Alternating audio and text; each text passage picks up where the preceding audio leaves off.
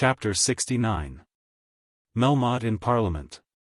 Melmotte did not return home in time to hear the good news that day, good news as he would regard it, even though, when told to him, it should be accompanied by all the extraneous additions with which Marie had communicated her purpose to Madame Melmotte. It was nothing to him what the girl thought of the marriage, if the marriage could now be brought about. He, too, had cause for vexation, if not for anger. If Marie had consented a fortnight since, he might have so hurried affairs that Lord Nidderdale might by this time have been secured. Now there must be, doubt, through the folly of his girl and the villainy of Sir Felix Carbury. Were he once the father-in-law of the eldest son of a marquis, he thought he might almost be safe.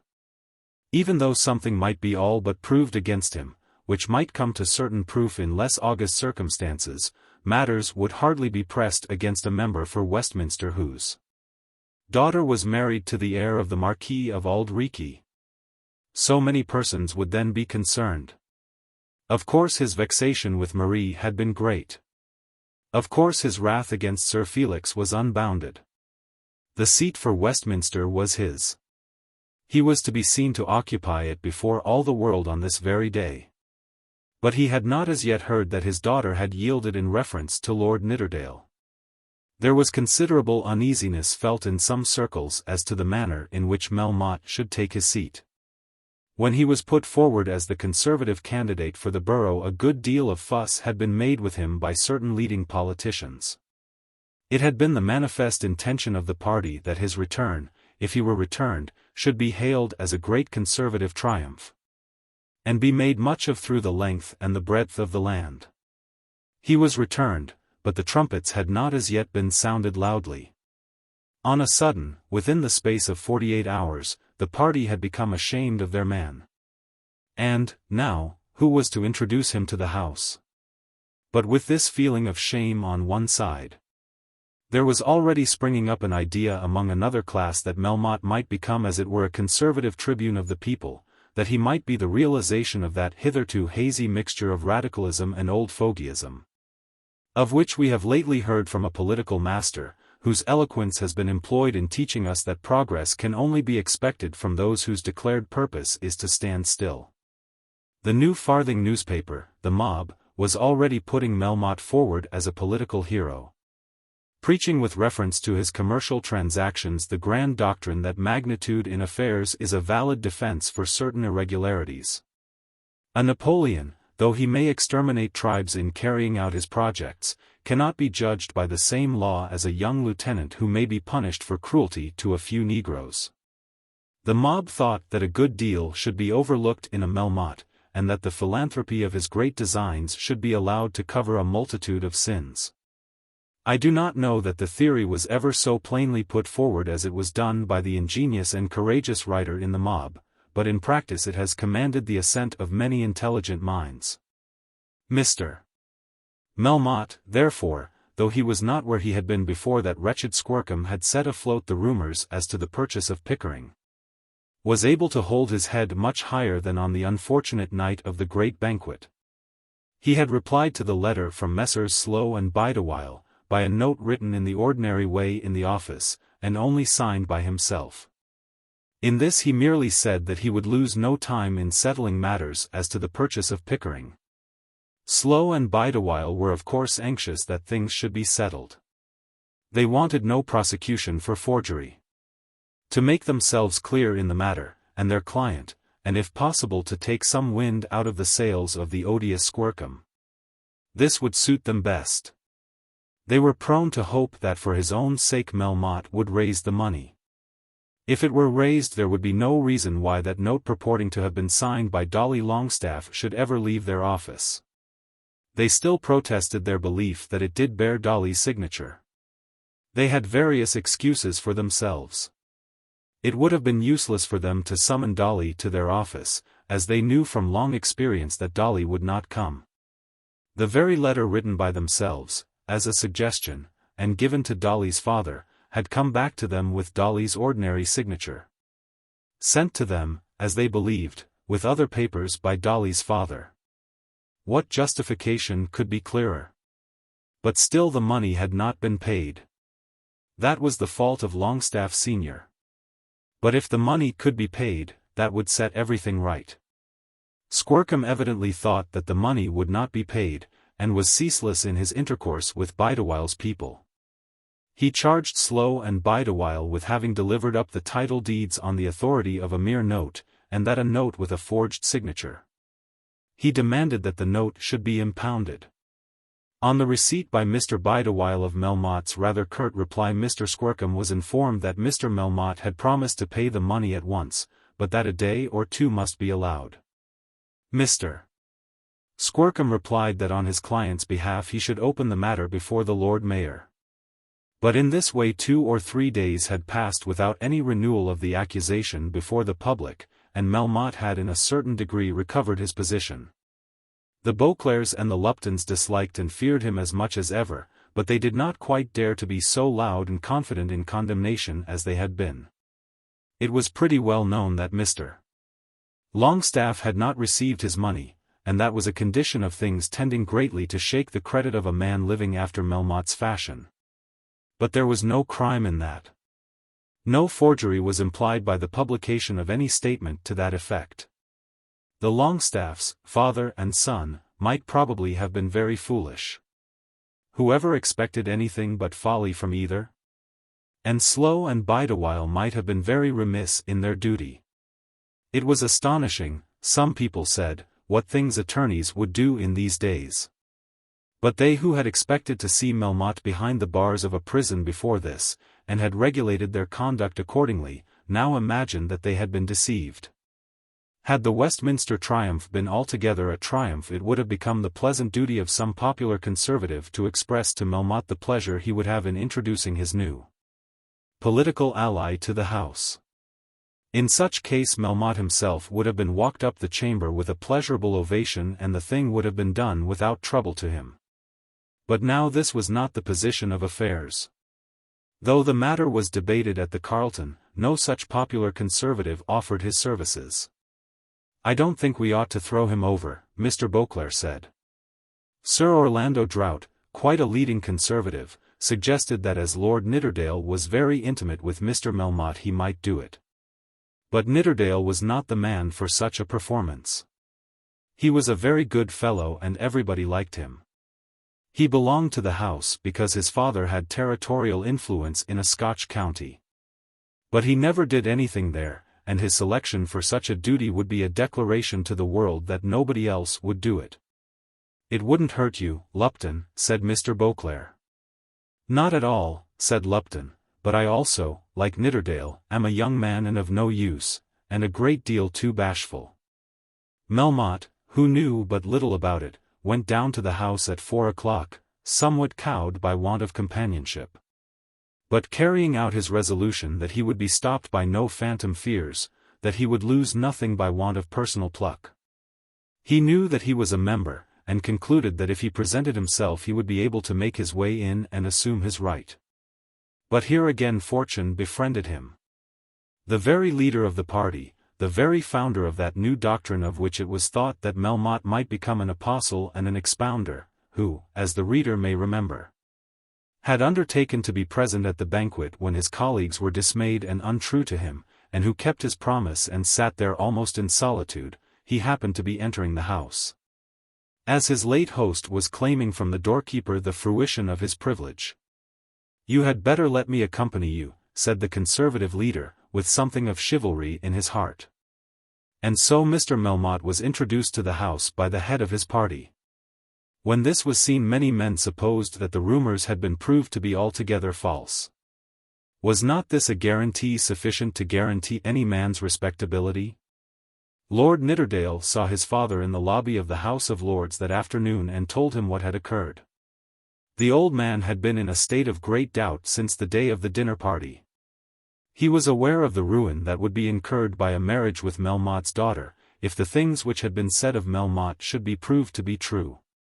But he knew also that if his son should now recede, there must be an end of the match altogether, and he did not believe the rumors. He was fully determined that the money should be paid down before the marriage was celebrated, but if his son were to secede now, of course no money would be forthcoming. He was prepared to recommend his son to go on with the affair still a little longer. "Old Cure tells me he doesn't believe a word of it," said the father. Cure was the family lawyer of the Marquises of Auld-Reekie. "There's some hitch about Dolly Longestaffe's money, sir," said the son. "What's that to us if he has our money ready? I suppose it isn't always easy even for a man like that to get a couple of 100,000 together. I know I've never found it easy to get 1,000. If he has borrowed a trifle from Longestaffe to make up the girl's money, I shan't complain. You stand to your guns. There's no harm done till the parson has said the word. You couldn't let me have a couple of 100, could you, sir?" suggested the son. "No, I couldn't," replied the father with a very determined aspect. "I'm awfully hard up." "So am I." Then the old man toddled into his own chamber, and after sitting there 10 minutes went away home. Lord Nidderdale also got quickly through his legislative duties and went to the Bear Garden. There he found Grosloux and Miles Grendall dining together, and seated himself at the next table. They were full of news. "You've heard it, I suppose," said Miles in an awful whisper. "Heard what?" "I believe he doesn't know," said Lord Grosloux. "By Jove, Nidderdale, you're in a mess like some others. What's up now?" "Only fancy that they shouldn't have known down at the house. Vossner has bolted." "Bolted!" exclaimed Nidderdale, dropping the spoon with which he was just going to eat his soup. "Bolted," repeated Grosloux. Lord Nidderdale looked round the room and became aware of the awful expression of dismay which hung upon the features of all the dining members. "Bolted, by George! He has sold all our acceptances to a fellow in Great Marlborough that's called Flat Fleece." "I know him," said Nidderdale, shaking his head. "I should think so," said Miles ruefully. "A bottle of champagne," said Nidderdale, appealing to the waiter in almost a humble voice, feeling that he wanted sustenance in this new trouble that had befallen him. The waiter, beaten almost to the ground by an awful sense of the condition of the club, whispered to him the terrible announcement that there was not a bottle of champagne in the house. "Good gee!" exclaimed the unfortunate nobleman. Miles Grendall shook his head. Grosloux shook his head. "It's true," said another young lord from the table on the other side. Then the waiter, still speaking with suppressed and melancholy voice, suggested that there was some port left. It was now the middle of July. "Brandy?" suggested Nidderdale. There had been a few bottles of brandy, but they had been already consumed. "Send out and get some brandy," said Nidderdale with rapid impetuosity. But the club was so reduced in circumstances that he was obliged to take silver out of his pocket before he could get even such humble comfort as he now demanded. Then Lord Grosloux told the whole story as far as it was known. Herr Vossner had not been seen since 9 o'clock on the preceding evening. The head waiter had known for some weeks that heavy bills were due. It was supposed that £3,000 or £4,000 were owing to tradesmen, who now professed that the credit had been given, not to Herr Vossner but to the club. And the numerous acceptances for large sums which the accommodating purveyor held from many of the members had all been sold to Mr. Flatfleece. Mr. Flatfleece had spent a considerable portion of the day at the club, and it was now suggested that he and Herr Vossner were in partnership. At this moment Dolly Longestaffe came in. Dolly had been at the club before and had heard the story, but had gone at once to another club for his dinner when he found that there was not even a bottle of wine to be had. "Here's a go," said Dolly. "One thing atop of another. There'll be nothing left for anybody soon. Is that brandy you're drinking, Nidderdale? There was none here when I left. Had to send round the corner for it, to the public. We shall be sending round the corner for a good many things now. Does anybody know anything of that fellow Melmotte?" "He's down in the house, as big as life," said Nidderdale. "He's all right, I think. I wish he'd pay me my money then. That fellow Flatfleece was here, and he showed me notes of mine for about £1,500. I write such a beastly hand that I never know whether I've written it or not. But, by George, a fellow can't eat and drink £1,500 in less than 6 months. There's no knowing what you can do, Dolly, said Lord Groslow. He's paid some of your card money, perhaps, said Nidderdale. I don't think he ever did. Carbury had a lot of my I.O.U.S. while that was going on, but I got the money for that from old Melmotte. How is a fellow to know? If any fellow writes D. Longestaffe, am I obliged to pay it? Everybody is writing my name. How is any fellow to stand that kind of thing? Do you think Melmotte's all right? Nidderdale said that he did think so. I wish he wouldn't go and write my name then. That's a sort of thing that a man should be left to do for himself. I suppose Vossner is a swindler. But, by Jove, I know a worse than Vossner. With that he turned on his heels and went into the smoking room. And, after he was gone, there was silence at the table, for it was known that Lord Nidderdale was to marry Melmotte's daughter. In the meantime a scene of a different kind was going on in the House of Commons. Melmotte had been seated on one of the back Conservative benches, and there he remained for a considerable time unnoticed and forgotten. The little emotion that had attended his entrance had passed away, and Melmotte was now no more than anyone else. At first he had taken his hat off, but, as soon as he observed that the majority of members were covered, he put it on again. Then he sat motionless for an hour, looking round him and wondering. He had never hitherto been even in the gallery of the House. The place was very much smaller than he had thought, and much less tremendous. The speaker did not strike him with the awe which he had expected, and it seemed to him that they who spoke were talking much like other people in other places. For the first hour he hardly caught the meaning of a sentence that was said, nor did he try to do so. One man got up very quickly after another, some of them barely rising on their legs to say the few words that they uttered. It seemed to him to be a very commonplace affair, not half so awful as those festive occasions on which he had occasionally been called upon to propose a toast or to return thanks. Then suddenly the manner of the thing was changed, and one gentleman made a long speech. Melmotte by this time, weary of observing, had begun to listen, and words which were familiar to him reached his ears. The gentleman was proposing some little addition to a commercial treaty and was expounding in very strong language the ruinous injustice to which England was exposed by being tempted to use gloves made in a country in which no income tax was levied. Melmotte listened to his eloquence caring nothing about gloves, and very little about England's ruin. But in the course of the debate which followed, a question arose about the value of money, of exchange, and of the conversion of shillings into francs and dollars. About this Melmotte really did know something and he pricked up his ears. It seemed to him that a gentleman whom he knew very well in the city, and who had maliciously stayed away from his dinner, one Mr. Brown, who sat just before him on the same side of the house, and who was plodding wearily and slowly along with some pet fiscal theory of his own, understood nothing at all of what he was saying. Here was an opportunity for himself. Here was at his hand the means of revenging himself for the injury done him, and of showing to the world at the same time that he was not afraid of his city enemies. It required some courage certainly, this attempt that suggested itself to him of getting upon his legs a couple of hours after his first introduction to parliamentary life. But he was full of the lesson which he was now ever teaching himself. Nothing should cow him. Whatever was to be done by brazen-faced audacity he would do. It seemed to be very easy, and he saw no reason why he should not put that old fool right. He knew nothing of the forms of the House, was more ignorant of them than an ordinary schoolboy. But on that very account felt less trepidation than might another parliamentary novice.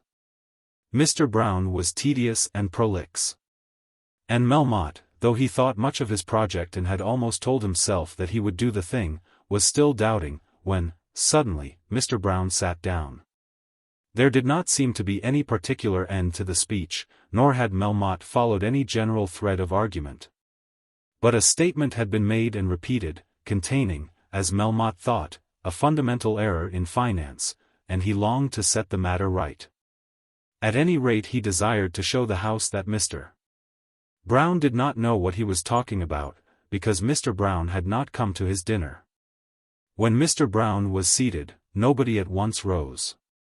The subject was not popular, and they who understood the business of the house were well aware that the occasion had simply been one on which 2 or 3 commercial gentlemen, having crazes of their own, should be allowed to ventilate them. The subject would have dropped, but on a sudden the new member was on his legs. Now it was probably not in the remembrance of any gentleman there that a member had got up to make a speech within 2 or 3 hours of his first entry into the House. And this gentleman was one whose recent election had been of a very peculiar kind. It had been considered by many of his supporters that his name should be withdrawn just before the ballot. By others that he would be deterred by shame from showing himself even if he were elected. And again by another party that his appearance in Parliament would be prevented by his disappearance within the walls of Newgate. But here he was, not only in his seat, but on his legs. The favourable grace, the air of courteous attention, which is always shown to a new member when he first speaks, was extended also to Melmotte. There was an excitement in the thing which made gentlemen willing to listen, and a consequent hum, almost of approbation. As soon as Melmotte was on his legs, and, looking round, found that everybody was silent with the intent of listening to him, a good deal of his courage oozed out of his fingers' ends. The House, which, to his thinking, had by no means been august while Mr. Brown had been toddling through his speech, now became awful. He caught the eyes of great men fixed upon him, of men who had not seemed to him to be at all great as he had watched them a few minutes before, yawning beneath their hats. Mr. Brown, poor as his speech had been, had, no doubt, prepared it, and had perhaps made 3 or 4 such speeches every year for the last 15 years. Melmotte had not dreamed of putting 2 words together. He had thought, as far as he had thought at all, that he could rattle off what he had to say just as he might do it when seated in his chair at the Mexican Railway Board. But there was the Speaker, and those 3 clerks in their wigs, and the mace, and worse than all, the eyes of that long row of statesmen opposite to him. His position was felt by him to be dreadful. He had forgotten even the very point on which he had intended to crush Mr. Brown. But the courage of the man was too high to allow him to be altogether quelled at once. The hum was prolonged. And though he was red in the face, perspiring, and utterly confused, he was determined to make a dash at the matter with the first words which would occur to him. "Mr. Brown is all wrong," he said. He had not even taken off his hat as he rose. Mr. Brown turned slowly round and looked up at him. Someone, whom he could not exactly hear, touching him behind, suggested that he should take off his hat. There was a cry of order, which of course he did not understand. "Yes, you are," said Melmotte, nodding his head, and frowning angrily at poor Mr. Brown. "The honourable member," said the Speaker, with the most good-natured voice which he could assume, "is not perhaps as yet aware that he should not call another member by his name. He should speak of the gentleman to whom he alluded as the honourable member for Whitechapel. And in speaking he should address, not another honourable member, but the chair." "You should take your hat off," said the good-natured gentleman behind. In such a position how should any man understand so many and such complicated instructions at once, and at the same time remember the gist of the argument to be produced? He did take off his hat, and was of course made hotter and more confused by doing so. "What he said was all wrong," continued Melmotte, "and I should have thought a man out of the city, like Mr. Brown, ought to have known better." Then there were repeated calls of order, and a violent ebullition of laughter from both sides of the House. The man stood for a while glaring around him, summoning his own pluck for a renewal of his attack on Mr. Brown, determined that he would be appalled and put down neither by the ridicule of those around him, nor by his want of familiarity with the place. But still utterly unable to find words with which to carry on the combat. "I ought to know something about it," said Melmotte, sitting down and hiding his indignation and his shame under his hat. "We are sure that the honourable member for Westminster does understand the subject," said the leader of the House, "and we shall be very glad to hear his remarks. The House I am sure will pardon ignorance of its rules in so young a member." But Mr. Melmotte would not rise again. He had made a great effort, and had at any rate exhibited his courage. Though they might all say that he had not displayed much eloquence, they would be driven to admit that he had not been ashamed to show himself. He kept his seat till the regular stampede was made for dinner, and then walked out with as stately a demeanor as he could assume. "Well, that was plucky," said Cohenlupe, taking his friend's arm in the lobby. "I don't see any pluck in it.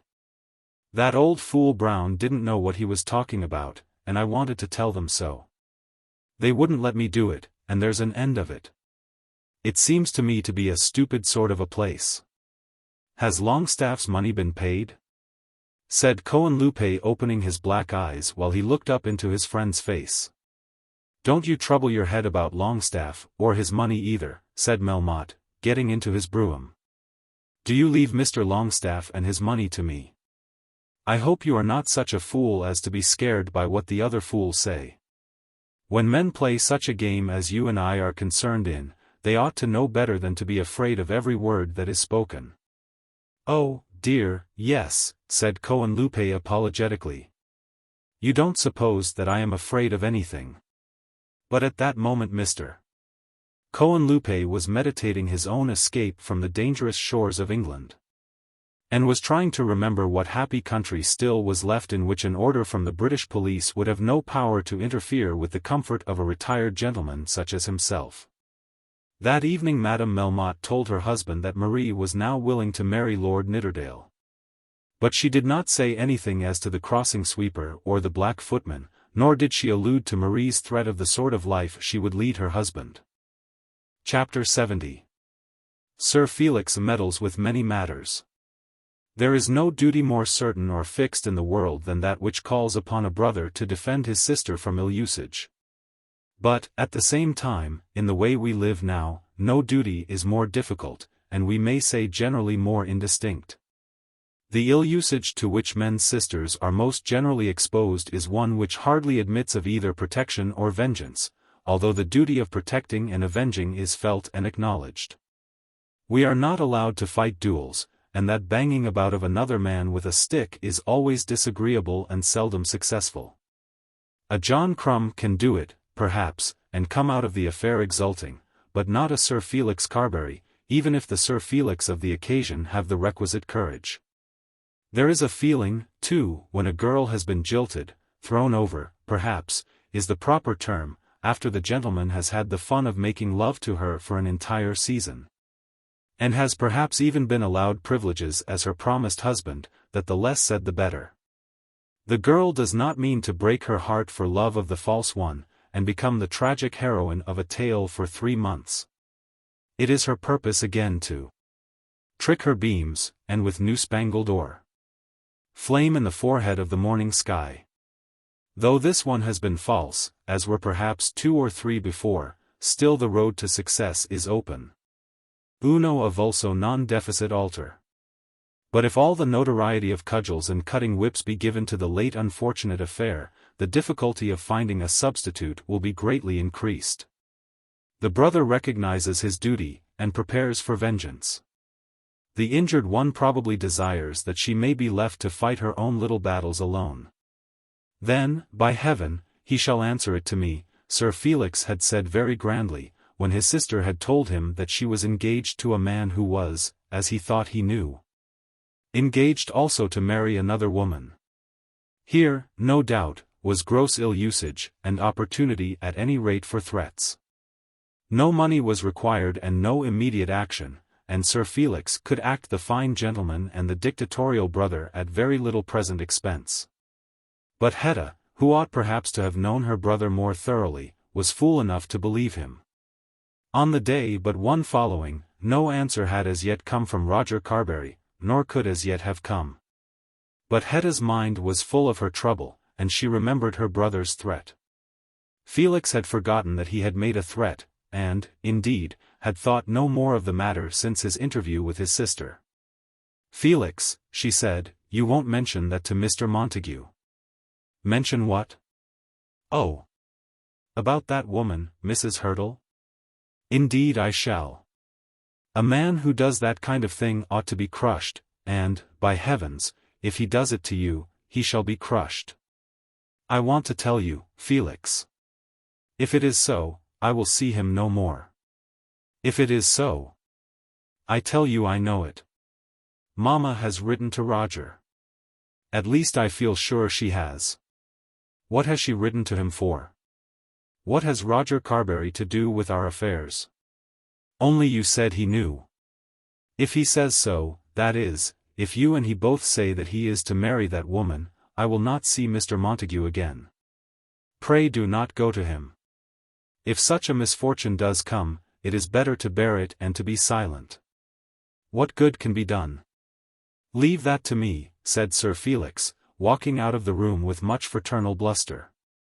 Then he went forth, and at once had himself driven to Paul Montague's lodgings.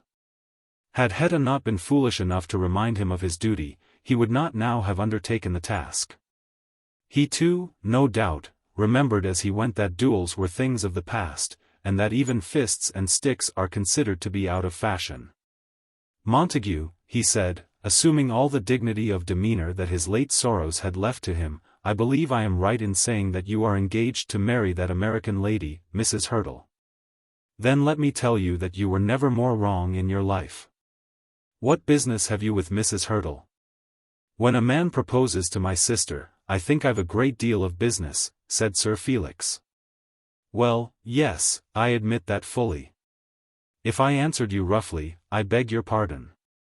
Now as to the facts. I am not going to marry Mrs. Hurtle. I suppose I know how you have heard her name, but as you have heard it, I have no hesitation in telling you so much. As you know where she is to be found, you can go and ask her if you please. On the other hand, it is the dearest wish of my heart to marry your sister. I trust that will be enough for you. You are engaged to Mrs. Hurtle? My dear Carbury, I don't think I'm bound to tell you all the details of my past life. At any rate, I don't feel inclined to do so in answer to hostile questions. I dare say you have heard enough of Mrs. Hurtle to justify you, as your sister's brother, in asking me whether I am in any way entangled by a connection with her. I tell you that I am not. If you still doubt, I refer you to the lady herself. Beyond that, I do not think I am called on to go, and beyond that I won't go, at any rate, at present. Sir Felix still blustered, and made what capital he could out of his position as a brother, but he took no steps towards positive revenge. Of course, Carbury, said the other, I wish to regard you as a brother, and if I am rough to you, it is only because you are rough to me. Sir Felix was now in that part of town which he had been accustomed to haunt, for the first time since his misadventure, and, plucking up his courage, resolved that he would turn into the Bear Garden. He would have a glass of sherry, and face the 1 or 2 men who would as yet be there, and in this way gradually creep back to his old habits. But when he arrived there, the club was shut up. What the deuce is Vossner about? Said he, pulling out his watch. It was nearly 5 o'clock. He rang the bell, and knocked at the door, feeling that this was an occasion for courage.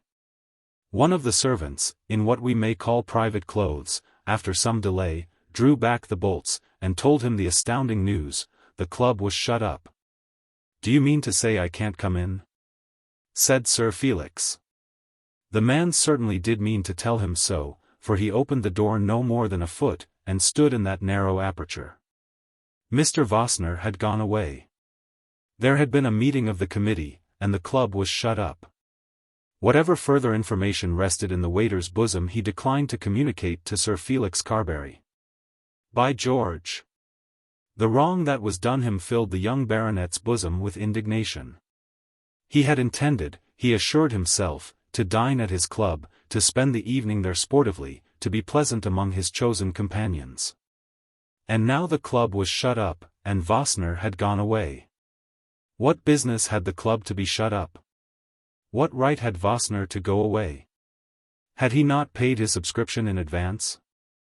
Throughout the world, the more wrong a man does, the more indignant is he at wrong done to him. Sir Felix almost thought that he could recover damages from the whole committee. He went direct to Mrs. Pipkin's house. When he made that half-promise of marriage in Mrs. Pipkin's hearing, he had said that he would come again on the morrow. This he had not done. But of that he thought nothing. Such breaches of faith, when committed by a young man in his position, require not even an apology. He was admitted by Ruby herself, who was of course delighted to see him. "Who do you think is in town?" she said. "John Crumb. But though he came here ever so smart, I wouldn't so much as speak to him, except to tell him to go away."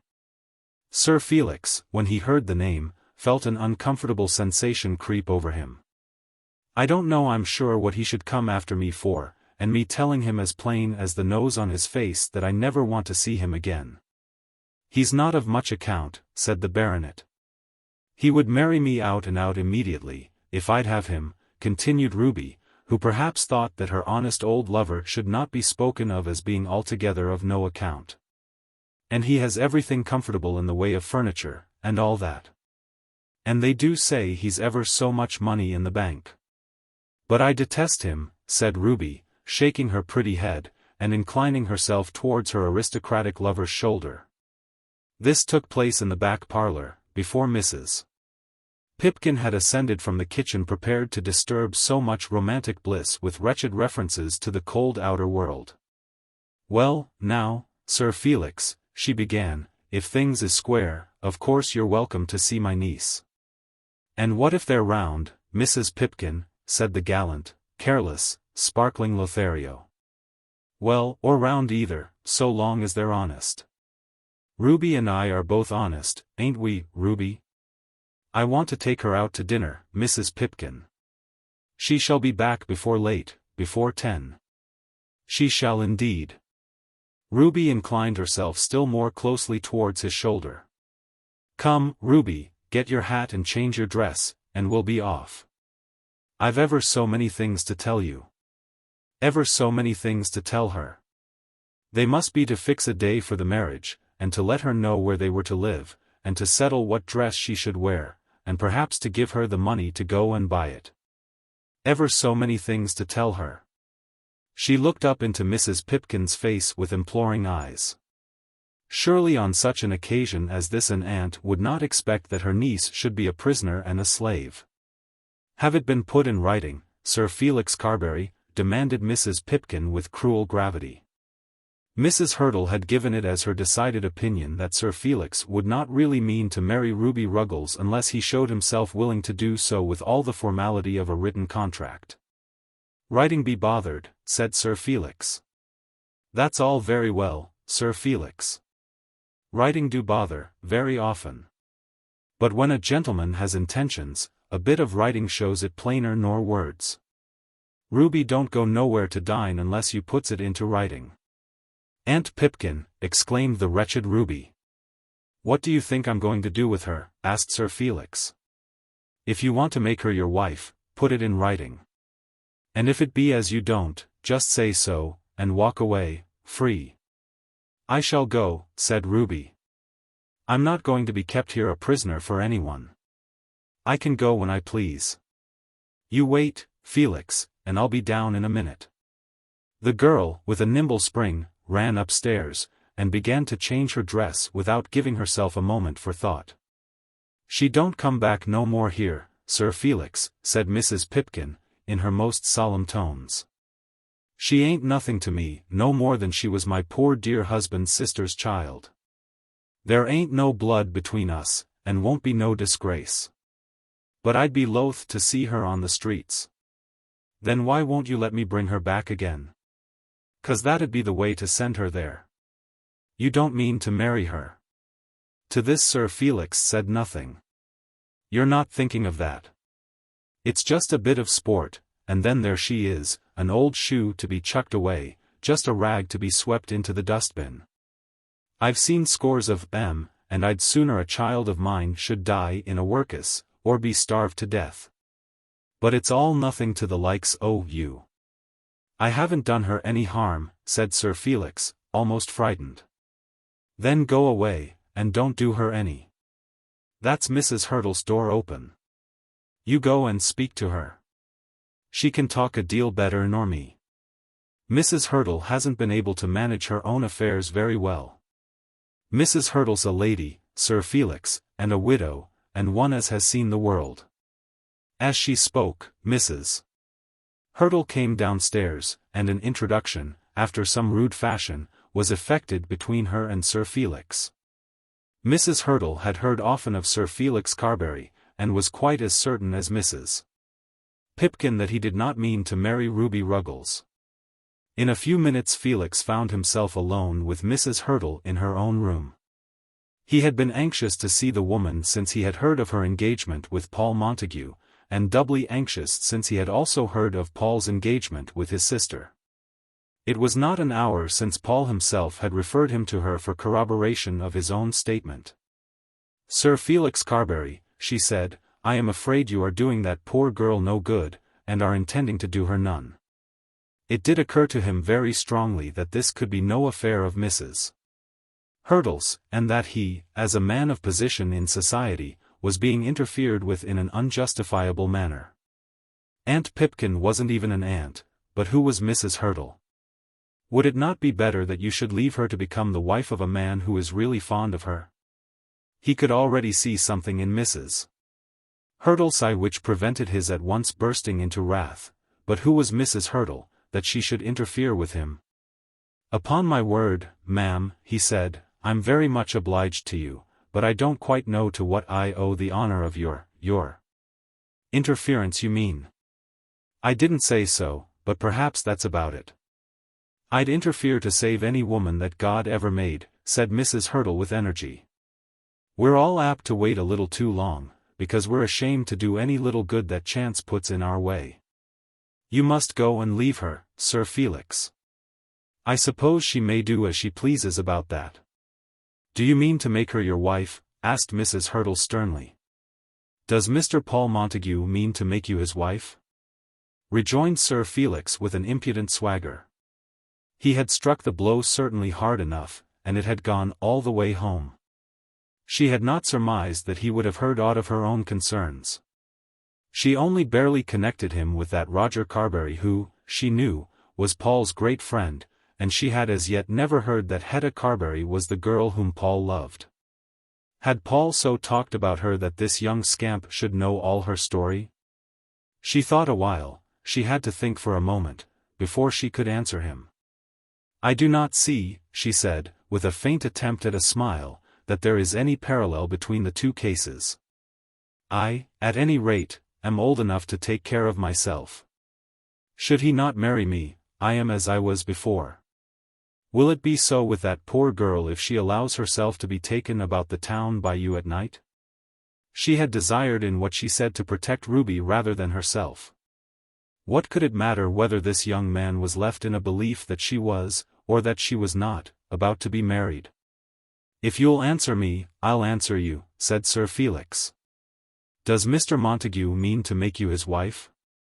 "It does not concern you to know," said she, flashing upon him. "The question is insolent." "It does concern me, a great deal more than anything about Ruby can concern you. And as you won't answer me, I won't answer you." "Then, sir, that girl's fate will be upon your head." "I know all about that," said the baronet. "And the young man who has followed her up to town will probably know where to find you," added Mrs. Hurtle. To such a threat as this, no answer could be made, and Sir Felix left the room. At any rate, John Crumb was not there at present. And were there not policemen in London? And what additional harm would be done to John Crumb, or what increase of anger engendered in that true lover's breast, by one additional evening's amusement? Ruby had danced with him so often at the music hall that John Crumb could hardly be made more bellicose by the fact of her dining with him on this evening. When he descended, he found Ruby in the hall, all arrayed. "You don't come in here again tonight," said Mrs. Pipkin, thumping the little table which stood in the passage, "if you goes out of that there door with that there young man." "Then I shall," said Ruby linking herself on to her lover's arm. "Baggage." "Slut," said Mrs. Pipkin, "after all I've done for you, just as one as though you were my own flesh and blood." "I've worked for it, I suppose, haven't I?" rejoined Ruby. You send for your things tomorrow, for you don't come in here no more. You ain't nothing to me no more nor no other girl. But I'd saved you, if you'd but let me. As for you," and she looked at Sir Felix, "only because I've lodgings to let, and because of the lady upstairs, I'd shake you that well, you'd never come here no more after poor girls." I do not think that she need have feared any remonstrance from Mrs. Hurtle, even had she put her threat into execution.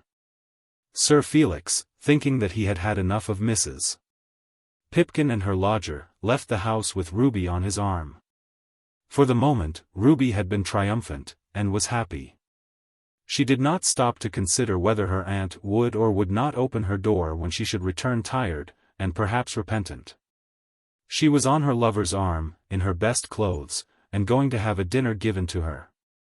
And her lover had told her that he had ever so many things to say to her. But she would ask no impertinent questions in the first hour of her bliss. It was so pleasant to walk with him up to Pentonville. So joyous to turn into a gay enclosure, half public house and half tea garden, so pleasant to hear him order the good things, which in his company would be so nice. Who cannot understand that even an urban Rosherville must be an Elysium to those who have lately been eating their meals in all the gloom of a small London underground kitchen? There we will leave Ruby in her bliss. At about 9 that evening John Crumb called at Mrs. Pipkin's, and was told that Ruby had gone out with Sir Felix Carbury. He hit his leg a blow with his fist, and glared out of his eyes. "He'll have it hot some day," said John Crumb. He was allowed to remain waiting for Ruby till midnight, and then, with a sorrowful heart, he took his departure. Chapter 71. John Crumb falls into trouble. It was on a Friday evening, an inauspicious Friday. That poor Ruby Ruggles had insisted on leaving the security of her Aunt Pipkin's house with her aristocratic and vicious lover, in spite of the positive assurance made to her by Mrs. Pipkin that if she went forth in such company she should not be allowed to return. "Of course you must let her in," Mrs. Hurtle had said soon after the girl's departure. Whereupon Mrs. Pipkin had cried. She knew her own softness too well to suppose it to be possible that she could keep the girl out in the streets all night. But yet it was hard upon her, very hard, that she should be so troubled.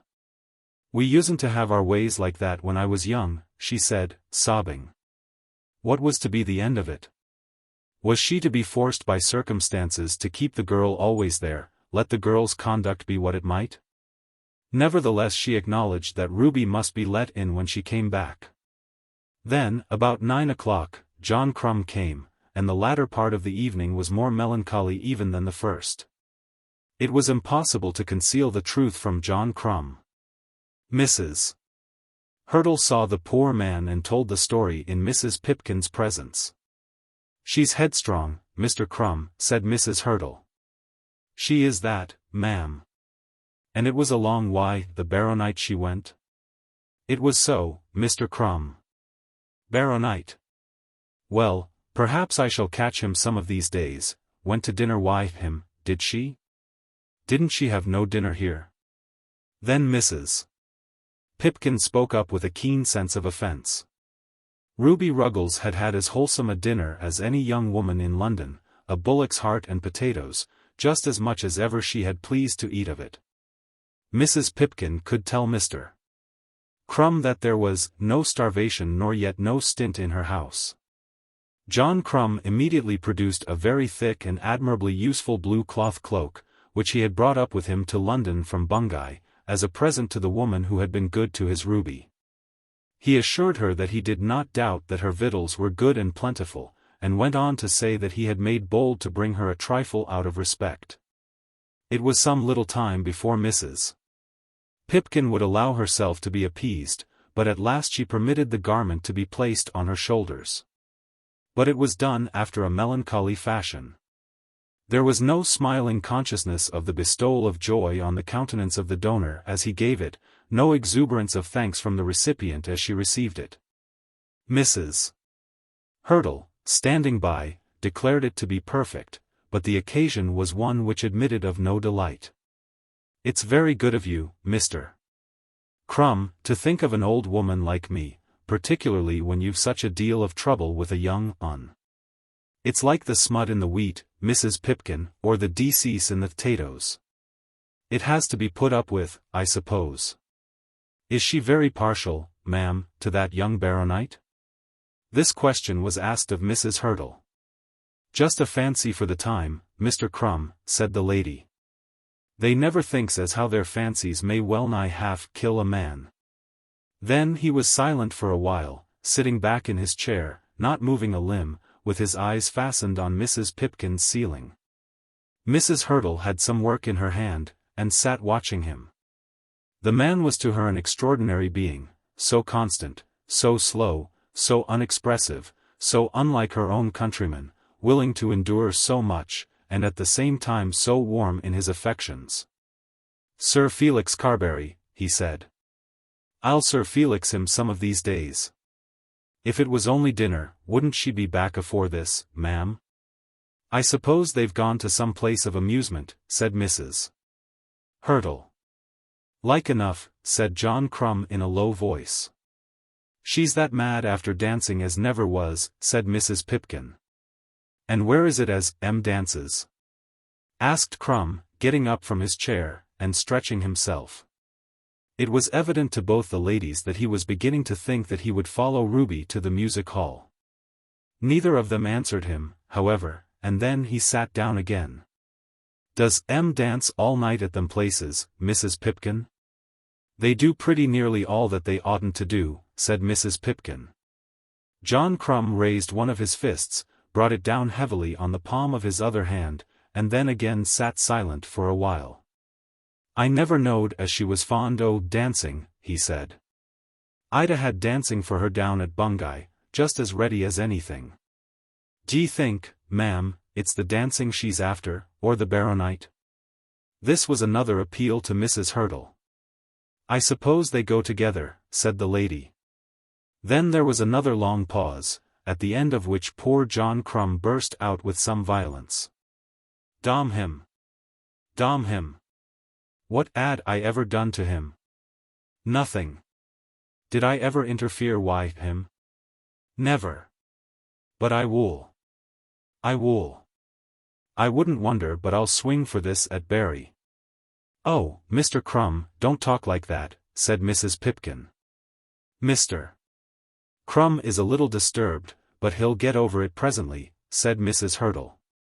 "She's a nasty slut to go and treat a young man as she's treating you," said Mrs. Pipkin. "No, ma'am. She ain't nasty," said the lover. "But she's cruel, horrid cruel. It's no more use my going down about meal and pollard, nor business, and she up here with that baronite, no more nor nothin'. When I handles it I don't know whether it's middlings nor nothin' else. If I was to twist his neck, ma'am, would you take it on yourself to say as I was wrong?" "I'd sooner hear that you had taken the girl away from him," said Mrs. Hurtle. "I could pretty well eat him, that's what I could. 11:30, is it? She must come some time, mustn't she?" Mrs. Pipkin, who did not want to burn candles all night long, declared that she could give no assurance on that head. If Ruby did come, she should, on that night, be admitted. But Mrs. Pipkin thought that it would be better to get up and let her in than to sit up for her. Poor Mr. Crumb did not at once take the hint, and remained there for another half-hour, saying little, but waiting with the hope that Ruby might come. But when the clock struck 12 he was told that he must go. Then he slowly collected his limbs and dragged them out of the house. "That young man is a good fellow," said Mrs. Hurtle as soon as the door was closed. "A deal too good for Ruby Ruggles," said Mrs. Pipkin. "And he can maintain a wife. Mr. Carbury says as he's as well-to-do as any tradesman down in them parts." Mrs. Hurtle disliked the name of Mr. Carbury, and took this last statement as no evidence in John Crumb's favor. "I don't know that I think better of the man for having Mr. Carbury's friendship," she said. "Mr. Carbury ain't any way like his cousin, Mrs. Hurtle. I don't think much of any of the Carburys, Mrs. Pipkin. It seems to me that everybody here is either too humble or too overbearing. Nobody seems content to stand firm on his own footing and interfere with nobody else. This was all Greek to poor Mrs. Pipkin. I suppose we may as well go to bed now. When that girl comes and knocks, of course we must let her in.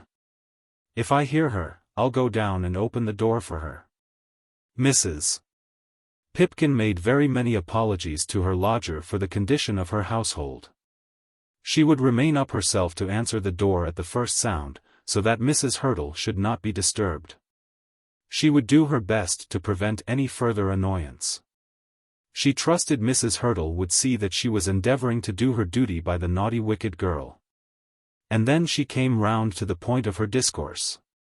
She hoped that Mrs. Hurtle would not be induced to quit the rooms by these disagreeable occurrences. I don't mind saying it now, Mrs. Hurtle, but your being here is ever so much to me. I ain't nothing to depend on, only lodgers, and them as is any good is so hard to get. The poor woman hardly understood Mrs. Hurtle, who, as a lodger, was certainly peculiar. She cared nothing for disturbances, and rather liked than otherwise the task of endeavoring to assist in the salvation of Ruby. Mrs. Hurtle begged that Mrs. Pipkin would go to bed. She would not be in the least annoyed by the knocking. Another half-hour had thus been passed by the two ladies in the parlour after Crumb's departure. Then Mrs. Hurtle took her candle and had ascended the stairs halfway to her own sitting-room, when a loud double knock was heard. She immediately joined Mrs. Pipkin in the passage. The door was opened, and there stood Ruby Ruggles, John Crumb, and two policemen. Ruby rushed in, and casting herself onto one of the stairs began to throw her hands about, and to howl piteously. "Laws a mercy, what is it?" asked Mrs. Pipkin. "He's been and murdered him," screamed Ruby. "He has. He's been and murdered him. This young woman is living here, is she?" asked one of the policemen. "She is living here," said Mrs. Hurtle. But now we must go back to the adventures of John Crumb after he had left the house. He had taken a bedroom at a small inn close to the Eastern Counties Railway Station which he was accustomed to frequent when business brought him up to London. And thither he proposed to himself to return. At one time there had come upon him an idea that he would endeavour to seek Ruby and his enemy among the dancing saloons of the metropolis, and he had asked a question with that view. But no answer had been given which seemed to aid him in his project. And his purpose had been abandoned as being too complex and requiring more intelligence than he gave himself credit for possessing. So he had turned down a street with which he was so far acquainted as to know that it would take him to the Islington Angel, where various roads meet, and whence he would know his way eastwards. He had just passed the Angel, and the end of Goswell Road, and was standing with his mouth open, looking about, trying to make certain of himself that he would not go wrong. Thinking that he would ask a policeman whom he saw, and hesitating because he feared that the man would want to know his business. Then, of a sudden, he heard a woman scream, and knew that it was Ruby's voice. The sound was very near him, but in the glimmer of the gaslight he could not quite see whence it came. He stood still, putting his hand up to scratch his head under his hat, trying to think what, in such an emergency, it would be well that he should do. Then he heard the voice distinctly, "I won't. I won't," and after that a scream. Then there were further words. "It's no good, I won't." At last he was able to make up his mind. He rushed after the sound, and turning down a passage to the right which led back into Goswell Road, saw Ruby struggling in a man's arms. She had left the dancing establishment with her lover. And when they had come to the turn of the passage, there had arisen a question as to her further destiny for the night. Ruby, though she well remembered Mrs. Pipkin's threats, was minded to try her chance at her aunt's door. Sir Felix was of opinion that he could make a preferable arrangement for her. And as Ruby was not at once amenable to his arguments, he had thought that a little gentle force might avail him. He had therefore dragged Ruby into the passage. The unfortunate one. That so ill a chance should have come upon him in the midst of his diversion. He had swallowed several tumblers of brandy and water, and was therefore brave with reference to that interference of the police, the fear of which might otherwise have induced him to relinquish his hold of Ruby's arm when she first raised her voice. But what amount of brandy and water would have enabled him to persevere, could he have dreamed that John Crumb was near him? On a sudden he found a hand on his coat, and he was swung violently away, and brought with his back against the railing so forcibly as to have the breath almost knocked out of his body. But he could hear Ruby's exclamation, "If it isn't John Crumb." Then there came upon him a sense of coming destruction, as though the world for him were all over. And, collapsing throughout his limbs, he slunk down upon the ground. "Get up, you wiper," said John Crumb. But the baronet thought it better to cling to the ground. "You shall get up," said John, taking him by the collar of his coat and lifting him. "Now, Ruby, he's going to have it," said John. Whereupon Ruby screamed at the top of her voice, with a shriek very much louder than that which had at first attracted John Crumb's notice. "Don't hit a man when he's down," said the baronet, pleading as though for his life. "I won't," said John, "but I'll hit a fellow when you ends up." Sir Felix was little more than a child in the man's arms. John Crumb raised him, and catching him round the neck with his left arm, getting his head into chancery as we used to say when we fought at school, struck the poor wretch some half-dozen times violently in the face, not knowing or caring exactly where he hit him, but at every blow obliterating a feature. And he would have continued had not Ruby flown at him and rescued Sir Felix from his arms. "He's about got enough of it," said John Crumb as he gave over his work. Then Sir Felix fell again to the ground, moaning fearfully. "I knowed he'd have to have it," said John Crumb. Ruby's screams of course brought the police, one arriving from each end of the passage on the scene of action at the same time. And now the cruelest thing of all was that Ruby in the complaints which she made to the policeman said not a word against Sir Felix, but was as bitter as she knew how to be in her denunciations of John Crumb. It was in vain that John endeavored to make the man understand that the young woman had been crying out for protection when he had interfered. Ruby was very quick of speech and John Crumb was very slow. Ruby swore that nothing so horrible, so cruel, so bloodthirsty had ever been done before. Sir Felix himself when appealed to could say nothing. He could only moan and make futile efforts to wipe away the stream of blood from his face when the men stood him up leaning against the railings. And John, though he endeavored to make the policeman comprehend the extent of the wickedness of the young baronet, would not say a word against Ruby. He was not even in the least angered by her denunciations of himself. As he himself said sometimes afterwards, he had dropped into the baronite just in time, and, having been successful in this, felt no wrath against Ruby for having made such an operation necessary. There was soon a third policeman on the spot, and a dozen other persons, cab-drivers, haunters of the street by night, and houseless wanderers. Casuals who at this season of the year preferred the pavements to the poorhouse wards. They all took part against John Crumb.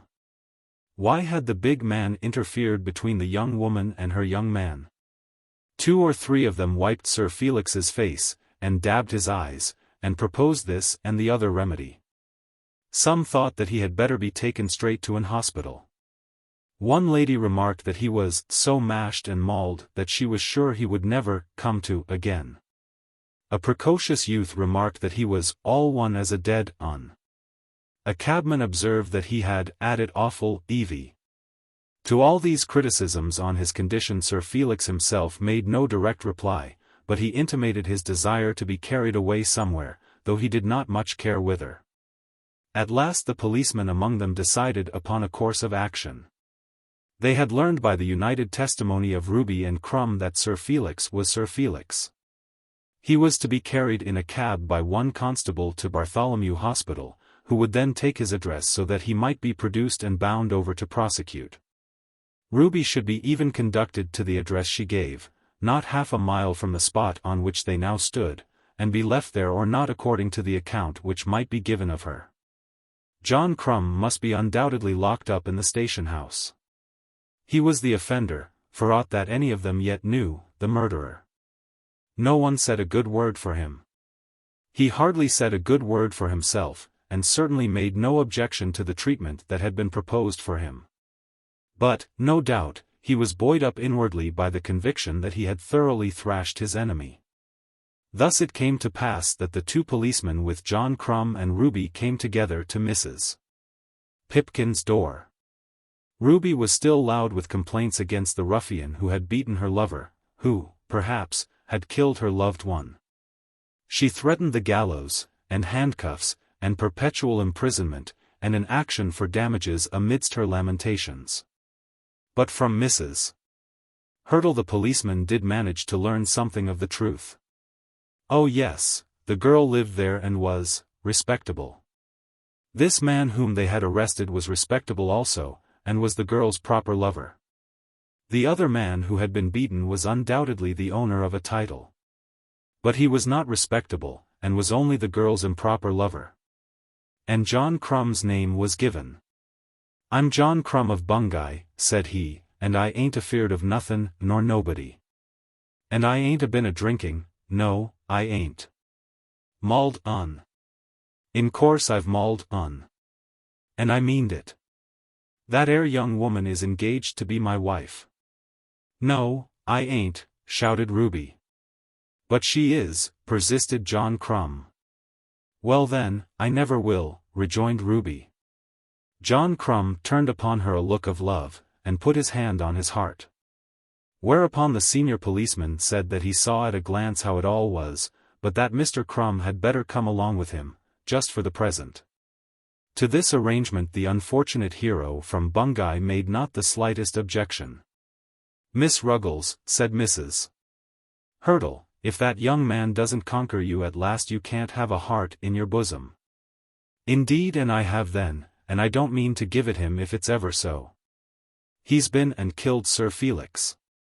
Mrs. Hurtle in a whisper to Mrs. Pipkin expressed a wicked wish that it might be so.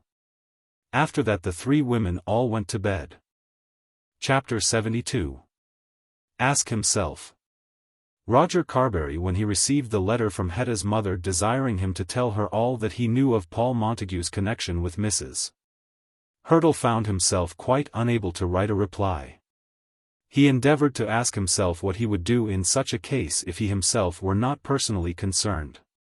What advice in this emergency would he give to the mother and what to the daughter, were he himself uninterested? He was sure that, as Hetta's cousin and acting as though he were Hetta's brother, he would tell her that Paul Montague's entanglement with that American woman should have forbidden him at any rate for the present to offer his hand to any other lady. He thought that he knew enough of all the circumstances to be sure that such would be his decision. He had seen Mrs. Hurtle with Montague at Longestaffe, and had known that they were staying together as friends at the same hotel. He knew that she had come to England with the express purpose of enforcing the fulfillment of an engagement which Montague had often acknowledged. He knew that Montague made frequent visits to her in London. He had, indeed, been told by Montague himself that, let the cost be what it might, the engagement should be and in fact had been broken off. He thoroughly believed the man's word, but put no trust whatever in his firmness. And, hitherto, he had no reason whatever for supposing that Mrs. Hurtle had consented to be abandoned. What father, what elder brother would allow a daughter or a sister to become engaged to a man embarrassed by such difficulties? He certainly had counselled Montague to rid himself of the trammels by which he had surrounded himself. But not on that account could he think that the man in his present condition was fit to engage himself to another woman. All this was clear to Roger Carbury. But then it had been equally clear to him that he could not, as a man of honor, assist his own cause by telling a tale, which tale had become known to him as the friend of the man against whom it would have to be told. He had resolved upon that as he left Montague and Mrs. Hurtle together upon the sands at Longestaffe. But what was he to do now? The girl whom he loved had confessed her love for the other man, that man, who in seeking the girl's love, had been as he thought so foul a traitor to himself. That he would hold himself as divided from the man by a perpetual and undying hostility he had determined. That his love for the woman would be equally perpetual he was quite sure. Already there were floating across his brain ideas of perpetuating his name in the person of some child of Hetta's, but with the distinct understanding that he and the child's father should never see each other. No more than 24 hours had intervened between the receipt of Paul's letter and that from Lady Carbury, but during those 24 hours he had almost forgotten Mrs. Hurtle. The girl was gone from him, and he thought only of his own loss and of Paul's perfidy. Then came the direct question as to which he was called upon for a direct answer. Did he know anything of facts relating to the presence of a certain Mrs. Hurtle in London which were of a nature to make it inexpedient that Hetta should accept Paul Montague as her betrothed lover? Of course he did. The facts were all familiar to him. But how was he to tell the facts? In what words was he to answer such a letter? If he told the truth as he knew it, how was he to secure himself against the suspicion of telling a story against his rival in order that he might assist himself, or at any rate, punish the rival? As he could not trust himself to write an answer to Lady Carbury's letter, he determined that he would go to London.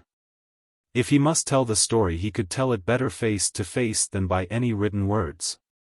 So he made the journey, arrived in town late in the evening, and knocked at the door in Welbeck Street between 10 and 11 on the morning after the unfortunate meeting which took place between Sir Felix and John Crumb.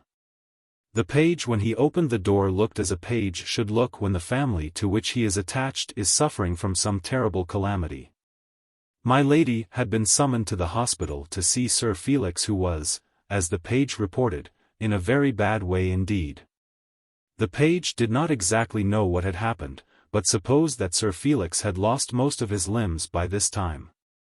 Yes, Miss Carbury was upstairs, and would no doubt see her cousin, though she, too, was in a very bad condition, and dreadfully put about. That poor Hetta should be put about, with her brother in the hospital and her lover in the toils of an abominable American woman, was natural enough. "What's this about Felix?" asked Roger. "The new trouble always has precedence over those which are of earlier date." "Oh, Roger, I am so glad to see you. Felix did not come home last night, and this morning there came a man from the hospital in the city to say that he is there." "What has happened to him?" Somebody has beaten him," said Hetta, whimpering. Then she told the story as far as she knew it. The messenger from the hospital had declared that the young man was in no danger and that none of his bones were broken, but that he was terribly bruised about the face. That his eyes were in a frightful condition, sundry of his teeth knocked out, and his lips cut open. But, the messenger had gone on to say, the house surgeon had seen no reason why the young gentleman should not be taken home. "And mamma has gone to fetch him," said Hetta. "That's John Crumb," said Roger. Hetta had never heard of John Crumb, and simply stared into her cousin's face. "You have not been told about John Crumb?" "No, you would not hear of him. Why should John Crumb beat Felix like that?" "They say, Hetta, that women are the cause of most troubles that occur in the world." The girl blushed up to her eyes, as though the whole story of Felix's sin and folly had been told to her. "If it be as I suppose," continued Roger, "John Crumb has considered himself to be aggrieved and has thus avenged himself." "Did you know of him before?" "Yes, indeed, very well. He is a neighbor of mine and was in love with a girl, with all his heart, and he would have made her his wife and have been good to her. He had a home to offer her, and is an honest man with whom she would have been safe and respected and happy. Your brother saw her and, though he knew the story, though he had been told by myself that this honest fellow had placed his happiness on the girl's love, he thought, well, I suppose he thought that such a pretty thing as this girl was too good for John Crumb. But Felix has been going to marry Miss Melmotte. You're old-fashioned, Hetta. It used to be the way, to be off with the old love before you are on with the new. But that seems to be all changed now. Such fine young fellows as there are now can be in love with two at once. That I fear is what Felix has thought, and now he has been punished." "You know all about it then?" "No, I don't know. But I think it has been so. I do know that John Crumb had threatened to do this thing, and I felt sure that sooner or later he would be as good as his word. If it has been so, who is to blame him? Hetta, as she heard the story, hardly knew whether her cousin, in his manner of telling the story, was speaking of that other man, of that stranger of whom she had never heard, or of himself. He would have made her his wife and have been good to her. He had a home to offer her. He was an honest man with whom she would have been safe and respected and happy. He had looked at her while speaking as though it were her own case of which he spoke. And then, when he talked of the old-fashioned way, of being off with the old love before you are on with the new, had he not alluded to Paul Montague and this story of the American woman? But, if so, it was not for Hetta to notice it by words. He must speak more plainly than that before she could be supposed to know that he alluded to her own condition. "It is very shocking," she said. "Shocking, yes. One is shocked at it all. I pity your mother, and I pity you. It seems to me that nothing ever will be happy for us," said Hetta. She was longing to be told something of Mrs. Hurtle, but she did not as yet dare to ask the question. "I do not know whether to wait for your mother or not," said he after a short pause. "Pray wait for her if you are not very busy. I came up only to see her, but perhaps she would not wish me to be here when she brings Felix back to the house." "Indeed she will. She would like you always to be here when there are troubles." "Oh, Roger, I wish you could tell me." "Tell you what?" "She has written to you, has she not?" "Yes, she has written to me." "And about me?" "Yes, about you, Hetta." "And, Hetta, Mr. Montague has written to me also." "He told me that he would," whispered Hetta. "Did he tell you of my answer?" "No.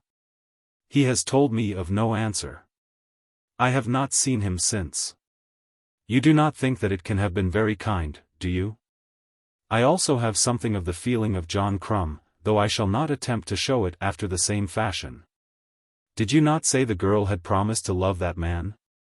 "I did not say so." "But she had promised." "Yes, Hetta, there is a difference. The girl then was fickle and went back from her word." "You never have done that." "I am not justified in thinking even a hard thought of you." "I have never harbored a hard thought of you." "It is not you that I reproach." "But he has been if possible more false than Felix." "Oh, Roger, how has he been false?" Still he was not wishful to tell her the story of Mrs. Hurtle. The treachery of which he was speaking was that which he had thought had been committed by his friend towards himself. "He should have left the place and never have come near you," said Roger, when he found how it was likely to be with him. "He owed it to me not to take the cup of water from my lips." How was she to tell him that the cup of water never could have touched his lips? And yet if this were the only falsehood of which he had to tell, she was bound to let him know that it was so. That horrid story of Mrs. Hurtle, she would listen to that if she could hear it. She would be all ears for that. But she could not admit that her lover had sinned in loving her. "But, Roger," she said, "it would have been the same." "You may think so. You may feel it. You may know it. I at any rate will not contradict you when you say that it must have been so. But he didn't feel it. He didn't know it. He was to me as a younger brother, and he has robbed me of everything." "I understand, Hetta, what you mean. I should never have succeeded. My happiness would have been impossible if Paul had never come home from America. I have told myself so 100 times, but I cannot therefore forgive him. And I won't forgive him, Hetta. Whether you are his wife, or another man's, or whether you are Hetta Carbury on to the end, my feeling to you will be the same. While we both live, you must be to me the dearest creature living. My hatred to him. Oh, Roger, do not say hatred. My hostility to him can make no difference in my feeling to you. I tell you that should you become his wife you will still be my love. As to not coveting, how is a man to cease to covet that which he has always coveted? But I shall be separated from you. Should I be dying, then I should send for you. You are the very essence of my life. I have no dream of happiness otherwise than as connected with you. He might have my whole property and I would work for my bread, if I could only have a chance of winning you to share my toils with me. But still there was no word of Mrs. Hurtle. Roger, she said, I have given it all away now. It cannot be given twice. If he were unworthy, would your heart never change? I think, never. Roger, is he unworthy? How can you trust me to answer such a question? He is my enemy. He has been ungrateful to me as one man hardly ever is to another. He has turned all my sweetness to gall, all my flowers to bitter weeds, he has choked up all my paths. And now you ask me whether he is unworthy. I cannot tell you. If you thought him worthy you would tell me, she said, getting up and taking him by the arm. No, I will tell you nothing. Go to someone else, not to me. And he tried with gentleness but tried ineffectually to disengage himself from her hold. Roger, if you knew him to be good you would tell me, because you yourself are so good. Even though you hated him you would say so. It would not be you to leave a false impression even against your enemies. I ask you because, however it may be with you, I know I can trust you. I can be nothing else to you, Roger, but I love you as a sister loves, and I come to you as a sister comes to a brother. He has my heart. Tell me. Is there any reason why he should not also have my hand? Ask himself, Hetta. And you will tell me nothing? You will not try to save me though you know that I am in danger? Who is Mrs. Hurtle? Have you asked him? I had not heard her name when he parted from me. I did not even know that such a woman lived. Is it true that he has promised to marry her? Felix told me of her, and told me also that you knew. But I cannot trust Felix as I would trust you. And Mamma says that it is so, but Mamma also bids me ask you. There is such a woman? There is such a woman certainly. And she has been a friend of Paul's? Whatever be the story, Hetta, you shall not hear it from me. I will say neither evil nor good of the man except in regard to his conduct to myself. Send for him and ask him to tell you the story of Mrs. Hurtle as it concerns himself. I do not think he will lie, but if he lies you will know that he is lying. And that is all? All that I can say, Hetta. You ask me to be your brother.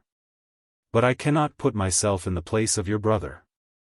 I tell you plainly that I am your lover, and shall remain so. Your brother would welcome the man whom you would choose as your husband. I can never welcome any husband of yours. I think if 20 years were to pass over us, and you were still Hetta Carbury, I should still be your lover, though an old one. What is now to be done about Felix, Hetta? Ah, what can be done? I think sometimes that it will break Mamma's heart. Your mother makes me angry by her continual indulgence. But what can she do? You would not have her turn him into the street? I do not know that I would not. For a time it might serve him perhaps. Here is the cab. Here they are. Yes. You had better go down and let your mother know that I am here. They will perhaps take him up to bed, so that I need not see him. Hetta did as she was bid, and met her mother and her brother in the hall. Felix, having the full use of his arms and legs, was able to descend from the cab, and hurry across the pavement into the house, and then, without speaking a word to his sister, hid himself in the dining room. His face was strapped up with plaister so that not a feature was visible, and both his eyes were swollen and blue. Part of his beard had been cut away, and his physiognomy had altogether been so treated that even the page would hardly have known him. Roger is upstairs, Mamma, said Hetta in the hall. Has he heard about Felix? Has he come about that? He has heard only what I have told him. He has come because of your letter.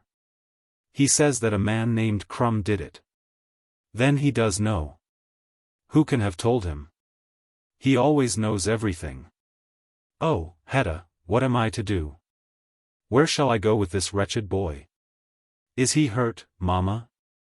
Hurt, of course he is hurt, horribly hurt. The brute tried to kill him. They say that he will be dreadfully scarred forever.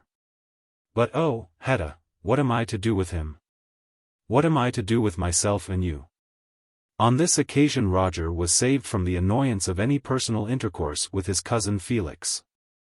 The unfortunate one was made as comfortable as circumstances would permit in the parlour, and Lady Carbury then went up to her cousin in the drawing-room. She had learned the truth with some fair approach to accuracy, though Sir Felix himself had of course lied as to every detail. There are some circumstances so distressing in themselves as to make lying almost a necessity. When a young man has behaved badly about a woman, when a young man has been beaten without returning a blow, when a young man's pleasant vices are brought directly under a mother's eyes. What can he do but lie? How could Sir Felix tell the truth about that rash encounter? But the policeman who had brought him to the hospital had told all that he knew. The man who had thrashed the baronet had been called Crumb, and the thrashing had been given on the score of a young woman called Ruggles. So much was known at the hospital, and so much could not be hidden by any lies which Sir Felix might tell. And when Sir Felix swore that a policeman was holding him while Crumb was beating him, no one believed him. In such cases the liar does not expect to be believed. He knows that his disgrace will be made public, and only hopes to be saved from the ignominy of declaring it with his own words. What am I to do with him? Lady Carbury said to her cousin. It is no use telling me to leave him. I can't do that. I know he is bad. I know that I have done much to make him what he is. As she said this the tears were running down her poor worn cheeks. But he is my child. What am I to do with him now? This was a question which Roger found it almost impossible to answer. If he had spoken his thoughts he would have declared that Sir Felix had reached an age at which, if a man will go headlong to destruction, he must go headlong to destruction. Thinking as he did of his cousin he could see no possible salvation for him. Perhaps I should take him abroad, he said. Would he be better abroad than here? He would have less opportunity for vice, and fewer means of running you into debt. Lady Carbury, as she turned this counsel in her mind, thought of all the hopes which she had indulged, her literary aspirations, her Tuesday evenings, her desire for society, her Bruins, her Alfs, and her Bookers, her pleasant drawing-room, and the determination which she had made that now in the afternoon of her days she would become somebody in the world. Must she give it all up and retire to the dreariness of some French town because it was no longer possible that she should live in London with such a son as hers? There seemed to be a cruelty in this beyond all cruelties that she had hitherto endured. This was harder even than those lies which had been told of her when almost in fear of her life she had run from her husband's house. But yet she must do even this if in no other way she and her son could be together. Yes, she said, I suppose it would be so. I only wish that I might die, so that were an end of it. He might go out to one of the colonies, said Roger. Yes, be sent away that he might kill himself with drink in the bush, and so be got rid of. I have heard of that before. Wherever he goes I shall go. As the reader knows, Roger Carbury had not latterly held this cousin of his in much esteem. He knew her to be worldly and he thought her to be unprincipled. But now, at this moment, her exceeding love for the son whom she could no longer pretend to defend, wiped out all her sins. He forgot the visit made to Carbury under false pretenses, and the Melmottes, and all the little tricks which he had detected, in his appreciation of an affection which was pure and beautiful. If you like to let your house for a period, he said, mine is open to you. But, Felix, you shall take him there. I am all alone in the world. I can make a home for myself at the cottage. It is empty now. If you think that would save you, you can try it for 6 months. And turn you out of your own house? No, Roger. I cannot do that. And, Roger, what is to be done about Hetta? Hetta herself had retreated, leaving Roger and her mother alone together, feeling sure that there would be questions asked and answered in her absence respecting Mrs. Hurtle, which her presence would prevent. She wished it could have been otherwise, that she might have been allowed to hear it all herself, as she was sure that the story coming through her mother would not savor so completely of unalloyed truth as if told to her by her cousin Roger. "Hetta can be trusted to judge for herself," he said. "How can you say that when she has just accepted this young man? Is it not true that he is even now living with an American woman whom he has promised to marry?" "No, that is not true." "What is true, then? Is he not engaged to the woman?" Roger hesitated a moment. "I do not know that even that is true. When last he spoke to me about it he declared that the engagement was at an end. I have told Hetta to ask himself. Let her tell him that she has heard of this woman from you, and that it behoves her to know the truth. I do not love him, Lady Carbury. He has no longer any place in my friendship. But I think that if Hetta asks him simply what is the nature of his connection with Mrs. Hurtle, he will tell her the truth." Roger did not again see Hetta before he left the house, nor did he see his cousin Felix at all. He had now done all that he could do by his journey up to London, and he returned on that day back to Carbury. Would it not be better for him, in spite of the protestations which he had made, to dismiss the whole family from his mind? There could be no other love for him. He must be desolate and alone. But he might then save himself from a world of cares, and might gradually teach himself to live as though there were no such woman as Hetta Carbury in the world. But no! He would not allow himself to believe that this could be right. The very fact of his love made it a duty to him, made it almost the first of his duties, to watch over the interests of her he loved and of those who belonged to her. But among those so belonging he did not recognize Paul Montague. Chapter 73. Marie's Fortune. When Marie Melmotte assured Sir Felix Carbury that her father had already endowed her with a large fortune which could not be taken from her without her own consent, she spoke no more than the truth. She knew of the matter almost as little as it was possible that she should know. As far as reticence on the subject was compatible with the object he had in view, Melmotte had kept from her all knowledge of the details of the arrangement. But it had been necessary when the thing was done to explain, or to pretend to explain, much, and Marie's memory and also her intelligence had been strong beyond her father's anticipation. He was deriving a very considerable income from a large sum of money which he had invested in foreign funds in her name, and had got her to execute a power of attorney enabling him to draw this income on her behalf. This he had done fearing shipwreck in the course which he meant to run, and resolved that, let circumstances go as they might, there should still be left enough to him of the money which he had realized to enable him to live in comfort and luxury, should he be doomed to live in obscurity, or even in infamy.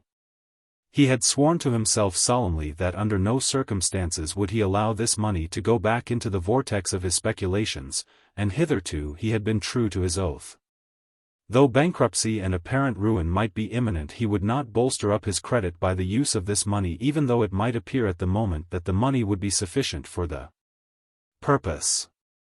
If such a day should come, then, with that certain income, he would make himself happy, if possible, or at any rate luxurious, in whatever city of the world might know least of his antecedents, and give him the warmest welcome on behalf of his wealth. Such had been his scheme of life. But he had failed to consider various circumstances. His daughter might be untrue to him, or in the event of her marriage might fail to release his property, or it might be that the very money should be required to dower his daughter. Or there might come troubles on him so great that even the certainty of a future income would not enable him to bear them. Now, at this present moment, his mind was tortured by great anxiety. Were he to resume this property, it would more than enable him to pay all that was due to the Longestaffes. It would do that and tide him for a time over some other difficulties. Now, in regard to the Longestaffes themselves, he certainly had no desire to depart from the rule which he had made for himself, on their behalf. Were it necessary that a crash should come, they would be as good creditors as any other. But then he was painfully alive to the fact that something beyond simple indebtedness was involved in that transaction. He had with his own hand traced Dolly Longestaffe's signature on the letter which he had found in old Mr. Longstaffe's drawer. He had found it in an envelope, addressed by the elder Mr. Longestaffe to Messrs. Slow and Bideawhile, and he had himself posted this letter in a pillar box near to his own house. In the execution of this maneuver, circumstances had greatly befriended him. He had become the tenant of Mr. Longestaffe's house, and at the same time had only been the joint tenant of Mr. Longestaffe's study, so that Mr. Longestaffe's papers were almost in his very hands. To pick a lock was with him an accomplishment long since learned. But his science in that line did not go so far as to enable him to replace the bolt in its receptacle. He had picked a lock, had found the letter prepared by Mr. Bideawhile with its accompanying envelope, and had then already learned enough of the domestic circumstances of the Longestaffe family to feel assured that unless he could assist the expedition of this hitherto uncompleted letter by his own skill, the letter would never reach its intended destination. In all this fortune had in some degree befriended him. The circumstances being as they were, it was hardly possible that the forgery should be discovered. Even though the young man were to swear that the signature was not his, even though the old man were to swear that he had left that drawer properly locked with the unsigned letter in it, still there could be no evidence. People might think. People might speak. People might feel sure. And then a crash would come. But there would still be that ample fortune on which to retire and eat and drink and make merry for the rest of his days. Then there came annoying complications in his affairs. What had been so easy in reference to that letter which Dolly Longestaffe never would have signed, was less easy but still feasible in another matter. Under the joint pressure of immediate need, growing ambition, and increasing audacity, it had been done. Then the rumors that were spread abroad, which to Melmotte were serious indeed, they named, at any rate in reference to Dolly Longestaffe, the very thing that had been done. Now if that, or the like of that, were brought actually home to him, if 12 jurymen could be got to say that he had done that thing, of what use then would be all that money?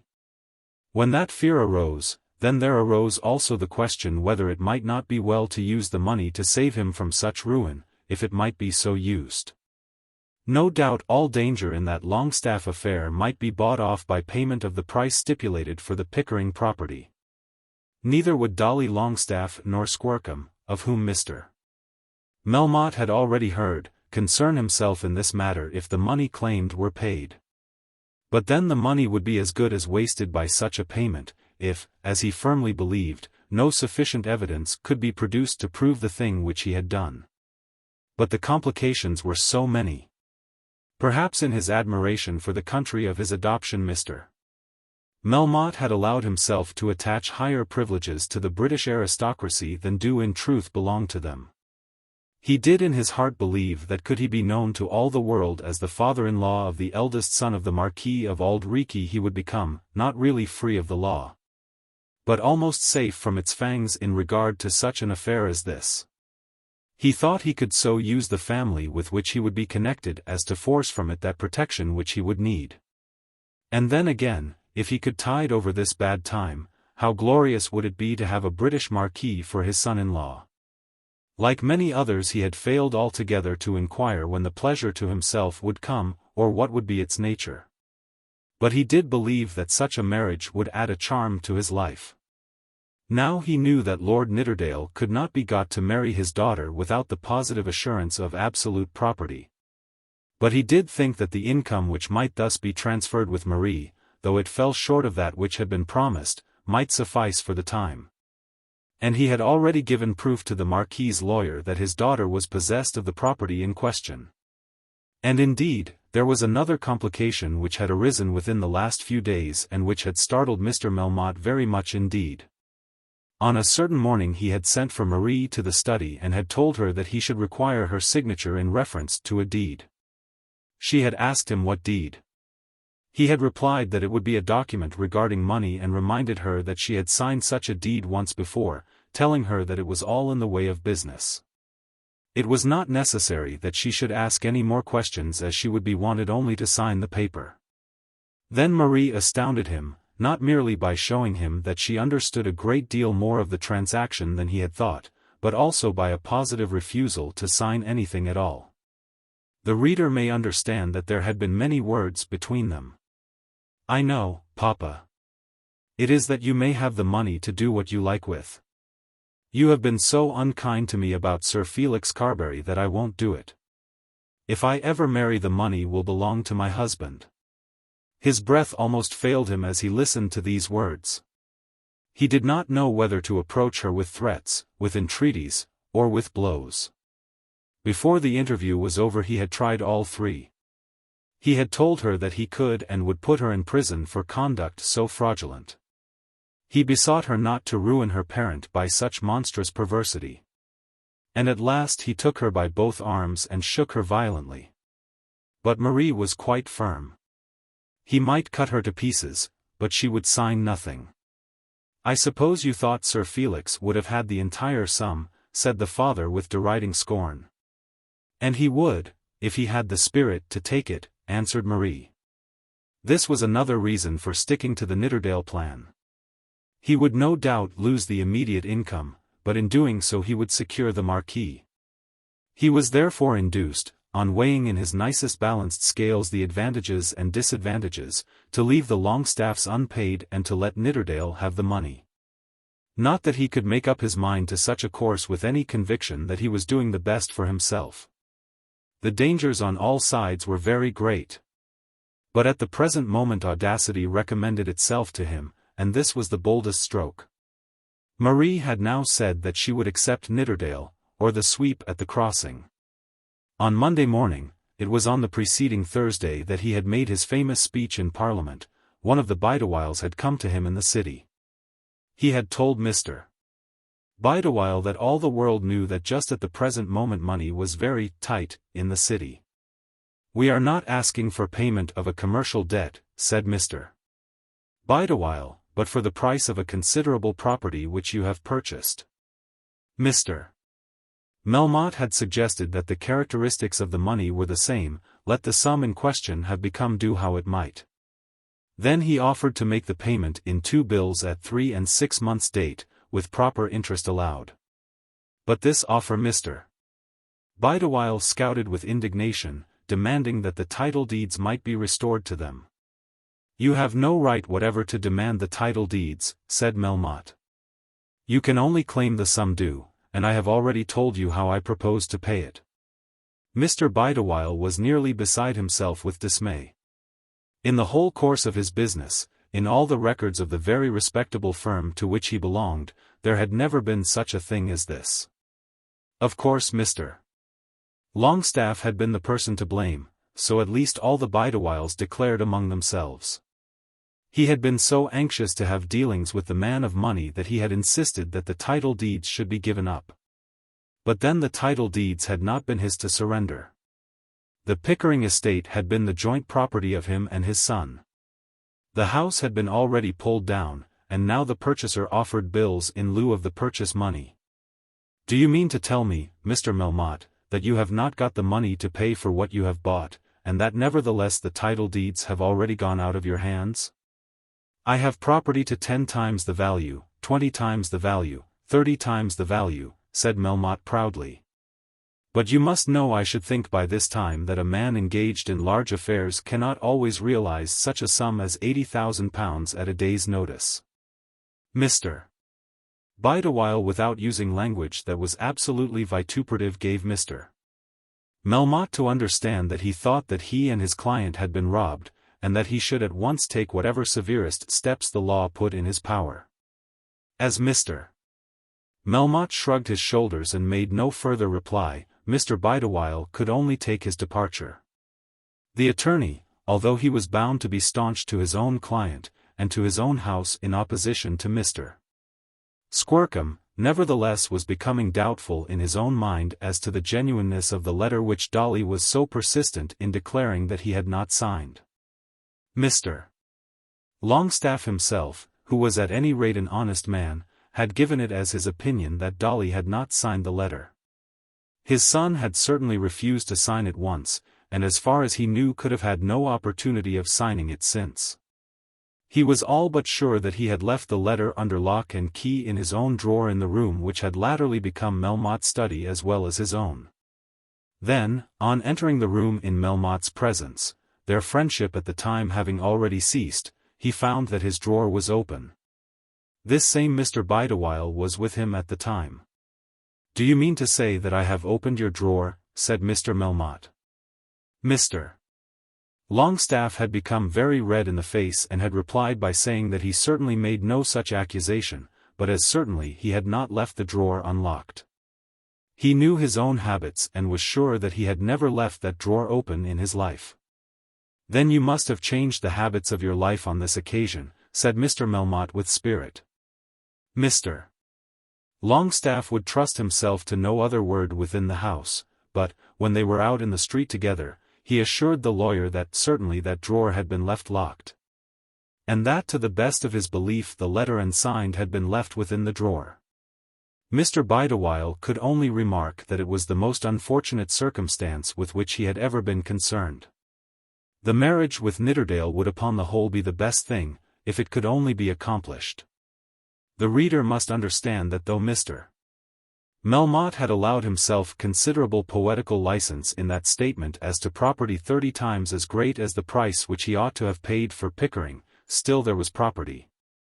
The man's speculations had been so great and so wide that he did not really know what he owned, or what he owed. But he did know that at the present moment he was driven very hard for large sums. His chief trust for immediate money was in Cohen-Lupe, in whose hands had really been the manipulation of the shares of the Mexican Railway. He had trusted much to Cohen-Lupe, more than it had been customary with him to trust to any man. Cohen-Lupe assured him that nothing could be done with the railway shares at the present moment. They had fallen under the panic almost to nothing. Now in the time of his trouble Melmotte wanted money from the great railway, but just because he wanted money the great railway was worth nothing. Cohen-Lupe told him that he must tide over the evil hour, or rather over an evil month. It was at Cohen-Lupe's instigation that he had offered the 2 bills to Mr. Bideawhile. "Offer 'em again," said Cohen-Lupe. He must take the bills sooner or later. On the Monday afternoon Melmotte met Lord Nidderdale in the lobby of the house. "Have you seen Marie lately?" he said. Nidderdale had been assured that morning, by his father's lawyer, in his father's presence, that if he married Miss Melmotte at present he would undoubtedly become possessed of an income amounting to something over £5,000 a year. He had intended to get more than that, and was hardly prepared to accept Marie at such a price, but then there probably would be more. No doubt there was a difficulty about Pickering. Melmotte certainly had been raising money. But this might probably be an affair of a few weeks.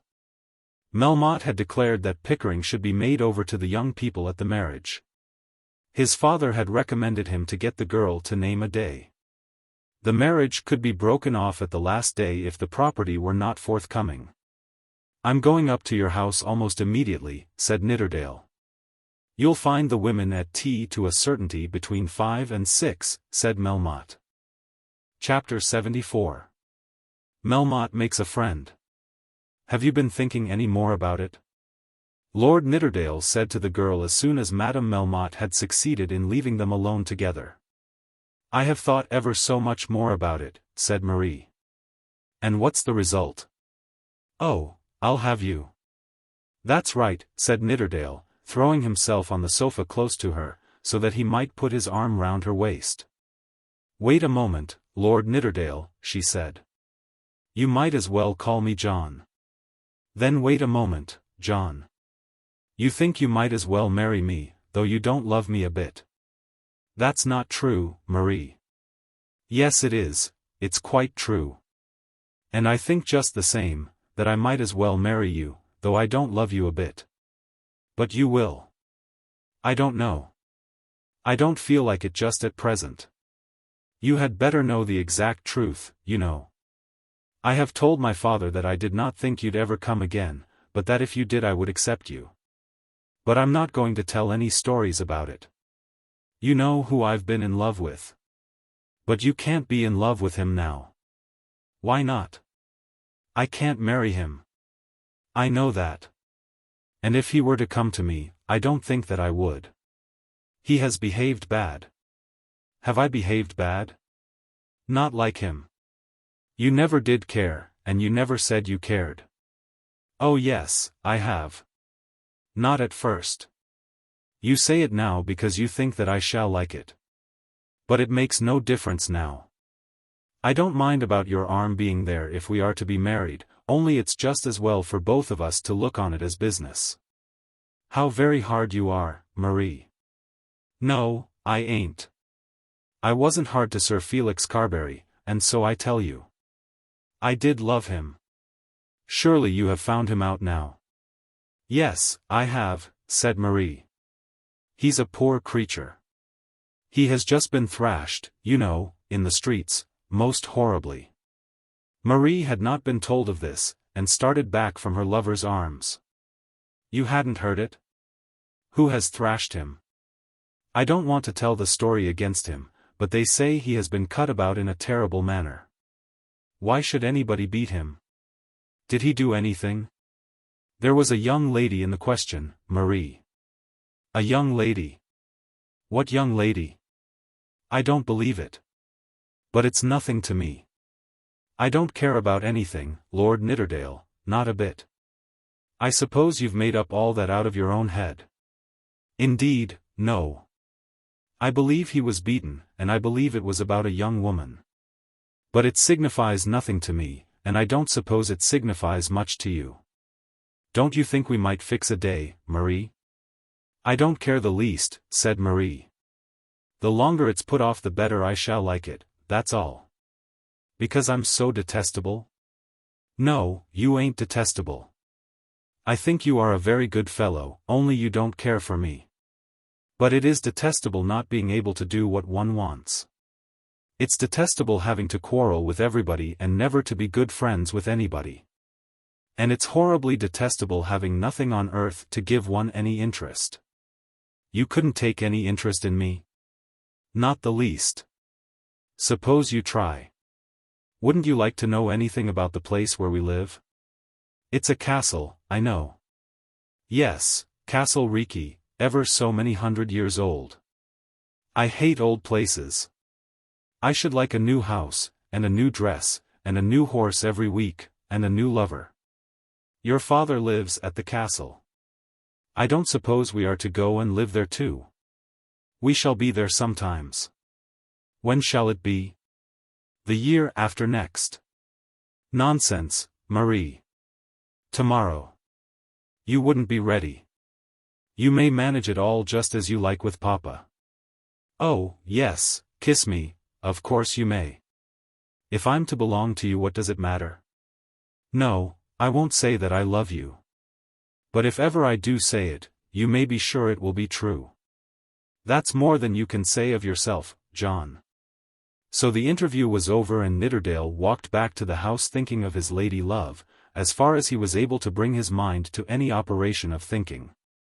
He was fully determined to go on with it. As far as the girl herself was concerned, she had, in these latter days, become much more attractive to him than when he had first known her. She certainly was not a fool.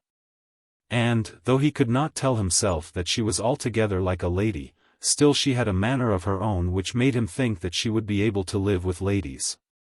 And he did think that, in spite of all she said to the contrary, she was becoming fond of him, as he certainly had become fond of her. Have you been up with the ladies? Melmotte asked him. Oh yes. And what does Marie say? That you must fix the day. We'll have it very soon then, sometime next month. You'll want to get away in August. And to tell the truth, so shall I. I never was worked so hard in my life as I've been this summer. The election and that horrid dinner had something to do with it. And I don't mind telling you that I've had a fearful weight on my mind in reference to money. I never had to find so many large sums in so short a time. And I'm not quite through it yet. I wonder why you gave the dinner then. My dear boy, it was very pleasant to him to call the son of a marquis his dear boy. As regards expenditure, that was a flea bite.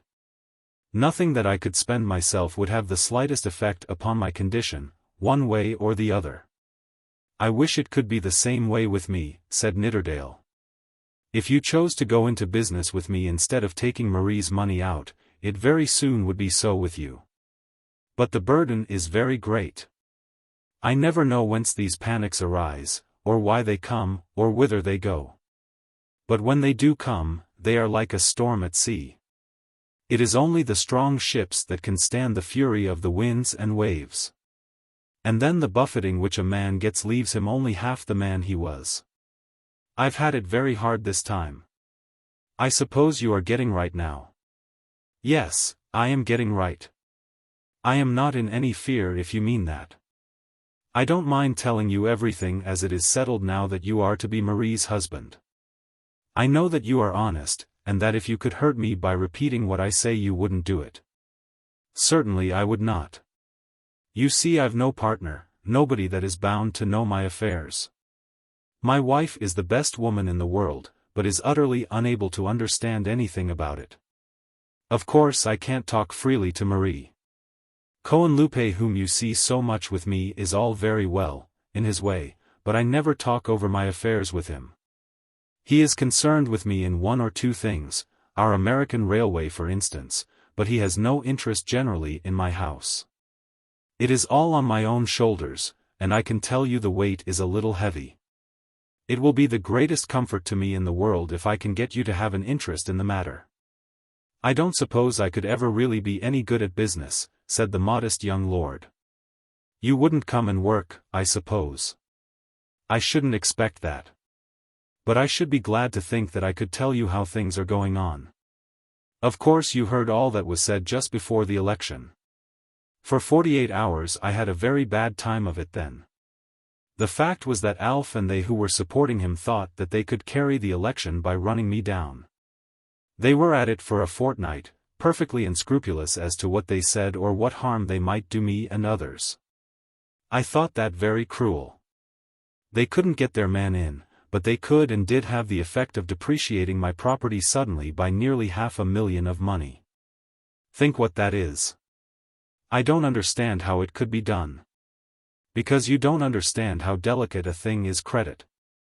They persuaded a lot of men to stay away from that infernal dinner, and consequently it was spread about the town that I was ruined. The effect upon shares which I held was instantaneous and tremendous. The Mexican Railway were at 117, and they fell from that in 2 days to something quite nominal, so that selling was out of the question. Cohenlupe and I between us had about 8,000 of these shares. Think what that comes to. Nidderdale tried to calculate what it did come to, but failed altogether. That's what I call a blow, a terrible blow. When a man is concerned as I am with money interests, and concerned largely with them all, he is of course exchanging one property for another every day of his life, according as the markets go. I don't keep such a sum as that in one concern as an investment. Nobody does. Then when a panic comes, don't you see how it hits? Will they never go up again? Oh yes, perhaps higher than ever. But it will take time. And in the meantime I am driven to fall back upon property intended for other purposes. That's the meaning of what you hear about that place down in Sussex which I bought for Marie. I was so driven that I was obliged to raise 40 or 50,000 wherever I could. But that will be all right in a week or two. And as for Marie's money, that, you know, is settled. He quite succeeded in making Nidderdale believe every word that he spoke, and he produced also a friendly feeling in the young man's bosom, with something approaching to a desire that he might be of service to his future father-in-law. Hazily, as through a thick fog, Lord Nidderdale thought that he did see something of the troubles, as he had long seen something of the glories, of commerce on an extended scale. And an idea occurred to him that it might be almost more exciting than whist or unlimited loo. He resolved too that whatever the man might tell him should never be divulged. He was on this occasion somewhat captivated by Melmotte, and went away from the interview with a conviction that the financier was a big man.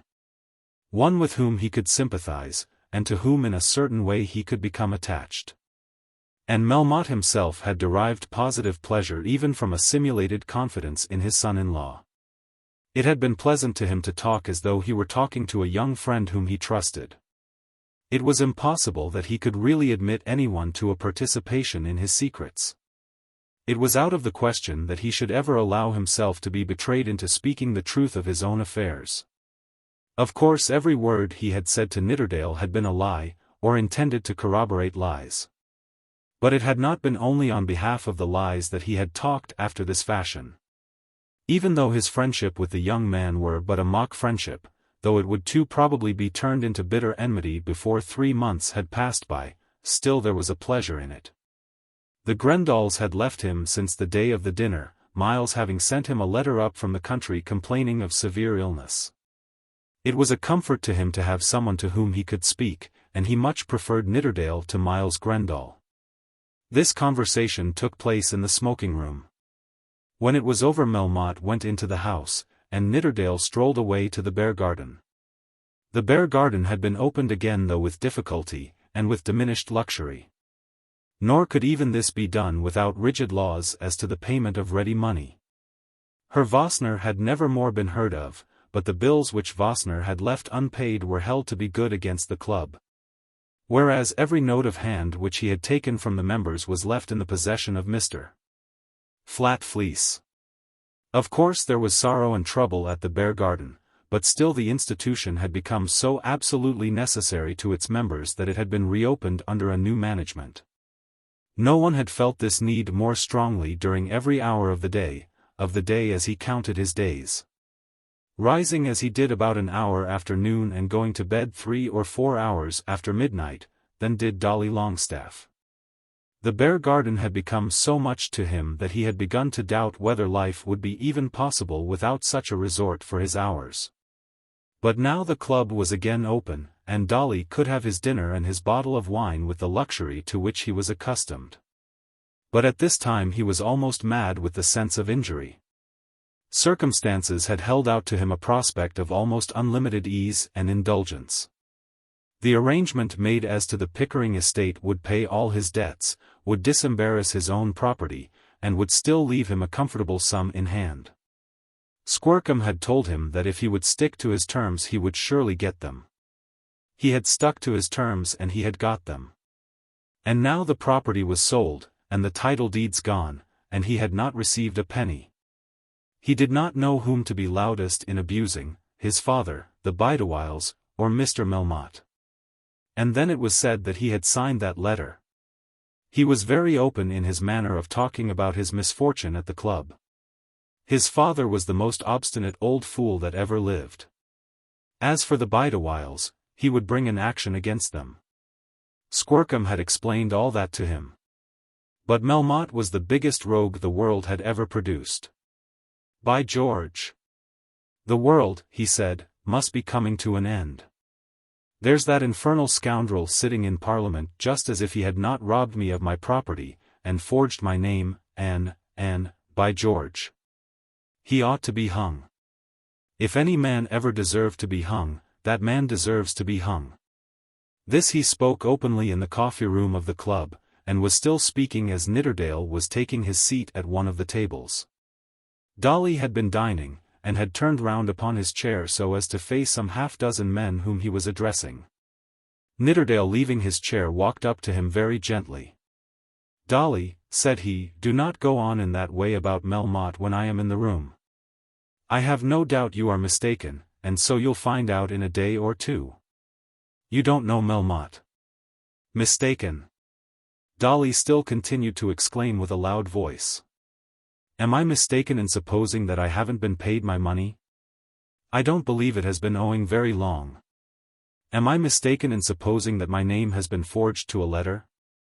I am sure you are mistaken if you think that Melmotte had anything to do with it. Squercum says." "Never mind Squercum. We all know what are the suspicions of a fellow of that kind. I'd believe Squercum a deuced sight sooner than Melmotte. Look here, Dolly. I know more probably of Melmotte's affairs than you do, or perhaps than anybody else. If it will induce you to remain quiet for a few days and to hold your tongue here, I'll make myself responsible for the entire sum he owes you." "The devil you will." "I will indeed." Nidderdale was endeavoring to speak so that only Dolly should hear him, and probably nobody else did hear him, but Dolly would not lower his voice. "That's out of the question, you know," he said. "How could I take your money? The truth is, Nidderdale, the man is a thief, and so you'll find out, sooner or later. He has broken open a drawer in my father's room and forged my name to a letter. Everybody knows it. Even my governor knows it now, and bide a while. Before many days are over you'll find that he will be in jail for forgery." This was very unpleasant, as everyone knew that Nidderdale was either engaged or becoming engaged to Melmotte's daughter. "Since you will speak about it in this public way," began Nidderdale. "I think it ought to be spoken about in a public way," said Dolly. "I deny it as publicly. I can't say anything about the letter except that I am sure Mr. Melmotte did not put your name to it. From what I understand there seems to have been some blunder between your father and his lawyer." "That's true enough," said Dolly, "but it doesn't excuse Melmotte. As to the money, there can be no more doubt that it will be paid than that I stand here. What is it, 25,000, isn't it? 80,000, the whole. Well, 80,000. It's impossible to suppose that such a man as Melmotte shouldn't be able to raise £80,000. "Why don't he do it then?" asked Dolly. All this was very unpleasant and made the club less social than it used to be in old days. There was an attempt that night to get up a game of cards. But Nidderdale would not play because he was offended with Dolly Longestaffe. And Miles Grendall was away in the country, a fugitive from the face of Melmotte, and Carbury was in hiding at home with his countenance from top to bottom supported by plasters. And Montague in these days never went to the club. At the present moment he was again in Liverpool, having been summoned thither by Mr. Ramsbottom. "By George," said Dolly, as he filled another pipe and ordered more brandy and water, "I think everything is going to come to an end. I do indeed. I never heard of such a thing before as a man being done in this way. And then Vossner has gone off, and it seems everybody is to pay just what he says they owed him. And now one can't even get up a game of cards. I feel as though there were no good in hoping that things would ever come right again." The opinion of the club was a good deal divided as to the matter in dispute between Lord Nidderdale and Dolly Longestaffe. It was admitted by some to be very fishy. If Melmotte were so great a man, why didn't he pay the money, and why should he have mortgaged the property before it was really his own? But the majority of the men thought that Dolly was wrong. As to the signature of the letter, Dolly was a man who would naturally be quite unable to say what he had and what he had not signed. And then, even into the Bear Garden there had filtered, through the outer world, a feeling that people were not now bound to be so punctilious in the paying of money as they were a few years since. No doubt it suited Melmotte to make use of the money, and therefore, as he had succeeded in getting the property into his hands, he did make use of it. But it would be forthcoming sooner or later. In this way of looking at the matter the Bear Garden followed the world at large. The world at large, in spite of the terrible falling off at the Emperor of China's dinner, in spite of all the rumors, in spite of the ruinous depreciation of the Mexican railway stock, and of the undoubted fact that Dolly Longestaffe had not received his money, was inclined to think that Melmotte would pull through. Chapter 75. In Bruton Street. Mr. Squercum all this time was in a perfect fever of hard work and anxiety. It may be said of him that he had been quite sharp enough to perceive the whole truth. He did really know it all, if he could prove that which he knew. He had extended his inquiries in the city till he had convinced himself that, whatever wealth Melmotte might have had 12 months ago, there was not enough of it left at present to cover the liabilities. Squercum was quite sure that Melmotte was not a falling, but a fallen star, perhaps not giving sufficient credence to the recuperative powers of modern commerce. Squercum told a certain stockbroker in the city, who was his specially confidential friend, that Melmotte was a gone coon. The stockbroker made also some few inquiries, and on that evening agreed with Squercum that Melmotte was a gone coon. If such were the case it would positively be the making of Squercum if it could be so managed that he should appear as the destroying angel of this offensive dragon. So Squircum raged among the Bideawhiles, who were unable altogether to shut their doors against him. They could not dare to bid defiance to Squircum, feeling that they had themselves blundered, and feeling also that they must be careful not to seem to screen a fault by a falsehood. "I suppose you give it up about the letter having been signed by my client," said Squircum to the elder of the two younger Bideawhiles. "I give up nothing and I assert nothing," said the superior attorney. "Whether the letter be genuine or not, we had no reason to believe it to be otherwise. The young gentleman's signature is never very plain, and this one is about as like any other as that other would be like the last. Would you let me look at it again, Mr. Bideawhile?" Then the letter, which had been very often inspected during the last 10 days, was handed to Mr. Squircum. "It's a stiff resemblance, such as he never could have written had he tried it ever so." "Perhaps not, Mr. Squircum. We are not generally on the lookout for forgeries in letters from our clients or our clients' sons." "Just so, Mr. Bideawhile. But then Mr. Longestaffe had already told you that his son would not sign the letter. How is one to know when and how and why a young man like that will change his purpose?" "Just so, Mr. Bideawhile. But you see, after such a declaration as that on the part of my client's father, the letter, which is in itself a little irregular perhaps—" "I don't know that it's irregular at all." "Well, it didn't reach you in a very confirmatory manner. We'll just say that. What Mr. Longestaffe can have been at to wish to give up his title deeds without getting anything for them." "Excuse me, Mr. Squircum, but that's between Mr. Longestaffe and us." "Just so, but as Mr. Longestaffe and you have jeopardized my client's property, it is natural that I should make a few remarks." "I think you'd have made a few remarks yourself, Mr. Bideawhile, if the case had been reversed." "I shall bring the matter before the Lord Mayor, you know." To this Mr. Bideawhile said not a word. "And I think I understand you now that you do not intend to insist on the signature as being genuine." "I say nothing about it, Mr. Squircum. I think you'll find it very hard to prove that it's not genuine." "My client's oath, Mr. Bideawhile." "I'm afraid your client is not always very clear as to what he does." "I don't know what you mean by that, Mr. Bideawhile. I fancy that if I were to speak in that way of your client you would be very angry with me. Besides, what does it all amount to?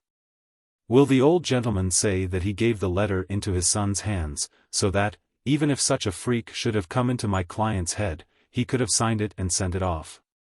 If I understand, Mr. Longestaffe says that he locked the letter up in a drawer in the very room which Melmotte occupied, and that he afterwards found the drawer open.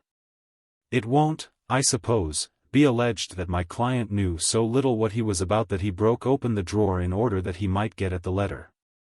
Look at it whichever way you will, he did not sign it, Mr. Bideawhile. I have never said he did. All I say is that we had fair ground for supposing that it was his letter. I really don't know that I can say anything more. Only that we are to a certain degree in the same boat together in this matter. I won't admit even that, Mr. Squircum. The difference being that your client by his fault has jeopardized his own interests and those of my client, while my client has not been in fault at all. I shall bring the matter forward before the Lord Mayor tomorrow, and as at present advised shall ask for an investigation with reference to a charge of fraud. I presume you will be served with a subpoena to bring the letter into court. If so, you may be sure that we shall produce it." Then Mr. Squircum took his leave and went straight away to Mr. Bumby, a barrister well known in the city.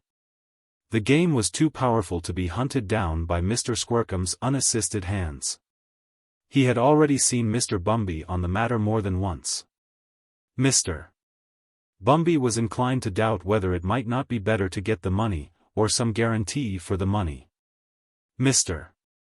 Bumby thought that if a bill at 3 months could be had for Dolly's share of the property it might be expedient to take it. Mr. Squircum suggested that the property itself might be recovered, no genuine sale having been made. Mr. Bumby shook his head. "Title deeds give possession, Mr. Squircum. You don't suppose that the company which has lent money to Melmotte on the title deeds would have to lose it? take the bill. And if it is dishonored, run your chance of what you'll get out of the property. There must be assets. Every rap will have been made over, said Mr. Squercum. This took place on the Monday, the day on which Melmotte had offered his full confidence to his proposed son-in-law. On the following Wednesday 3 gentlemen met together in the study in the house in Bruton Street from which it was supposed that the letter had been abstracted. There were Mr. Longestaffe, the father, Dolly Longestaffe, and Mr. Bideawhile. The house was still in Melmotte's possession, and Melmotte and Mr. Longestaffe were no longer on friendly terms. Direct application for permission to have this meeting in this place had been formally made to Mr. Melmotte, and he had complied. The meeting took place at 11 o'clock, a terribly early hour. Dolly had at first hesitated as to placing himself as he thought between the fire of 2 enemies, and Mr. Squercum had told him that as the matter would probably soon be made public, he could not judiciously refuse to meet his father and the old family lawyer.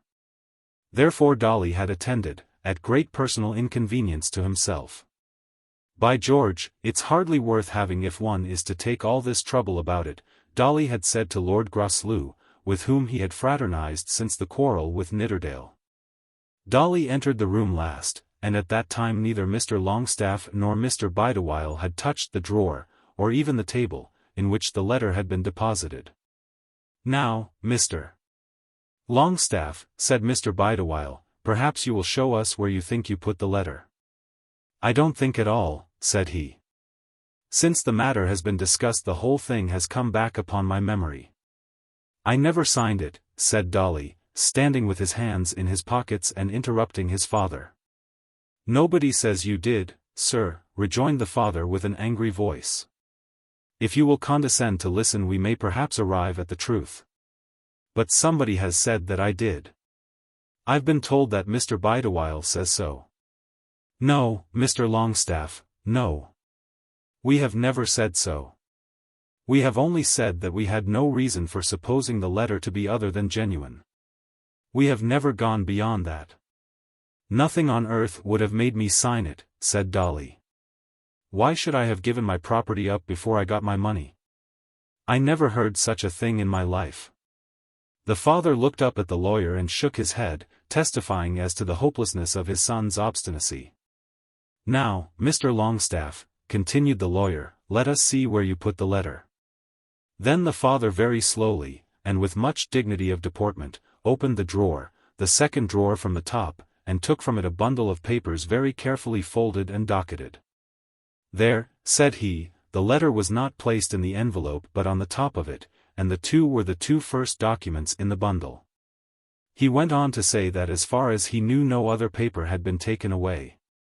He was quite certain that he had left the drawer locked. He was very particular in regard to that particular drawer, and he remembered that about this time Mr.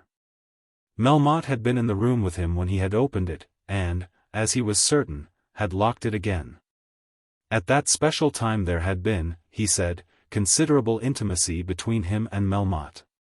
It was then that Mr. Melmotte had offered him a seat at the board of the Mexican Railway. Of course he picked the lock, and stole the letter, said Dolly. It's as plain as a pikestaff. It's clear enough to hang any man. I am afraid that it falls short of evidence, however strong and just may be the suspicion induced, said the lawyer. Your father for a time was not quite certain about the letter. He thought that I had signed it, said Dolly. I am quite certain now, rejoined the father angrily. A man has to collect his memory before he can be sure of anything. I am thinking you know how it would go to a jury. What I want to know is how we are to get the money, said Dolly. I should like to see him hung, of course, but I'd sooner have the money. Squercum says. Adolphus, we don't want to know here what Mr. Squercum says. I don't know why what Mr. Squercum says shouldn't be as good as what Mr. Bideawhile says. Of course Squercum doesn't sound very aristocratic. Quite as much so as Bideawhile, no doubt, said the lawyer laughing. No. Squercum isn't aristocratic, and Fetter Lane is a good deal lower than Lincoln's Inn. Nevertheless Squercum may know what he's about. It was Squercum who was first down upon Melmotte in this matter, and if it wasn't for Squercum we shouldn't know as much about it as we do at present. Squercum's name was odious to the elder Longestaffe. He believed, probably without much reason, that all his family troubles came to him from Squercum. Thinking that if his son would have left his affairs in the hands of the old Slows and the old Bidewhiles, money would never have been scarce with him. And that he would not have made this terrible blunder about the Pickering property. And the sound of Squercum, as his son knew, was horrid to his ears. He hummed and hawed, and fumed and fretted about the room, shaking his head and frowning. His son looked at him as though quite astonished at his displeasure. "There's nothing more to be done here, sir, I suppose," said Dolly, putting on his hat. "Nothing more," said Mr. Bidewhile. "It may be that I shall have to instruct counsel, and I thought it well that I should see in the presence of both of you exactly how the thing stood." "You speak so positively, Mr. Longestaffe, that there can be no doubt?" "There is no doubt. And now perhaps you had better lock the drawer in our presence. Stop a moment, I might as well see whether there is any sign of violence having been used." So saying, Mr. Bidewhile knelt down in front of the table and began to examine the lock.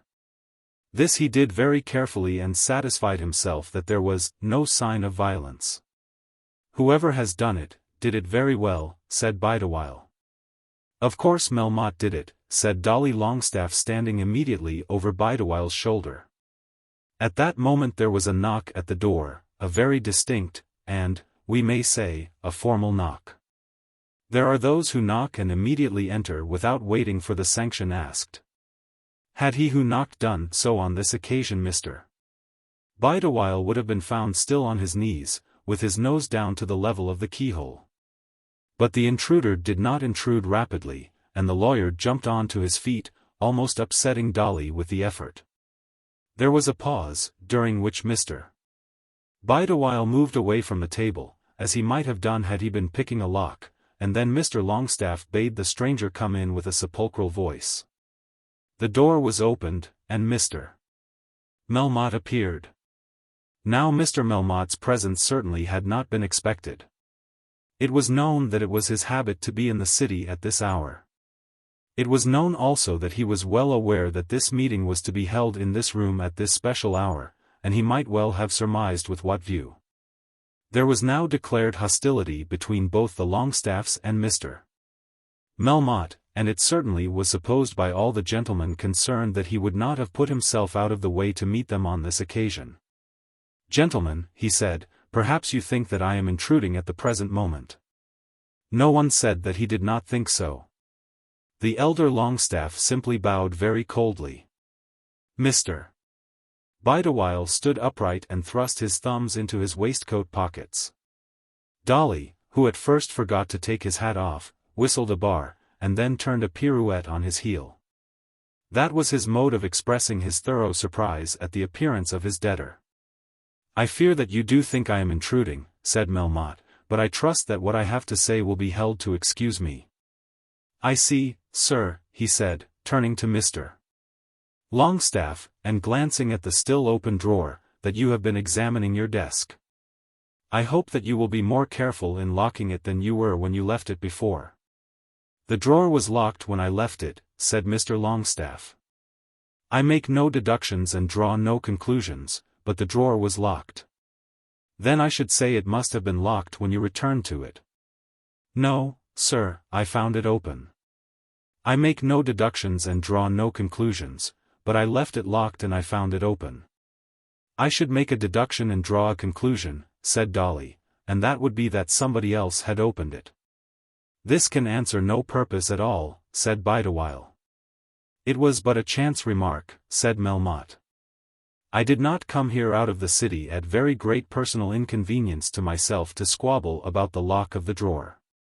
As I was informed that you three gentlemen would be here together, I thought the opportunity a suitable one for meeting you and making you an offer about this unfortunate business." He paused a moment, but neither of the three spoke. It did occur to Dolly to ask them to wait while he should fetch Squercum. But on second thoughts he reflected that a great deal of trouble would have to be taken, and probably for no good. Mr. Bideawhile, I believe, suggested Melmotte, and the lawyer bowed his head. If I remember rightly, I wrote to you offering to pay the money due to your clients. Squercum is my lawyer, said Dolly. That will make no difference. It makes a deal of difference, said Dolly. I wrote, continued Melmotte, offering my bills at 3 and 6 months' date. They couldn't be accepted, Mr. Melmotte. I would have allowed interest. I never have had my bills refused before. You must be aware, Mr. Melmotte, said the lawyer, that the sale of a property is not like an ordinary mercantile transaction in which bills are customarily given and taken. The understanding was that money should be paid in the usual way. And when we learned, as we did learn, that the property had been at once mortgaged by you, of course we became, well, I think I may be justified in saying more than suspicious. It was a most unusual proceeding. You say you have another offer to make, Mr. Melmotte. Of course I have been short of money. I have had enemies whose business it has been for some time past to run down my credit, and, with my credit, has fallen the value of stocks in which it has been known that I have been largely interested. I tell you the truth openly. When I purchased Pickering I had no idea that the payment of such a sum of money could inconvenience me in the least. When the time came at which I should pay it, stocks were so depreciated that it was impossible to sell. Very hostile proceedings are threatened against me now. Accusations are made, false as hell. Mr. Melmotte as he spoke raised his voice and looked round the room, but which at the present crisis may do me most cruel damage. I have come to say that, if you will undertake to stop proceedings which have been commenced in the city, I will have £50,000, which is the amount due to these two gentlemen, ready for payment on Friday at noon. I have taken no proceedings as yet, said Bideawhile. It's Squercum, says Dolly. Well, sir, continued Melmotte addressing Dolly, let me assure you that if these proceedings are stayed the money will be forthcoming, but if not, I cannot produce the money. I little thought 2 months ago that I should ever have to make such a statement in reference to such a sum as £50,000. But so it is. To raise that money by Friday, I shall have to cripple my resources frightfully. It will be done at a terrible cost. But what Mr. Bideawhile says is true. I have no right to suppose that the purchase of this property should be looked upon as an ordinary commercial transaction.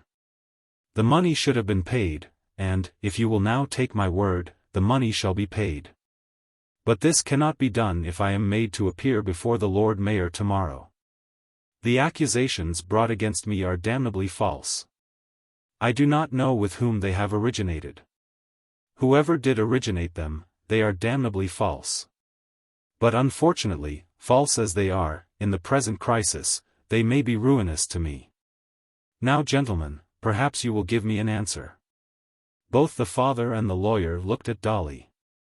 Dolly was in truth the accuser through the mouthpiece of his attorney Squercum. It was at Dolly's instance that these proceedings were being taken. I, on behalf of my client, said Mr. Bideawhile, will consent to wait till Friday at noon. I presume, Adolphus, that you will say as much, said the elder Longestaffe. Dolly Longestaffe was certainly not an impressionable person, but Melmotte's eloquence had moved even him. It was not that he was sorry for the man, but that at the present moment he believed him. Though he had been absolutely sure that Melmotte had forged his name or caused it to be forged, and did not now go so far into the matter as to abandon that conviction, he had been talked into crediting the reasons given for Melmotte's temporary distress, and also into a belief that the money would be paid on Friday. Something of the effect which Melmotte's false confessions had had upon Lord Nidderdale, they now also had on Dolly Longestaffe. I'll ask Squercum, you know, he said. Of course Mr. Squercum will act as you instruct him, said Bideawhile. I'll ask Squercum. I'll go to him at once. I can't do any more than that. And upon my word, Mr. Melmotte, you've given me a great deal of trouble. Melmotte with a smile apologized. Then it was settled that they three should meet in that very room on Friday at noon, and that the payment should then be made, Dolly stipulating that as his father would be attended by Bideawhile, so would he be attended by Squircum. To this Mr. Longestaffe senior yielded with a very bad grace. Chapter 76. Hetta and her lover. Lady Carbury was at this time so miserable in regard to her son that she found herself unable to be active as she would otherwise have been in her endeavours to separate Paul Montague and her daughter. Roger had come up to town and given his opinion, very freely at any rate with regard to Sir Felix. But Roger had immediately returned to Suffolk, and the poor mother in want of assistance and consolation turned naturally to Mr. Bruton, who came to see her for a few minutes almost every evening. It had now become almost a part of Mr. Bruton's life to see Lady Carbury once in the day. She told him of the two propositions which Roger had made: first, that she should fix her residence in some second-rate French or German town, and that Sir Felix should be made to go with her; and, secondly, that she should take possession of Carbury Manor for 6 months. "And where would Mr. Carbury go?" asked Mr. Bruton. "He's so good that he doesn't care what he does with himself. There's a cottage on the place, he says, that he would move to." Mr. Bruton shook his head. Mr. Bruton did not think that an offer so quixotically generous as this should be accepted. As to the German or French town, Mr. Bruton said that the plan was no doubt feasible, but he doubted whether the thing to be achieved was worth the terrible sacrifice demanded. He was inclined to think that Sir Felix should go to the colonies. That he might drink himself to death, said Lady Carbury, who now had no secrets from Mr. Bruton. Sir Felix in the meantime was still in the doctor's hands upstairs. He had no doubt been very severely thrashed, but there was not in truth very much ailing him beyond the cuts on his face. He was, however, at the present moment better satisfied to be an invalid than to have to come out of his room and to meet the world. "As to Melmotte," said Mr. Bruton, "they say now that he is in some terrible mess which will ruin him and all who have trusted him." "And the girl?" "It is impossible to understand it all. Melmotte was to have been summoned before the Lord Mayor today on some charge of fraud, but it was postponed. And I was told this morning that Nidderdale still means to marry the girl. I don't think anybody knows the truth about it. We shall hold our tongue about him till we really do know something." The "we" of whom Mr. Bruton spoke was, of course, the morning breakfast table. But in all this there was nothing about Hetta. Hetta, however, thought very much of her own condition, and found herself driven to take some special step by the receipt of 2 letters from her lover, written to her from Liverpool. They had never met since she had confessed her love to him. The first letter she did not at once answer, as she was at that moment waiting to hear what Roger Carbury would say about Mrs. Hurtle. Roger Carbury had spoken, leaving a conviction on her mind that Mrs. Hurtle was by no means a fiction, but indeed a fact very injurious to her happiness. Then Paul's second love letter had come, full of joy, and love, and contentment, with not a word in it which seemed to have been in the slightest degree influenced by the existence of a Mrs. Hurtle. Had there been no Mrs. Hurtle, the letter would have been all that Hetta could have desired. And she could have answered it, unless forbidden by her mother, with all a girl's usual enthusiastic affection for her chosen lord. But it was impossible that she should now answer it in that strain. And it was equally impossible that she should leave such letters unanswered. Roger had told her to ask himself. And she now found herself constrained to bid him either come to her and answer the question, or, if he thought it better, to give her some written account of Mrs. Hurtle, so that she might know who the lady was, and whether the lady's condition did in any way interfere with her own happiness. So she wrote to Paul, as follows. Welbeck Street, July 16, 18. My dear Paul. She found that after that which had passed between them she could not call him, my dear sir, or my dear Mr. Montague, and that it must either be, sir, or my dear Paul. He was dear to her, very dear, and she thought that he had not been as yet convicted of any conduct bad enough to force her to treat him as an outcast. Had there been no Mrs. Hurtle he would have been her dearest Paul, but she made her choice, and so commenced. My dear Paul. A strange report has come round to me about a lady called Mrs. Hurtle. I have been told that she is an American lady living in London, and that she is engaged to be your wife. I cannot believe this. It is too horrid to be true. But I fear there is something true that will be very, very sad for me to hear. It was from my brother I first heard it, who was of course bound to tell me anything he knew. I have talked to Mamma about it, and to my cousin Roger. I am sure Roger knows it all, but he will not tell me. He said, ask himself. And so I ask you. Of course I can write about nothing else till I have heard about this. I am sure I need not tell you that it has made me very unhappy. If you cannot come and see me at once, you had better write. I have told Mamma about this letter. Then came the difficulty of the signature, with the declaration which must naturally be attached to it. After some hesitation she subscribed herself. Your affectionate friend, Henrietta Carbury. Most affectionately your own Hetta, would have been the form in which she would have wished to finish the first letter she had ever written to him. Paul received it at Liverpool on the Wednesday morning, and on the Wednesday evening he was in Welbeck Street. He had been quite aware that it had been incumbent on him to tell her the whole history of Mrs. Hurtle. He had meant to keep back almost nothing. But it had been impossible for him to do so on that one occasion on which he had pleaded his love to her successfully. Let any reader who is intelligent in such matters say whether it would have been possible for him then to have commenced the story of Mrs. Hurtle and to have told it to the bitter end. Such a story must be postponed for a second or a third interview. Or it may, indeed, be communicated by letter. When Paul was called away to Liverpool he did consider whether he should write the story. But there are many reasons strong against such written communications. A man may desire that the woman he loves should hear the record of his folly, so that, in after days, there may be nothing to be detected, so that, should the Mrs. Hurtle of his life at any time intrude upon his happiness, he may with a clear brow and undaunted heart say to his beloved one, ah, this is the trouble of which I spoke to you. And then he and his beloved one will be in one cause together. But he hardly wishes to supply his beloved one with a written record of his folly.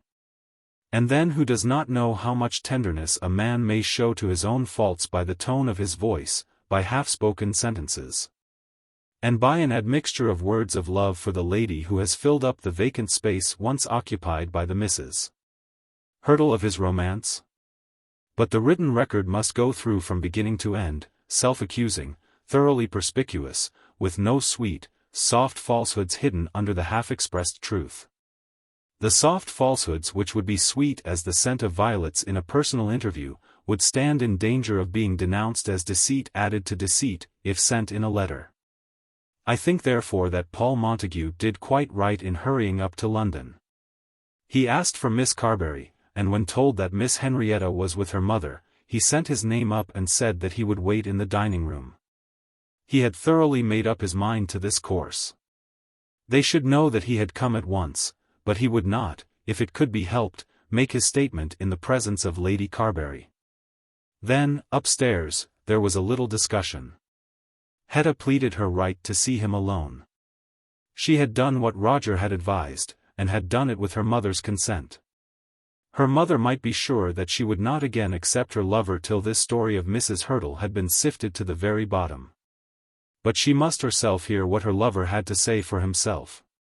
Felix was at the time in the drawing-room and suggested that he should go down and see Paul Montague on his sister's behalf. But his mother looked at him with scorn, and his sister quietly said that she would rather see Mr. Montague herself. Felix had been so cowed by circumstances that he did not say another word, and Hetta left the room alone. When she entered the parlour Paul stepped forward to take her in his arms. That was a matter of course. She knew it would be so, and she had prepared herself for it. Paul, she said, let me hear about all this, first. She sat down at some distance from him, and he found himself compelled to seat himself at some little distance from her. And so you have heard of Mrs.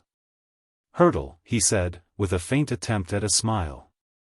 Yes, Felix told me, and Roger evidently had heard about her. Oh yes, Roger Carbury has heard about her from the beginning. Knows the whole history almost as well as I know it myself. I don't think your brother is as well informed. Perhaps not. But, isn't it a story that concerns me? Certainly it so far concerns you, Hetta, that you ought to know it. And I trust you will believe that it was my intention to tell it you. I will believe anything that you will tell me. If so, I don't think that you will quarrel with me when you know all. I was engaged to marry Mrs. Hurtle. Is she a widow? He did not answer this at once. I suppose she must be a widow if you were going to marry her. Yes, she is a widow. She was divorced. Oh, Paul. And she is an American? Yes. And you loved her? Montague was desirous of telling his own story, and did not wish to be interrogated. If you will allow me I will tell it you all from beginning to end. Oh, certainly. But I suppose you loved her. If you meant to marry her you must have loved her. There was a frown upon Hetta's brow and a tone of anger in her voice which made Paul uneasy. Yes, I loved her once. But I will tell you all. Then he did tell his story, with a repetition of which the reader need not be detained. Hetta listened with fair attention, not interrupting very often, though when she did interrupt, the little words which she spoke were bitter enough. But she heard the story of the long journey across the American continent, of the ocean journey before the end of which Paul had promised to make this woman his wife. Had she been divorced then? Asked Hetta, because I believe they get themselves divorced just when they like. Simple as the question was he could not answer it. I could only know what she told me, he said, as he went on with his story. Then Mrs. Hurtle had gone on to Paris, and he, as soon as he reached Carbury, had revealed everything to Roger. Did you give her up then? Demanded Hetta with stern severity. No, not then. He had gone back to San Francisco, and he had not intended to say that the engagement had been renewed, but he was forced to acknowledge that it had not been broken off. Then he had written to her on his second return to England, and then she had appeared in London at Mrs. Pipkin's lodgings in Islington. I can hardly tell you how terrible that was to me, he said, for I had by that time become quite aware that my happiness must depend upon you. He tried the gentle, soft falsehoods that should have been as sweet as violets. Perhaps they were sweet. It is odd how stern a girl can be, while her heart is almost breaking with love. Hetta was very stern. But Felix says you took her to Longestaffe, quite the other day. Montague had intended to tell all, almost all. There was a something about the journey to Longestaffe which it would be impossible to make Hetta understand, and he thought that that might be omitted. It was on account of her health. Oh. On account of her health. And did you go to the play with her? I did. Was that for her health? Oh, Hetta, do not speak to me like that. Cannot you understand that when she came here, following me, I could not desert her? I cannot understand why you deserted her at all, said Hetta. You say you loved her, and you promised to marry her. It seems horrid to me to marry a divorced woman, a woman who just says that she was divorced. But that is because I don't understand American ways. And I am sure you must have loved her when you took her to the theatre, and down to Longestaffe, for her health. That was only a week ago. It was nearly 3 weeks, said Paul in despair. Oh, nearly 3 weeks. That is not such a very long time for a gentleman to change his mind on such a matter. You were engaged to her, not 3 weeks ago. No, Hetta, I was not engaged to her then. I suppose she thought you were when she went to Longestaffe with you. She wanted then to force me to. Oh, Hetta, it is so hard to explain, but I am sure that you understand. I do know that you do not, cannot think that I have, even for one moment, been false to you. But why should you be false to her? Why should I step in and crush all her hopes? I can understand that Roger should think badly of her because she was divorced. Of course he would. But an engagement is an engagement. You had better go back to Mrs. Hurdle and tell her that you are quite ready to keep your promise. She knows now that it is all over. I dare say you will be able to persuade her to reconsider it. When she came all the way here from San Francisco after you, and when she asked you to take her to the theater, and to Longestaffe, because of her health, she must be very much attached to you. And she is waiting here, no doubt on purpose for you. She is a very old friend, very old, and you ought not to treat her unkindly. Goodbye, Mr. Montague. I think you had better lose no time in going back to Mrs. Hurdle. All this she said with sundry little impedimentary gurgles in her throat, but without a tear and without any sign of tenderness. You don't mean to tell me, Hetta, that you are going to quarrel with me? I don't know about quarreling. I don't wish to quarrel with anyone. But of course we can't be friends when you have married Mrs. Hurdle. Nothing on earth would induce me to marry her. Of course I cannot say anything about that. When they told me this story I did not believe them. No, I hardly believed Roger when he would not tell it, for he was too kind, but when he would not contradict it. It seemed to be almost impossible that you should have come to me just at the very same moment. For, after all, Mr. Montague, nearly 3 weeks is a very short time. That trip to Longestaffe couldn't have been much above a week before you came to me. What does it matter? Oh no, of course not, nothing to you. I think I will go away now, Mr. Montague. It was very good of you to come and tell me all. It makes it so much easier. Do you mean to say that you are going to throw me over? I don't want you to throw Mrs. Hurdle over. Goodbye. Hetta. No, I will not have you lay your hand upon me. Good night, Mr. Montague. And so she left him. Paul Montague was beside himself with dismay as he left the house.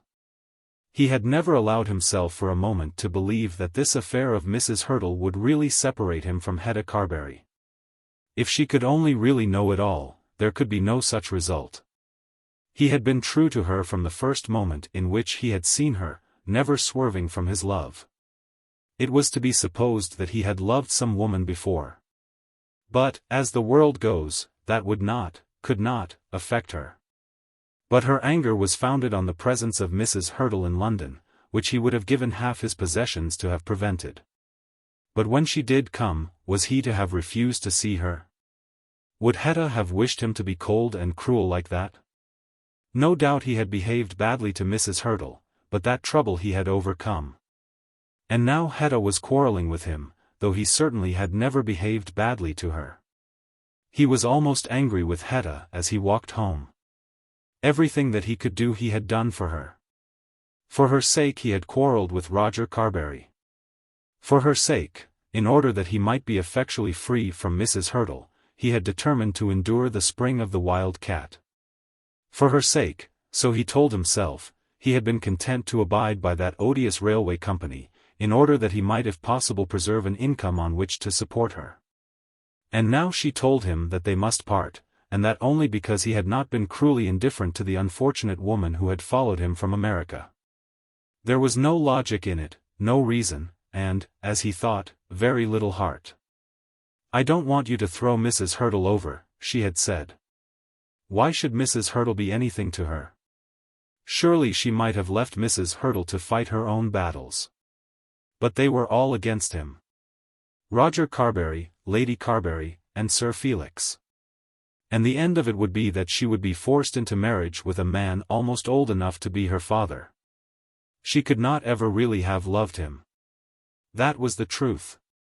She must be incapable of such love as was his own for her. True love always forgives. And here there was really so very little to forgive. Such were his thoughts as he went to bed that night. But he probably omitted to ask himself whether he would have forgiven her very readily had he found that she had been living, nearly 3 weeks ago, in close intercourse with another lover of whom he had hitherto never even heard the name. But then, as all the world knows, there is a wide difference between young men and young women. Hetta, as soon as she had dismissed her lover, went up at once to her own room. Thither she was soon followed by her mother, whose anxious ear had heard the closing of the front door. "Well, what has he said?" asked Lady Carbury. Hetta was in tears, or very nigh to tears, struggling to repress them, and struggling almost successfully. "You have found that what we told you about that woman was all true." "Enough of it was true," said Hetta, who, angry as she was with her lover, was not on that account less angry with her mother for disturbing her bliss. "What do you mean by that, Hetta? Had you not better speak to me openly?" "I say, mamma, that enough was true. I do not know how to speak more openly. I need not go into all the miserable story of the woman. He is like other men, I suppose. He has entangled himself with some abominable creature, and then when he is tired of her thinks that he has nothing to do but to say so, and to begin with somebody else. Roger Carbury is very different." "Oh, mamma, you will make me ill if you go on like that. It seems to me that you do not understand in the least." "I say he is not like that. Not in the least. Of course I know that he is not in the least like that. I say that he can be trusted. Of course he can be trusted. Who doubts it? And that if you would give yourself to him, there would be no cause for any alarm." "Mamma," said Hetta jumping up, "how can you talk to me in that way? As soon as one man doesn't suit, I am to give myself to another." "Oh, mamma, how can you propose it? Nothing on earth will ever induce me to be more to Roger Carbury than I am now." "You have told Mr. Montague that he is not to come here again?" "I don't know what I told him, but he knows very well what I mean." "That it is all over?" Hetta made no reply. "Hetta, I have a right to ask that, and I have a right to expect a reply. I do not say that you have hitherto behaved badly about Mr. Montague. I have not behaved badly. I have told you everything. I have done nothing that I am ashamed of. But we have now found out that he has behaved very badly. He has come here to you, with unexampled treachery to your cousin Roger." "I deny that," exclaimed Hetta. "And at the very time was almost living with this woman who says that she is divorced from her husband in America. Have you told him that you will see him no more? He understood that. If you have not told him so plainly, I must tell him." "Mamma, you need not trouble yourself. I have told him very plainly." Then Lady Carbury expressed herself satisfied for the moment, and left her daughter to her solitude. Chapter 77. Another scene in Bruton Street. When Mr. Melmotte made his promise to Mr. Longestaffe and to Dolly, in the presence of Mr. Bideawhile, that he would, on the next day but one, pay to them a sum of £50,000, thereby completing, satisfactorily as far as they were concerned, the purchase of the Pickering property, he intended to be as good as his word. The reader knows that he had resolved to face the Longestaffe difficulty, that he had resolved that at any rate he would not get out of it by sacrificing the property to which he had looked forward as a safe haven when storms should come. But, day by day, every resolution that he made was forced to undergo some change. Latterly he had been intent on purchasing a noble son-in-law with this money, still trusting to the chapter of chances for his future escape from the Longestaffe and other difficulties. But Squercum had been very hard upon him. And in connection with this accusation as to the Pickering property, there was another, which he would be forced to face also, respecting certain property in the east of London, with which the reader need not much trouble himself specially, but in reference to which it was stated that he had induced a foolish old gentleman to consent to accept railway shares in lieu of money. The old gentleman had died during the transaction, and it was asserted that the old gentleman's letter was hardly genuine. Melmotte had certainly raised between £20,000 and £30,000 on the property, and had made payments for it in stock which was now worth almost nothing at all.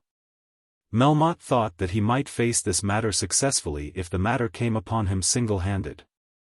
But in regard to the Longestaffes he considered that now, at this last moment, he had better pay for Pickering. The property from which he intended to raise the necessary funds was really his own. There could be no doubt about that. It had never been his intention to make it over to his daughter.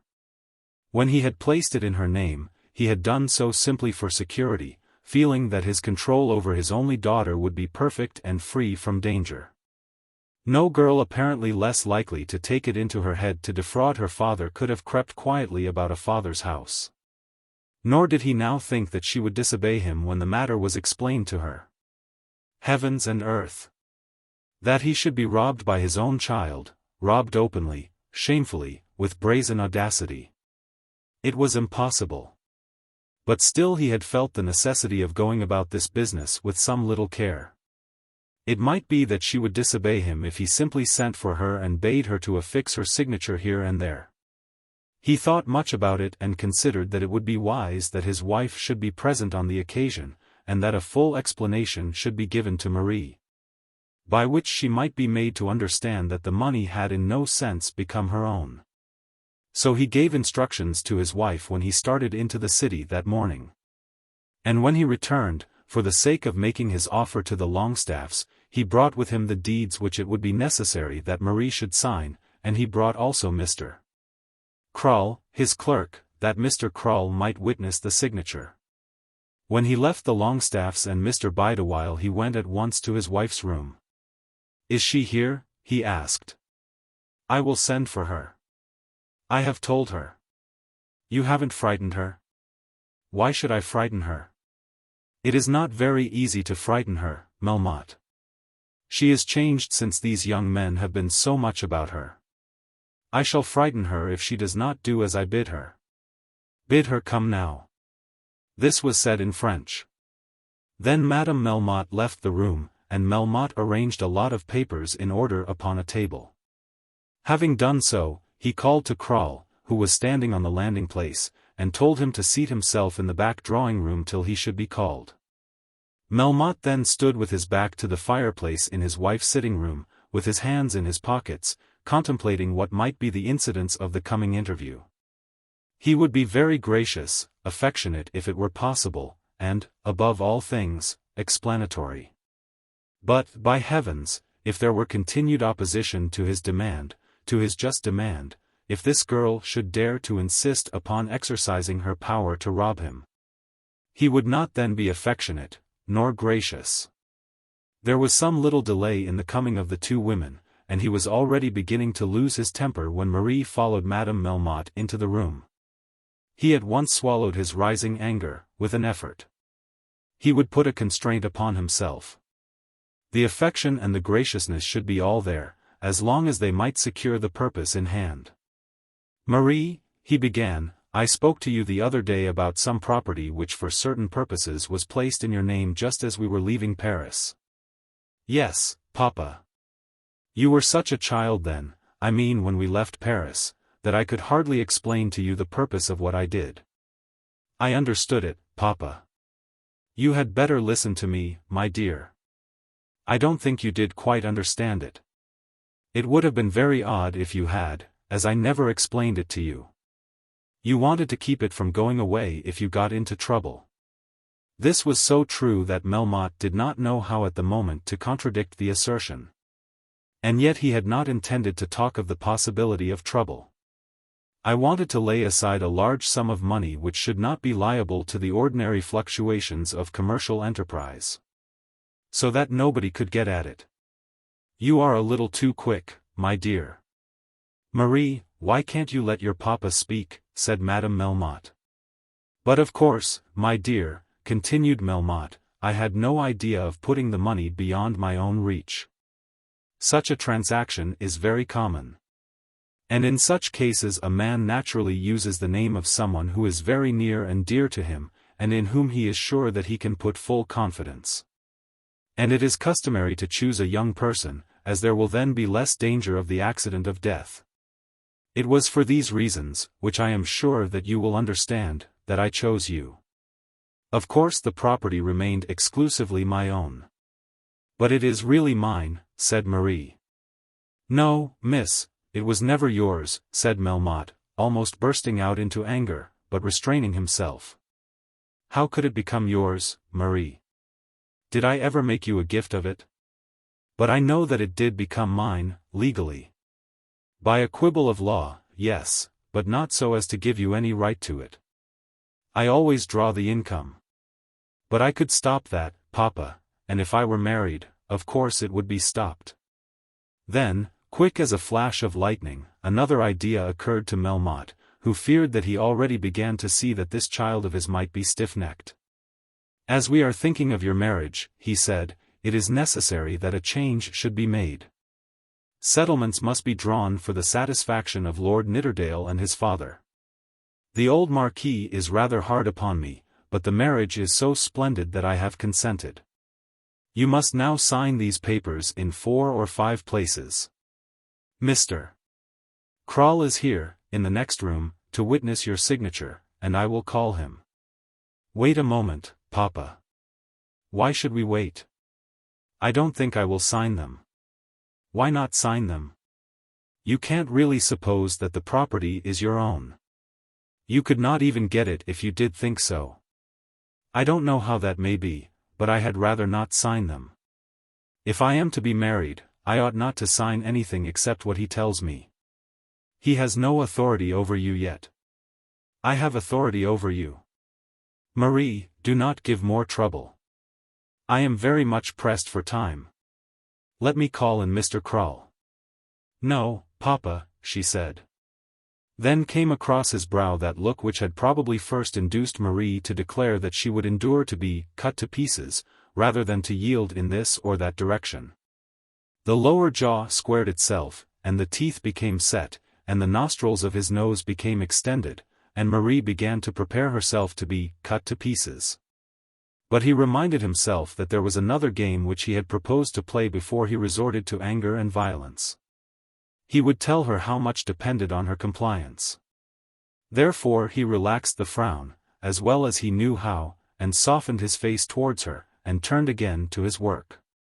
I am sure, Marie, that you will not refuse to do this when I explain to you its importance to me. I must have that property for use in the city tomorrow, or I shall be ruined. The statement was very short, but the manner in which he made it was not without effect. Oh, shrieked his wife. It is true. These harpies have so beset me about the election that they have lowered the price of every stock in which I am concerned, and have brought the Mexican railway so low that they cannot be sold at all. I don't like bringing my troubles home from the city, but on this occasion I cannot help it. The sum locked up here is very large, and I am compelled to use it. In point of fact it is necessary to save us from destruction. This he said, very slowly, and with the utmost solemnity. But you told me just now you wanted it because I was going to be married, rejoined Marie. A liar has many points in his favor, but he has this against him, that unless he devote more time to the management of his lies than life will generally allow, he cannot make them tally. Melmotte was thrown back for a moment, and almost felt that the time for violence had come. He longed to be at her that he might shake the wickedness and the folly, and the ingratitude out of her. But he once more condescended to argue and to explain. I think you misunderstood me, Marie. I meant you to understand that settlements must be made, and that of course I must get my own property back into my own hands before anything of that kind can be done. I tell you once more, my dear, that if you do not do as I bid you, so that I may use that property the first thing tomorrow, we are all ruined. Everything will be gone. This can't be gone, said Marie, nodding her head at the papers. Marie, do you wish to see me disgraced and ruined? I have done a great deal for you. You turned away the only person I ever cared for, said Marie. Marie, how can you be so wicked? Do as your papa bids you, said Madame Melmotte. No, said Melmotte. She does not care who is ruined, because we saved her from that reprobate. She will sign them now, said Madame Melmotte. No, I will not sign them, said Marie. If I am to be married to Lord Nidderdale as you all say, I am sure I ought to sign nothing without telling him. And if the property was once made to be mine, I don't think I ought to give it up again because Papa says that he is going to be ruined. I think that's a reason for not giving it up again. It isn't yours to give. It's mine, said Melmotte gnashing his teeth. Then you can do what you like with it without my signing, said Marie. He paused a moment, and then laying his hand gently upon her shoulder, he asked her yet once again. His voice was changed, and was very hoarse. But he still tried to be gentle with her. Marie, he said, will you do this to save your father from destruction? But she did not believe a word that he said to her. How could she believe him?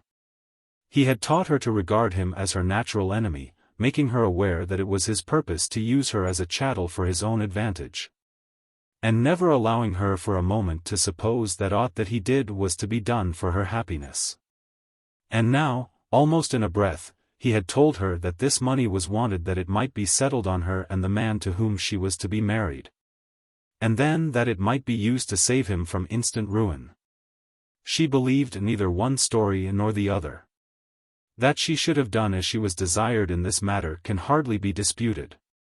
The father had used her name because he thought that he could trust her. She was his daughter and should not have betrayed his trust. But she had steeled herself to obstinacy against him in all things. Even yet, after all that had passed, although she had consented to marry Lord Nidderdale, though she had been forced by what she had learned to despise Sir Felix Carbury, there was present to her an idea that she might escape with the man she really loved. But any such hope could depend only on the possession of the money which she now claimed as her own. Melmotte had endeavored to throw a certain supplicatory pathos into the question he had asked her. But, though he was in some degree successful with his voice, his eyes and his mouth and his forehead still threatened her. He was always threatening her. All her thoughts respecting him reverted to that inward assertion that he might cut her to pieces, if he liked. He repeated his question in the pathetic strain. Will you do this now, to save us all from ruin? But his eyes still threatened her. No, she said, looking up into his face as though watching for the personal attack which would be made upon her. No, I won't. Marie, exclaimed Madame Melmotte. She glanced round for a moment at her pseudo-mother with contempt. No, she said. I don't think I ought, and I won't. You won't? Shouted Melmotte. She merely shook her head. Do you mean that you, my own child, will attempt to rob your father just at the moment you can destroy him by your wickedness? She shook her head but said no other word. Nec pueros coram populo media trucidet. Let not Medea with unnatural rage slaughter her mangled infants on the stage.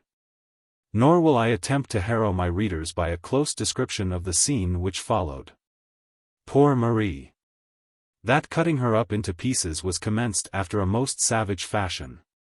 Marie crouching down hardly uttered a sound.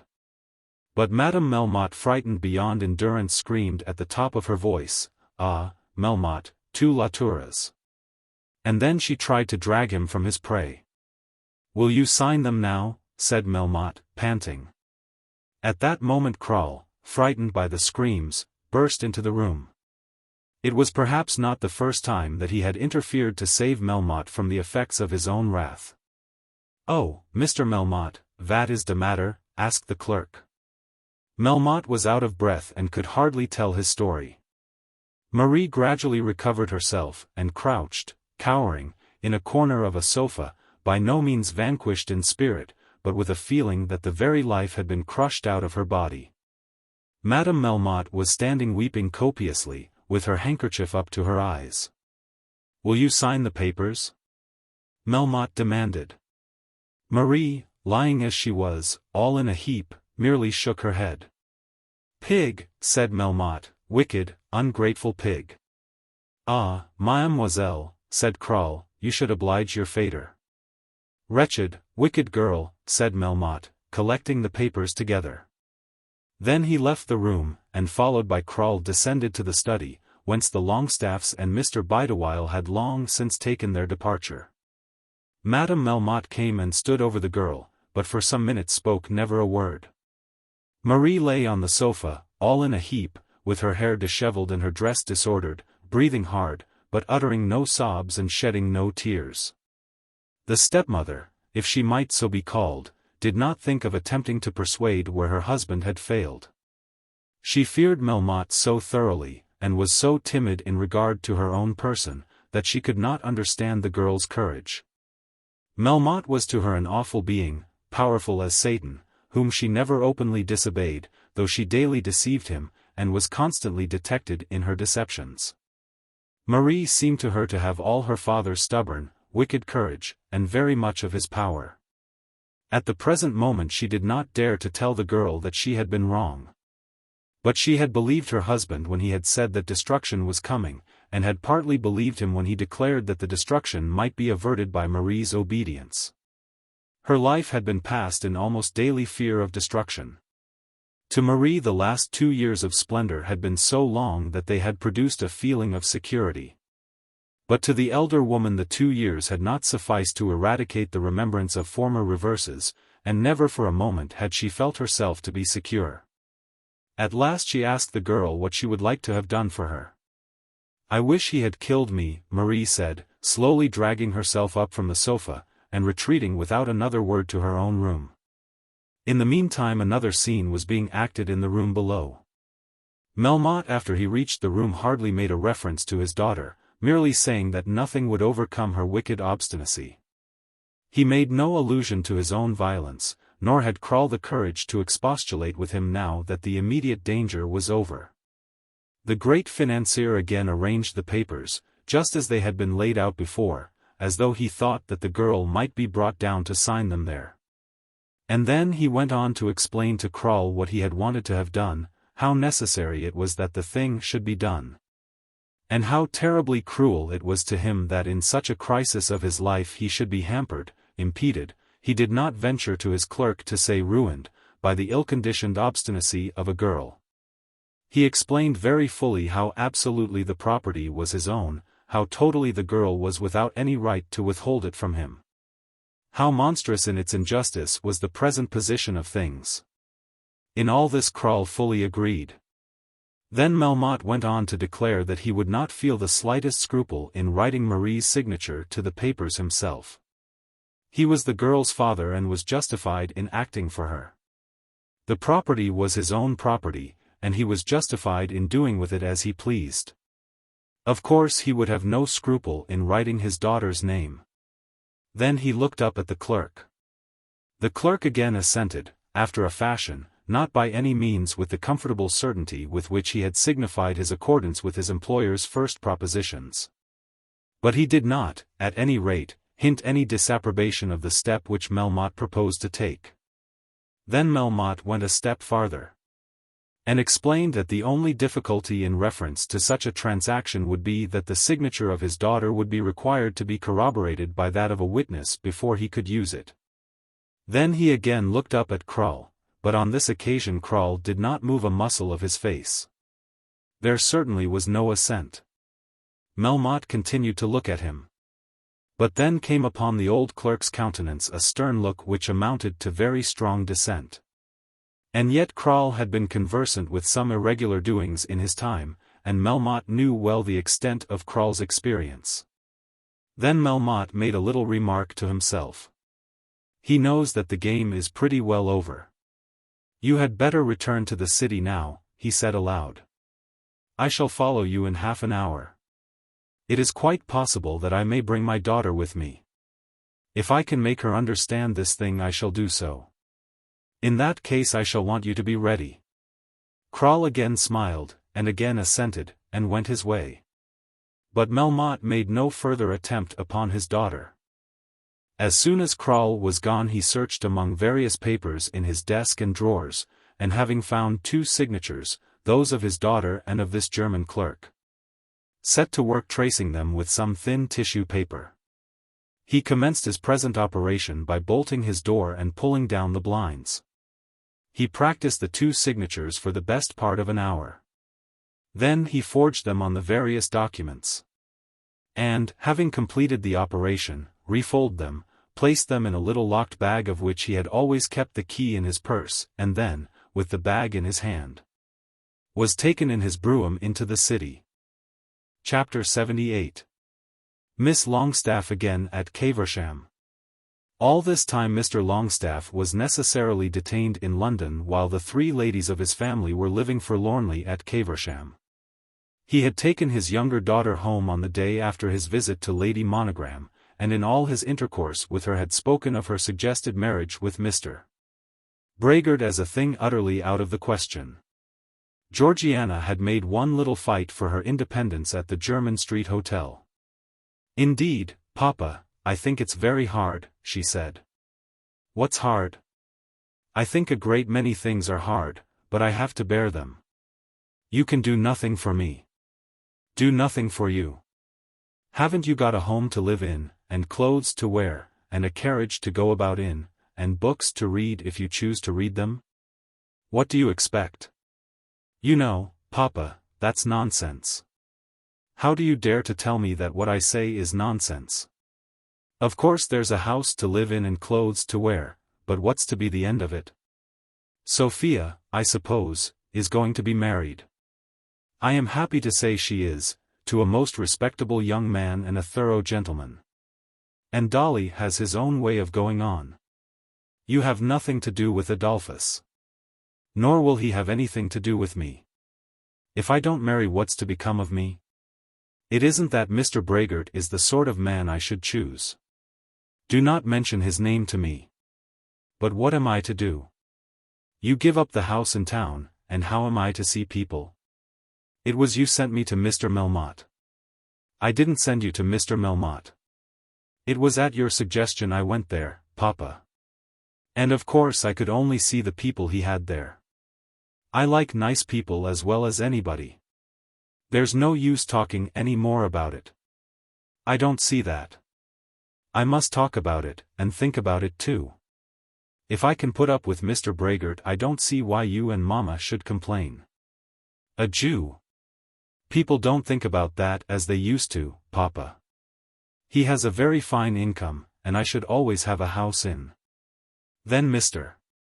Longestaffe became so furious and loud, that he stopped her for that time. "Look here," he said, "if you mean to tell me that you will marry that man without my consent, I can't prevent it. But you shall not marry him as my daughter. You shall be turned out of my house, and I will never have your name pronounced in my presence again. It is disgusting, degrading, disgraceful." And then he left her. On the next morning before he started for Caversham he did see Mr. Brehgert, but he told Georgiana nothing of the interview, nor had she the courage to ask him. The objectionable name was not mentioned again in her father's hearing, but there was a sad scene between herself, Lady Pomona, and her sister. When Mr. Longestaffe and his younger daughter arrived, the poor mother did not go down into the hall to meet her child, from whom she had that morning received the dreadful tidings about the Jew. As to these tidings she had as yet heard no direct condemnation from her husband. The effect upon Lady Pomona had been more grievous even than that made upon the father. Mr. Longestaffe had been able to declare immediately that the proposed marriage was out of the question, that nothing of the kind should be allowed. And could take upon himself to see the Jew with the object of breaking off the engagement. But poor Lady Pomona was helpless in her sorrow. If Georgiana chose to marry a Jew tradesman she could not help it. But such an occurrence in the family would, she felt, be to her as though the end of all things had come. She could never again hold up her head, never go into society, never take pleasure in her powdered footmen. When her daughter should have married a Jew, she didn't think that she could pluck up the courage to look even her neighbors Mrs. Yeld and Mrs. Hepworth in the face. Georgiana found no one in the hall to meet her, and dreaded to go to her mother. She first went with her maid to her own room, and waited there till Sophia came to her. As she sat pretending to watch the process of unpacking, she strove to regain her courage. Why need she be afraid of anybody? Why, at any rate, should she be afraid of other females? Had she not always been dominant over her mother and sister? "Oh, Georgie," said Sophia, "this is wonderful news. I suppose it seems wonderful that anybody should be going to be married except yourself." "No, but such a very odd match. Look here, Sophia. If you don't like it, you need not talk about it. We shall always have a house in town, and you will not. If you don't like to come to us, you needn't. That's about all. George wouldn't let me go there at all, said Sophia. Then, George, had better keep you at home at Tudlam. Where's Mamma? I should have thought somebody might have come and met me to say a word to me, instead of allowing me to creep into the house like this. Mamma isn't at all well, but she's up and in her own room. You mustn't be surprised, Georgie, if you find Mamma very, very much cut up about this. Then Georgiana understood that she must be content to stand all alone in the world, unless she made up her mind to give up Mr. Brehgert. So I've come back, said Georgiana, stooping down and kissing her mother. Oh, Georgiana, said Lady Pomona, slowly raising herself and covering her face with one of her hands. This is dreadful. It will kill me. It will indeed. I didn't expect it from you. What is the good of all that, Mamma? It seems to me that it can't be possible. It's unnatural. It's worse than your wife's sister. I'm sure there's something in the Bible against it. You never would read your Bible, or you wouldn't be going to do this. Lady Julia Start has done just the same thing, and she goes everywhere. What does your papa say? I'm sure your papa won't allow it. If he's fixed about anything, it's about the Jews. An accursed race, think of that, Georgiana, expelled from paradise. Mamma, that's nonsense. Scattered about all over the world, so that nobody knows who anybody is. And it's only since those nasty radicals came up that they have been able to sit in Parliament. One of the greatest judges in the land is a Jew, said Georgiana, who had already learned to fortify her own case. Nothing that the radicals can do can make them anything else but what they are. I'm sure that Mr. Whitstable, who is to be your brother-in-law, will never condescend to speak to him. Now, if there was anybody whom Georgiana Longestaffe had despised from her youth upwards, it was George Whitstable. He had been a laughingstock to her when they were children, had been regarded as a lout when he left school, and had been her common example of rural dullness since he had become a man. He certainly was neither beautiful nor bright, but he was a conservative squire born of Tory parents. Nor was he rich, having but a moderate income, sufficient to maintain a moderate country house and no more. When first there came indications that Sophia intended to put up with George Whitstable, the more ambitious sister did not spare the shafts of her scorn. And now she was told that George Whitstable would not speak to her future husband. She was not to marry Mr. Brehgert lest she should bring disgrace, among others, upon George Whitstable. This was not to be endured. Then Mr. Whitstable may keep himself at home at Tudlam and not trouble his head at all about me or my husband. I'm sure I shan't trouble myself as to what a poor creature like that may think about me. George Whitstable knows as much about London as I do about the moon. He has always been in county society, said Sophia, and was staying only the other day at Lord Cantab's. Then there were two fools together, said Georgiana, who at this moment was very unhappy. Mr. Whitstable is an excellent young man, and I am sure he will make your sister happy, but as for Mr. Brehgert, I can't bear to have his name mentioned in my hearing. Then, Mamma, it had better not be mentioned. At any rate it shan't be mentioned again by me. Having so spoken, Georgiana bounced out of the room and did not meet her mother and sister again till she came down into the drawing-room before dinner. Her position was one very trying both to her nerves and to her feelings. She presumed that her father had seen Mr. Brehgert, but did not in the least know what had passed between them. It might be that her father had been so decided in his objection as to induce Mr. Brehgert to abandon his intention, and if this were so, there could be no reason why she should endure the misery of having the Jew thrown in her face. Among them all they had made her think that she would never become Mrs. Brehgert. She certainly was not prepared to nail her colours upon the mast and to live and die for Brehgert. She was almost sick of the thing herself. But she could not back out of it so as to obliterate all traces of the disgrace. Even if she should not ultimately marry the Jew, it would be known that she had been engaged to a Jew, and then it would certainly be said afterwards that the Jew had jilted her. She was thus vacillating in her mind, not knowing whether to go on with Brehgert or to abandon him. That evening Lady Pomona retired immediately after dinner, being far from well. It was of course known to them all that Mr. Brehgert was her ailment. She was accompanied by her elder daughter, and Georgiana was left with her father. Not a word was spoken between them. He sat behind his newspaper till he went to sleep, and she found herself alone and deserted in that big room. It seemed to her that even the servants treated her with disdain. Her own maid had already given her notice.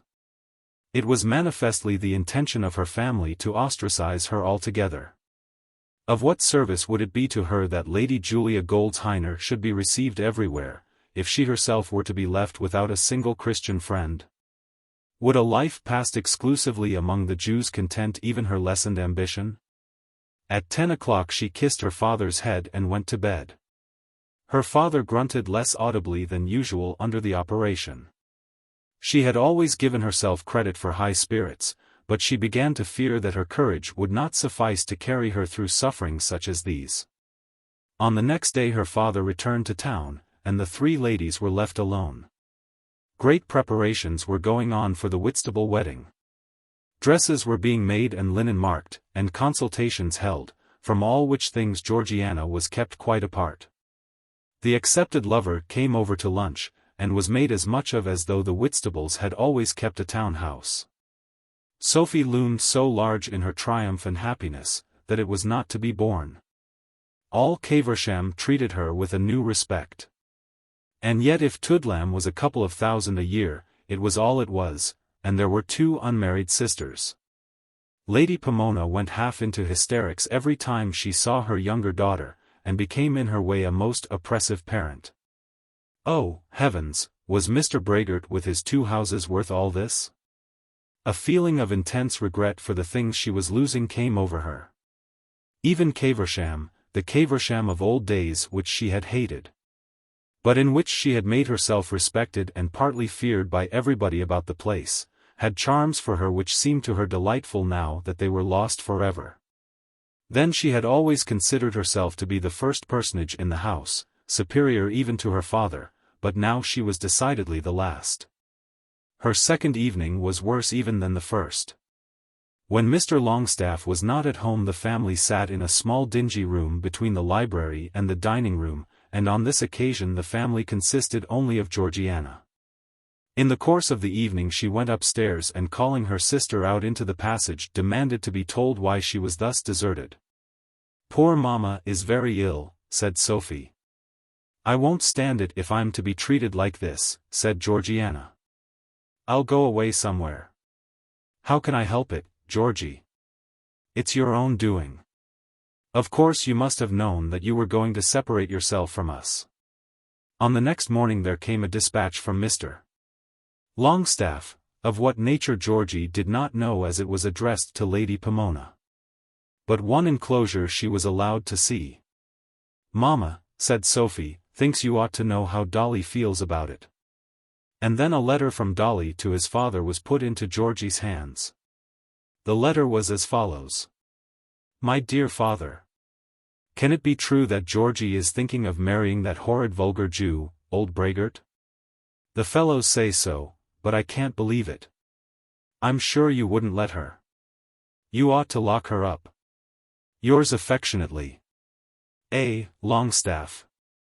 Dolly's letters made his father very angry, as, short as they were, they always contained advice or instruction, such as should come from a father to a son, rather than from a son to a father. This letter had not been received with a welcome. Nevertheless the head of the family had thought it worth his while to make use of it, and had sent it to Caversham in order that it might be shown to his rebellious daughter. And so Dolly had said that she ought to be locked up. She'd like to see somebody do it. As soon as she had read her brother's epistle she tore it into fragments and threw it away in her sister's presence. How can Mamma be such a hypocrite as to pretend to care what Dolly says? Who doesn't know that he's an idiot? And Papa has thought it worth his while to send that down here for me to see. Well, after that I must say that I don't much care what Papa does. I don't see why Dolly shouldn't have an opinion as well as anybody else, said Sophie. As well as George Whitstable? As far as stupidness goes they are about the same. But Dolly has a little more knowledge of the world. Of course we all know, Georgiana, rejoined the elder sister, that for cuteness and that kind of thing one must look among the commercial classes, and especially among a certain sort. I've done with you all, said Georgie rushing out of the room. I'll have nothing more to do with any one of you. But it is very difficult for a young lady to have done with her family. A young man may go anywhere, and may be lost at sea, or come and claim his property after 20 years. A young man may demand an allowance, and has almost a right to live alone. The young male bird is supposed to fly away from the paternal nest. But the daughter of a house is compelled to adhere to her father till she shall get a husband. The only way in which Georgie could have done with them all at Caversham would be by trusting herself to Mr. Brehgert, and at the present moment she did not know whether Mr. Brehgert did or did not consider himself as engaged to her. That day also passed away with ineffable tedium. At one time she was so beaten down by ennui that she almost offered her assistance to her sister in reference to the wedding garments. In spite of the very bitter words which had been spoken in the morning she would have done so had Sophie afforded her the slightest opportunity. But Sophie was heartlessly cruel in her indifference. In her younger days she had had her bad things, and now, with George Whitstable by her side, she meant to have good things. The goodness of which was infinitely enhanced by the badness of her sister's things. She had been so greatly despised that the charm of despising again was irresistible. And she was able to reconcile her cruelty to her conscience by telling herself that duty required her to show implacable resistance to such a marriage as this which her sister contemplated. Therefore Georgiana dragged out another day, not in the least knowing what was to be her fate. Chapter 79. The Brehgert Correspondence. Mr. Longestaffe had brought his daughter down to Caversham on a Wednesday. During the Thursday and Friday she had passed a very sad time, not knowing whether she was or was not engaged to marry Mr. Brehgert. Her father had declared to her that he would break off the match, and she believed that he had seen Mr. Brehgert with that purpose. She had certainly given no consent, and had never hinted to anyone of the family an idea that she was disposed to yield. But she felt that, at any rate with her father, she had not adhered to her purpose with tenacity, and that she had allowed him to return to London with a feeling that she might still be controlled.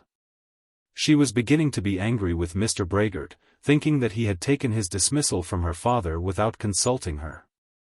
It was necessary that something should be settled, something known. Life such as that she was leading now would drive her mad. She had all the disadvantages of the Brehgert connection and none of the advantages. She could not comfort herself with thinking of the Brehgert wealth and the Brehgert houses, and yet she was living under the general ban of Caversham on account of her Brehgert associations. She was beginning to think that she herself must write to Mr. Brehgert, only she did not know what to say to him. But on the Saturday morning she got a letter from Mr. Brehgert. It was handed to her as she was sitting at breakfast with her sister, who at that moment was triumphant with a present of gooseberries which had been sent over from Tudlam. The Tudlam gooseberries were noted throughout Suffolk, and when the letters were being brought in Sophia was taking her lover's offering from the basket with her own fair hands. Well! Georgie had exclaimed, to send a pottle of gooseberries to his lady love across the country. Who but George Whitstable would do that? I dare say you get nothing but gems and gold, Sophie retorted. I don't suppose that Mr. Brehgert knows what a gooseberry is. At that moment the letter was brought in, and Georgiana knew the writing. I suppose that's from Mr. Brehgert, said Sophie. I don't think it matters much to you who it's from. She tried to be composed and stately, but the letter was too important to allow of composure, and she retired to read it in privacy. The letter was as follows. My dear Georgiana. Your father came to me the day after I was to have met you at Lady Monogram's party. I told him then that I would not write to you till I had taken a day or two to consider what he said to me. And also that I thought it better that you should have a day or two to consider what he might say to you. He has now repeated what he said at our first interview, almost with more violence. For I must say that I think he has allowed himself to be violent when it was surely unnecessary. The long and short of it is this. He altogether disapproves of your promise to marry me. He has given 3 reasons: first, that I am in trade; secondly, that I am much older than you, and have a family; and thirdly, that I am a Jew. In regard to the first, I can hardly think that he is earnest. I have explained to him that my business is that of a banker. And I can hardly conceive it to be possible that any gentleman in England should object to his daughter marrying a banker, simply because the man is a banker. There would be a blindness of arrogance in such a proposition of which I think your father to be incapable. This has merely been added in to strengthen his other objections. As to my age, it is just 51. I do not at all think myself too old to be married again. Whether I am too old for you is for you to judge, as is also that question of my children who, of course, should you become my wife, will be to some extent a care upon your shoulders. As this is all very serious, you will not, I hope, think me wanting in gallantry if I say that I should hardly have ventured to address you if you had been quite a young girl. No doubt there are many years between us, and so I think there should be. A man of my age hardly looks to marry a woman of the same standing as himself. But the question is one for the lady to decide, and you must decide it now. As to my religion, I acknowledge the force of what your father says, though I think that a gentleman brought up with fewer prejudices would have expressed himself in language less likely to give offense. However, I am a man not easily offended, and on this occasion I am ready to take what he has said in good part.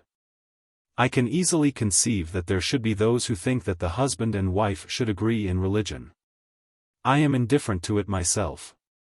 I shall not interfere with you if you make me happy by becoming my wife, nor, I suppose, will you with me. Should you have a daughter or daughters, I am quite willing that they should be brought up subject to your influence. There was a plain speaking in this which made Georgiana look round the room as though to see whether anyone was watching her as she read it. But no doubt your father objects to me specially because I am a Jew. If I were an atheist he might, perhaps, say nothing on the subject of religion. On this matter as well as on others it seems to me that your father has hardly kept pace with the movements of the age. 50 years ago, whatever claim a Jew might have to be as well considered as a Christian, he certainly was not so considered. Society was closed against him, except under special circumstances, and so were all the privileges of high position. But that has been altered. Your father does not admit the change. But I think he is blind to it, because he does not wish to see. I say all this more as defending myself than as combating his views with you. It must be for you and for you alone to decide how far his views shall govern you. He has told me, after a rather peremptory fashion, that I have behaved badly to him and to his family because I did not go to him in the first instance when I thought of obtaining the honor of an alliance with his daughter. I have been obliged to tell him that in this matter I disagree with him entirely, though in so telling him I endeavored to restrain myself from any appearance of warmth. I had not the pleasure of meeting you in his house, nor had I any acquaintance with him. And again, at the risk of being thought uncourteous, I must say that you are to a certain degree emancipated by age from that positive subordination to which a few years ago you probably submitted without a question. If a gentleman meets a lady in society, as I met you in the home of our friend Mr. Melmotte, I do not think that the gentleman is to be debarred from expressing his feelings because the lady may possibly have a parent. Your father, no doubt with propriety, had left you to be the guardian of yourself, and I cannot submit to be accused of improper conduct because, finding you in that condition, I availed myself of it. And now, having said so much, I must leave the question to be decided entirely by yourself. I beg you to understand that I do not at all wish to hold you to a promise merely because the promise has been given. I readily acknowledge that the opinion of your family should be considered by you, though I will not admit that I was bound to consult that opinion before I spoke to you. It may well be that your regard for me or your appreciation of the comforts with which I may be able to surround you will not suffice to reconcile you to such a breach from your own family as your father, with much repetition, has assured me will be inevitable. Take a day or two to think of this and turn it well over in your mind. When I last had the happiness of speaking to you, you seemed to think that your parents might raise objections, but that those objections would give way before an expression of your own wishes. I was flattered by your so thinking, but, if I may form any judgment from your father's manner, I must suppose that you were mistaken. You will understand that I do not say this as any reproach to you. Quite the contrary. I think your father is irrational, and you may well have failed to anticipate that he should be so. As to my own feelings, they remain exactly as they were when I endeavored to explain them to you. Though I do not find myself to be too old to marry, I do think myself too old to write love letters. I have no doubt you believe me when I say that I entertain a most sincere affection for you. And I beseech you to believe me in saying further that should you become my wife it shall be the study of my life to make you happy. It is essentially necessary that I should allude to one other matter, as to which I have already told your father what I will now tell you. I think it probable that within this week I shall find myself a loser of a very large sum of money through the failure of a gentleman whose bad treatment of me I will the more readily forgive because he was the means of making me known to you. This you must understand is private between you and me, though I have thought it proper to inform your father. Such loss, if it fall upon me, will not interfere in the least with the income which I have proposed to settle upon you for your use after my death.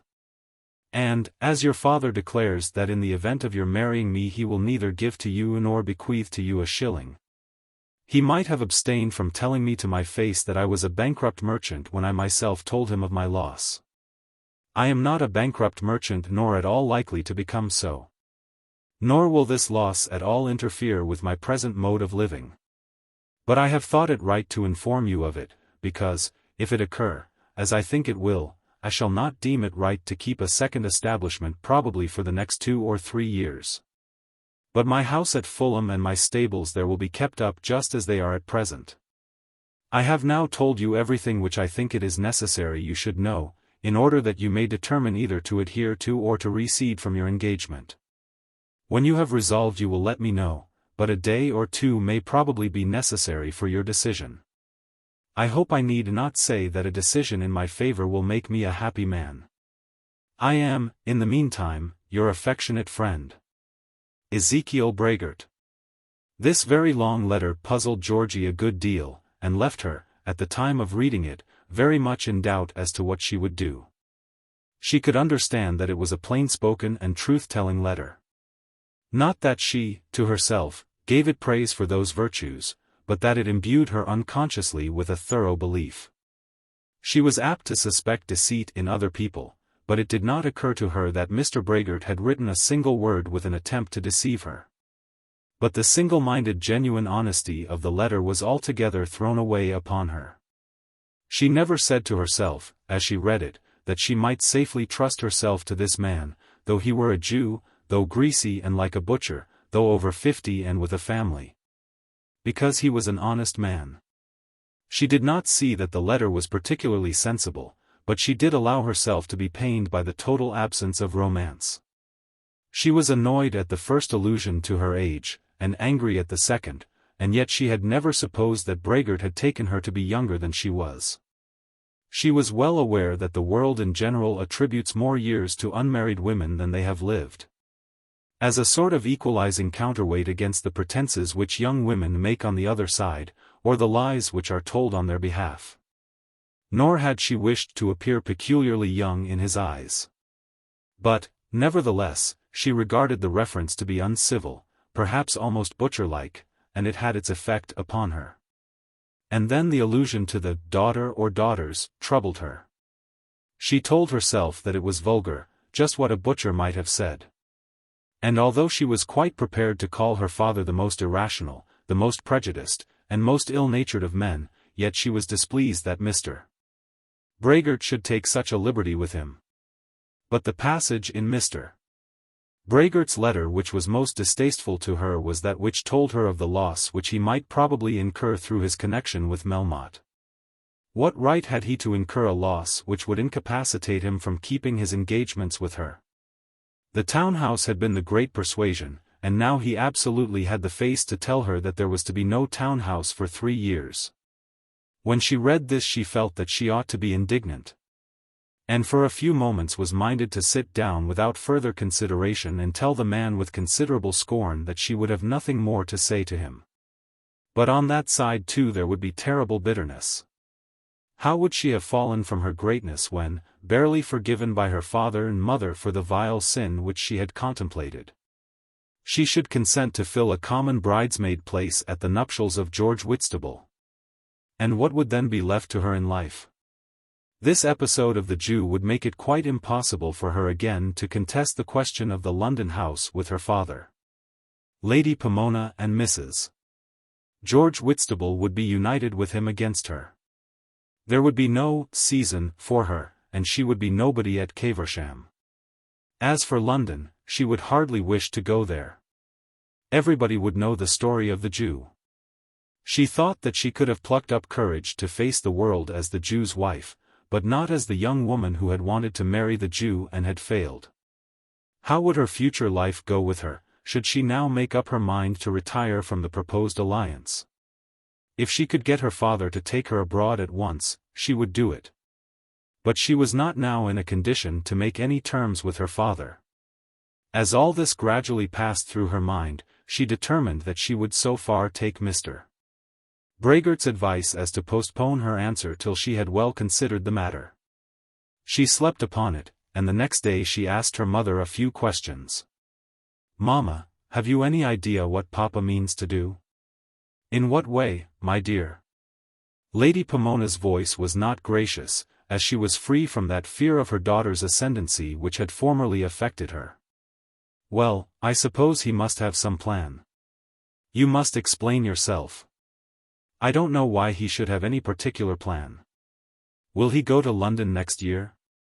"That will depend upon money, I suppose." "What makes you ask?"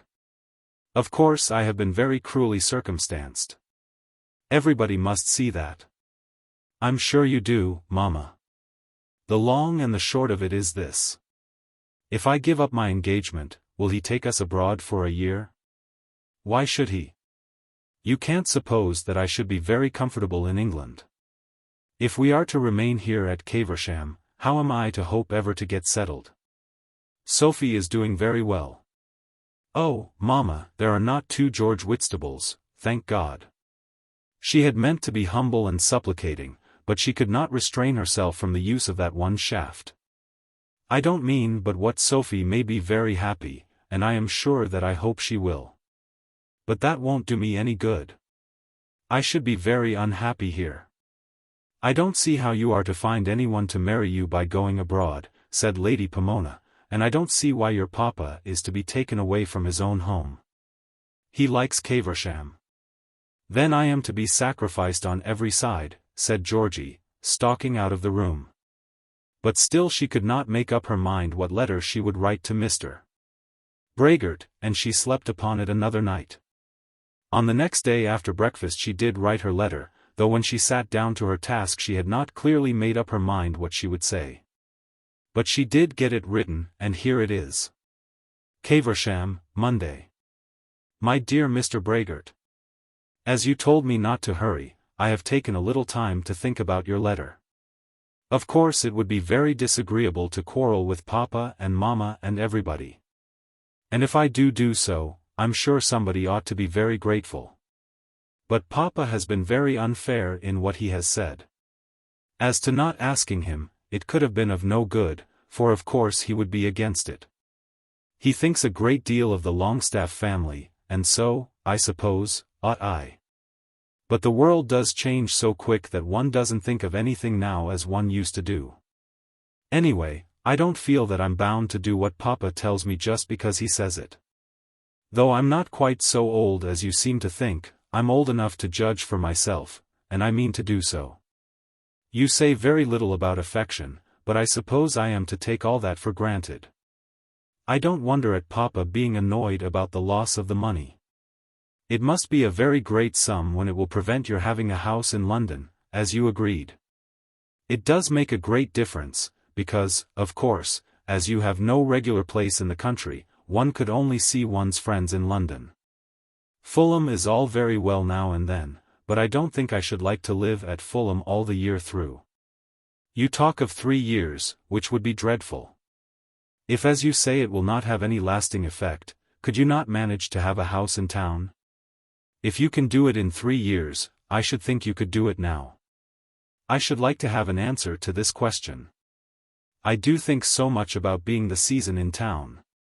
As for the other parts of your letter, I knew very well beforehand that Papa would be unhappy about it. But I don't know why I'm to let that stand in my way when so very little is done to make me happy. Of course you will write to me again, and I hope you will say something satisfactory about the house in London.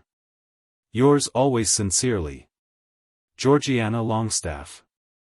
It probably never occurred to Georgie that Mr. Brehgert would under any circumstances be anxious to go back from his engagement. She so fully recognized her own value as a Christian lady of high birth and position giving herself to a commercial Jew, that she thought that under any circumstances Mr. Brehgert would be only too anxious to stick to his bargain. Nor had she any idea that there was anything in her letter which could probably offend him. She thought that she might at any rate make good her claim to the house in London, and that as there were other difficulties on his side, he would yield to her on this point. But as yet she hardly knew Mr. Brehgert. He did not lose a day in sending to her a second letter. He took her letter with him to his office in the city, and there answered it without a moment's delay. Number 7, St. Cuthbert's Court, London, Tuesday, July 16, 18. My dear Miss Longestaffe. You say it would be very disagreeable to you to quarrel with your papa and mamma, and as I agree with you, I will take your letter as concluding our intimacy. I should not, however, be dealing quite fairly with you or with myself if I gave you to understand that I felt myself to be coerced to this conclusion simply by your qualified assent to your parents' views. It is evident to me from your letter that you would not wish to be my wife unless I can supply you with a house in town as well as with one in the country. But this for the present is out of my power. I would not have allowed my losses to interfere with your settlement because I had stated a certain income, and must therefore to a certain extent have compromised my children. But I should not have been altogether happy till I had replaced them in their former position, and must therefore have abstained from increased expenditure till I had done so. But of course I have no right to ask you to share with me the discomfort of a single home. I may perhaps add that I had hoped that you would have looked to your happiness to another source, and that I will bear my disappointment as best I may. As you may perhaps under these circumstances be unwilling that I should wear the ring you gave me, I return it by post. I trust you will be good enough to keep the trifle you were pleased to accept from me, in remembrance of one who will always wish you well. Yours sincerely, Ezekiel Brehgert. And so it was all over. Georgie, when she read this letter, was very indignant at her lover's conduct. She did not believe that her own letter had at all been of a nature to warrant it.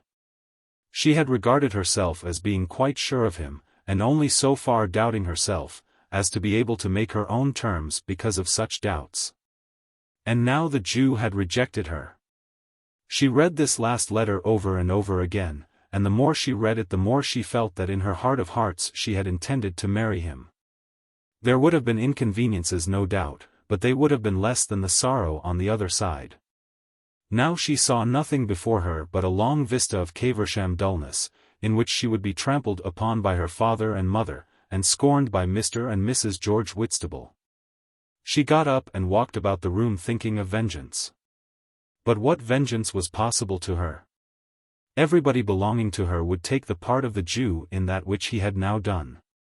She could not ask Dolly to beat him, nor could she ask her father to visit him with the stern frown of paternal indignation. There could be no revenge. For a time, only for a few seconds, she thought that she would write to Mr. Brehgert and tell him that she had not intended to bring about this termination of their engagement. This, no doubt, would have been an appeal to the Jew for mercy, and she could not quite descend to that. But she would keep the watch and chain he had given her, and which somebody had told her had not cost less than 150 guineas. She could not wear them, as people would know whence they had come, but she might exchange them for jewels which she could wear. At lunch she said nothing to her sister, but in the course of the afternoon she thought it best to inform her mother. "Mamma," she said, "as you and Papa take it so much to heart, I have broken off everything with Mr. Brehgert." "Of course it must be broken off," said Lady Pomona. This was very ungracious, so much so that Georgie almost flounced out of the room. "Have you heard from the man?" asked her ladyship. "I have written to him, and he has answered me. And it is all settled. I thought that you would have said something kind to me." And the unfortunate young woman burst out into tears. "It was so dreadful," said Lady Pomona, "so very dreadful. I never heard of anything so bad. When young what's-his-name married the tallow chandler's daughter I thought it would have killed me if it had been Dolly, but this was worse than that. Her father was a Methodist. They had neither of them a shilling of money," said Georgie through her tears. "And your papa says this man was next door to a bankrupt. But it's all over?" "Yes, mamma. And now we must all remain here at Caversham till people forget it. It has been very hard upon George Whitstable, because of course everybody has known it through the county. I once thought he would have been off, and I really don't know that we could have said anything." At that moment Sophie entered the room. "It's all over between Georgiana and the man," said Lady Pomona, who hardly saved herself from stigmatizing him by a further reference to his religion. "I knew it would be," said Sophia. "Of course it could never have really taken place," said their mother. "And now I beg that nothing more may be said about it," said Georgiana. "I suppose, mamma, you will write to Papa?" "You must send him back his watch and chain, Georgie," said Sophia. "What business is that of yours?" Of course she must. Her papa would not let her keep it. To such a miserable depth of humility had the younger Miss Longestaffe been brought by her ill-considered intimacy with the Melmottes. Georgiana, when she looked back on this miserable episode in her life, always attributed her grief to the scandalous breach of compact of which her father had been guilty. Chapter 80. Ruby prepares for service. Our poor old honest friend John Crumb was taken away to Durantsville after his performance in the street with Sir Felix, and was locked up for the remainder of the night. This indignity did not sit so heavily on his spirits as it might have done on those of a quicker nature. He was aware that he had not killed the baronet, and that he had therefore enjoyed his revenge without the necessity of swinging for it at Bury. That in itself was a comfort to him. Then it was a great satisfaction to think that he had served the young man out in the actual presence of his Ruby. He was not prone to give himself undue credit for his capability and willingness to knock his enemies about. But he did think that Ruby must have observed on this occasion that he was the better man of the two. And, to John, a night in the station house was no great personal inconvenience. Though he was very proud of his four-post bed at home, he did not care very much for such luxuries as far as he himself was concerned. Nor did he feel any disgrace from being locked up for the night. He was very good-humored with the policeman, who seemed perfectly to understand his nature, and was as meek as a child when the lock was turned upon him. As he lay down on the hard bench, he comforted himself with thinking that Ruby would surely never care any more for the baronet, since she had seen him go down like a cur without striking a blow. He thought a good deal about Ruby, but never attributed any blame to her for her share in the evils that had befallen him. The next morning he was taken before the magistrates, but was told at an early hour of the day that he was again free. Sir Felix was not much the worse for what had happened to him, and had refused to make any complaint against the man who had beaten him. John Crumb shook hands cordially with the policeman who had had him in charge, and suggested beer. The constable, with regrets, was forced to decline, and bade adieu to his late prisoner with the expression of a hope that they might meet again before long. "You come down to Bungay," said John, "and I'll show you how we live there." From the police office he went direct to Mrs. Pipkin's house, and at once asked for Ruby.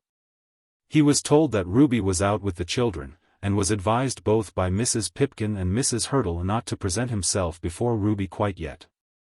"You see," said Mrs. Pipkin, "she's a-thinking how heavy you were upon that young gentleman." "But I wasn't, not particular. Lord love you, he ain't a hair the wuss." "You let her alone for a time," said Mrs. Hurtle. "A little neglect will do her good."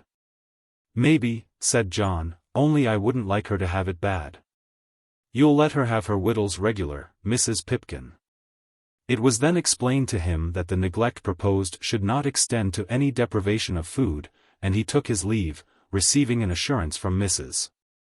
Hurtle that he should be summoned to town as soon as it was thought that his presence there would serve his purposes. And with loud promises repeated to each of the friendly women that as soon as ever a line should be dropped, he would appear again upon the scene, he took Mrs.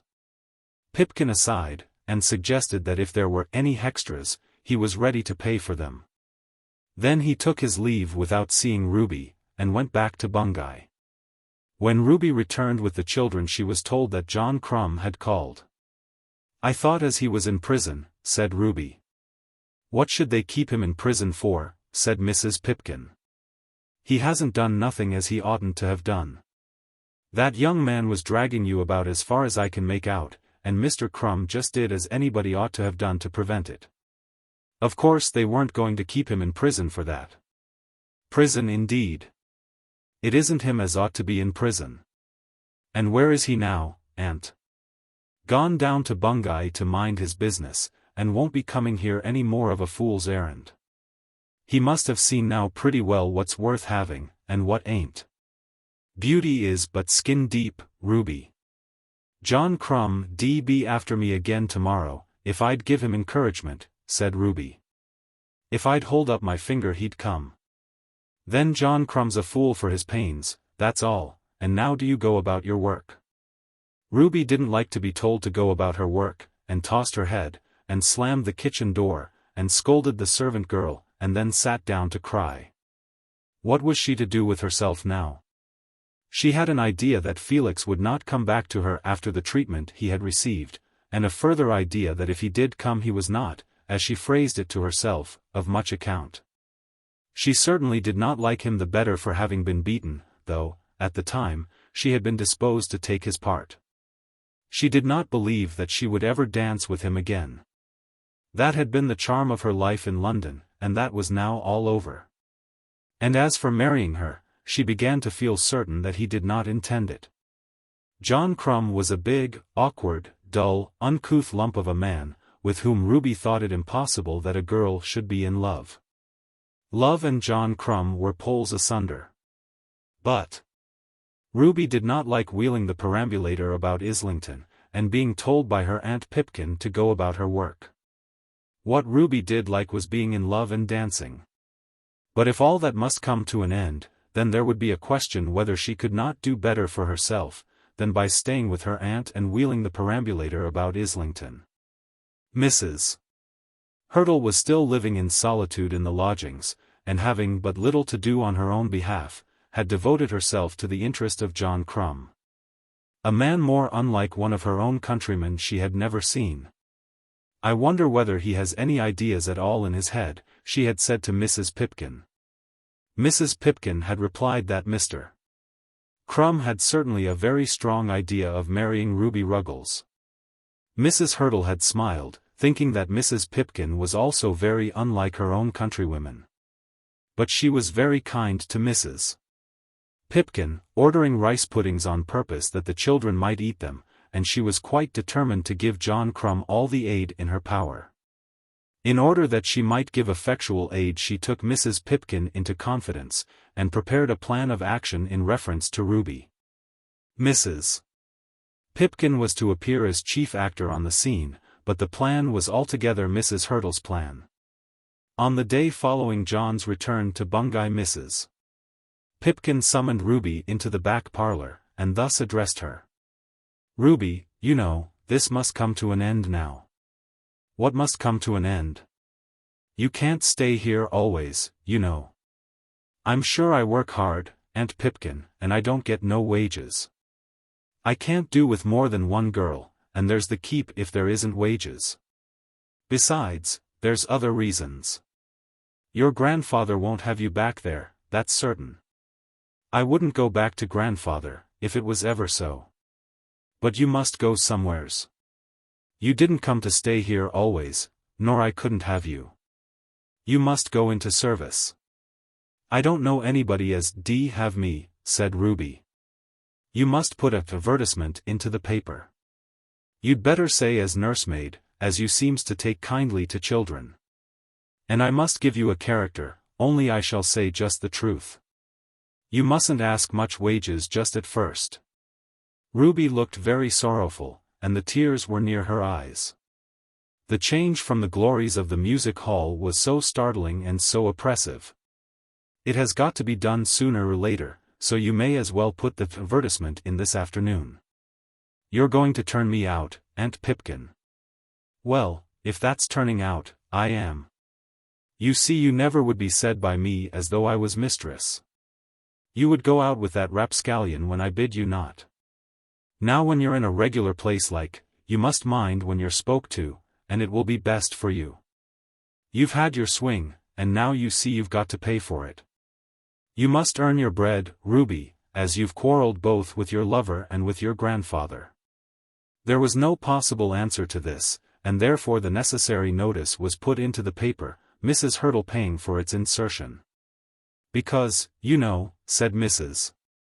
Hurtle, she must stay here really, till Mr. Crumb comes and takes her away.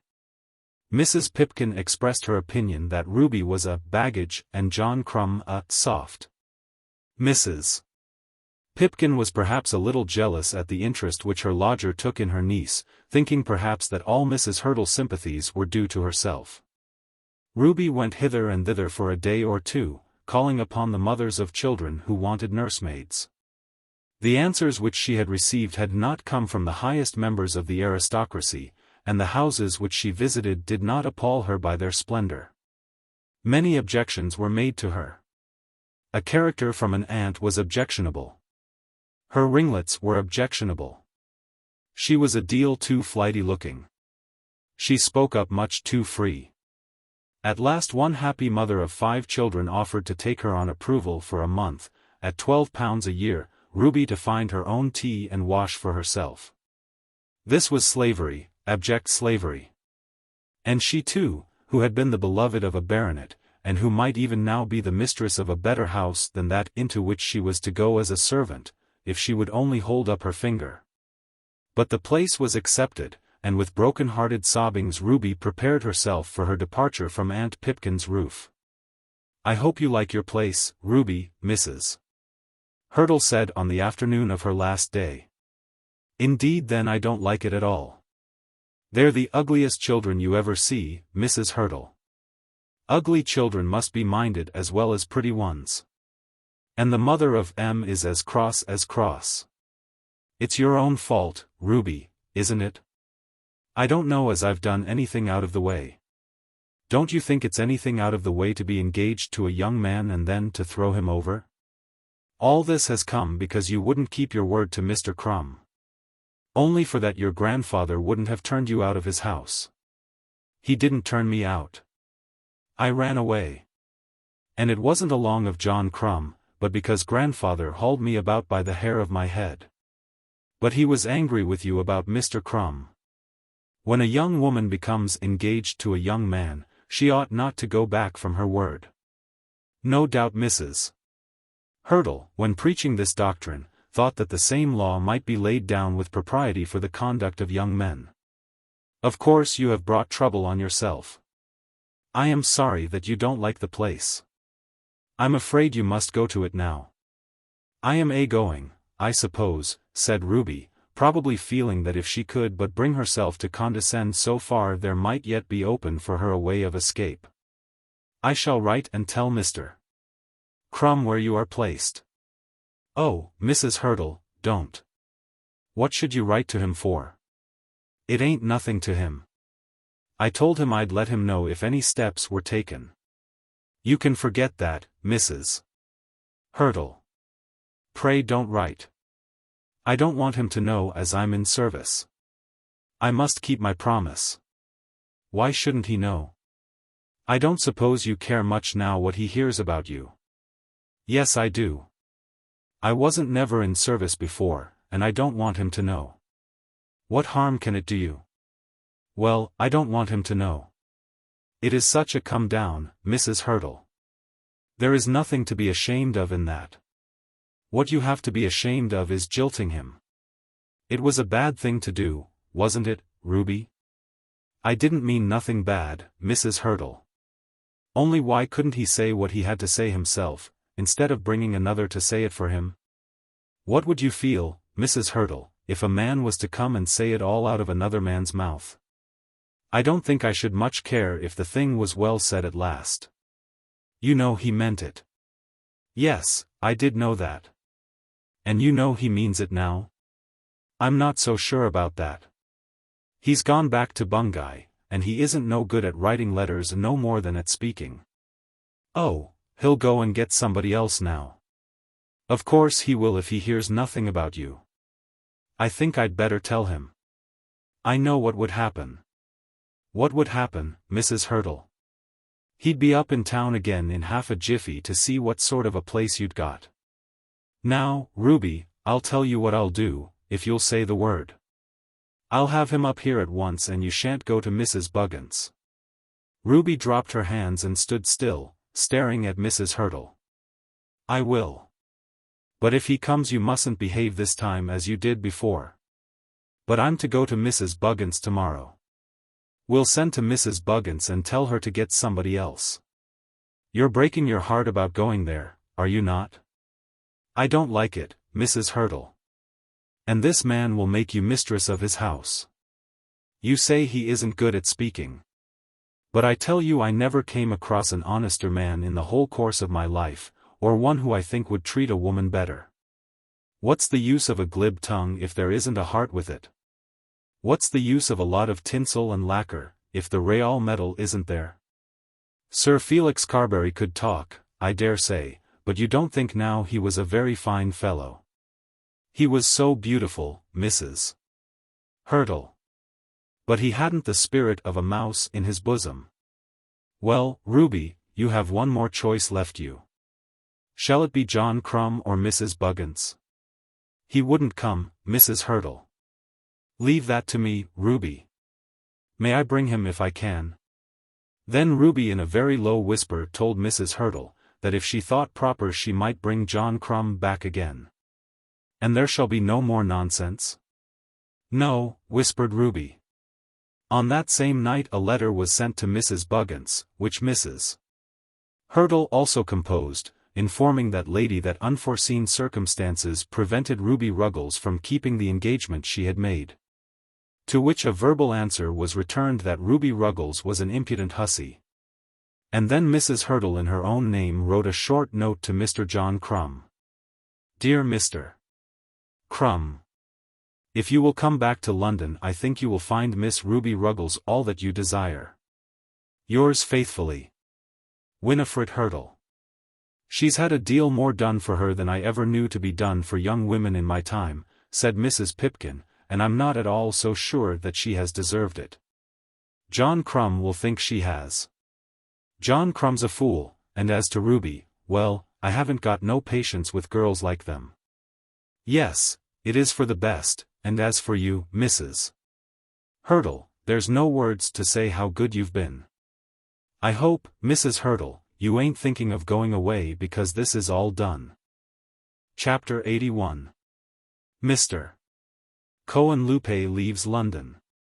Dolly Longestaffe had found himself compelled to go to Fetter Lane immediately after that meeting in Bruton Street at which he had consented to wait 2 days longer for the payment of his money. This was on a Wednesday, the day appointed for the payment being Friday. He had undertaken that, on his part, Squercum should be made to desist from further immediate proceedings, and he could only carry out his word by visiting Squercum. The trouble to him was very great, but he began to feel that he almost liked it. The excitement was nearly as good as that of Lou. Of course it was a horrid bore, this having to go about in cabs under the sweltering sun of a London July day. Of course it was a horrid bore, this doubt about his money. And it went altogether against the grain with him that he should be engaged in any matter respecting the family property in agreement with his father and Mr. Bideawhile. But there was an importance in it that sustained him amidst his troubles. It is said that if you were to take a man of moderate parts and make him prime minister out of hand, he might probably do as well as other prime ministers. The greatness of the work elevating the man to its own level. In that way Dolly was elevated to the level of a man of business, and felt and enjoyed his own capacity. By George! It depended chiefly upon him whether such a man as Melmotte should or should not be charged before the Lord Mayor. "Perhaps I oughtn't to have promised," he said to Squercum, sitting in the lawyer's office on a high-legged stool with a cigar in his mouth. He preferred Squercum to any other lawyer he had met because Squercum's room was untidy and homely, because there was nothing awful about it, and because he could sit in what position he pleased. And smoke all the time. "Well, I don't think you ought, if you ask me," said Squercum. "You weren't there to be asked, old fellow." "Bideawhile shouldn't have asked you to agree to anything in my absence," said Squercum indignantly. "It was a very unprofessional thing on his part, and so I shall take an opportunity of telling him. It was you told me to go." "Well, yes. I wanted you to see what they were at in that room. But I told you to look on and say nothing. I didn't speak half a dozen words." "You shouldn't have spoken those words." "Your father then is quite clear that you did not sign the letter?" "Oh, yes, the governor is pig-headed, you know, but he's honest." "That's a matter of course," said the lawyer. "All men are honest, but they are generally specially honest to their own side. Bideawhile's honest, but you've got to fight him deuced close to prevent his getting the better of you."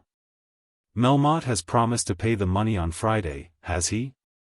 "He's to bring it with him to Bruton Street." "I don't believe a word of it, and I'm sure Bideawhile doesn't." "In what shape will he bring it?"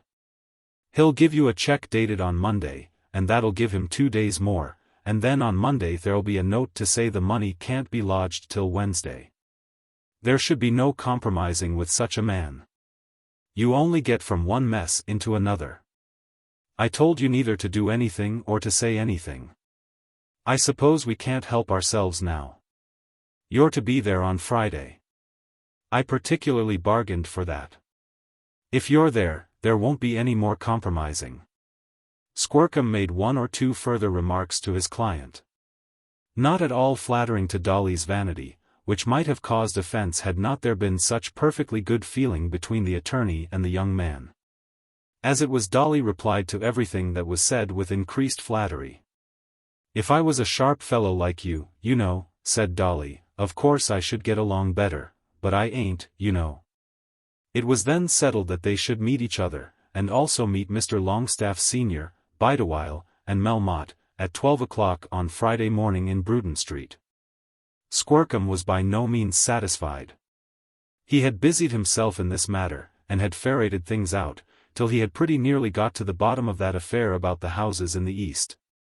And had managed to induce the heirs of the old man who had died to employ him. As to the Pickering property he had not a doubt on the subject. Old Longestaffe had been induced by promises of wonderful aid and by the bribe of a seat at the board of the South Central Pacific and Mexican Railway to give up the title deeds of the property, as far as it was in his power to give them up. And had endeavored to induce Dolly to do so also. As he had failed, Melmotte had supplemented his work by ingenuity, with which the reader is acquainted. All this was perfectly clear to Squercum, who thought that he saw before him a most attractive course of proceeding against the great financier. It was pure ambition rather than any hope of lucre that urged him on. He regarded Melmotte as a grand swindler, perhaps the grandest that the world had ever known, and he could conceive no greater honor than the detection, successful prosecution, and ultimate destroying of so great a man. To have hunted down Melmotte would make Squercum as great almost as Melmotte himself. But he felt himself to have been unfairly hampered by his own client. He did not believe that the money would be paid, but delay might rob him of his Melmotte. He had heard a good many things in the city, and believed it to be quite out of the question that Melmotte should raise the money, but there were various ways in which a man might escape. It may be remembered that Kroll, the German clerk, preceded Melmotte into the city on Wednesday after Marie's refusal to sign the deeds. He, too, had his eyes open, and had perceived that things were not looking as well as they used to look. Kroll had for many years been true to his patron, having been, upon the whole, very well paid for such truth. There had been times when things had gone badly with him, but he had believed in Melmotte, and, when Melmotte rose, had been rewarded for his faith. Mr. Kroll at the present time had little investments of his own, not made under his employer's auspices, which would leave him not absolutely without bread for his family should the Melmotte affairs at any time take an awkward turn. Melmotte had never required from him service that was actually fraudulent, had at any rate never required it by spoken words. Mr. Kroll had not been over-scrupulous, and had occasionally been very useful to Mr. Melmotte. But there must be a limit to all things. And why should any man sacrifice himself beneath the ruins of a falling house, when convinced that nothing he can do can prevent the fall? Mr. Kroll would have been of course happy to witness Miss Melmotte's signature, but as for that other kind of witnessing, this clearly to his thinking was not the time for such good nature on his part. "You know what's up now, don't you?" said one of the junior clerks to Mr. Kroll when he entered the office in Abchurch Lane. "A good deal will be up soon," said the German. "Cohenlupe has gone." "And to Vere has Mr. Cohenlupe gone?" "He hasn't been civil enough to leave his address. I fancy he don't want his friends to have to trouble themselves by writing to him. Nobody seems to know what's become of him." "New York," suggested Mr. Kroll. "They seem to think not.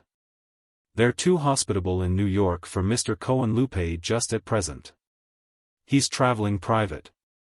He's on the continent somewhere, half across France by this time, but nobody knows what route he has taken. That'll be a poke in the ribs for the old boy, Kroll?" Kroll merely shook his head. "I wonder what has become of Miles Grendall," continued the clerk. "Ven de Rats is going avy it is bad for de house. I like de Rats to stay. There seems to have been a regular manufactory of Mexican railway scrip."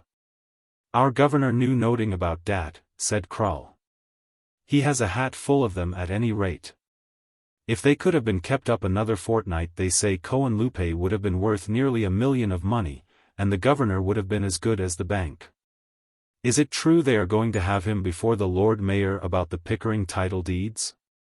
Kroll declared that he knew nothing about the matter, and settled himself down to his work.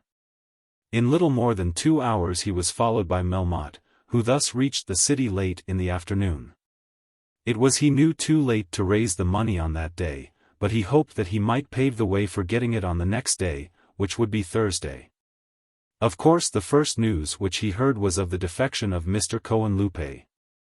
It was Kroll who told him. He turned back, and his jaw fell, but at first he said nothing. "It's a bad thing," said Mr.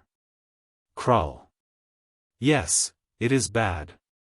He had a vast amount of my property in his hands." "Where has he gone?" Kroll shook his head. "It never rains but it pours," said Melmotte.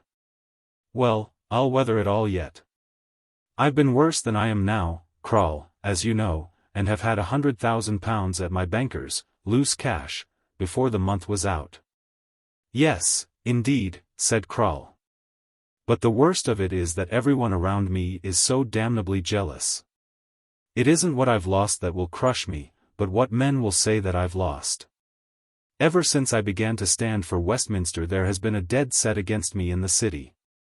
The whole of that affair of the dinner was planned by G, that it might ruin me. It was all laid out just as you would lay the foundation of a building. It is hard for one man to stand against all that when he has dealings so large as mine. Very hard, Mr. Melmotte. But they'll find they're mistaken yet. There's too much of the real stuff, Kroll, for them to crush me. Property's a kind of thing that comes out right at last. It's cut and come again, you know, if the stuff is really there. But I mustn't stop talking here. I suppose I shall find Brehgert in Cuthbert's court. I should say so, Mr. Melmotte. Mr. Brehgert never leaves much before 6. Then Mr. Melmotte took his hat and gloves, and the stick that he usually carried, and went out with his face carefully dressed in its usually jaunty air. But Croll as he went heard him mutter the name of Cohenlupe between his teeth. The part which he had to act is one very difficult to any actor. The carrying an external look of indifference when the heart is sinking within, or has sunk almost to the very ground, is more than difficult, it is an agonizing task. In all mental suffering the sufferer longs for solitude, for permission to cast himself loose along the ground, so that every limb and every feature of his person may faint in sympathy with his heart. A grandly urbane deportment over a crushed spirit and ruined hopes is beyond the physical strength of most men, but there have been men so strong. Melmotte very nearly accomplished it. It was only to the eyes of such a one as her Croll that the failure was perceptible. Melmotte did find Mr. Brehgert. At this time Mr. Brehgert had completed his correspondence with Miss Longestaffe, in which he had mentioned the probability of great losses from the anticipated commercial failure in Mr. Melmotte's affairs. He had now heard that Mr. Cohenlupe had gone upon his travels, and was therefore nearly sure that his anticipation would be correct. Nevertheless, he received his old friend with a smile. When large sums of money are concerned there is seldom much of personal indignation between man and man. The loss of £50 or of a few hundreds may create personal wrath. But 50,000 require equanimity. So Cohenlupe hasn't been seen in the city today, said Brehgert. He has gone, said Melmotte hoarsely. I think I once told you that Cohenlupe was not the man for large dealings.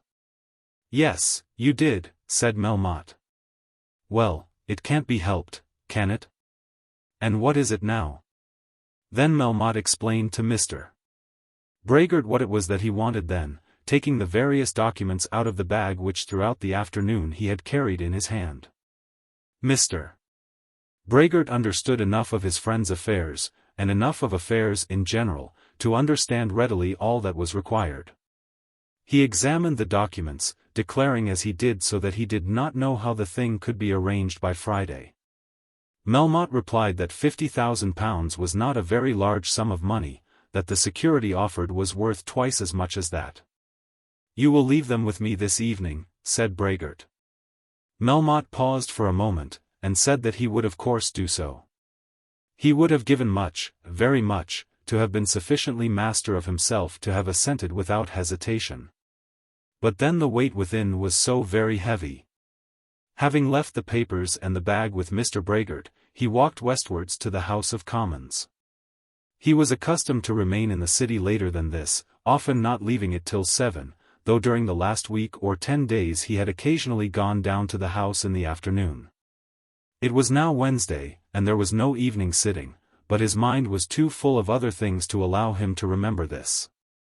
As he walked along the embankment, his thoughts were very heavy. How would things go with him, what would be the end of it? Ruin, yes, but there were worse things than ruin.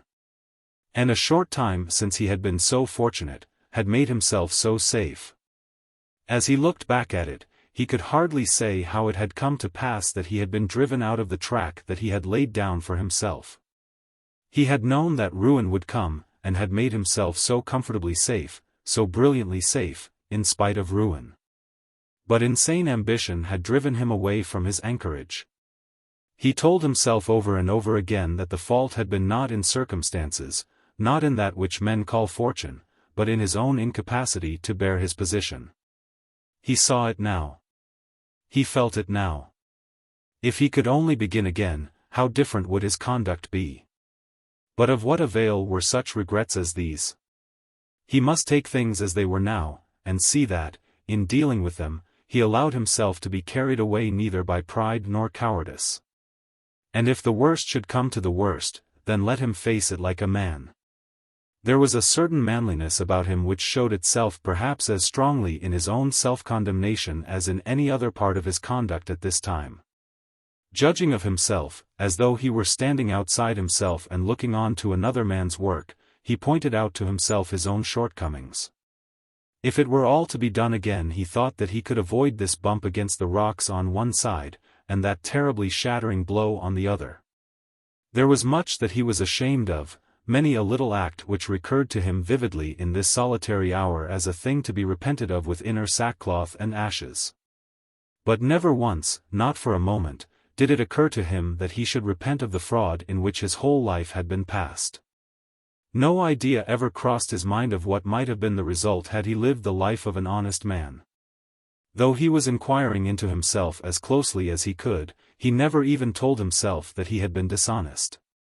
Fraud and dishonesty had been the very principle of his life, and had so become a part of his blood and bones that even in this extremity of his misery he made no question within himself as to his right judgment in regard to them. Not to cheat, not to be a scoundrel, not to live more luxuriously than others by cheating more brilliantly, was a condition of things to which his mind had never turned itself. In that respect he accused himself of no want of judgment.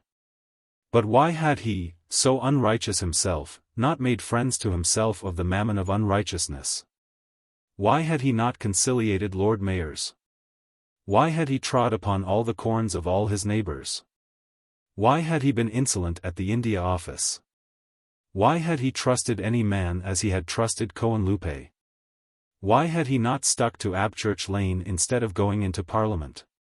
Why had he called down unnecessary notice on his head by entertaining the Emperor of China?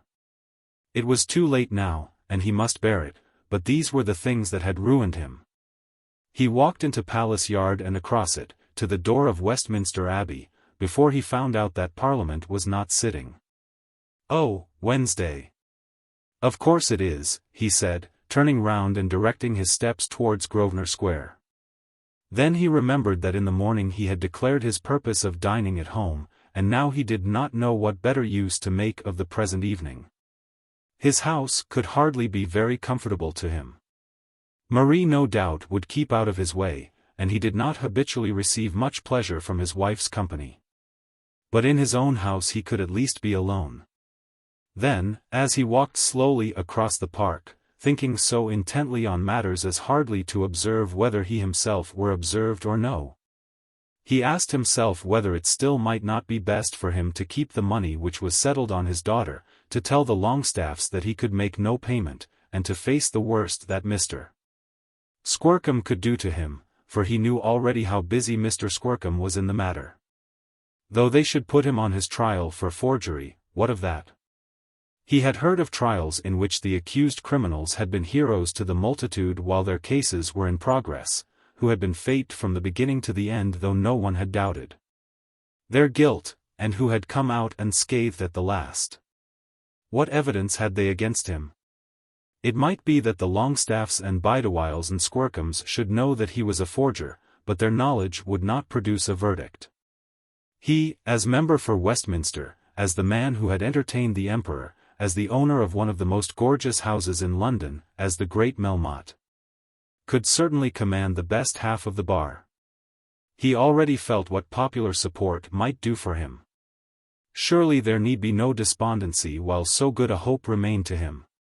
He did tremble as he remembered Dolly Longstaffe's letter, and the letter of the old man who was dead. And he knew that it was possible that other things might be adduced. But would it not be better to face it all than surrender his money and become a pauper, seeing, as he did very clearly, that even by such surrender he could not cleanse his character? But he had given those forged documents into the hands of Mr. Brehgert. Again he had acted in a hurry, without giving sufficient thought to the matter in hand. He was angry with himself for that also.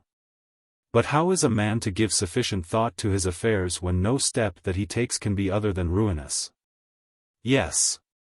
He had certainly put into Brehgert's hands a means of proving him to have been absolutely guilty of forgery.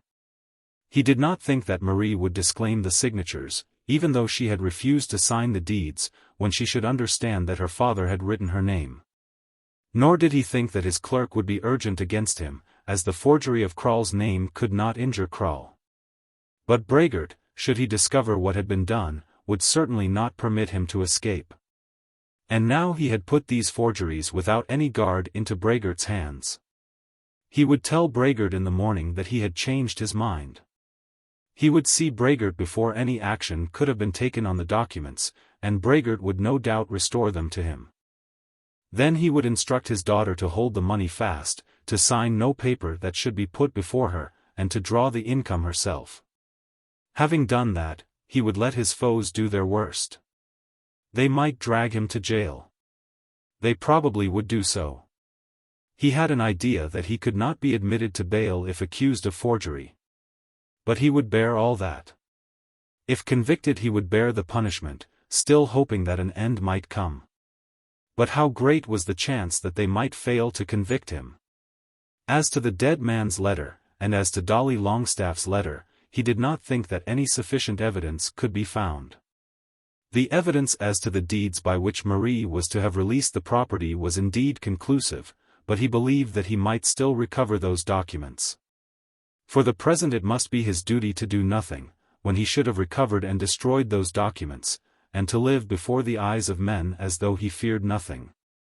He dined at home alone, in the study, and after dinner carefully went through various bundles of papers, preparing them for the eyes of those ministers of the law who would probably before long have the privilege of searching them. At dinner, and while he was thus employed, he drank a bottle of champagne, feeling himself greatly comforted by the process. If he could only hold up his head and look men in the face, he thought that he might still live through it all. How much had he done by his own unassisted powers? He had once been imprisoned for fraud at Hamburg, and had come out of jail a pauper, friendless, with all his wretched antecedents against him. Now he was a member of the British House of Parliament, the undoubted owner of perhaps the most gorgeously furnished house in London. A man with an established character for high finance, a commercial giant whose name was a familiar word on all the exchanges of the two hemispheres. Even though he should be condemned to penal servitude for life, he would not all die. He rang the bell and desired that Madame Melmotte might be sent to him, and bade the servant bring him brandy. In 10 minutes his poor wife came crawling into the room. Everyone connected with Melmotte regarded the man with a certain amount of awe, everyone except Marie, to whom alone he had at times been himself almost gentle. The servants all feared him, and his wife obeyed him implicitly when she could not keep away from him. She came in now and stood opposite to him, while he spoke to her. She never sat in his presence in that room. He asked her where she and Marie kept their jewelry, for during the last 12 months rich trinkets had been supplied to both of them. Of course she answered by another question. Is anything going to happen, Melmotte? A good deal is going to happen. Are they here in this house, or in Grosvenor Square? They are here. Then have them all packed up, as small as you can, never mind about woolen cases and all that. Have them close to your hand so that if you have to move you can take them with you. Do you understand? Yes, I understand. Why don't you speak, then? What is going to happen, Melmotte? How can I tell? You ought to know by this time that when a man's work is such as mine, things will happen. You'll be safe enough. Nothing can hurt you. Can they hurt you, Melmotte? Hurt me? I don't know what you call hurting. Whatever there is to be borne, I suppose it is I must bear it. I have not had it very soft all my life hitherto, and I don't think it's going to be very soft now. Shall we have to move? Very likely. Move. What's the harm of moving? You talk of moving as though that were the worst thing that could happen. How would you like to be in some place where they wouldn't let you move? Are they going to send you to prison? Hold your tongue. Tell me, Melmotte, are they going to? Then the poor woman did sit down, overcome by her feelings. I didn't ask you to come here for a scene, said Melmotte. Do as I bid you about your own jewels, and Marie's. The thing is to have them in small compass, and that you should not have it to do at the last moment, when you will be flurried and incapable. Now you needn't stay any longer, and it's no good asking any questions because I shan't answer them.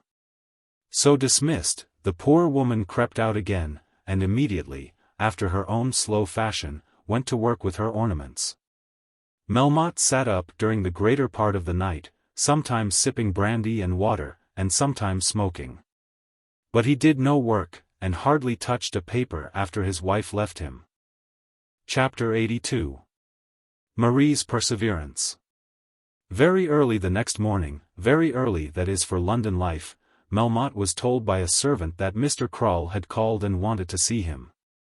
Then it immediately became a question with him whether he wanted to see Croll. "Is it anything special?" he asked. The man thought that it was something special, as Croll had declared his purpose of waiting when told that Mr. Melmotte was not as yet dressed. This happened at about 9 o'clock in the morning. Melmotte longed to know every detail of Croll's manner, to know even the servant's opinion of the clerk's manner, but he did not dare to ask a question. Melmotte thought that it might be well to be gracious. "Ask him if he has breakfasted, and if not, give him something in the study." But Mr. Croll had breakfasted and declined any further refreshment. Nevertheless, Melmotte had not as yet made up his mind that he would meet his clerk. His clerk was his clerk. It might perhaps be well that he should first go into the city and send word to Croll, bidding him wait for his return.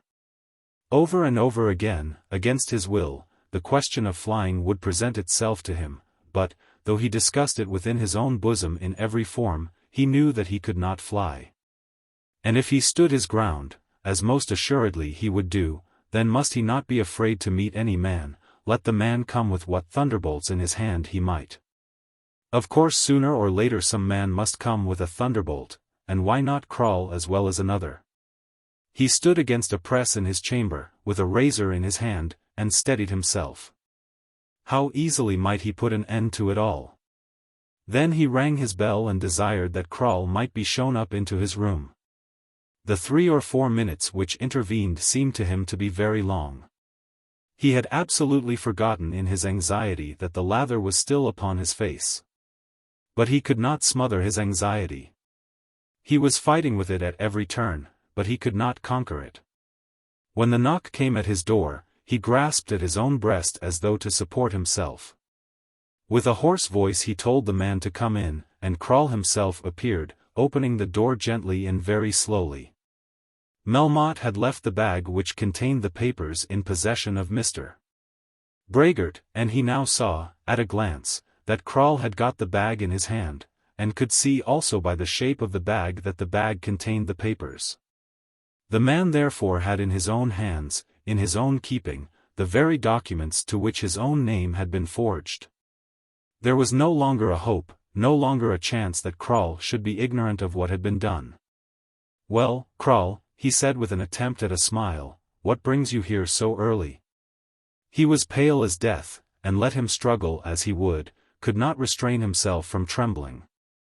"Her Brehgert vas vid me last night," said Croll. And he thought I had better bring these back to you. That's all." Croll spoke in a very low voice, with his eyes fixed on his master's face, but with nothing of a threat in his attitude or manner. Repeated Melmotte. Even though he might have saved himself from all coming evils by a bold demeanor at that moment, he could not assume it. But it all flashed upon him at a moment. Brehgert had seen Croll after he, Melmotte, had left the city, had then discovered the forgery, and had taken this way of sending back all the forged documents. He had known Brehgert to be of all men who ever lived the most good-natured, but he could hardly believe in pure good nature such as this. It seemed that the thunderbolt was not yet to fall. "Mr. Brehgert came to me," continued Croll, "because one signature was wanting. It was very late, so I took them home with me. I said I'd bring them to you in the morning." They both knew that he had forged the documents, Brehgert and Croll, but how would that concern him, Melmotte, if these two friends had resolved together that they would not expose him? He had desired to get the documents back into his own hands, and here they were. Melmotte's immediate trouble arose from the difficulty of speaking in a proper manner to his own servant who had just detected him in forgery. He couldn't speak. There were no words appropriate to such an occasion. "It vas a strong order, Mr. Melmotte," said Croll. Melmotte tried to smile but only grinned. "I will not be back in the lane, Mr. Melmotte." "Not back at the office, Kroll?"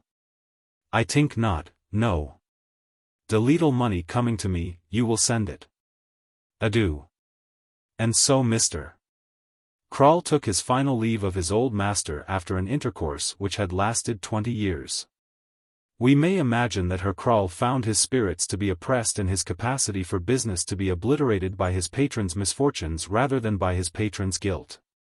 But he had not behaved unkindly. He had merely remarked that the forgery of his own name half a dozen times over was a strong order. Melmotte opened the bag, and examined the documents one by one. It had been necessary that Marie should sign her name some half-dozen times, and Marie's father had made all the necessary forgeries. It had been of course necessary that each name should be witnessed, but here the forger had scamped his work. Kroll's name he had written 5 times, but one forged signature he had left unattested. Again he had himself been at fault. Again he had aided his own ruin by his own carelessness. One seems inclined to think sometimes that any fool might do an honest business. But fraud requires a man to be alive and wide awake at every turn. Melmotte had desired to have the documents back in his own hands, and now he had them. Did it matter much that Brehgert and Kroll both knew the crime which he had committed? Had they meant to take legal steps against him they would not have returned the forgeries to his own hands. Brehgert, he thought, would never tell the tale, unless there should arise some most improbable emergency in which he might make money by telling it, but he was by no means so sure of Kroll. Kroll had signified his intention of leaving Melmotte's service, and would therefore probably enter some rival service, and thus become an enemy to his late master. There could be no reason why Kroll should keep the secret. Even if he got no direct profit by telling it, he would curry favor by making it known. Of course Kroll would tell it. But what harm could the telling of such a secret do him? The girl was his own daughter. The money had been his own money. The man had been his own servant. There had been no fraud, no robbery. No purpose of peculation. Melmotte, as he thought of this, became almost proud of what he had done, thinking that if the evidence were suppressed the knowledge of the facts could do him no harm. But the evidence must be suppressed, and with the view of suppressing it he took the little bag and all the papers down with him to the study. Then he ate his breakfast, and suppressed the evidence by the aid of his gas lamp. When this was accomplished he hesitated as to the manner in which he would pass his day. He had now given up all idea of raising the money for Longestaffe. He had even considered the language in which he would explain to the assembled gentlemen on the morrow the fact that a little difficulty still presented itself. And that as he could not exactly name a day, he must leave the matter in their hands. For he had resolved that he would not evade the meeting. Cohenlupe had gone since he had made his promise, and he would throw all the blame on Cohenlupe. Everybody knows that when panics arise the breaking of one merchant causes the downfall of another. Cohenlupe should bear the burden. But as that must be so, he could do no good by going into the city. His pecuniary downfall had now become too much a matter of certainty to be staved off by his presence. And his personal security could hardly be assisted by it. There would be nothing for him to do. Cohenlupe had gone. Miles Grendall had gone. Kroll had gone. He could hardly go to Cuthbert's court and face Mr. Brehgert. He would stay at home till it was time for him to go down to the house, and then he would face the world there. He would dine down at the house, and stand about in the smoking room with his hat on, and be visible in the lobbies, and take his seat among his brother legislators, and, if it were possible, rise on his legs and make a speech to them. He was about to have a crushing fall, but the world should say that he had fallen like a man. About 11 his daughter came to him as he sat in the study. It can hardly be said that he had ever been kind to Marie, but perhaps she was the only person who in the whole course of his career had received indulgence at his hands. He had often beaten her.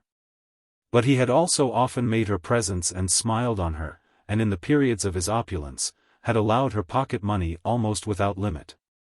Now she had not only disobeyed him, but by most perverse obstinacy on her part had driven him to acts of forgery which had already been detected. He had cause to be angry now with Marie if he had ever had cause for anger. But he had almost forgotten the transaction. He had at any rate forgotten the violence of his own feelings at the time of its occurrence. He was no longer anxious that the release should be made, and therefore no longer angry with her for her refusal. "Papa," she said, coming very gently into the room, "I think that perhaps I was wrong yesterday." "Of course you were wrong, but it doesn't matter now. If you wish it, I'll sign those papers. I don't suppose Lord Nidderdale means to come any more, and I'm sure I don't care whether he does or not." "What makes you think that, Marie?" "I was out last night at Lady Julia Goldshiner's, and he was there. I'm sure he doesn't mean to come here any more." "Was he uncivil to you?" "Oh dear no. He's never uncivil." "But I'm sure of it." "Never mind how. I never told him that I cared for him, and I never did care for him." "Papa, is there something going to happen?" "What do you mean?" "Some misfortune." "Oh, Papa, why didn't you let me marry that other man? He is a penniless adventurer. But he would have had this money that I call my money, and then there would have been enough for us all." "Papa, he would marry me still if you would let him." "Have you seen him since you went to Liverpool?" "Never, Papa." "Or heard from him?" "Not a line." "Then what makes you think he would marry you?" "He would if I got hold of him and told him. And he is a baronet. And there would be plenty of money for us all. And we could go and live in Germany. We could do that just as well without your marrying." "But I suppose, Papa, I am to be considered as somebody. I don't want after all to run away from London, just as if everybody had turned up their noses at me. I like him, and I don't like anybody else. He wouldn't take the trouble to go to Liverpool with you. He got tipsy. I know all about that. I don't mean to say that he's anything particularly grand. I don't know that anybody is very grand. He's as good as anybody else. It can't be done, Marie." "Why can't it be done?" "There are a dozen reasons. Why should my money be given up to him? And it is too late. There are other things to be thought of now than marriage." "You don't want me to sign the papers?" "No, I haven't got the papers. But I want you to remember that the money is mine and not yours. It may be that much may depend on you, and that I shall have to trust to you for nearly everything. Do not let me find myself deceived by my daughter." "I won't, if you'll let me see Sir Felix Carbury once more." Then the father's pride again reasserted itself and he became angry. "I tell you, you little fool, that it is out of the question. Why cannot you believe me? Has your mother spoken to you about your jewels? Get them packed up, so that you can carry them away in your hand if we have to leave this suddenly. You are an idiot to think of that young man. As you say, I don't know that any of them are very good, but among them all he is about the worst. Go away and do as I bid you." That afternoon the page in Welbeck Street came up to Lady Carbury and told her that there was a young lady downstairs who wanted to see Sir Felix. At this time the dominion of Sir Felix in his mother's house had been much curtailed. His latchkey had been surreptitiously taken away from him, and all messages brought for him reached his hands through those of his mother. The plasters were not removed from his face. So that he was still subject to that loss of self-assertion with which we are told that hitherto dominant cocks become afflicted when they have been daubed with mud. Lady Carbury asked sundry questions about the lady, suspecting that Ruby Ruggles, of whom she had heard, had come to seek her lover. The page could give no special description, merely saying that the young lady wore a black veil. Lady Carbury directed that the young lady should be shown into her own presence, and Marie Melmotte was ushered into the room. "I dare say you don't remember me, Lady Carbury," Marie said. "I am Marie Melmotte." At first Lady Carbury had not recognized her visitor, but she did so before she replied. "Yes, Miss Melmotte, I remember you. Yes, I am Mr. Melmotte's daughter. how is your son? I hope he is better. They told me he had been horribly used by a dreadful man in the street. Sit down, Miss Melmotte. He is getting better. Now Lady Carbury had heard within the last 2 days from Mr. Bruton that it was all over with Melmotte. Bruton had declared his very strong belief, his thorough conviction, that Melmotte had committed various forgeries, that his speculations had gone so much against him as to leave him a ruined man. And, in short, that the great Melmotte bubble was on the very point of bursting.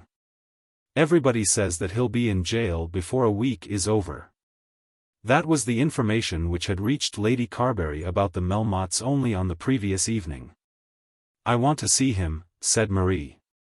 Lady Carbury, hardly knowing what answer to make, was silent for a while. I suppose he told you everything, didn't he? You know that we were to have been married? I loved him very much, and so I do still. I am not ashamed of coming and telling you.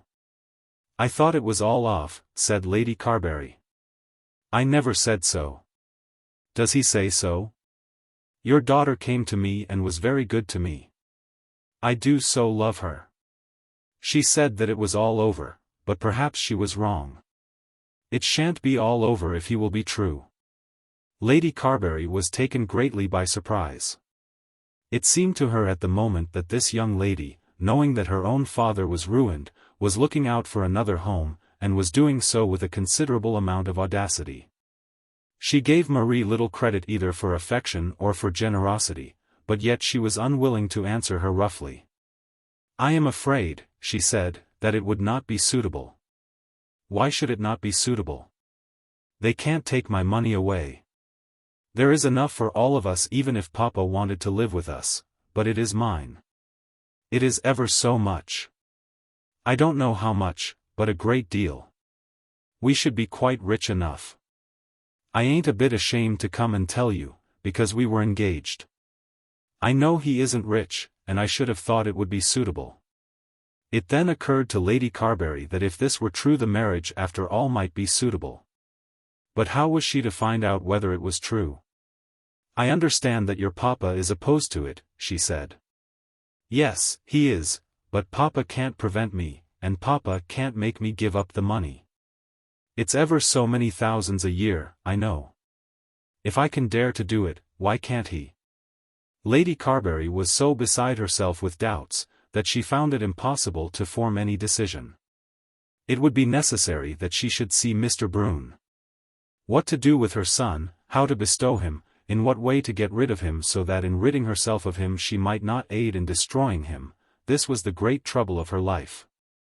The burden that was breaking her back. Now this girl was not only willing but persistently anxious to take her black sheep and to endow him, as she declared, with ever so many thousands a year. If the thousands were there, or even an income of 1,000 a year, then what a blessing would such a marriage be. Sir Felix had already fallen so low that his mother on his behalf would not be justified in declining a connection with the Melmottes because the Melmottes had fallen. To get any niche in the world for him in which he might live with comparative safety would now be to her a heaven-sent comfort. My son is upstairs, she said. I will go up and speak to him. Tell him I am here and that I have said that I will forgive him everything, and that I love him still, and that if he will be true to me, I will be true to him. I couldn't go down to her, said Sir Felix, with my face all in this way. I don't think she would mind that. I couldn't do it. Besides, I don't believe about her money. I never did believe it. That was the real reason why I didn't go to Liverpool. I think I would see her if I were you, Felix. We could find out to a certainty about her fortune. It is evident at any rate that she is very fond of you. What's the use of that, if he is ruined? He would not go down to see the girl, because he could not endure to expose his face, and was ashamed of the wounds which he had received in the street. As regarded the money he half believed and half disbelieved Marie's story. But the fruition of the money, if it were within his reach, would be far off and to be attained with much trouble. Whereas the nuisance of a scene with Marie would be immediate. How could he kiss his future bride, with his nose bound up with a bandage? "What shall I say to her?" asked his mother. "She oughtn't to have come." "I should tell her just that." "You might send the maid to her to tell her that you couldn't see her again." But Lady Carbury could not treat the girl after that fashion. She returned to the drawing-room, descending the stairs very slowly, and thinking what answer she would make. "Miss Melmotte," she said, "my son feels that everything has been so changed since he and you last met, that nothing can be gained by a renewal of your acquaintance." "That is his message, is it?" Lady Carbury remained silent. "Then he is indeed all that they have told me, and I am ashamed that I should have loved him. I am ashamed. Not of coming here, although you will think that I have run after him. I don't see why a girl should not run after a man if they have been engaged together. But I'm ashamed of thinking so much of so mean a person. Goodbye, Lady Carbury. Goodbye, Miss Melmotte. I don't think you should be angry with me." "No, no. I am not angry with you. You can forget me now as soon as you please, and I will try to forget him." Then with a rapid step she walked back to Bruton Street, going round by Grosvenor Square and in front of her old house on the way. What should she now do with herself? What sort of life should she endeavour to prepare for herself? The life that she had led for the last year had been thoroughly wretched.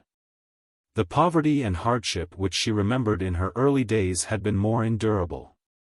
The servitude to which she had been subjected before she had learned by intercourse with the world to assert herself, had been preferable.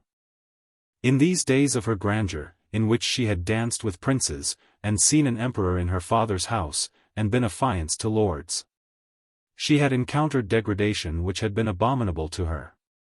She had really loved, but had found out that her golden idol was made of the basest clay. She had then declared to herself that bad as the clay was she would still love it. But even the clay had turned away from her and had refused her love. She was well aware that some catastrophe was about to happen to her father. Catastrophes had happened before, and she had been conscious of their coming. But now the blow would be a very heavy blow. They would again be driven to pack up and move and seek some other city, probably in some very distant part. But go where she might, she would now be her own mistress. That was the one resolution she succeeded in forming before she re-entered the house in Bruton Street. Chapter 83. Melmotte again at the house. On that Thursday afternoon it was known everywhere that there was to be a general ruin of all the Melmotte affairs. As soon as Cohenlupe had gone, no man doubted. The city men who had not gone to the dinner prided themselves on their foresight, as did also the politicians who had declined to meet the Emperor of China at the table of the suspected financier.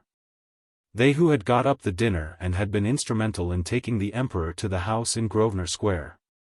And they also who had brought him forward at Westminster and had fought his battle for him, were aware that they would have to defend themselves against heavy attacks. No one now had a word to say in his favour, or a doubt as to his guilt. The Grendals had retired altogether out of town, and were no longer even heard of. Lord Alfred had not been seen since the day of the dinner. The Duchess of Albury, too, went into the country some weeks earlier than usual, quelled, as the world said, by the general Melmotte failure. But this departure had not as yet taken place at the time at which we have now arrived. When the Speaker took his seat in the House, soon after 4 o'clock, there were a great many members present. And a general feeling prevailed that the world was more than ordinarily alive because of Melmotte and his failures. It had been confidently asserted throughout the morning that he would be put upon his trial for forgery in reference to the purchase of the Pickering property from Mr. Longestaffe, and it was known that he had not as yet shown himself anywhere on this day.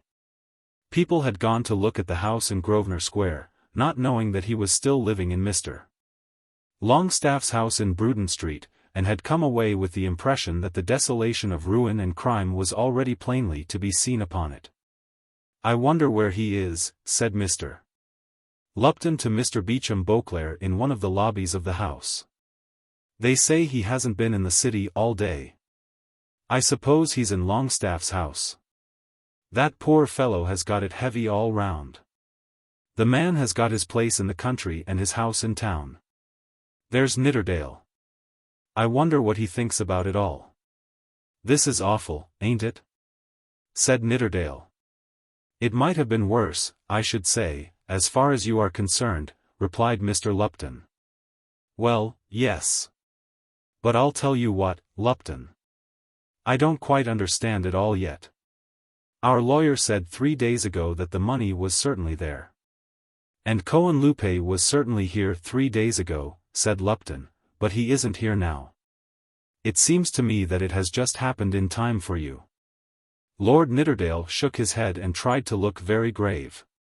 There's Brown, said Sir Orlando Drought, hurrying up to the commercial gentleman whose mistakes about finance Mr. Melmotte on a previous occasion had been anxious to correct. He'll be able to tell us where he is.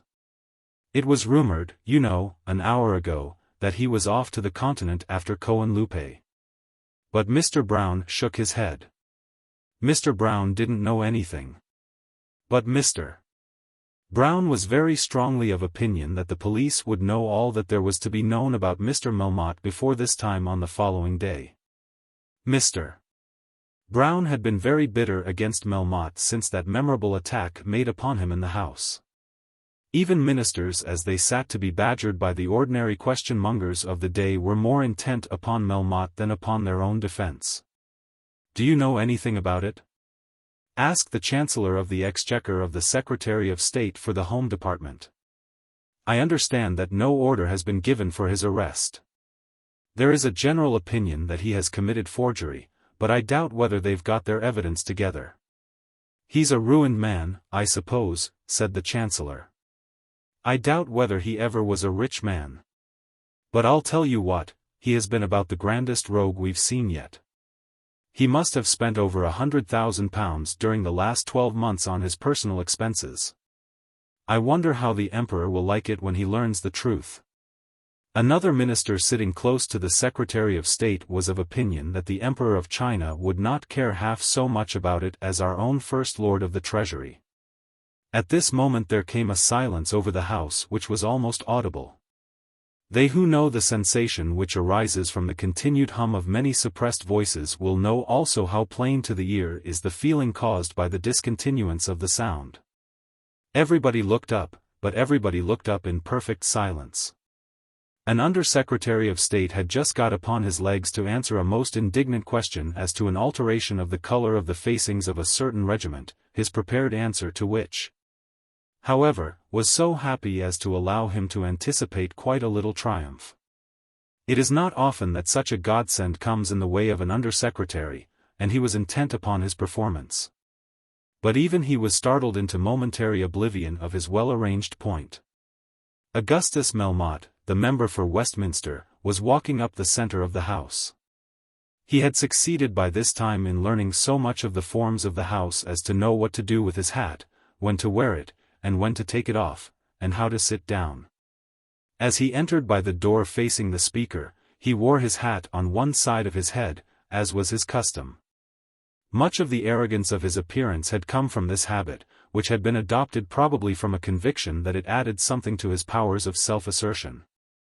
At this moment he was more determined than ever that no one should trace in his outer gait or in any feature of his face any sign of that ruin which, as he well knew, all men were anticipating. Therefore, perhaps, his hat was a little more cocked than usual, and the lapels of his coat were thrown back a little wider, displaying the large jewelled studs which he wore in his shirt. And the arrogance conveyed by his mouth and chin was specially conspicuous. He had come down in his brougham, and as he had walked up Westminster Hall and entered the House by the private door of the members, and then made his way in across the great lobby and between the doorkeepers, no one had spoken a word to him. He had of course seen many whom he had known. He had indeed known nearly all whom he had seen.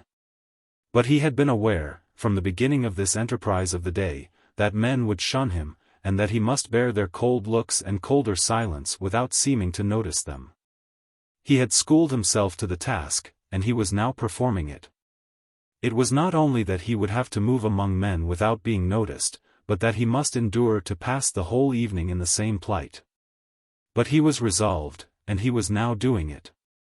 He bowed to the speaker with more than usual courtesy, raising his hat with more than usual care, and seated himself, as usual, on the third opposition bench, but with more than his usual fling. He was a big man, who always endeavored to make an effect by deportment, and was therefore customarily conspicuous in his movements. He was desirous now of being as he was always, neither more nor less demonstrative, but, as a matter of course, he exceeded. And it seemed to those who looked at him that there was a special impudence in the manner in which he walked up the House and took his seat. The Under-Secretary of State, who was on his legs, was struck almost dumb, and his morsel of wit about the facings was lost to Parliament forever. That unfortunate young man, Lord Nidderdale, occupied the seat next to that on which Melmotte had placed himself. It had so happened 3 or 4 times since Melmotte had been in the House, as the young lord, fully intending to marry the financier's daughter, had resolved that he would not be ashamed of his father-in-law. He had understood that countenance of the sort which he as a young aristocrat could give to the man of millions who had risen no one knew whence, was part of the bargain in reference to the marriage. And he was gifted with a mingled honesty and courage which together made him willing and able to carry out his idea. He had given Melmotte little lessons as to ordinary forms of the house, and had done what in him lay to earn the money which was to be forthcoming. But it had become manifest both to him and to his father during the last 2 days, very painfully manifest to his father, that the thing must be abandoned. And if so, then why should he be any longer gracious to Melmotte? And, moreover, though he had been ready to be courteous to a very vulgar and a very disagreeable man, he was not anxious to extend his civilities to one who, as he was now assured, had been certainly guilty of forgery. But to get up at once and leave his seat because Melmotte had placed himself by his side, did not suit the turn of his mind.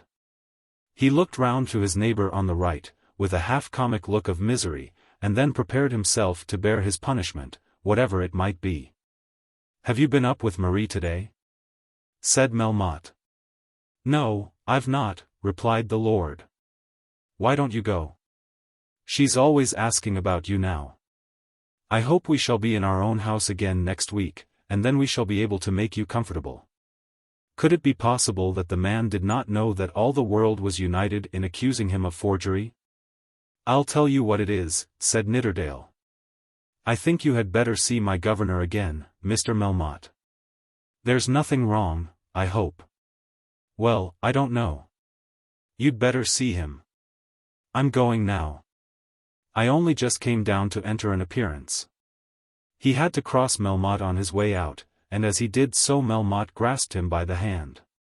"Good night, my boy," said Melmotte quite aloud, in a voice much louder than that which members generally allow themselves for conversation. Nidderdale was confused and unhappy. But there was probably not a man in the house who did not understand the whole thing.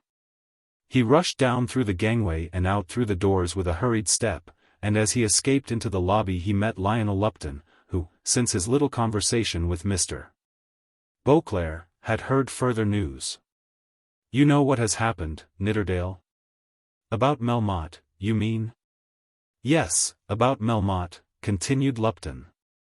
"He has been arrested in his own house within the last half-hour on a charge of forgery." "I wish he had," said Nidderdale, "with all my heart. If you go and you'll find him sitting there as large as life.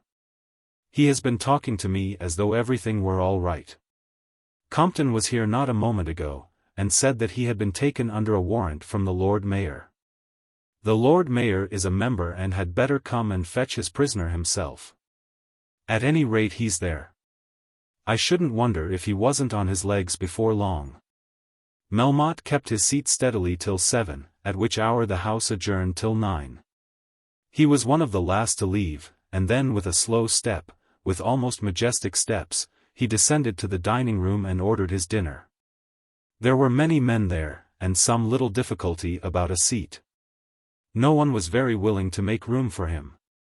But at last he secured a place, almost jostling some unfortunate who was there before him. It was impossible to expel him, almost as impossible to sit next him. Even the waiters were unwilling to serve him, but with patience and endurance he did at last get his dinner. He was there in his right, as a member of the House of Commons, and there was no ground on which such service as he required could be refused to him. It was not long before he had the table all to himself. But of this he took no apparent notice. He spoke loudly to the waiters and drank his bottle of champagne with much apparent enjoyment. Since his friendly intercourse with Nidderdale no one had spoken to him, nor had he spoken to any man. They who watched him declared among themselves that he was happy in his own audacity. But in truth he was probably at that moment the most utterly wretched man in London. He would have better studied his personal comfort had he gone to his bed, and spent his evening in groans and wailings. But even he, with all the world now gone from him, with nothing before him but the extremest misery which the indignation of offended laws could inflict, was able to spend the last moments of his freedom in making a reputation at any rate for audacity. It was thus that Augustus Melmotte wrapped his toga around him before his death. He went from the dining room to the smoking room, and there, taking from his pocket a huge case which he always carried, proceeded to light a cigar about 8 inches long. Mr.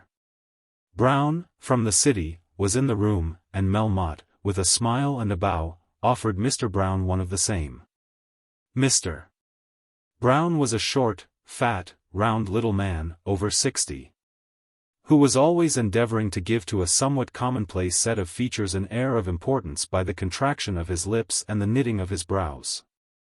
It was as good as a play to see Mr. Brown jumping back from any contact with the wicked one, and putting on a double frown as he looked at the impudent sinner. "You needn't think so much, you know, of what I said the other night. I didn't mean any offense." So spoke Melmotte, and then laughed with a loud, hoarse laugh, looking round upon the assembled crowd as though he were enjoying his triumph. He sat after that and smoked in silence. Once again he burst out into a laugh, as though peculiarly amused with his own thoughts. As though he were declaring to himself with much inward humor that all these men around him were fools for believing the stories which they had heard. But he made no further attempt to speak to anyone. Soon after 9 he went back again into the house, and again took his old place. At this time he had swallowed 3 glasses of brandy and water, as well as the champagne, and was brave enough almost for anything. There was some debate going on in reference to the game laws, a subject on which Melmotte was as ignorant as one of his own housemaids, but, as some speaker sat down, he jumped up to his legs.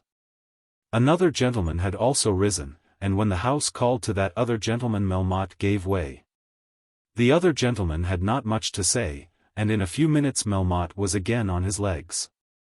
Who shall dare to describe the thoughts which would cross the august mind of a Speaker of the House of Commons at such a moment? Of Melmotte's villainy he had no official knowledge. And even could he have had such knowledge it was not for him to act upon it.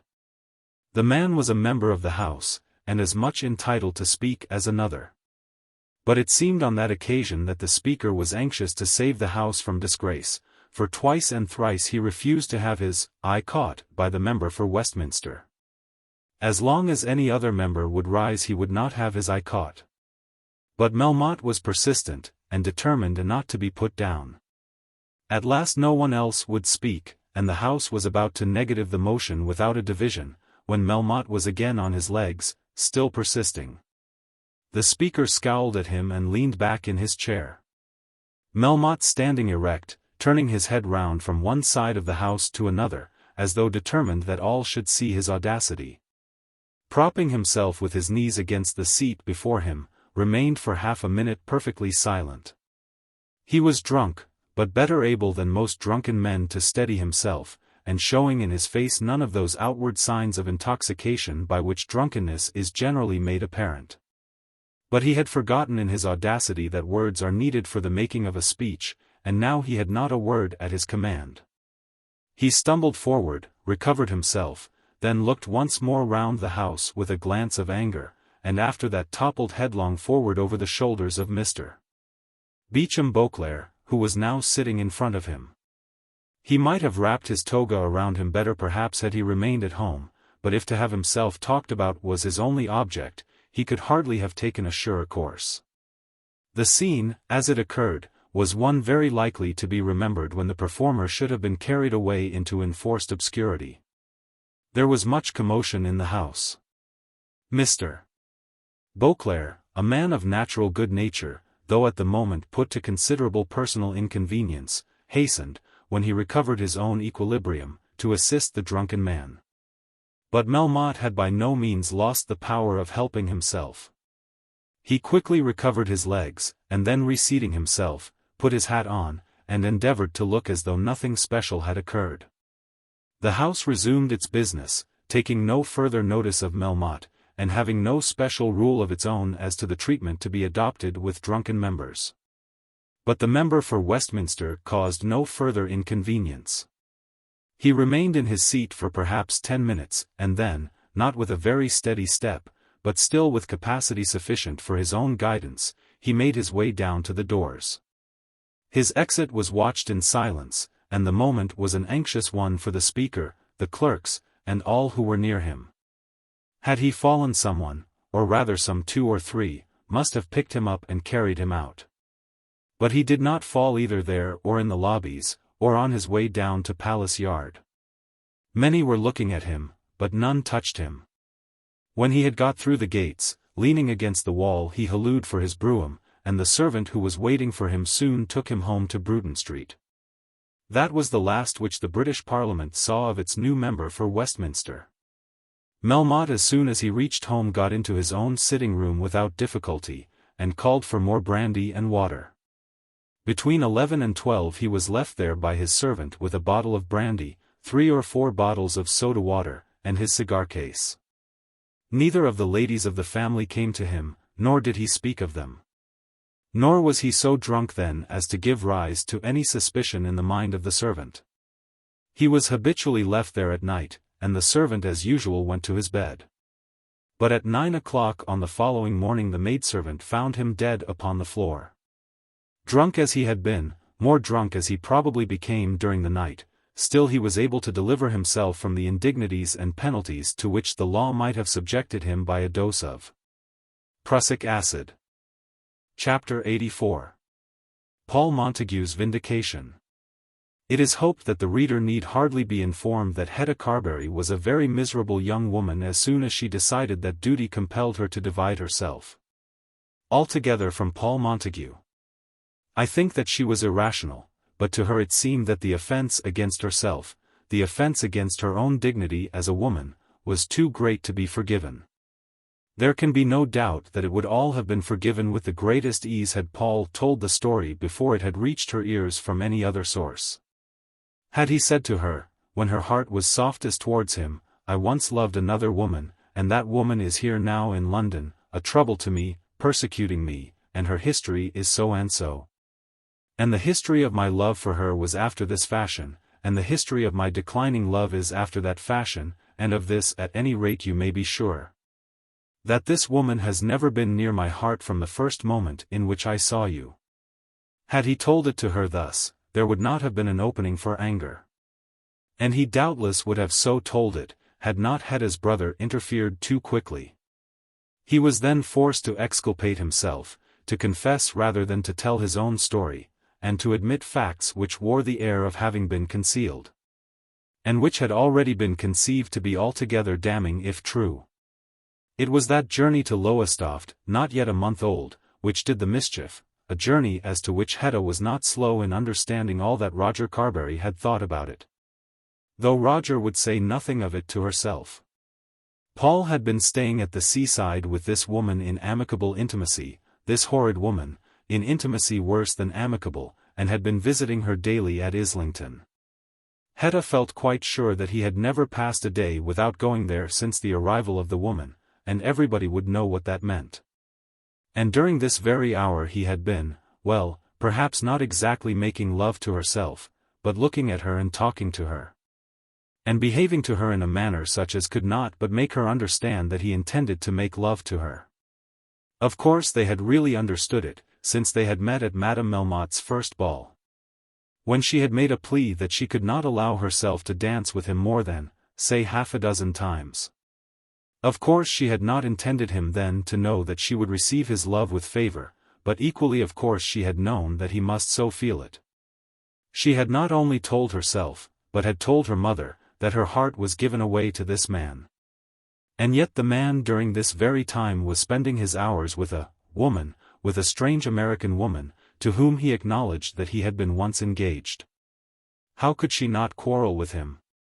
How could she refrain from telling him that everything must be over between them?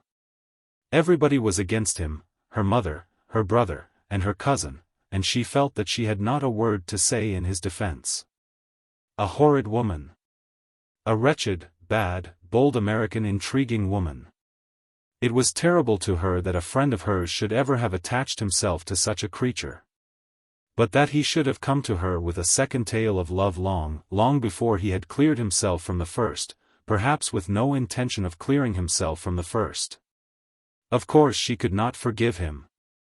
No, she would never forgive him. She would break her heart for him. That was a matter of course, but she would never forgive him. She knew well what it was that her mother wanted.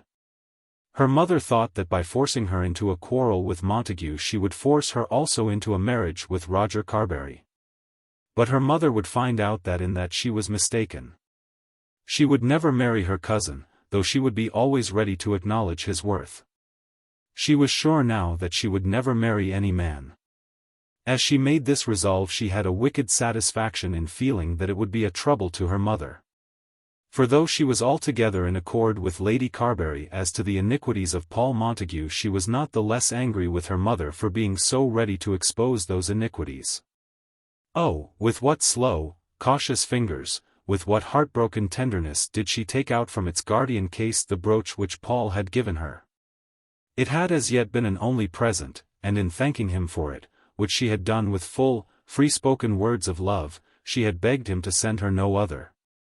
So that might ever be to her dying day, the one precious thing that had been given to her by her lover while she was yet a girl. Now it must be sent back, and, no doubt, it would go to that abominable woman. But her fingers lingered over it as she touched it, and she would fain have kissed it, had she not told herself that she would have been disgraced, even in her solitude, by such a demonstration of affection. She had given her answer to Paul Montague, and, as she would have no further personal correspondence with him, she took the brooch to her mother with a request that it might be returned. "Of course, my dear, I will send it back to him. Is there nothing else?" "No, mamma, nothing else. I have no letters, and no other present. You always knew everything that took place. If you will just send that back to him, without a word. You won't say anything, will you, mamma? There is nothing for me to say if you have really made him understand you." "I think he understood me, mamma. You need not doubt about that. He has behaved very, very badly, from the beginning," said Lady Carbury. But Hetta did not really think that the young man had behaved very badly from the beginning, and certainly did not wish to be told of his misbehavior.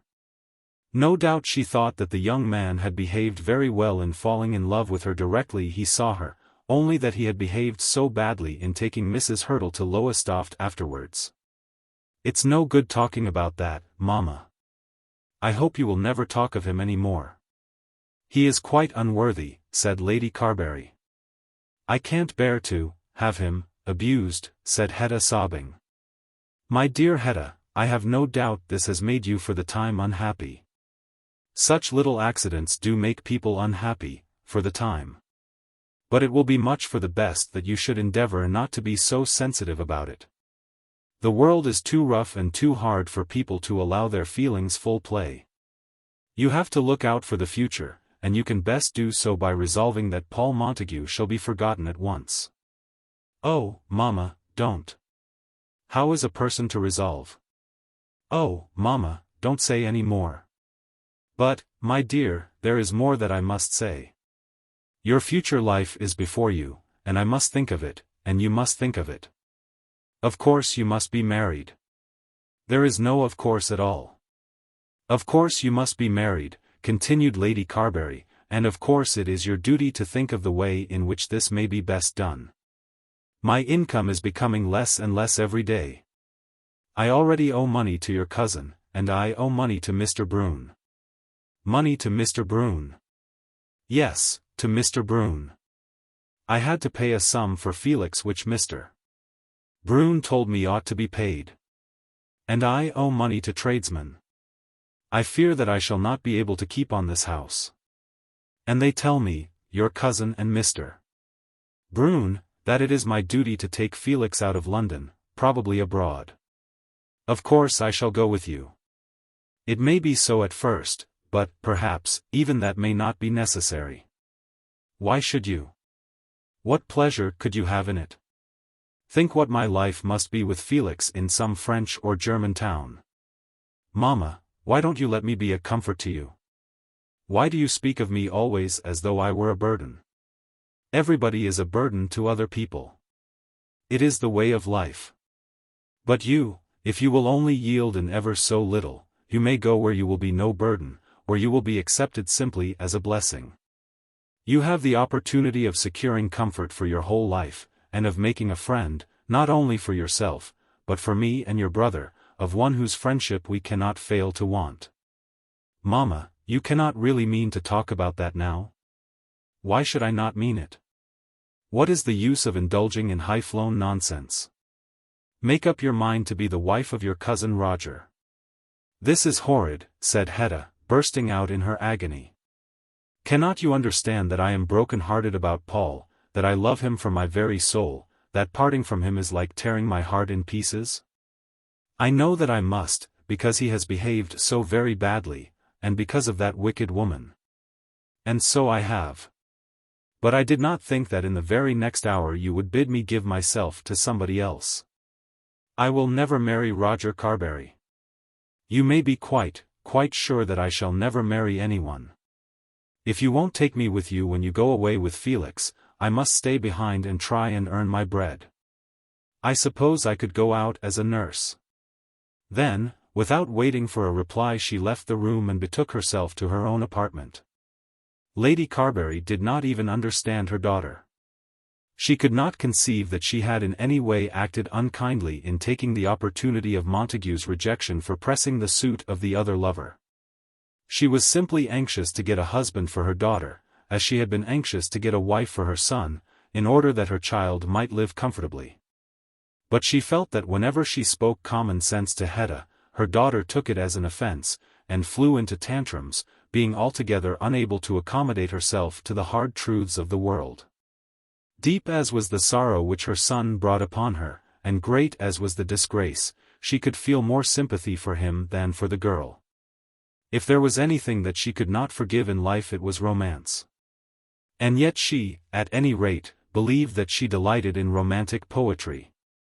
At the present moment she was very wretched, and was certainly unselfish in her wish to see her daughter comfortably settled before she commenced those miserable roamings with her son which seemed to be her coming destiny. In these days she thought a good deal of Mr. Bruton's offer, and of her own refusal. It was odd that since that refusal she had seen more of him, and had certainly known much more of him than she had ever seen or known before. Previous to that little episode their intimacy had been very fictitious, as are many intimacies. They had played at being friends, knowing but very little of each other. But now, during the last 5 or 6 weeks, since she had refused his offer, they had really learned to know each other. In the exquisite misery of her troubles, she had told him the truth about herself and her son, and he had responded, not by compliments, but by real aid and true counsel. His whole tone was altered to her, as was hers to him. There was no longer any egregious flattery between them, and he, in speaking to her, would be almost rough to her. Once he had told her that she would be a fool if she did not do so and so. The consequence was that she almost regretted that she had allowed him to escape. But she certainly made no effort to recover the lost prize, for she told him all her troubles. It was on that afternoon, after her disagreement with her daughter, that Marie Melmotte came to her. And, on that same evening, closeted with Mr. Bruton in her back room, she told him of both occurrences. "If the girl has got the money," she began, regretting her son's obstinacy. "I don't believe a bit of it," said Bruton. From all that I can hear, I don't think that there is any money. And if there is, you may be sure that Melmotte would not let it slip through his fingers in that way. I would not have anything to do with it. You think it is all over with the Melmottes? A rumor reached me just now that he had been already arrested. It was now between 9 and 10 in the evening. But as I came away from my room, I heard that he was down at the house. That he will have to stand a trial for forgery, I think there cannot be a doubt, and I imagine that it will be found that not a shilling will be saved out of the property. What a wonderful career it has been! Yes, the strangest thing that has come up in our days. I am inclined to think that the utter ruin at this moment has been brought about by his reckless personal expenditure. Why did he spend such a lot of money? Because he thought that he could conquer the world by it, and obtain universal credit. He very nearly succeeded too. Only he had forgotten to calculate the force of the envy of his competitors. You think he has committed forgery? Certainly, I think so. Of course we know nothing as yet. Then I suppose it is better that Felix should not have married her. Certainly better. No redemption was to have been had on that side, and I don't think you should regret the loss of such money as his. Lady Carbury shook her head, meaning probably to imply that even Melmotte's money would have had no bad odor to one so dreadfully in want of assistance as her son. At any rate, do not think of it any more. Then she told him her grief about Hetta. Ah, there, said he, I feel myself less able to express an authoritative opinion. He doesn't owe a shilling, said Lady Carbury, and he is really a fine gentleman. But if she doesn't like him? Oh, but she does. She thinks him to be the finest person in the world. She would obey him a great deal sooner than she would me. But she has her mind stuffed with nonsense about love. A great many people, Lady Carbury, have their minds stuffed with that nonsense. Yes, and ruin themselves with it, as she will do. Love is like any other luxury. You have no right to it unless you can afford it. And those who will have it when they can't afford it, will come to the ground like this Mr. Melmotte. How odd it seems. It isn't a fortnight since we all thought him the greatest man in London. Mr. Bruton only smiled, not thinking it worth his while to declare that he had never held that opinion about the late idol of Abchurch Lane.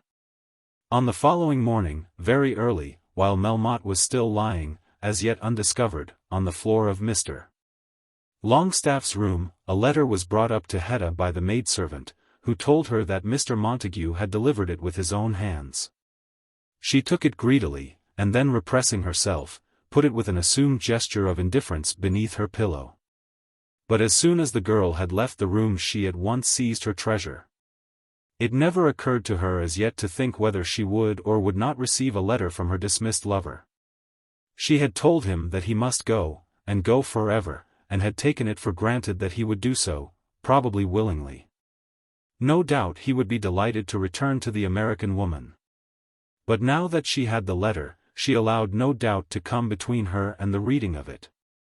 As soon as she was alone she opened it, and she ran through its contents without allowing herself a moment for thinking, as she went on, whether the excuses made by her lover were or were not such as she ought to accept. Dearest Hetta, I think you have been most unjust to me, and if you have ever loved me I cannot understand your injustice. I have never deceived you in anything, not by a word, or for a moment. Unless you mean to throw me over because I did once love another woman, I do not know what cause of anger you have. I could not tell you about Mrs. Hurtle till you had accepted me, and, as you yourself must know, I had had no opportunity to tell you anything afterwards till the story had reached your ears. I hardly know what I said the other day, I was so miserable at your accusation. But I suppose I said then, and I again declare now, that I had made up my mind that circumstances would not admit of her becoming my wife before I had ever seen you. And that I have certainly never wavered in my determination since I saw you. I can with safety refer to Roger as to this, because I was with him when I so determined, and made up my mind very much at his instance. This was before I had ever even met you. If I understand it all right, you are angry because I have associated with Mrs. Hurtle since I so determined. I am not going back to my first acquaintance with her now. You may blame me for that if you please, though it cannot have been a fault against you. But, after what had occurred, was I to refuse to see her when she came to England to see me? I think that would have been cowardly. Of course I went to her. And when she was all alone here, without a single other friend, and telling me that she was unwell, and asking me to take her down to the seaside, was I to refuse? I think that would have been unkind. It was a dreadful trouble to me. But of course I did it. She asked me to renew my engagement. I am bound to tell you that, but I know in telling you that it will go no farther. I declined, telling her that it was my purpose to ask another woman to be my wife. Of course there has been anger and sorrow, anger on her part and sorrow on mine. But there has been no doubt. And at last she yielded. As far as she was concerned, my trouble was over, except in so far that her unhappiness has been a great trouble to me, when, on a sudden, I found that the story had reached you in such a form as to make you determined to quarrel with me. Of course you do not know it all, for I cannot tell you all without telling her history. But you know everything that in the least concerns yourself, and I do say that you have no cause whatever for anger. I am writing at night. This evening your brooch was brought to me with 3 or 4 cutting words from your mother. But I cannot understand that if you really love me, you should wish to separate yourself from me, or that, if you ever loved me, you should cease to love me now because of Mrs. Hurtle. I am so absolutely confused by the blow that I hardly know what I am writing, and take first one outrageous idea into my head and then another. My love for you is so thorough and so intense that I cannot bring myself to look forward to living without you, now that you have once owned that you have loved me. I cannot think it possible that love, such as I suppose yours must have been, could be made to cease all at a moment. Mine can't. I don't think it is natural that we should be parted. If you want corroboration of my story, go yourself to Mrs. Hurtle. Anything is better than that we both should be broken-hearted. Yours most affectionately, Paul Montague. Chapter 85. Breakfast in Berkeley Square. Lord Nidderdale was greatly disgusted with his own part of the performance when he left the House of Commons, and was, we may say, disgusted with his own position generally, when he considered all its circumstances. That had been at the commencement of the evening, and Melmotte had not then been tipsy. But he had behaved with unsurpassable arrogance and vulgarity, and had made the young lord drink the cup of his own disgrace to the very dregs. Everybody now knew it as a positive fact that the charges made against the man were to become matter of investigation before the chief magistrate for the city. Everybody knew that he had committed forgery upon forgery, everybody knew that he could not pay for the property which he had pretended to buy, and that he was actually a ruined man. And yet he had seized Nidderdale by the hand, and called the young lord his dear boy before the whole house. And then he had made himself conspicuous as this man's advocate. If he had not himself spoken openly of his coming marriage with the girl, he had allowed other men to speak to him about it. He had quarrelled with one man for saying that Melmotte was a rogue, and had confidentially told his most intimate friends that in spite of a little vulgarity of manner, Melmotte at bottom was a very good fellow. How was he now to back out of his intimacy with the Melmottes generally? He was engaged to marry the girl, and there was nothing of which he could accuse her. He acknowledged to himself that she deserved well at his hands. Though at this moment he hated the father most bitterly, as those odious words, and the tone in which they had been pronounced, rang in his ears, nevertheless he had some kindly feeling for the girl. Of course he could not marry her now. That was manifestly out of the question. She herself, as well as all others, had known that she was to be married for her money, and now that bubble had been burst. But he felt that he owed it to her, as to a comrade who had on the whole been loyal to him, to have some personal explanation with herself. He arranged in his own mind the sort of speech that he would make to her. Of course you know it can't be.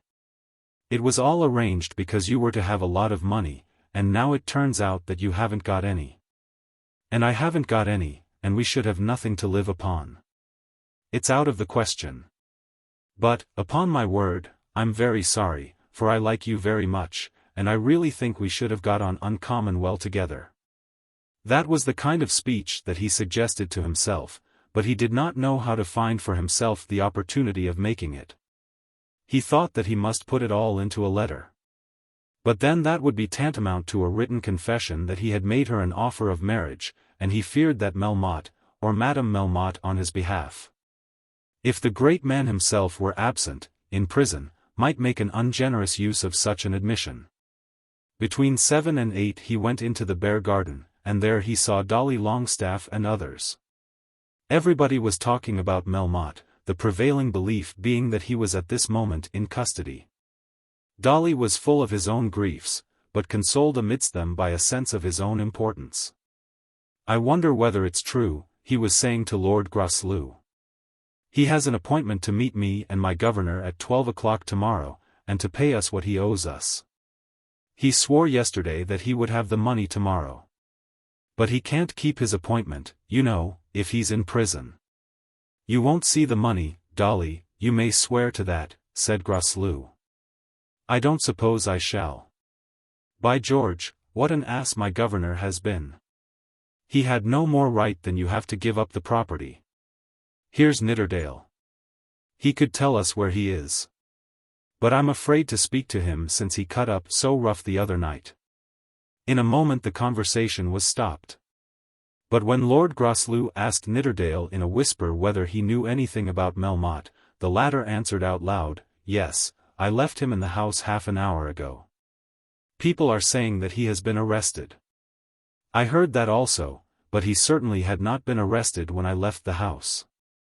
Then he went up and put his hand on Dolly Longestaffe's shoulder, and spoke to him. "I suppose you were about right the other night and I was about wrong. But you could understand what it was that I meant. I'm afraid this is a bad look out for both of us." "Yes, I understand. It's deuced bad for me," said Dolly.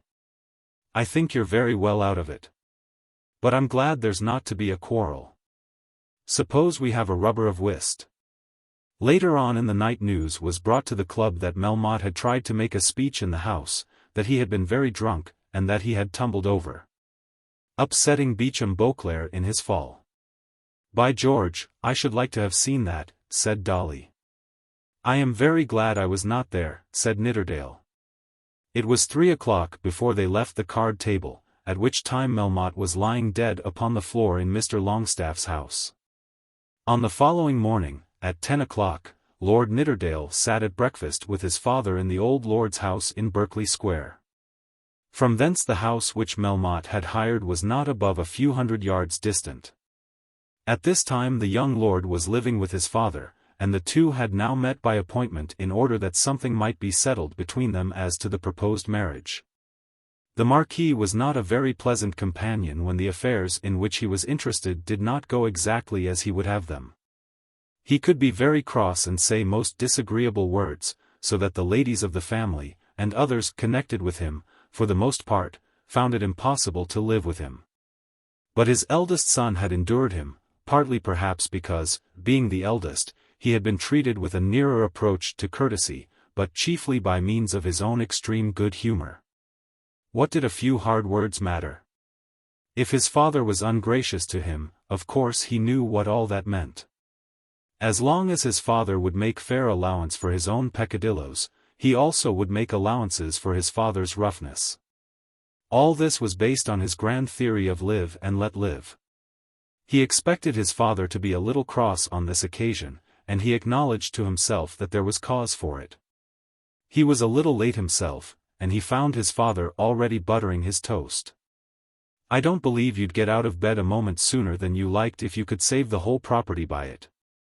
You show me how I can make a guinea by it, sir, and see if I don't earn the money." Then he sat down and poured himself out a cup of tea, and looked at the kidneys and looked at the fish. "I suppose you were drinking last night," said the old lord. "Not particular." The old man turned round and gnashed his teeth at him. "The fact is, sir, I don't drink. Everybody knows that. I know when you're in the country you can't live without champagne. Well, what have you got to say about all this? What have you got to say? You've made a pretty kettle of fish of it. I've been guided by you in everything. Come, now, you ought to own that. I suppose the whole thing is over? I don't see why it should be over. I'm told she has got her own money. Then Nidderdale described to his father Melmotte's behavior in the house on the preceding evening. What the devil does that matter, said the old man. You're not going to marry the man himself. I shouldn't wonder if he's in jail now. And what does that matter? She's not in jail. And if the money is hers, she can't lose it because he goes to prison. Beggars mustn't be choosers. How do you mean to live if you don't marry this girl? I shall scrape on, I suppose. I must look for somebody else. The Marquis showed very plainly by his demeanour that he did not give his son much credit either for diligence or for ingenuity in making such a search. At any rate, sir, I can't marry the daughter of a man who is to be put upon his trial for forgery.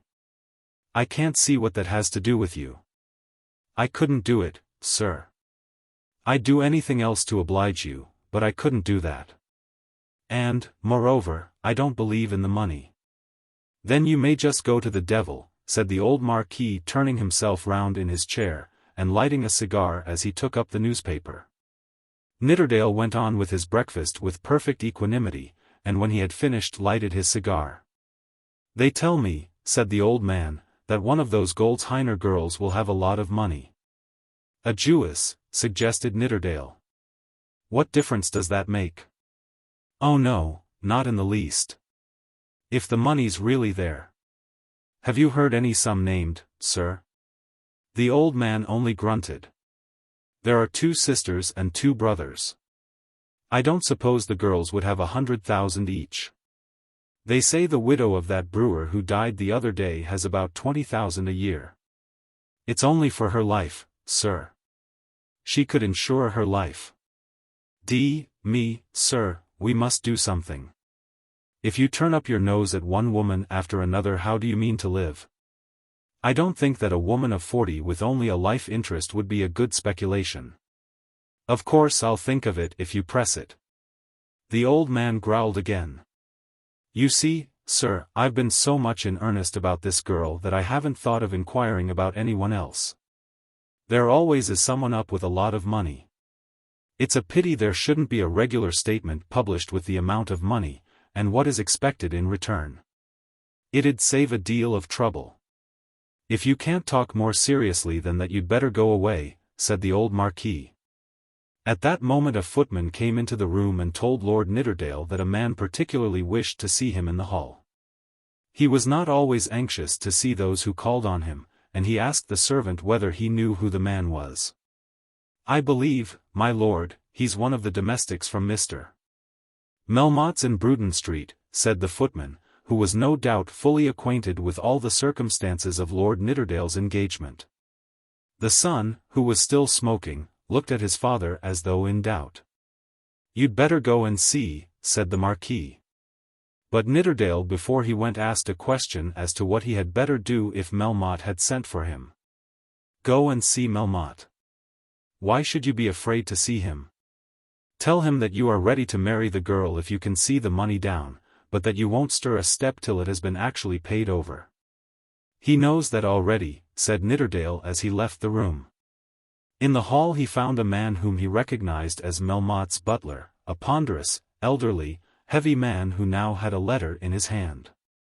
But the lord could tell by the man's face and manner that he himself had some story to tell. Is there anything the matter? Yes, my lord, yes. Oh, dear, oh, dear. I think you'll be sorry to hear it. There was none who came there he seemed to take to so much as your lordship. They've taken him to prison, exclaimed Nidderdale. But the man shook his head. What is it then? He can't be dead. Then the man nodded his head, and, putting his hand up to his face, burst into tears. Mr. Melmotte dead. He was in the House of Commons last night. I saw him myself. How did he die? But the fat, ponderous man was so affected by the tragedy he had witnessed, that he could not as yet give any account of the scene of his master's death, but simply handed the note which he had in his hand to Lord Nidderdale. It was from Marie, and had been written within half an hour of the time at which news had been brought to her of what had occurred. The note was as follows. Dear Lord Nidderdale, the man will tell you what has happened. I feel as though I was mad. I do not know who to send to. Will you come to me, only for a few minutes? Marie. He read it standing up in the hall, and then again asked the man as to the manner of his master's death. And now the Marquis, gathering from a word or two that he heard and from his son's delay that something special had occurred, hobbled out into the hall. Mr. Melmotte is dead, said his son. The old man dropped his stick, and fell back against the wall. This man says that he is dead, and here is a letter from Marie asking me to go there. How was it that he died? It was poison, said the butler solemnly. There has been a doctor already, and there isn't no doubt of that. He took it all by himself last night. He came home, perhaps a little fresh, and he had in brandy and soda and cigars, and sat himself down all to himself. Then in the morning, when the young woman went in, there he was, poisoned. I see him lay on the ground, and I helped to lift him up, and there was that smell of prussic acid that I knew what he had been and done just the same as when the doctor came and told us. Before the man could be allowed to go back, there was a consultation between the father and son as to a compliance with the request which Marie had made in her first misery. The Marquis thought that his son had better not go to Bruton Street. What's the use? What good can you do? She'll only be falling into your arms, and that's what you've got to avoid, at any rate, till you know how things are. But Nidderdale's better feelings would not allow him to submit to this advice. He had been engaged to marry the girl, and she in her abject misery had turned to him as the friend she knew best. At any rate for the time the heartlessness of his usual life deserted him. And he felt willing to devote himself to the girl not for what he could get, but because she had so nearly been so near to him. I couldn't refuse her, he said over and over again. I couldn't bring myself to do it. Oh, no, I shall certainly go. You'll get into a mess if you do. Then I must get into a mess. I shall certainly go. I will go at once. It is very disagreeable, but I cannot possibly refuse. It would be abominable. Then going back to the hall, he sent a message by the butler to Marie, saying that he would be with her in less than half an hour. Don't you go and make a fool of yourself, his father said to him when he was alone. This is just one of those times when a man may ruin himself by being soft-hearted. Nidderdale simply shook his head as he took his hat and gloves to go across to Bruton Street. Chapter 86. The meeting in Bruton Street. When the news of her husband's death was in some very rough way conveyed to Madame Melmotte, it crushed her for the time altogether. Marie first heard that she no longer had a living parent as she stood by the poor woman's bedside, and she was enabled, as much perhaps by the necessity incumbent upon her of attending to the wretched woman as by her own superior strength of character, to save herself from that prostration and collapse of power which a great and sudden blow is apt to produce. She stared at the woman who first conveyed to her tidings of the tragedy, and then for a moment seated herself at the bedside. But the violent sobbings and hysterical screams of Madame Melmotte soon brought her again to her feet, and from that moment she was not only active but efficacious. No. She would not go down to the room, she could do no good by going thither. But they must send for a doctor. They should send for a doctor immediately. She was then told that a doctor and an inspector of police were already in the rooms below. The necessity of throwing whatever responsibility there might be on to other shoulders had been at once apparent to the servants, and they had sent out right and left, so that the house might be filled with persons fit to give directions in such an emergency. The officers from the police station were already there when the woman who now filled Dryden's place in the house communicated to Madame Melmotte the fact that she was a widow. It was afterward said by some of those who had seen her at the time, that Marie Melmotte had shown a hard heart on the occasion. But the condemnation was wrong. Her feeling for her father was certainly not that which we are accustomed to see among our daughters and sisters. He had never been to her the petted divinity of the household, whose slightest wish had been law, whose little comforts had become matters of serious care, whose frowns were horrid clouds, whose smiles were glorious sunshine, whose kisses were daily looked for, and if missed would be missed with mourning. How should it have been so with her? In all the intercourses of her family, since the first rough usage which she remembered, there had never been anything sweet or gracious. Though she had recognized a certain duty, as due from herself to her father, she had found herself bound to measure it, so that more should not be exacted from her than duty required. She had long known that her father would fain make her a slave for his own purposes, and that if she put no limits to her own obedience he certainly would put none. She had drawn no comparison between him and other fathers, or between herself and other daughters, because she had never become conversant with the ways of other families. After a fashion she had loved him, because nature creates love in a daughter's heart. But she had never respected him, and had spent the best energies of her character on a resolve that she would never fear him. He may cut me into pieces, but he shall not make me do for his advantage that which I do not think he has a right to exact from me. That had been the state of her mind towards her father. And now that he had taken himself away with terrible suddenness, leaving her to face the difficulties of the world with no protector and no assistance, the feeling which dominated her was no doubt one of awe rather than of broken-hearted sorrow. Those who depart must have earned such sorrow before it can be really felt. They who are left may be overwhelmed by the death, even of their most cruel tormentors. Madame Melmotte was altogether overwhelmed, but it could not probably be said of her with truth that she was crushed by pure grief. There was fear of all things, fear of solitude, fear of sudden change, fear of terrible revelations, fear of some necessary movement she knew not whither. Fear that she might be discovered to be a poor wretched impostor who never could have been justified in standing in the same presence with emperors and princes, with duchesses and cabinet ministers. This and the fact that the dead body of the man who had so lately been her tyrant was lying near her, so that she might hardly dare to leave her room lest she should encounter him dead, and thus more dreadful even than when alive, utterly conquered her. Feelings of the same kind, the same fears, and the same awe were powerful also with Marie, but they did not conquer her. She was strong and conquered them. And she did not care to affect a weakness to which she was in truth superior. In such a household the death of such a father after such a fashion will hardly produce that tender sorrow which comes from real love. She soon knew it all. Her father had destroyed himself, and had doubtless done so because his troubles in regard to money had been greater than he could bear. When he had told her that she was to sign those deeds because ruin was impending, he must indeed have told her the truth. He had so often lied to her that she had had no means of knowing whether he was lying then or telling her a true story. But she had offered to sign the deeds since that. And he had told her that it would be of no avail, and at that time had not been angry with her as he would have been had her refusal been the cause of his ruin. She took some comfort in thinking of that. But what was she to do?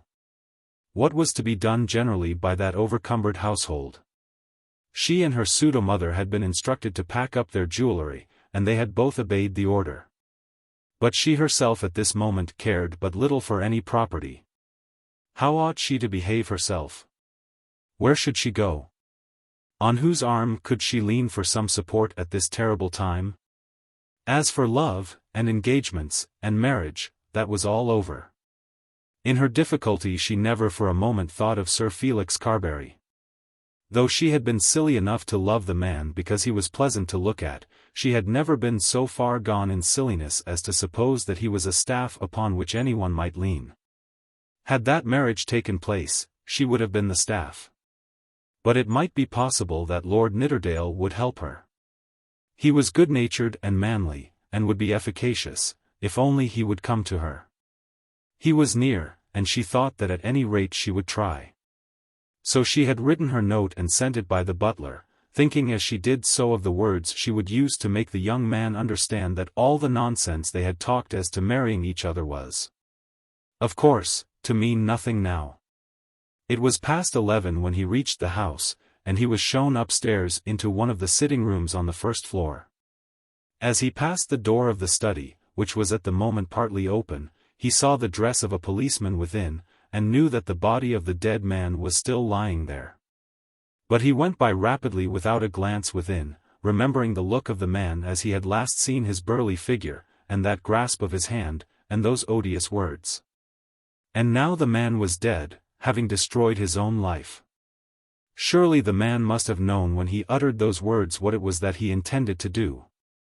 When he had made that last appeal about Marie, conscious as he was that everyone was deserting him, he must even then have looked his fate in the face and have told himself that it was better that he should die. His misfortunes, whatever might be their nature, must have been heavy on him then with all their weight, and he himself and all the world had known that he was ruined. And yet he had pretended to be anxious about the girl's marriage, and had spoken of it as though he still believed that it would be accomplished. Nidderdale had hardly put his hat down on the table before Marie was with him. He walked up to her, took her by both hands, and looked into her face. There was no trace of a tear, but her whole countenance seemed to him to be altered.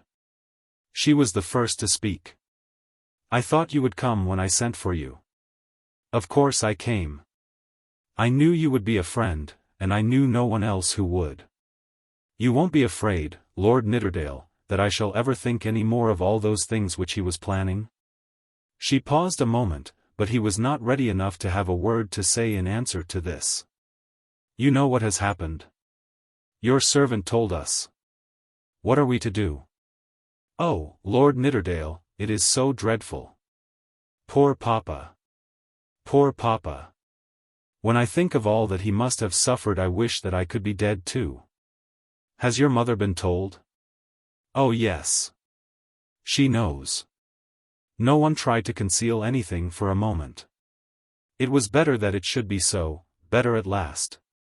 But we have no friends who would be considerate enough to try to save us from sorrow. But I think it was better. Mamma is very bad. She is always nervous and timid. Of course this has nearly killed her. What ought we to do? It is Mr. Longestaffe's house, and we were to have left it tomorrow. He will not mind that now. Where must we go? We can't go back to that big place in Grosvenor Square. Who will manage for us? Who will see the doctor and the policeman? I will do that. But there will be things that I cannot ask you to do. Why should I ask you to do anything? Because we are friends. No, she said, no. You cannot really regard me as a friend. I have been an impostor. I know that. I had no business to know a person like you at all. Oh, if the next 6 months could be over. Poor papa, poor papa. And then for the first time she burst into tears. I wish I knew what might comfort you, he said. How can there be any comfort? There never can be comfort again. As for comfort, when were we ever comfortable?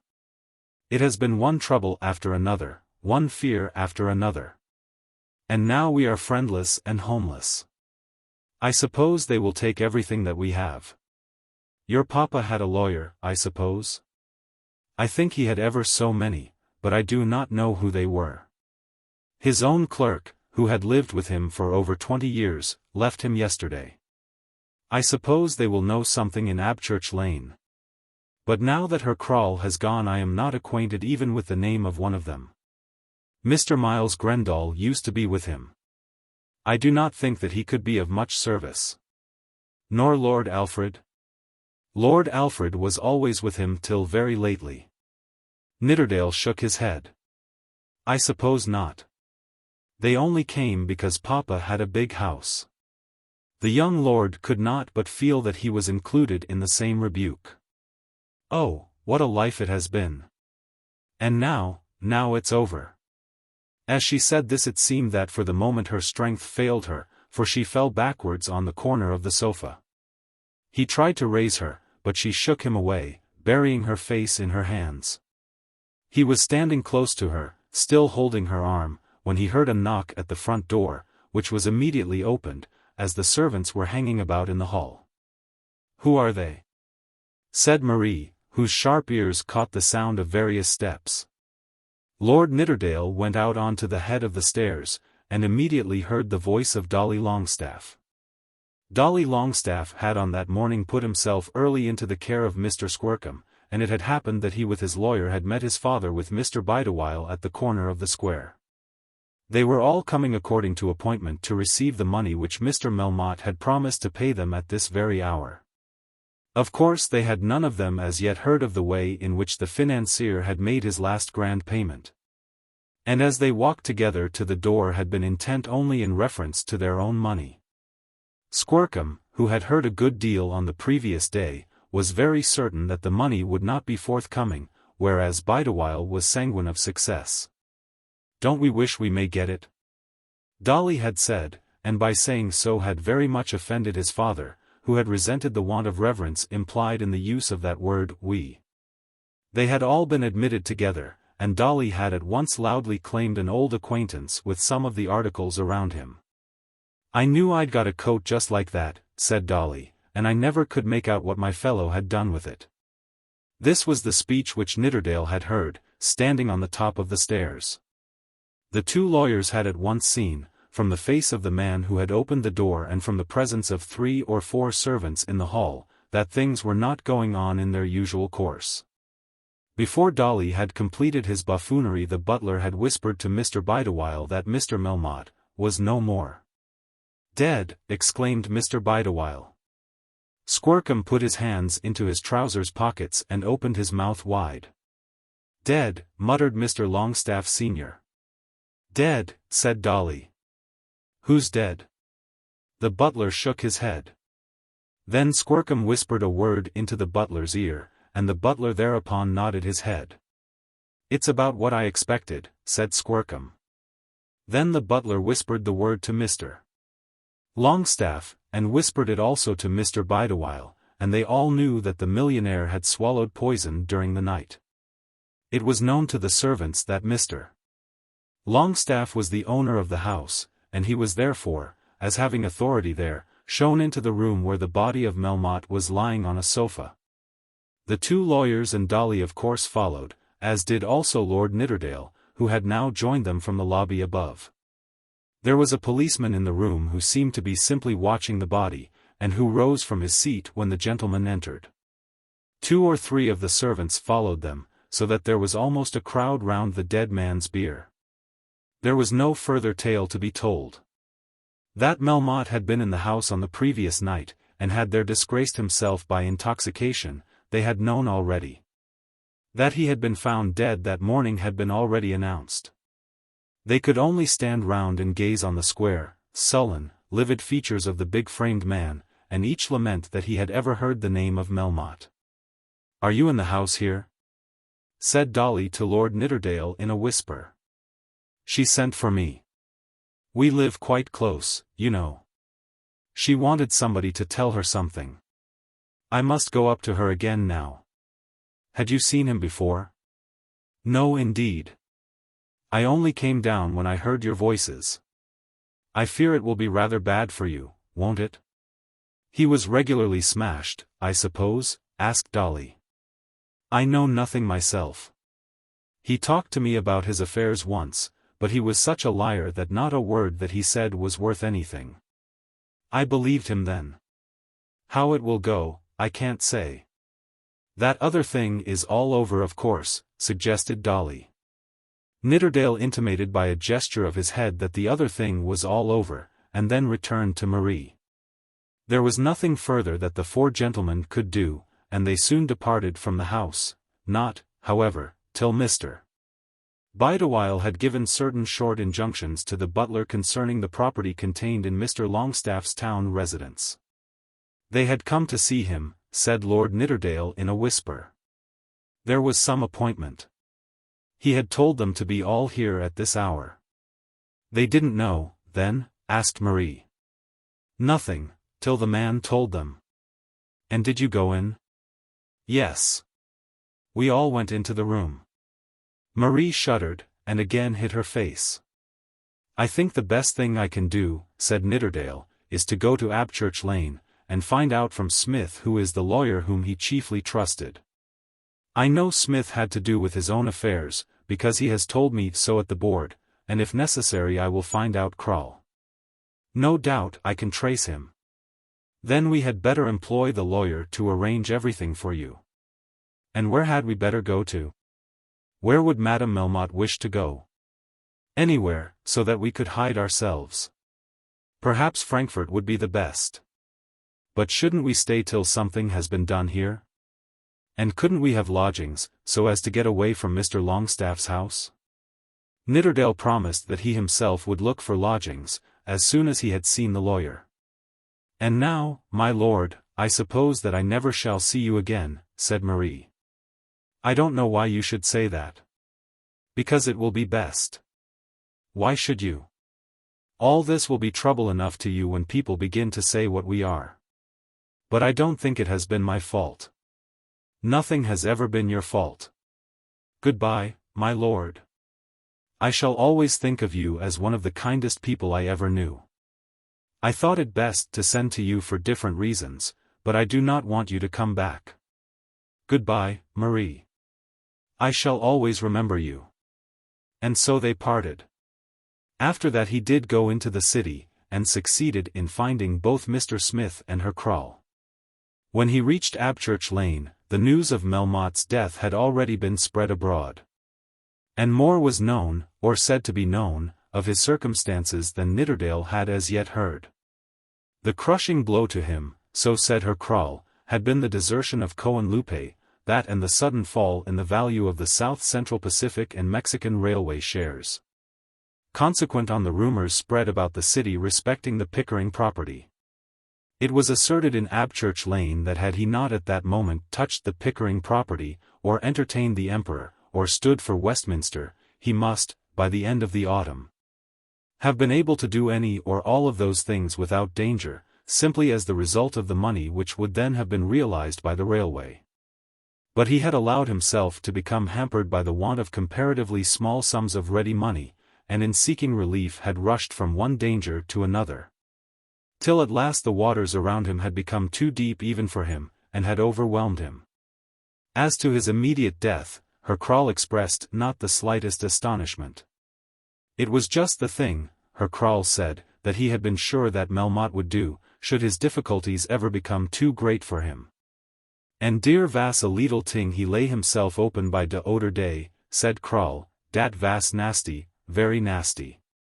Nidderdale shook his head, but asked no questions. Krull had alluded to the use of his own name, but did not on this occasion make any further revelation. Then Krull made a further statement to Lord Nidderdale, which I think he must have done in pure good nature. My lord, he said, whispering very gravely, the money of de young lady is all her own. Then he nodded his head 3 times. Nobody can talk it, not if he vas in debt millions. Again he nodded his head. I am very glad to hear it for her sake, said Lord Nidderdale as he took his leave. Chapter 87. Down at Carbury. When Roger Carbury returned to Suffolk, after seeing his cousins in Welbeck Street, he was by no means contented with himself. That he should be discontented generally with the circumstances of his life was a matter of course. He knew that he was farther removed than ever from the object on which his whole mind was set. Had Hetta Carbury learned all the circumstances of Paul's engagement with Mrs. Hurtle before she had confessed her love to Paul, so that her heart might have been turned against the man before she had made her confession, then, he thought, she might at last have listened to him. Even though she had loved the other man, she might have at last done so, as her love would have been buried in her own bosom. But the tale had been told after the fashion which was most antagonistic to his own interests. Hetta had never heard Mrs. Hurtle's name till she had given herself away, and had declared to all her friends that she had given herself away to this man, who was so unworthy of her. The more Roger thought of this, the more angry he was with Paul Montague, and the more convinced that that man had done him an injury which he could never forgive. But his grief extended even beyond that. Though he was never tired of swearing to himself that he would not forgive Paul Montague, yet there was present to him a feeling that an injury was being done to the man, and that he was in some sort responsible for that injury. He had declined to tell Hetta any part of the story about Mrs. Hurtle, actuated by a feeling that he ought not to betray the trust put in him by a man who was at the time his friend. And he had told nothing. But no one knew so well as he did the fact that all the attention latterly given by Paul to the American woman had by no means been the effect of love, but had come from a feeling on Paul's part that he could not desert the woman he had once loved, when she asked him for his kindness. If Hetta could know everything exactly, if she could look back and read the state of Paul's mind as he, Roger, could read it, then she would probably forgive the man. Or perhaps tell herself that there was nothing for her to forgive.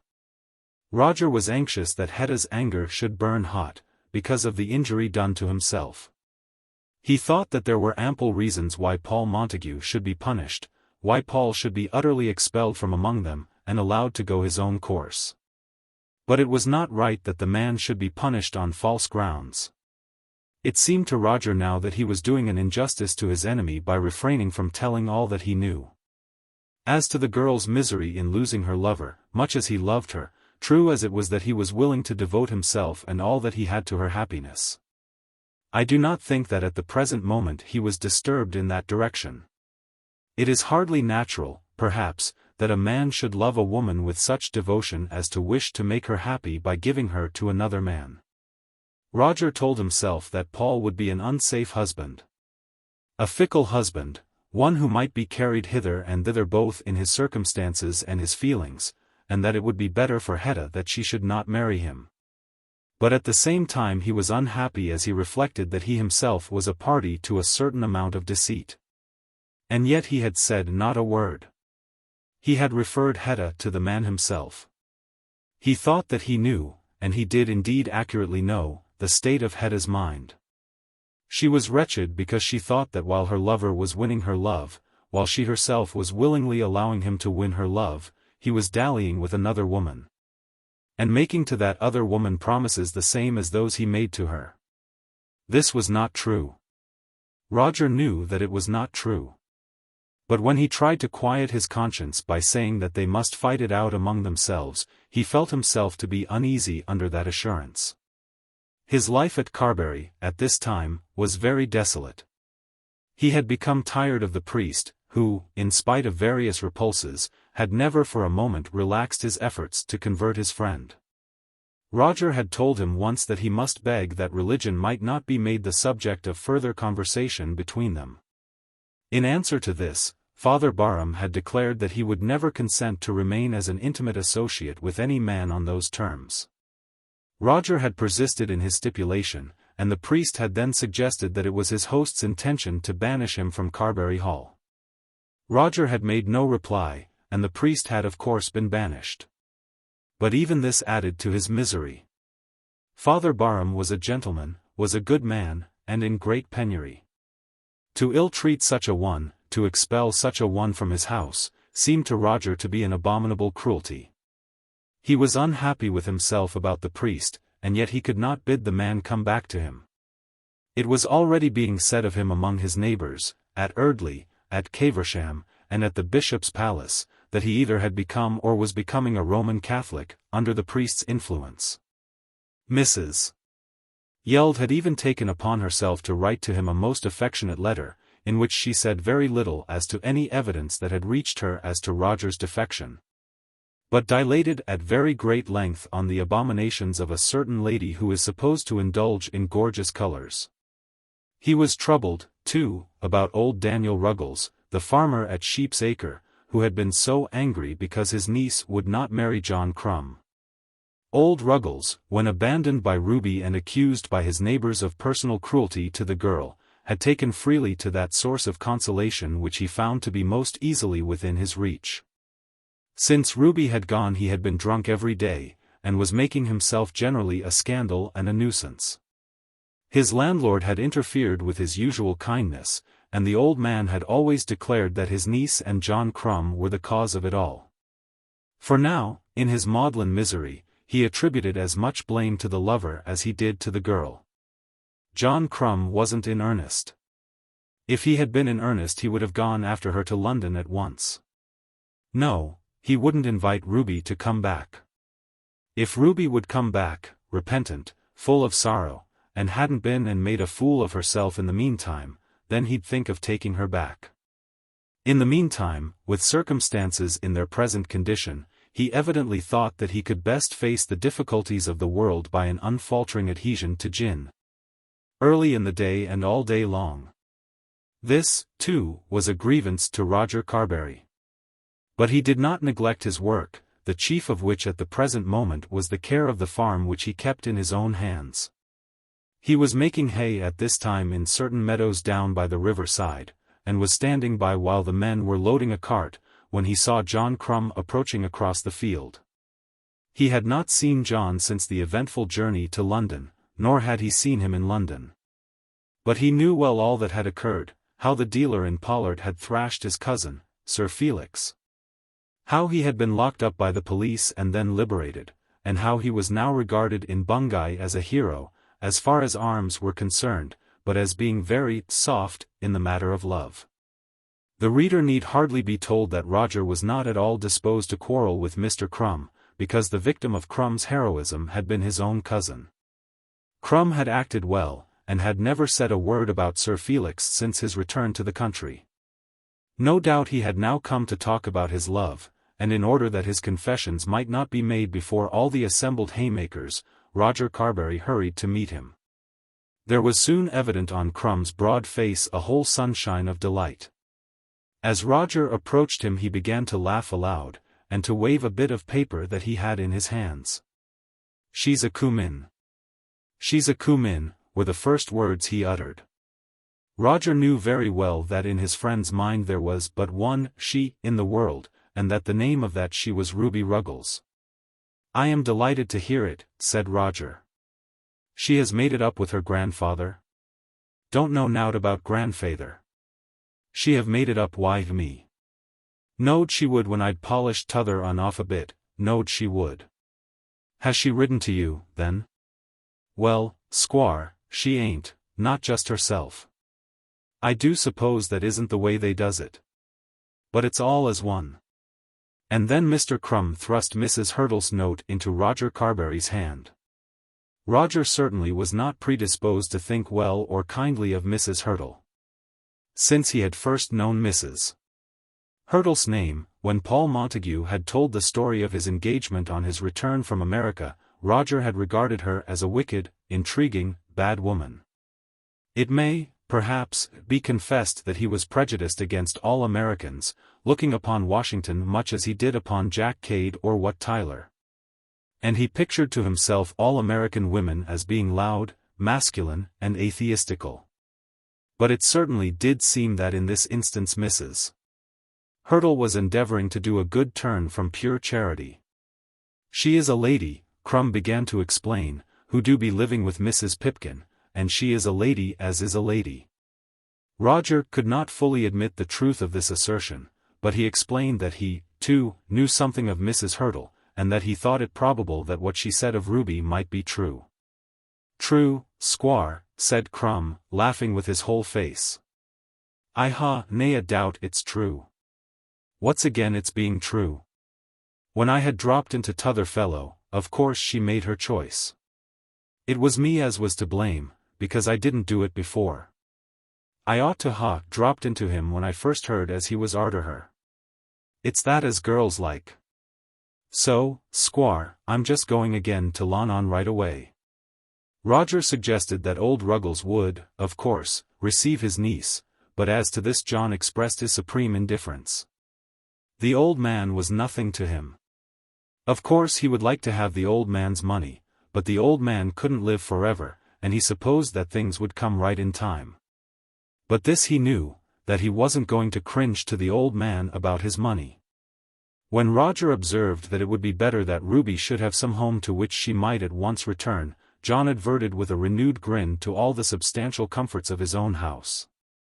It seemed to be his idea, that on arriving in London he would at once take Ruby away to church and be married to her out of hand. He had thrashed his rival, and what cause could there now be for delay? But before he left the field he made one other speech to the squire. "You ain't taken it amiss, squire, 'cause he was coosin to yourself?" "Not in the least, Mr. Crumb. That's coined now. I ain't done the young man a ha'porth o' harm, and I don't feel no grudge again him, and when me and Ruby's once spliced, I'm darned if I don't give a bottle of wine the first day as he'll come to Bungay." Roger did not feel himself justified in accepting this invitation on the part of Sir Felix. But he renewed his assurance that he, on his own part, thought that Crumb had behaved well in that matter of the street encounter. And he expressed a strong wish for the immediate and continued happiness of Mr. and Mrs. John Crumb. "Oh, I will be 'appy, squire," said Crumb as he went exulting out of the field. On the day after this Roger Carbury received a letter which disturbed him very much, and to which he hardly knew whether to return any answer, or what answer. It was from Paul Montague, and was written by him but a few hours after he had left his letter for Hetta with his own hands, at the door of her mother's house. Paul's letter to Roger was as follows. "My dear Roger, though I know that you have cast me off from you, I cannot write to you in any other way, as any other way would be untrue. You can answer me, of course, as you please, but I do think that you will owe me an answer, as I appeal to you in the name of justice. You know what has taken place between Hetta and myself. She had accepted me, and therefore I am justified in feeling sure that she must have loved me. But she has now quarrelled with me altogether, and has told me that I am never to see her again. Of course I don't mean to put up with this. Who would? You will say that it is no business of yours. But I think that you would not wish that she should be left under a false impression, if you could put her right. Somebody has told her the story of Mrs. Hurtle. I suppose it was Felix, and that he had learned it from those people at Islington. But she has been told that which is untrue. Nobody knows and nobody can know the truth as you do. She supposes that I have willingly been passing my time with Mrs. Hurtle during the last 2 months, although during that very time I have asked for and have received the assurance of her love. Now, whether or no I have been to blame about Mrs. Hurtle, as to which nothing at present need be said, it is certainly the truth that her coming to England was not only not desired by me, but was felt by me to be the greatest possible misfortune. But after all that had passed I certainly owed it to her not to neglect her, and this duty was the more incumbent on me as she was a foreigner and unknown to anyone. I went down to Longestaffe with her at her request, having named the place to her as one known to myself, and because I could not refuse her so small a favour. You know that it was so, and you know also, as no one else does, that whatever courtesy I have shown to Mrs. Hurtle in England, I have been constrained to show her. I appeal to you to let Hetta know that this is true.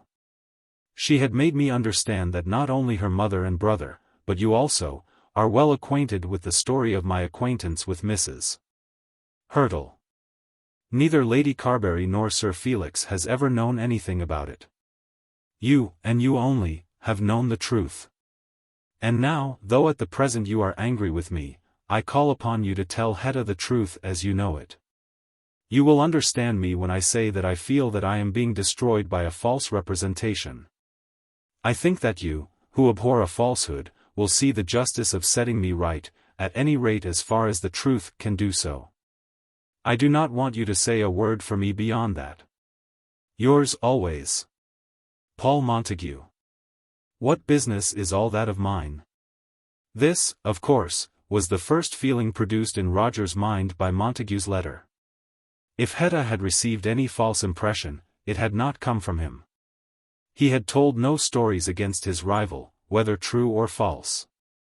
He had been so scrupulous that he had refused to say a word at all. And if any false impression had been made on Hetta's mind, either by circumstances or by untrue words, had not Montague deserved any evil that might fall upon him? Though every word in Montague's letter might be true, nevertheless, in the end, no more than justice would be done him, even should he be robbed at last of his mistress under erroneous impressions. The fact that he had once disgraced himself by offering to make Mrs. Hurtle his wife, rendered him unworthy of Hetta Carbury. Such, at least, was Roger Carbury's verdict as he thought over all the circumstances. At any rate, it was no business of his to correct these wrong impressions. And yet he was ill at ease as he thought of it all. He did believe that every word in Montague's letter was true. Though he had been very indignant when he met Paul and Mrs. Hurtle together on the sands at Longestaffe, he was perfectly convinced that the cause of their coming there had been precisely that which Montague had stated. It took him 2 days to think over all this, 2 days of great discomfort and unhappiness. After all, why should he be a dog in the manger? The girl did not care for him, looked upon him as an old man to be regarded in a fashion altogether different from that in which she regarded Paul Montague. He had let his time for love-making go by, and now it behoved him, as a man, to take the world as he found it, and not to lose himself in regrets for a kind of happiness which he could never attain. In such an emergency as this he should do what was fair and honest, without reference to his own feelings. And yet the passion which dominated John Crumb altogether, which made the mealman so intent on the attainment of his object as to render all other things indifferent to him for the time, was equally strong with Roger Carbury. Unfortunately for Roger, strong as his passion was, it was embarrassed by other feelings. It never occurred to Crumb to think whether he was a fit husband for Ruby, or whether Ruby, having a decided preference for another man, could be a fit wife for him. But with Roger there were 1,000 surrounding difficulties to hamper him. John Crumb never doubted for a moment what he should do. He had to get the girl, if possible, and he meant to get her whatever she might cost him. He was always confident though sometimes perplexed. But Roger had no confidence. He knew that he should never win the game. In his sadder moments he felt that he ought not to win it. The people around him, from old fashion, still called him the young squire. Why? He felt himself at times to be 80 years old, so old that he was unfitted for intercourse with such juvenile spirits as those of his neighbour the bishop, and of his friend Hepworth. Could he, by any training, bring himself to take her happiness in hand, altogether sacrificing his own? In such a mood as this he did at last answer his enemy's letter, and he answered it as follows.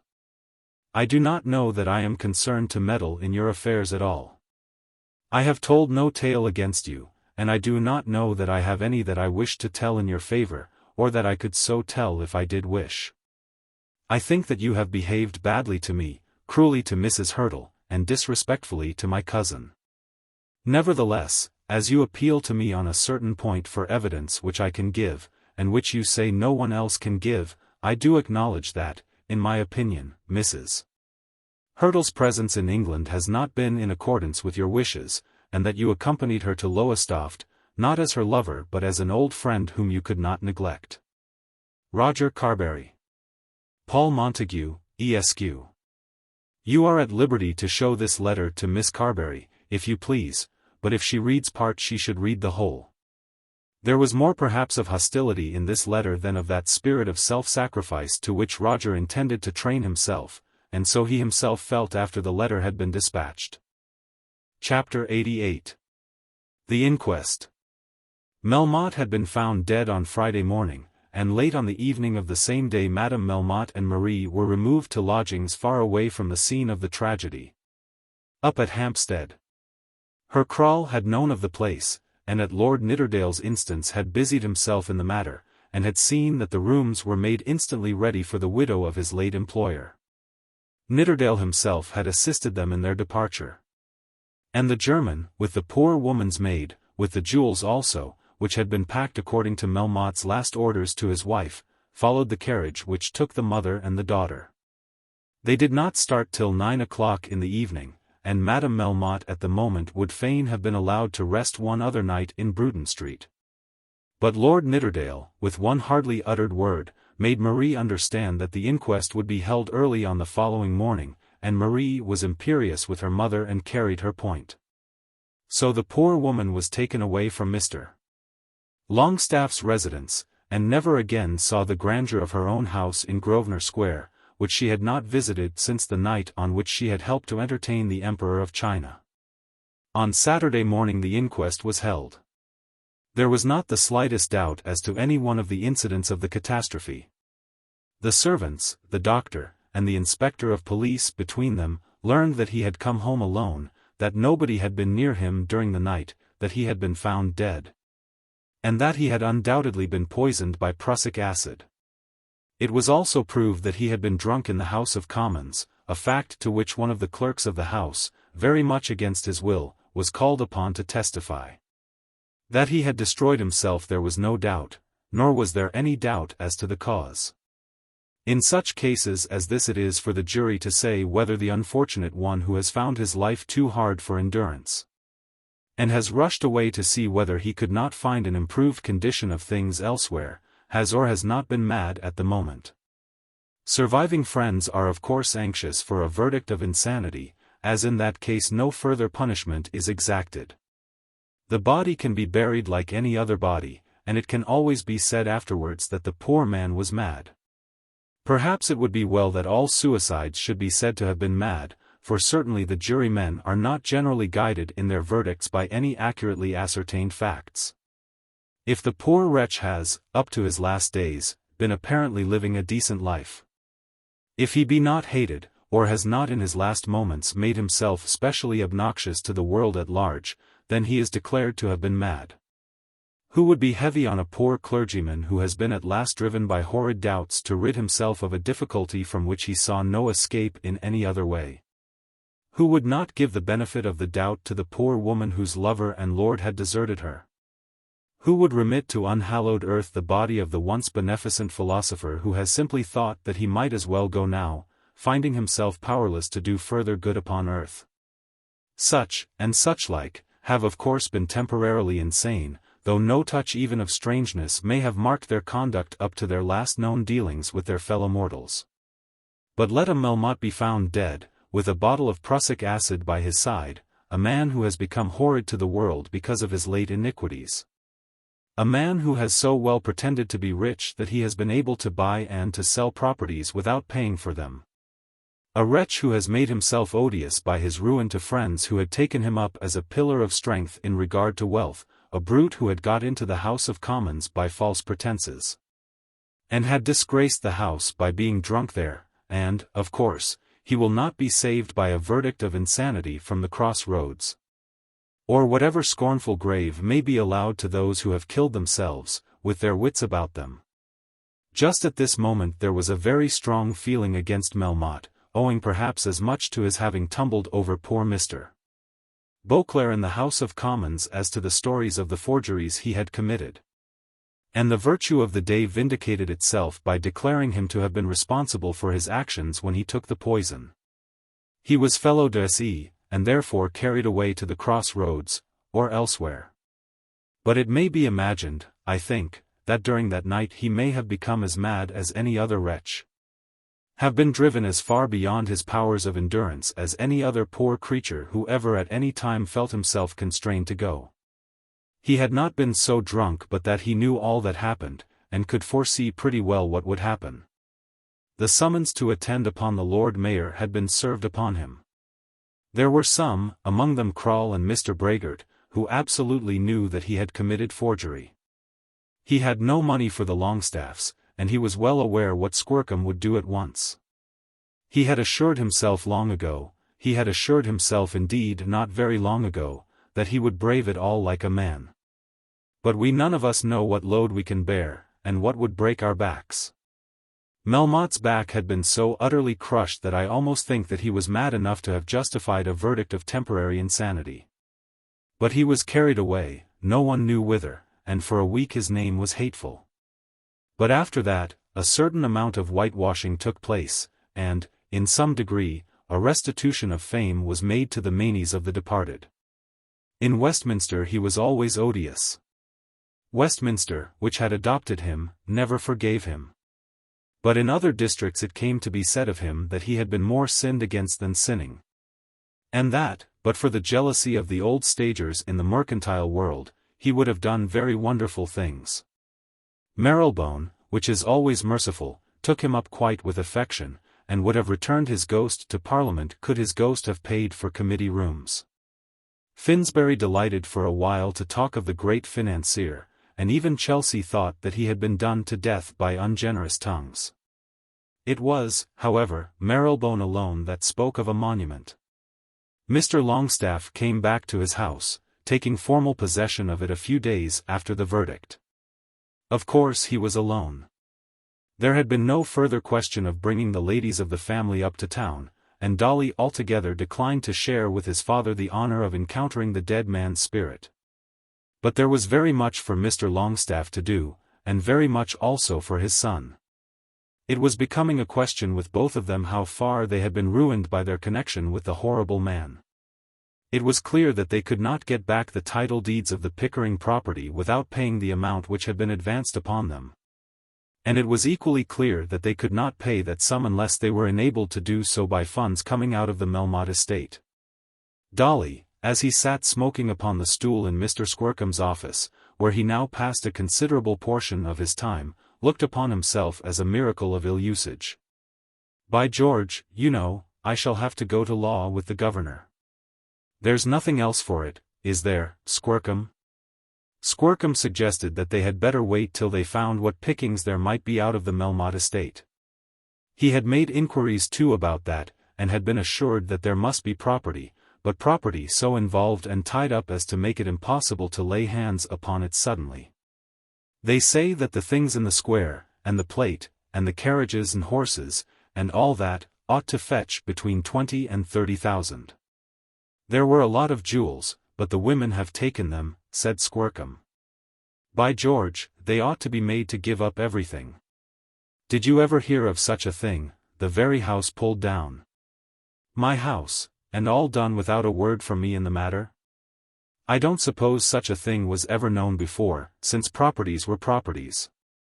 Then he uttered sundry threats against the Bideawhiles, in reference to whom he declared his intention of making it very hot for them. It was an annoyance added to the elder Mr. Longestaffe that the management of Melmotte's affairs fell at last almost exclusively into the hands of Mr. Brehgert. Now Brehgert, in spite of his many dealings with Melmotte, was an honest man, and, which was perhaps of as much immediate consequence, both an energetic and a patient man. But then he was the man who had wanted to marry Georgiana Longestaffe, and he was the man to whom Mr. Longestaffe had been particularly uncivil. Then there arose necessities for the presence of Mr. Brehgert in the house in which Melmotte had lately lived and had died.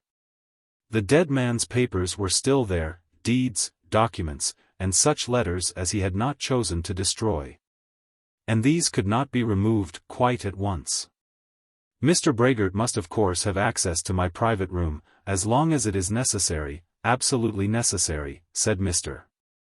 Longestaffe in answer to a message which was brought to him, "but he will of course see the expediency of relieving me from such intrusion as soon as possible." But he soon found it preferable to come to terms with the rejected suitor, especially as the man was singularly good-natured and forbearing after the injuries he had received. All minor debts were to be paid at once, an arrangement to which Mr. Longestaffe cordially agreed, as it included a sum of £300 due to him for the rent of his house in Bruton Street. Then by degrees it became known that there would certainly be a dividend of not less than 50% payable on debts which could be proved to have been owing by Melmotte, and perhaps of more. An arrangement which was very comfortable to Dolly, as it had been already agreed between all the parties interested that the debt due to him should be satisfied before the father took anything. Mr. Longestaffe resolved during these weeks that he remained in town that, as regarded himself and his own family, the house in London should not only not be kept up, but that it should be absolutely sold, with all its belongings, and that the servants at Caversham should be reduced in number, and should cease to wear powder. All this was communicated to Lady Pomona in a very long letter, which she was instructed to read to her daughters. "I have suffered great wrongs," said Mr. Longestaffe, "but I must submit to them, and as I submit so must my wife and children. If our son were different from what he is, the sacrifice might probably be made lighter. His nature I cannot alter, but from my daughters I expect cheerful obedience. From what incidents of his past life he was led to expect cheerfulness at Caversham it might be difficult to say. But the obedience was there. Georgie was for the time broken down, Sophia was satisfied with her nuptial prospects, and Lady Pomona had certainly no spirits left for a combat. I think the loss of the hair powder afflicted her most, but she said not a word even about that. But in all this the details necessary for the telling of our story are anticipated. Mr. Longestaffe had remained in London actually over the 1st of September, which in Suffolk is the one great festival of the year, before the letter was written to which allusion has been made. In the meantime he saw much of Mr. Brehgert, and absolutely formed a kind of friendship for that gentleman, in spite of the abomination of his religion, so that on one occasion he even condescended to ask Mr. Brehgert to dine alone with him in Bruton Street. This, too, was in the early days of the arrangement of the Melmotte affairs, when Mr. Longestaffe's heart had been softened by that arrangement with reference to the rent. Mr. Brehgert came, and there arose a somewhat singular conversation between the two gentlemen as they sat together over a bottle of Mr. Longestaffe's old port wine. Hitherto not a word had passed between them respecting the connection which had once been proposed. Since the day on which the young lady's father had said so many bitter things to the expectant bridegroom.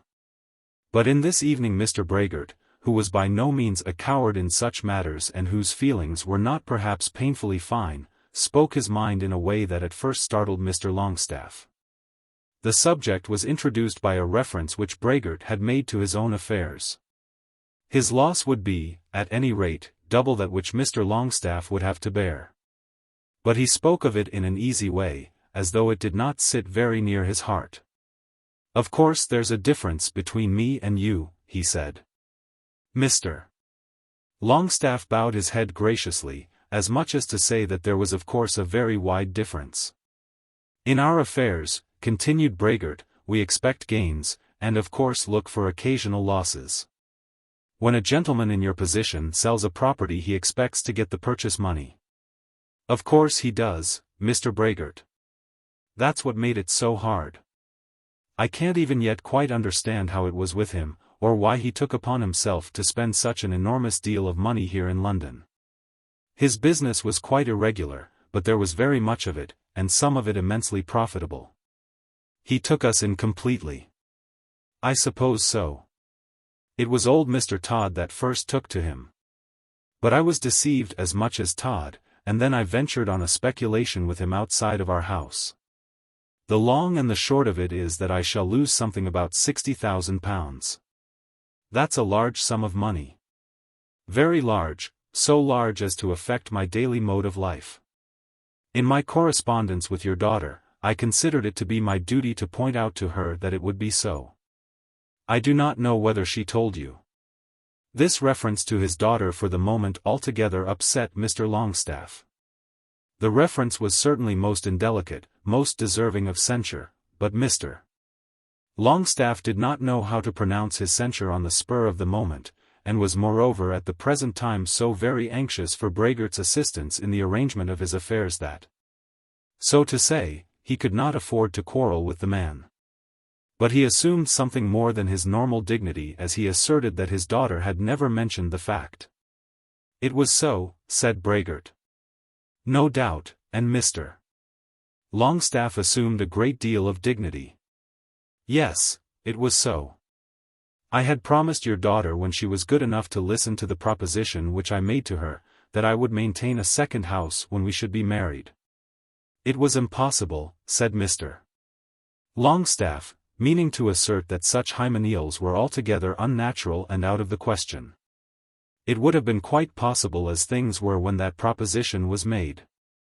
But looking forward to the loss which I afterwards anticipated from the affairs of our deceased friend, I found it to be prudent to relinquish my intention for the present.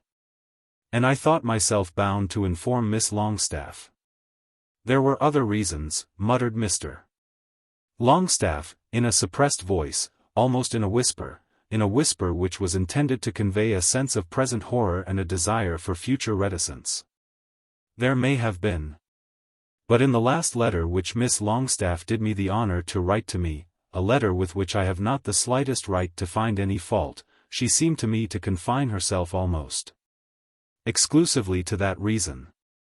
Why mention this now, Mr. Brehgert, why mention this now? The subject is painful. Just because it is not painful to me, Mr. Longestaffe. And because I wish that all they who have heard of the matter should know that it is not painful. I think that throughout I behaved like a gentleman. Mr.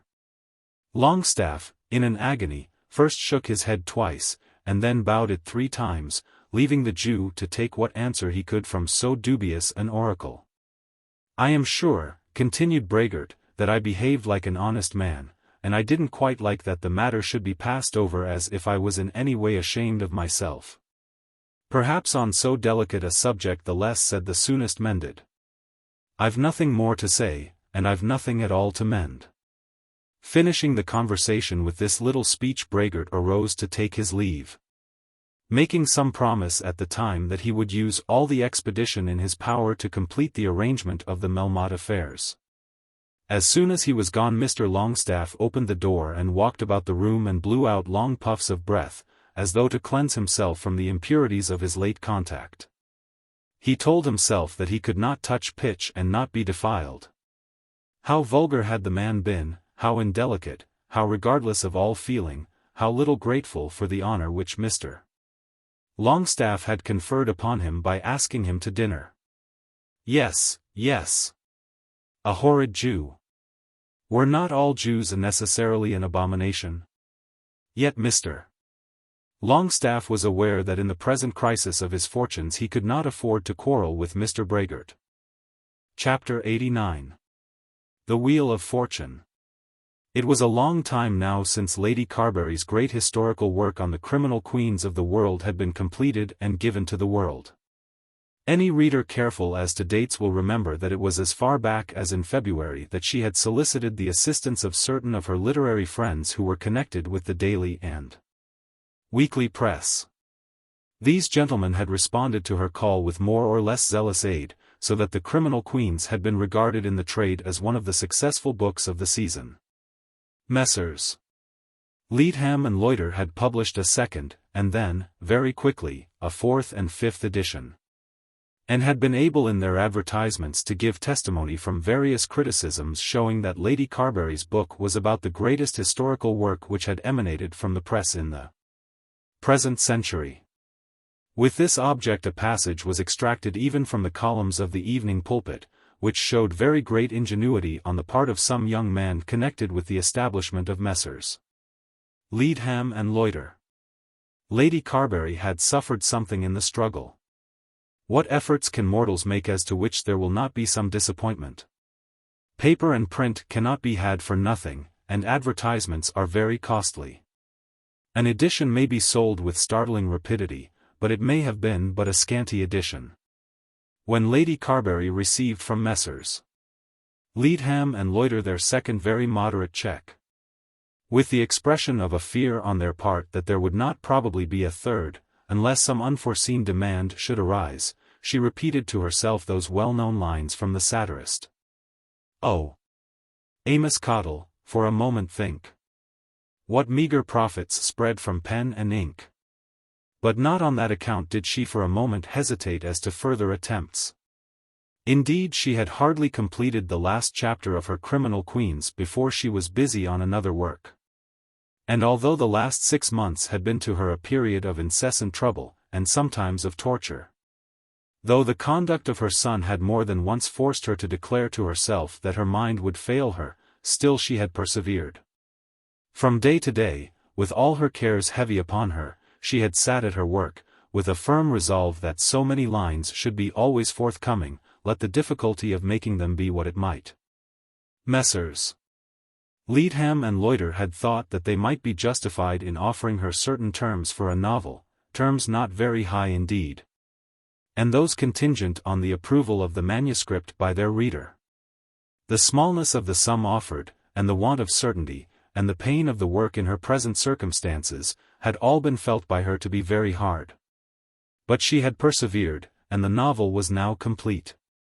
It cannot with truth be said of her that she had had any special tale to tell. She had taken to the writing of a novel because Mr.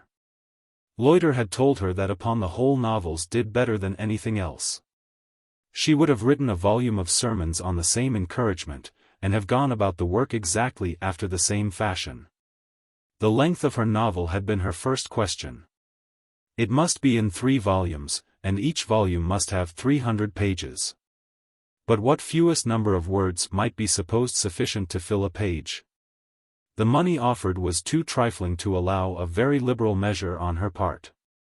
She had to live, and if possible to write another novel, and, as she hoped, upon better terms, when this should be finished. Then what should be the name of her novel, what the name of her hero? And above all what the name of her heroine? It must be a love story of course, but she thought that she would leave the complications of the plot to come by chance, and they did come. Don't let it end unhappily, Lady Carbury, Mr. Loiter had said, because though people like it in a play, they hate it in a book. And whatever you do, Lady Carbury, don't be historical. Your historical novel, Lady Carbury, isn't worth a Mr. Loiter. Stopping himself suddenly, and remembering that he was addressing himself to a lady, satisfied his energy at last by the use of the word straw. Lady Carbury had followed these instructions with accuracy. The name for the story had been the great thing. It did not occur to the authoress that, as the plot was to be allowed to develop itself and was, at this moment when she was perplexed as to the title, altogether uncreated. She might as well wait to see what appellation might best suit her work when its purpose should have declared itself. A novel, she knew well, was most unlike a rose, which by any other name will smell as sweet.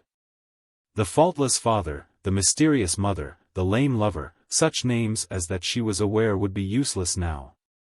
Mary Jane Walker, if she could be very simple, would do, or Blanche DeVoe, if she were able to maintain throughout a somewhat high-stilted style of feminine rapture.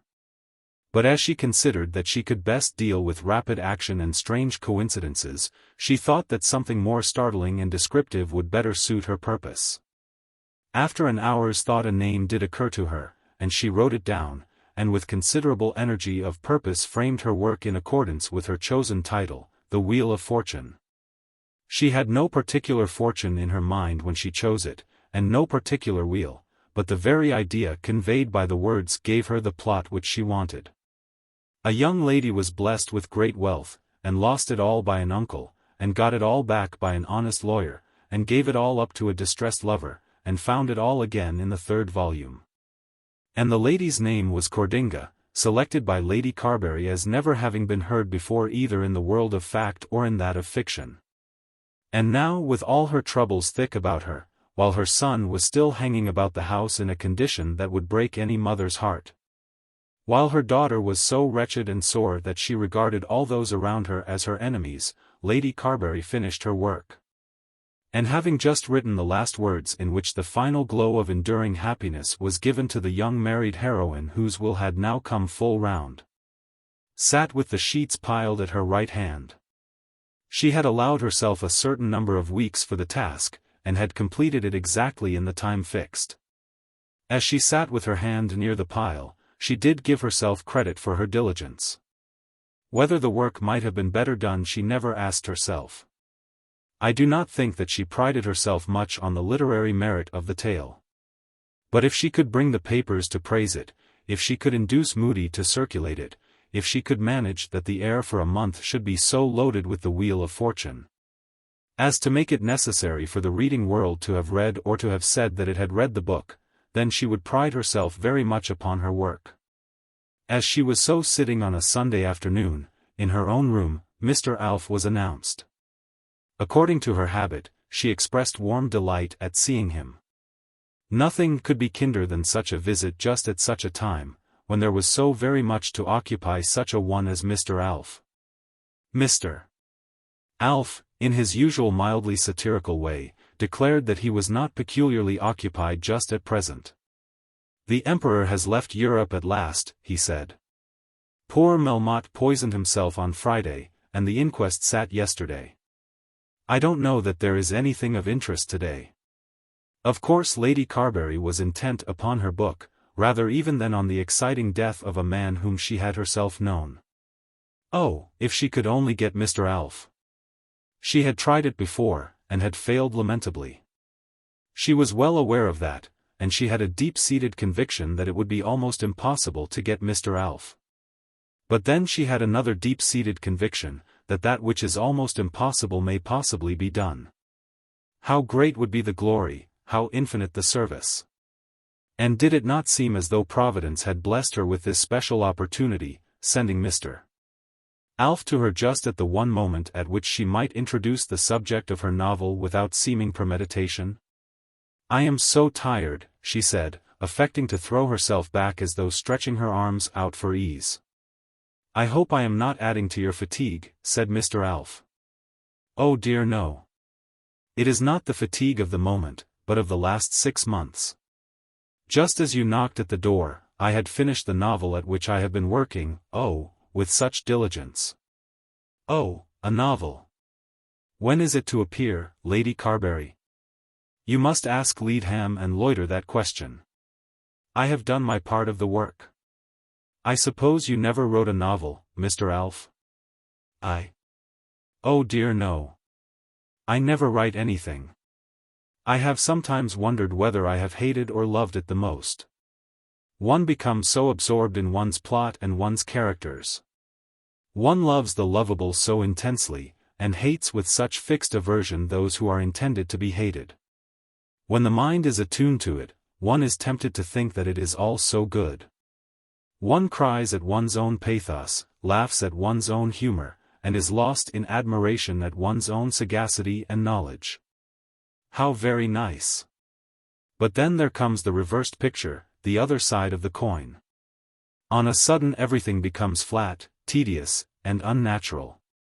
The heroine who was yesterday alive with the celestial spark is found today to be a lump of motionless clay. The dialogue that was so cheery on the first perusal is utterly uninteresting at a second reading. Yesterday I was sure that there was my monument, and she put her hand upon the manuscript. Today I feel it to be only too heavy for a gravestone. One's judgment about oneself always does vacillate, said Mr. Alf in a tone as phlegmatic as were the words. And yet it is so important that one should be able to judge correctly of one's own work. I can at any rate trust myself to be honest, which is more perhaps than can be said of all the critics. Dishonesty is not the general fault of the critics, Lady Carbury, at least not as far as I have observed the business. It is incapacity. In what little I have done in the matter, that is the sin which I have striven to conquer. When we want shoes we go to a professed shoemaker. But for criticism we have certainly not gone to professed critics. I think that when I gave up the evening pulpit, I left upon it a staff of writers who are entitled to be regarded as knowing their business. You given up the pulpit? Asked Lady Carbury with astonishment, readjusting her mind at once, so that she might perceive whether any and if so what advantage might be taken of Mr. Alf's new position. He was no longer editor, and therefore his heavy sense of responsibility would no longer exist, but he must still have influence. Might he not be persuaded to do one act of real friendship? Might she not succeed if she would come down from her high seat, sink on the ground before him, tell him the plain truth, and beg for a favor as a poor struggling woman? Yes, Lady Carbury, I have given it up. It was a matter of course that I should do so when I stood for Parliament. Now that the new member has so suddenly vacated his seat, I shall probably stand again. And you are no longer an editor? I have given it up. And I suppose I have now satisfied the scruples of those gentlemen who seem to think that I was committing a crime against the Constitution in attempting to get into Parliament while I was managing a newspaper. I never heard such nonsense. Of course I know where it came from. Where did it come from? Where should it come from but the breakfast table? Bruton and I have been very good friends, but I do think that of all the men I know he is the most jealous. That is so little, said Lady Carbury. She was really very fond of Mr. Bruton, but at the present moment she was obliged to humor Mr. Alf. It seems to me that no man can be better qualified to sit in Parliament than an editor of a newspaper, that is if he is capable as an editor.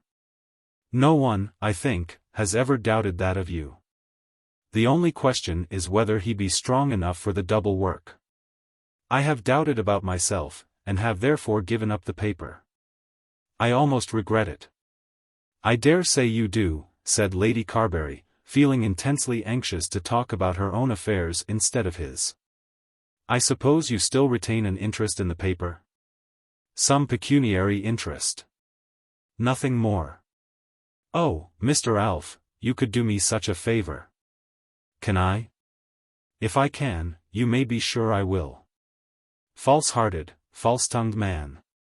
Of course he knew at the moment what was the favor Lady Carbury intended to ask, and of course he had made up his mind that he would not do as he was asked.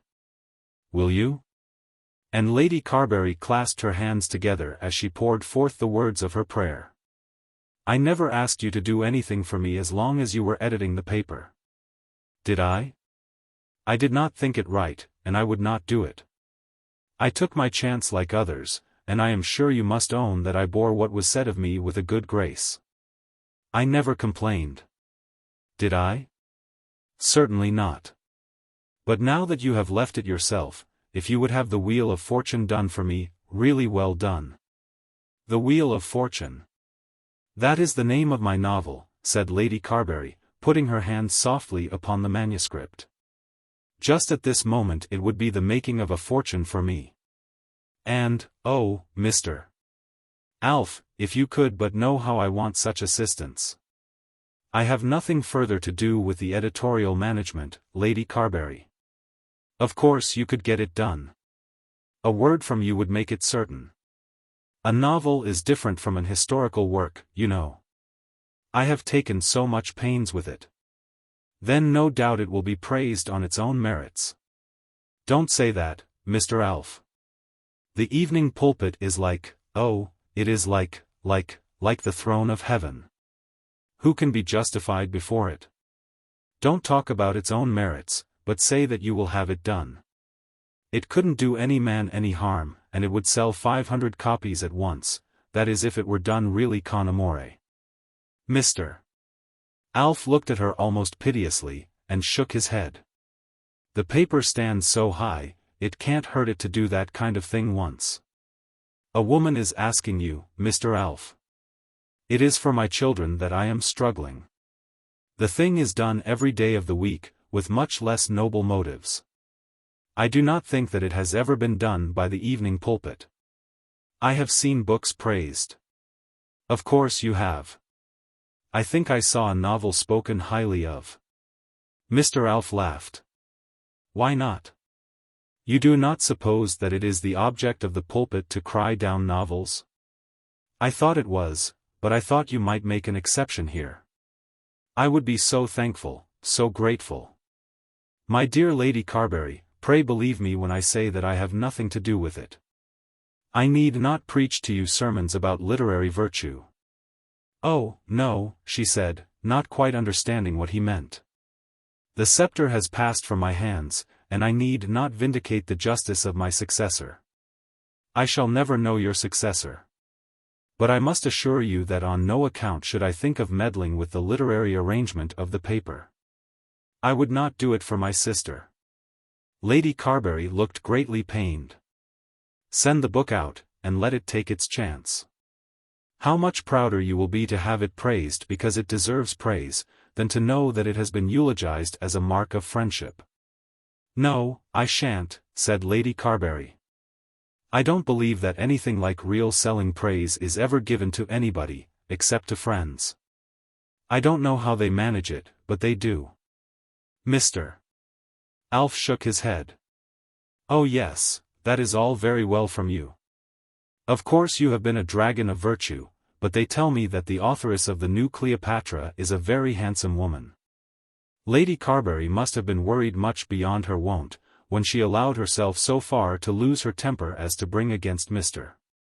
Alf the double charge of being too fond of the authoress in question, and of having sacrificed the justice of his columns to that improper affection.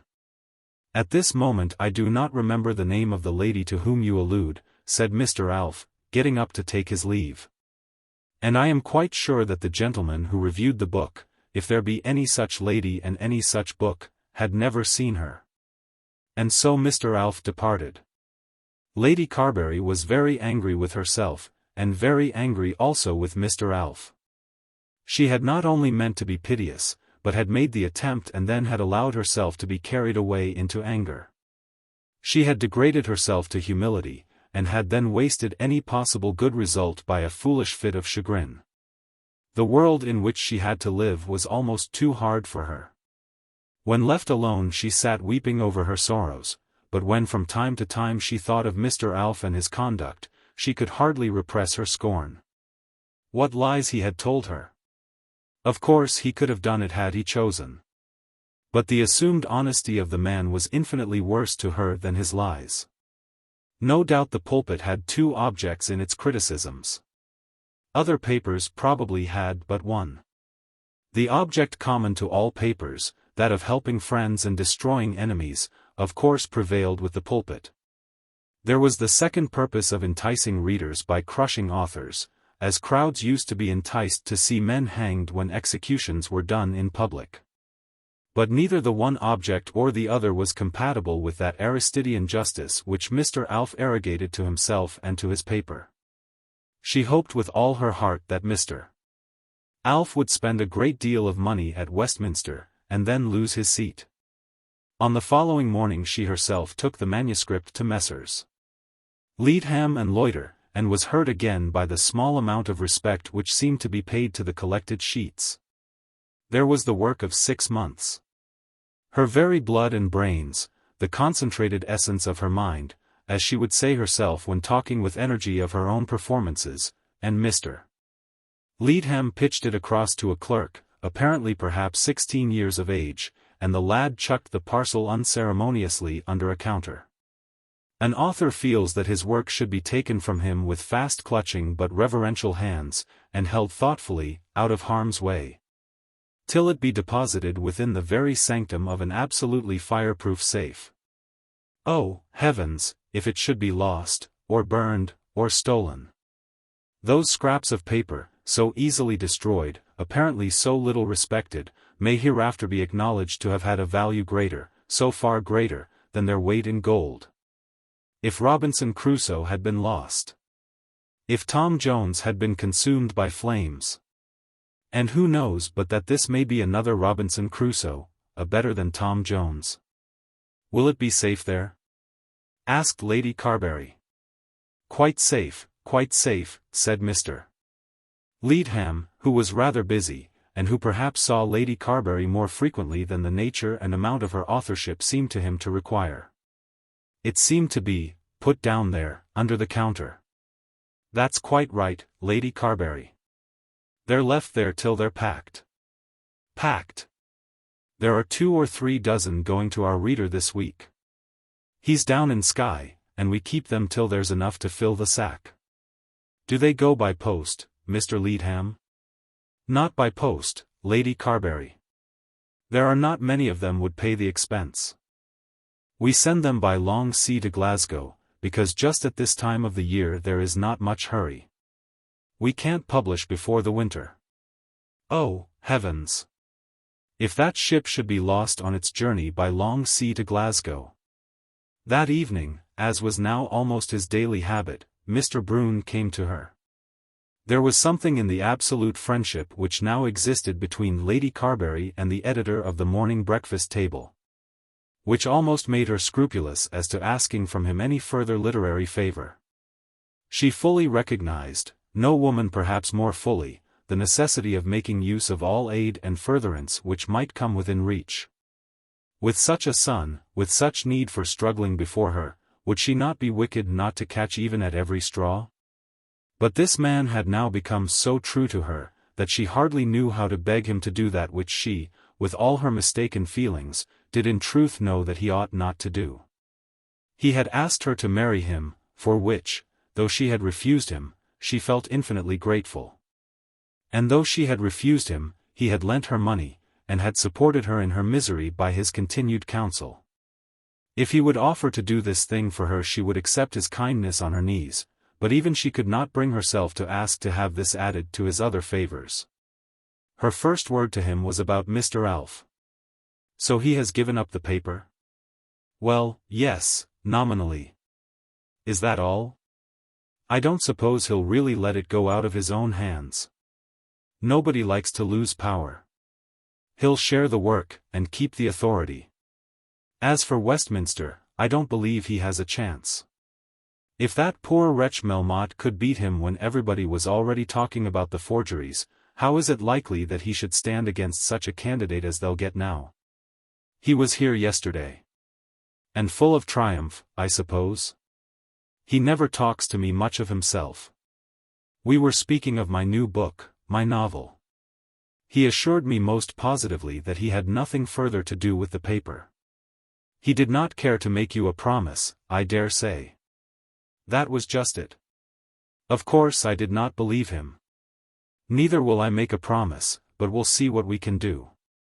If we can't be good-natured, at any rate we will say nothing ill-natured.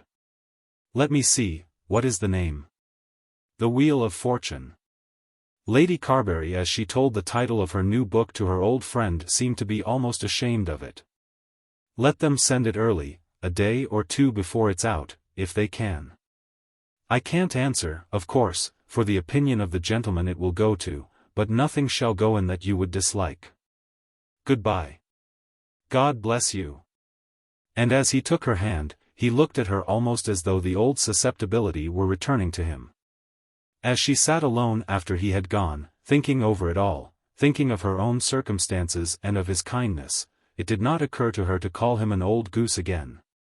She felt now that she had mistaken her man when she had so regarded him. That first and only kiss which he had given her, which she had treated with so much derision, for which she had rebuked him so mildly and yet so haughtily, had now a somewhat sacred spot in her memory. Through it all the man must have really loved her. Was it not marvelous that such a thing should be? And how had it come to pass that she in all her tenderness had rejected him when he had given her the chance of becoming his wife? Chapter 90. Hetta's Sorrow. When Hetta Carbury received that letter from her lover which was given to the reader some chapters back, it certainly did not tend in any way to alleviate her misery. Even when she had read it over half a dozen times, she could not bring herself to think it possible that she could be reconciled to the man. It was not only that he had sinned against her by giving his society to another woman to whom he had at any rate been engaged not long since, at the very time at which he was becoming engaged to her, but also that he had done this in such a manner as to make his offense known to all her friends. Perhaps she had been too quick, but there was the fact that with her own consent she had acceded to her mother's demand that the man should be rejected. The man had been rejected, and even Roger Carbury knew that it was so. After this it was, she thought, impossible that she should recall him. But they should all know that her heart was unchanged. Roger Carbury should certainly know that, if he ever asked her further question on the matter. She would never deny it.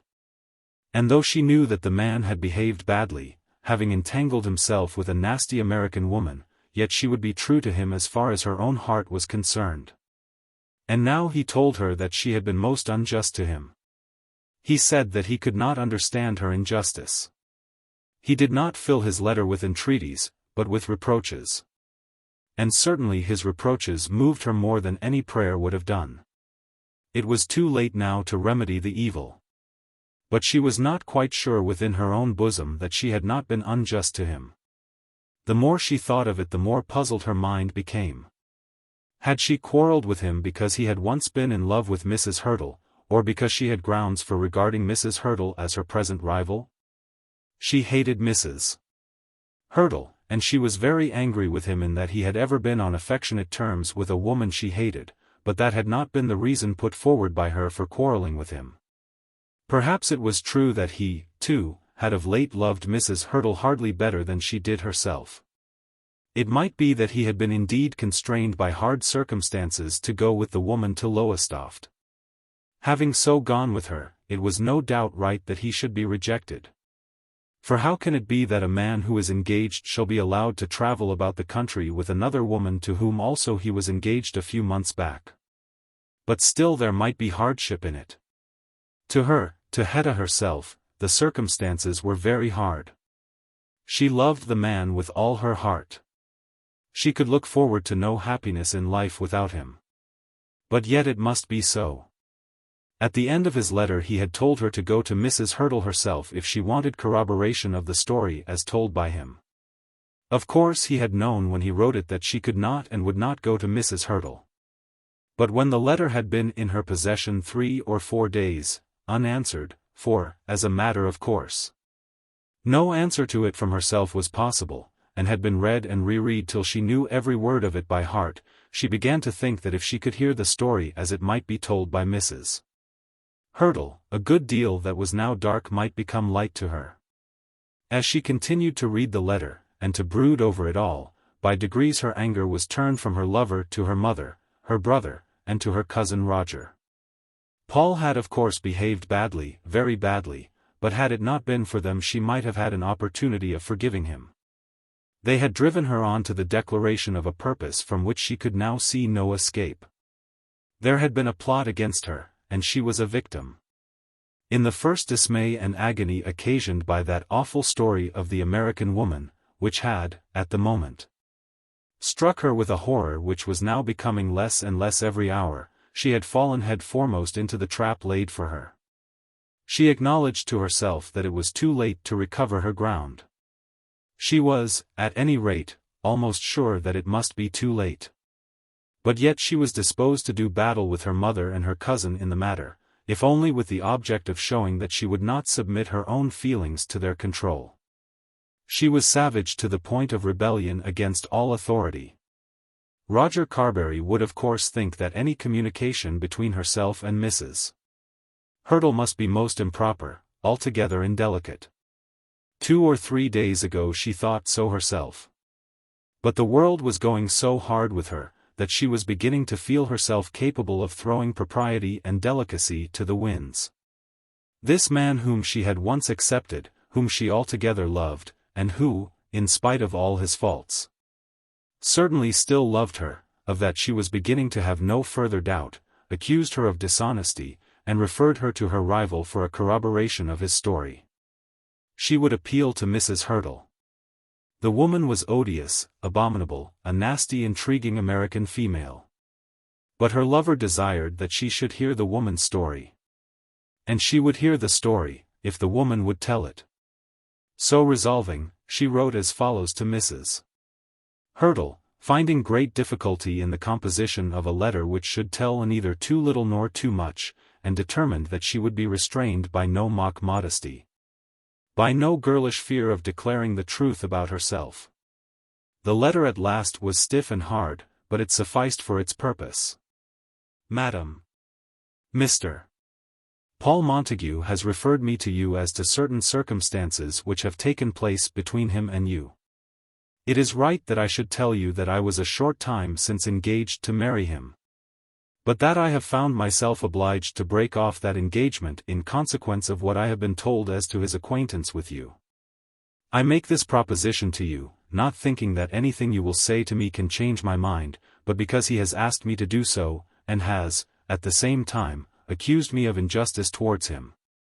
I do not wish to rest under an accusation of injustice from one to whom I was once warmly attached. If you will receive me, I will make it my business to call any afternoon you may name. Yours truly, Henrietta Carbury. When the letter was written she was not only ashamed of it, but very much afraid of it also. What if the American woman should put it in a newspaper? She had heard that everything was put into newspapers in America. What if this Mrs. Hurtle should send back to her some horribly insolent answer? Or should send such answer to her mother, instead of herself? And then, again, if the American woman consented to receive her, would not the American woman, as a matter of course, trample upon her with rough words? Once or twice she put the letter aside, and almost determined that it should not be sent, but at last, with desperate fortitude, she took it out with her and posted it herself. She told no word of it to anyone. Her mother, she thought, had been cruel to her, had disregarded her feelings, and made her wretched forever. She could not ask her mother for sympathy in her present distress. There was no friend who would sympathize with her. She must do everything alone. Mrs. Hurtle, it will be remembered, had at last determined that she would retire from the contest and own herself to have been worsted. It is, I fear, impossible to describe adequately the various half-resolutions which she formed, and the changing phases of her mind before she brought herself to this conclusion. And soon after she had assured herself that this should be the conclusion, after she had told Paul Montague that it should be so, there came back upon her at times other half-resolutions to a contrary effect. She had written a letter to the man threatening desperate revenge, and had then abstained from sending it. And had then shown it to the man, not intending to give it to him as a letter upon which he would have to act, but only that she might ask him whether, had he received it, he would have said that he had not deserved it. Then she had parted with him, refusing either to hear or to say a word of farewell, and had told Mrs. Pipkin that she was no longer engaged to be married. At that moment everything was done that could be done. The game had been played and the stakes lost, and she had schooled herself into such restraint as to have abandoned all idea of vengeance. But from time to time there arose in her heart a feeling that such softness was unworthy of her. Who had ever been soft to her? Who had spared her? Had she not long since found out that she must fight with her very nails and teeth for every inch of ground, if she did not mean to be trodden into the dust? Had she not held her own among rough people after a very rough fashion, and should she now simply retire that she might weep in a corner like a lovesick schoolgirl? And she had been so stoutly determined that she would at any rate avenge her own wrongs, if she could not turn those wrongs into triumph. There were moments in which she thought that she could still seize the man by the throat, where all the world might see her, and dare him to deny that he was false, perjured, and mean. Then she received a long passionate letter from Paul Montague, written at the same time as those other letters to Roger Carbury and Hetta, in which he told her all the circumstances of his engagement to Hetta Carbury, and implored her to substantiate the truth of his own story. It was certainly marvelous to her that the man who had so long been her own lover and who had parted with her after such a fashion should write such a letter to her. But it had no tendency to increase either her anger or her sorrow. Of course she had known that it was so, and at certain times she had told herself that it was only natural, had almost told herself that it was right. She and this young Englishman were not fit to be mated.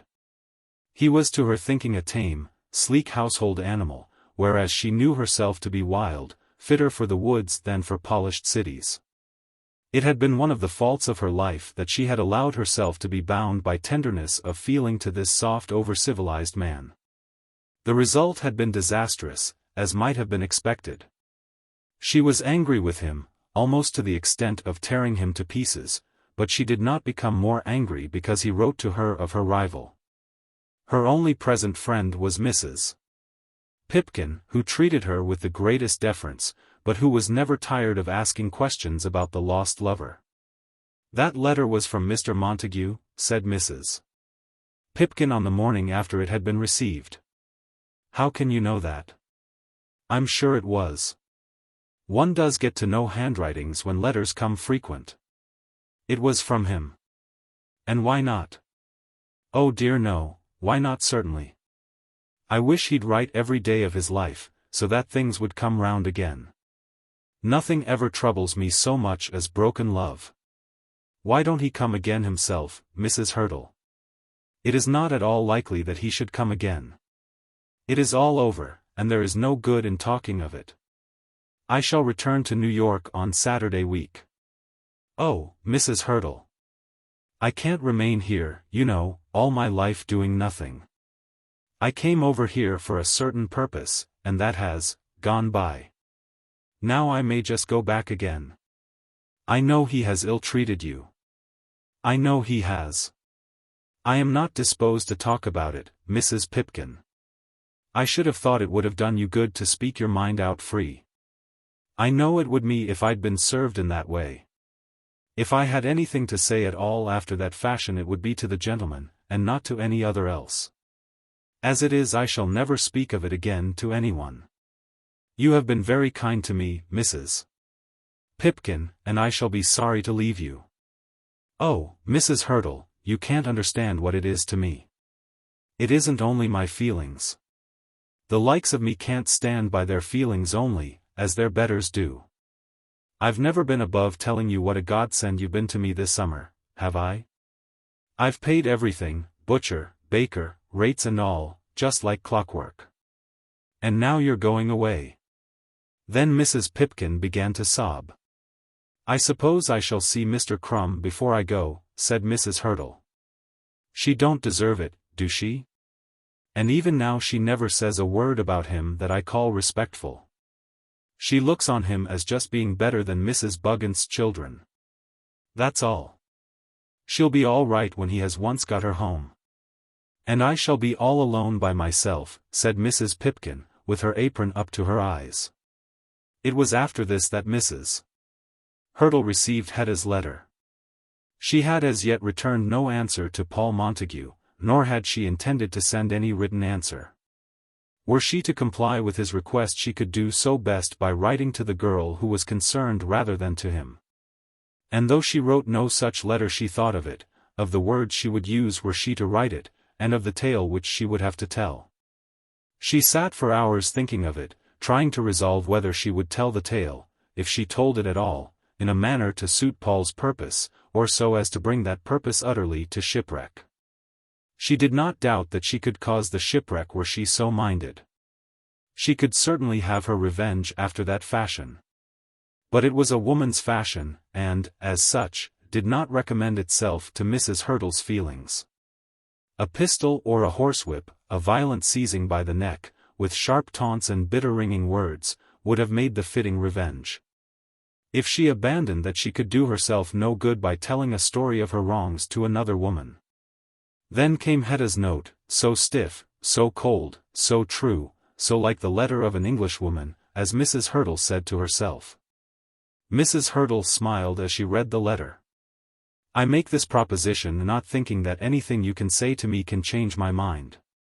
Of course the girl's mind would be changed. The girl's mind, indeed, required no change. Mrs. Hurtle could see well enough that the girl's heart was set upon the man. Nevertheless, she did not doubt but that she could tell the story after such a fashion as to make it impossible that the girl should marry him, if she chose to do so. At first she thought that she would not answer the letter at all. What was it to her? Let them fight their own lovers' battles out after their own childish fashion. If the man meant at last to be honest, there could be no doubt, Mrs. Hurtle thought, that the girl would go to him. It would require no interference of hers. But after a while she thought that she might as well see this English chit who had superseded herself in the affections of the Englishman she had condescended to love. And if it were the case that all revenge was to be abandoned, that no punishment was to be exacted in return for all the injury that had been done, why should she not say a kind word so as to smooth away the existing difficulties? Wild cat as she was, kindness was more congenial to her nature than cruelty. So she wrote to Hetta making an appointment.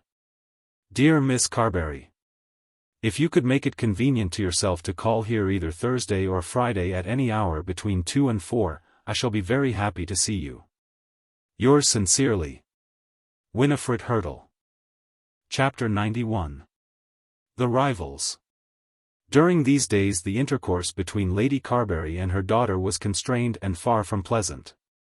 Hetta, thinking that she was ill-used, kept herself aloof, and would not speak to her mother of herself or of her troubles. Lady Carbury, watching her, but not daring to say much, was at last almost frightened at her girl's silence.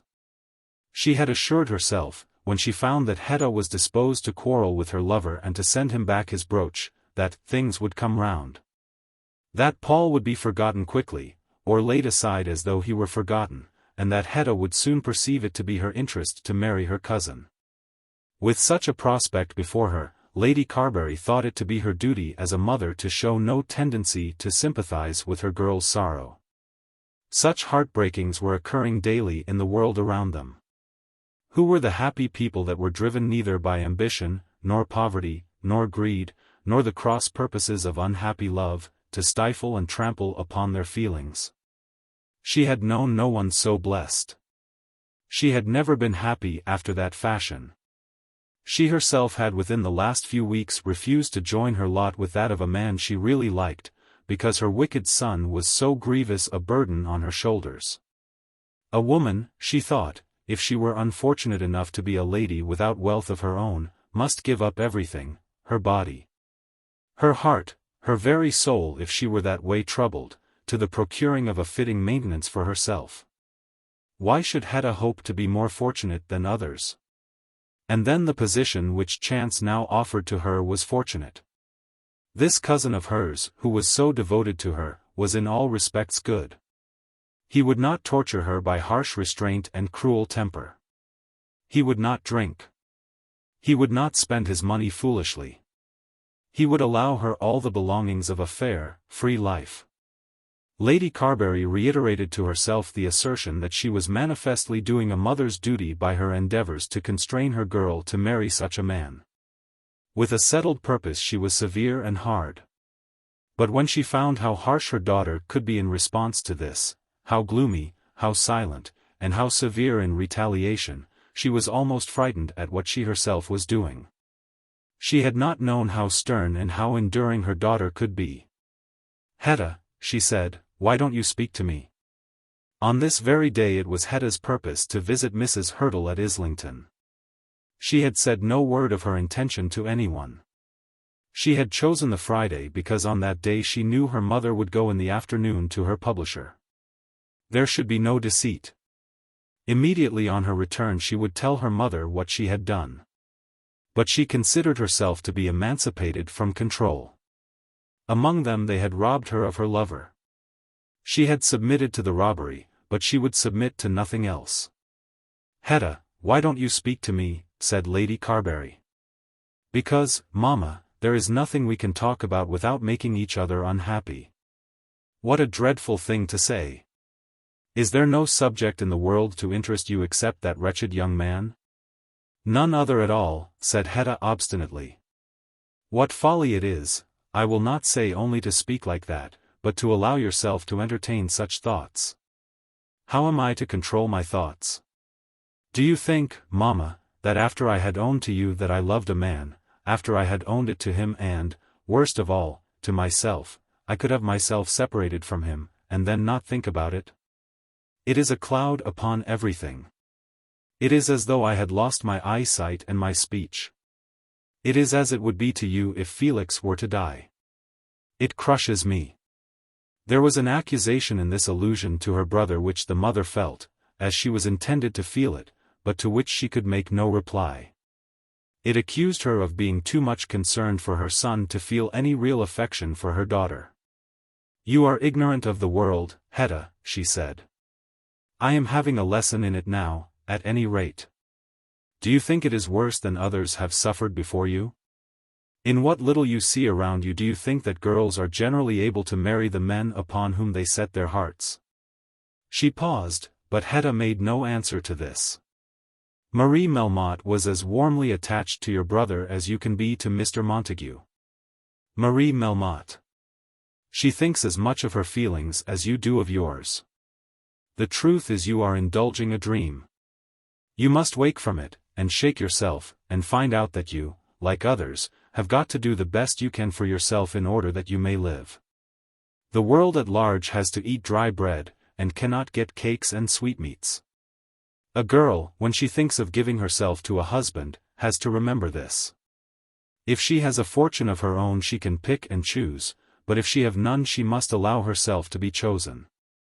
Then a girl is to marry without stopping even to think whether she likes the man or not.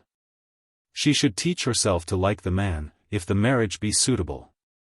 I would not have you take a vicious man because he was rich, or one known to be cruel and imperious. Your cousin Roger, you know." "Mamma," said Hetta, getting up from her seat, "you may as well believe me. No earthly inducement shall ever make me marry my cousin Roger. It is to me horrible that you should propose it to me when you know that I love that other man with my whole heart. How can you speak so of one who has treated you with the utmost contumely? I know nothing of any contumely. What reason have I to be offended because he has liked a woman whom he knew before he ever saw me? It has been unfortunate, wretched, miserable. But I do not know that I have any right whatever to be angry with Mr. Paul Montague. Having so spoken, she walked out of the room without waiting for a further reply. It was all very sad to Lady Carbury. She perceived now that she had driven her daughter to pronounce an absolution of Paul Montague's sins, and that in this way she had lessened and loosened the barrier which she had striven to construct between them. But that which pained her most was the unrealistic, romantic view of life which pervaded all Hetta's thoughts. How was any girl to live in this world who could not be taught the folly of such idle dreams? That afternoon Hetta trusted herself all alone to the mysteries of the Marylebone Underground Railway, and emerged with accuracy at King's Cross. She had studied her geography, and she walked from thence to Islington. She knew well the name of the street and the number at which Mrs. Hurtle lived. But when she reached the door she did not at first dare to stand and raise the knocker. She passed on to the end of the silent, vacant street, endeavoring to collect her thoughts, striving to find and to arrange the words with which she would commence her strange petition. And she endeavored to dictate to herself some defined conduct should the woman be insolent to her. Personally she was not a coward, but she doubted her power of replying to a rough speech. She could at any rate escape. Should the worst come to the worst, the woman would hardly venture to impede her departure. Having gone to the end of the street, she returned with a very quick step and knocked at the door. It was opened almost immediately by Ruby Ruggles, to whom she gave her name. "Oh laws, Miss Carbury," said Ruby, looking up into the stranger's face. Yes, sure enough she must be Felix's sister.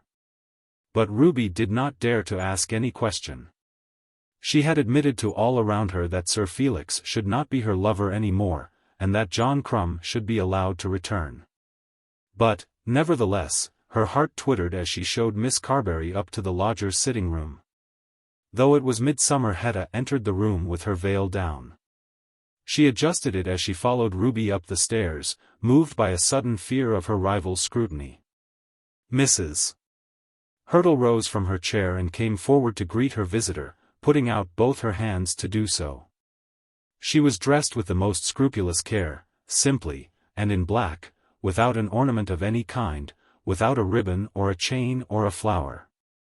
But with some woman's purpose at her heart she had so attired herself as to look her very best.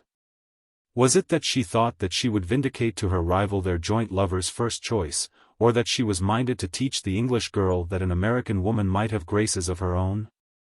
As she came forward she was gentle and soft in her movements, and a pleasant smile played round her mouth. Hetta at the first moment was almost dumbfounded by her beauty, by that and by her ease and exquisite self-possession.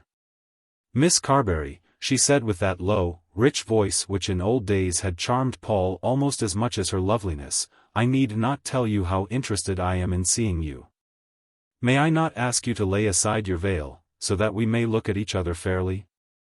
Hetta, dumbfounded, not knowing how to speak a word, stood gazing at the woman when she had removed her veil. She had had no personal description of Mrs. Hurtle, but had expected something very different from this. She had thought that the woman would be coarse and big, with fine eyes and a bright color. As it was, they were both of the same complexion, both dark, with hair nearly black, with eyes of the same color. Hetta thought of all that at the moment, but acknowledged to herself that she had no pretension to beauty such as that which this woman owned. "And so you have come to see me," said Mrs. Hurtle. "Sit down so that I may look at you." "I am glad that you have come to see me, Miss Carbury. I am glad at any rate that you are not angry." "Why should I be angry? Had the idea been distasteful to me I should have declined. I know not why, but it is a sort of pleasure to me to see you. It is a poor time we women have, is it not, in becoming playthings to men? So this Lothario that was once mine, is behaving badly to you also. Is it so? He is no longer mine, and you may ask me freely for aid, if there be any that I can give you. If he were an American I should say that he had behaved badly to me, but as he is an Englishman perhaps it is different. Now tell me, what can I do, or what can I say? He told me that you could tell me the truth. What truth? I will certainly tell you nothing that is not true. You have quarrelled with him too. Is it not so? Certainly I have quarrelled with him. I am not curious, but perhaps you had better tell me of that. I know him so well that I can guess that he should give offence. He can be full of youthful ardour one day, and cautious as old age itself the next. But I do not suppose that there has been need for such caution with you. What is it, Miss Carbury? Hetta found the telling of her story to be very difficult. Mrs. Hurtle, she said, I had never heard your name when he first asked me to be his wife. I dare say not. Why should he have told you anything of me? Because. Surely he ought, if it is true that he had once promised to marry you. That certainly is true. And you were here, and I knew nothing of it. Of course I should have been very different to him had I known that there was such a woman as Winifred Hurtle interfering with him. Then you heard it by chance, and you were offended. Was it not so? And now he tells me that I have been unjust to him and he bids me ask you. I have not been unjust. I am not so sure of that. Shall I tell you what I think? I think that he has been unjust to me, and that therefore your injustice to him is no more than his due. I cannot plead for him, Miss Carbury. To me he has been the last and worst of a long series of, I think, undeserved misfortune. But whether you will avenge my wrongs must be for you to decide. Why did he go with you to Longestaffe? Because I asked him, and because, like many men, he cannot be ill-natured although he can be cruel. He would have given a hand not to have gone, but he could not say me nay. As you have come here, Miss Carbury, you may as well know the truth. He did love me, but he had been talked out of his love by my enemies and his own friends long before he had ever seen you. I am almost ashamed to tell you my own part of the story, and yet I know not why I should be ashamed. I followed him here to England, because I loved him. I came after him, as perhaps a woman should not do, because I was true of heart. He had told me that he did not want me. But I wanted to be wanted, and I hoped that I might lure him back to his troth. I have utterly failed, and I must return to my own country. I will not say a broken-hearted woman, for I will not admit of such a condition, but a creature with a broken spirit. He has misused me foully, and I have simply forgiven him, not because I am a Christian, but because I am not strong enough to punish one that I still love. I could not put a dagger into him, or I would, or a bullet, or I would. He has reduced me to a nothing by his falseness, and yet I cannot injure him. I, who have sworn to myself that no man should ever lay a finger on me in scorn without feeling my wrath in return, I cannot punish him. But if you choose to do so it is not for me to set you against such an act of justice. Then she paused and looked up to Hetta as though expecting a reply. But Hetta had no reply to make. All had been said that she had come to hear. Every word that the woman had spoken had in truth been a comfort to her. She had told herself that her visit was to be made in order that she might be justified in her condemnation of her lover. She had believed that it was her intention to arm herself with proof that she had done right in rejecting him. Now she was told that however false her lover might have been to this other woman he had been absolutely true to her. The woman had not spoken kindly of Paul, had seemed to intend to speak of him with the utmost severity, but she had so spoken as to acquit him of all sin against Hetta. What was it to Hetta that her lover had been false to this American stranger? It did not seem to her to be at all necessary that she should be angry with her lover on that head. Mrs. Hurtle had told her that she herself must decide whether she would take upon herself to avenge her rival's wrongs. In saying that Mrs. Hurtle had taught her to feel that there were no other wrongs which she need avenge. It was all done now.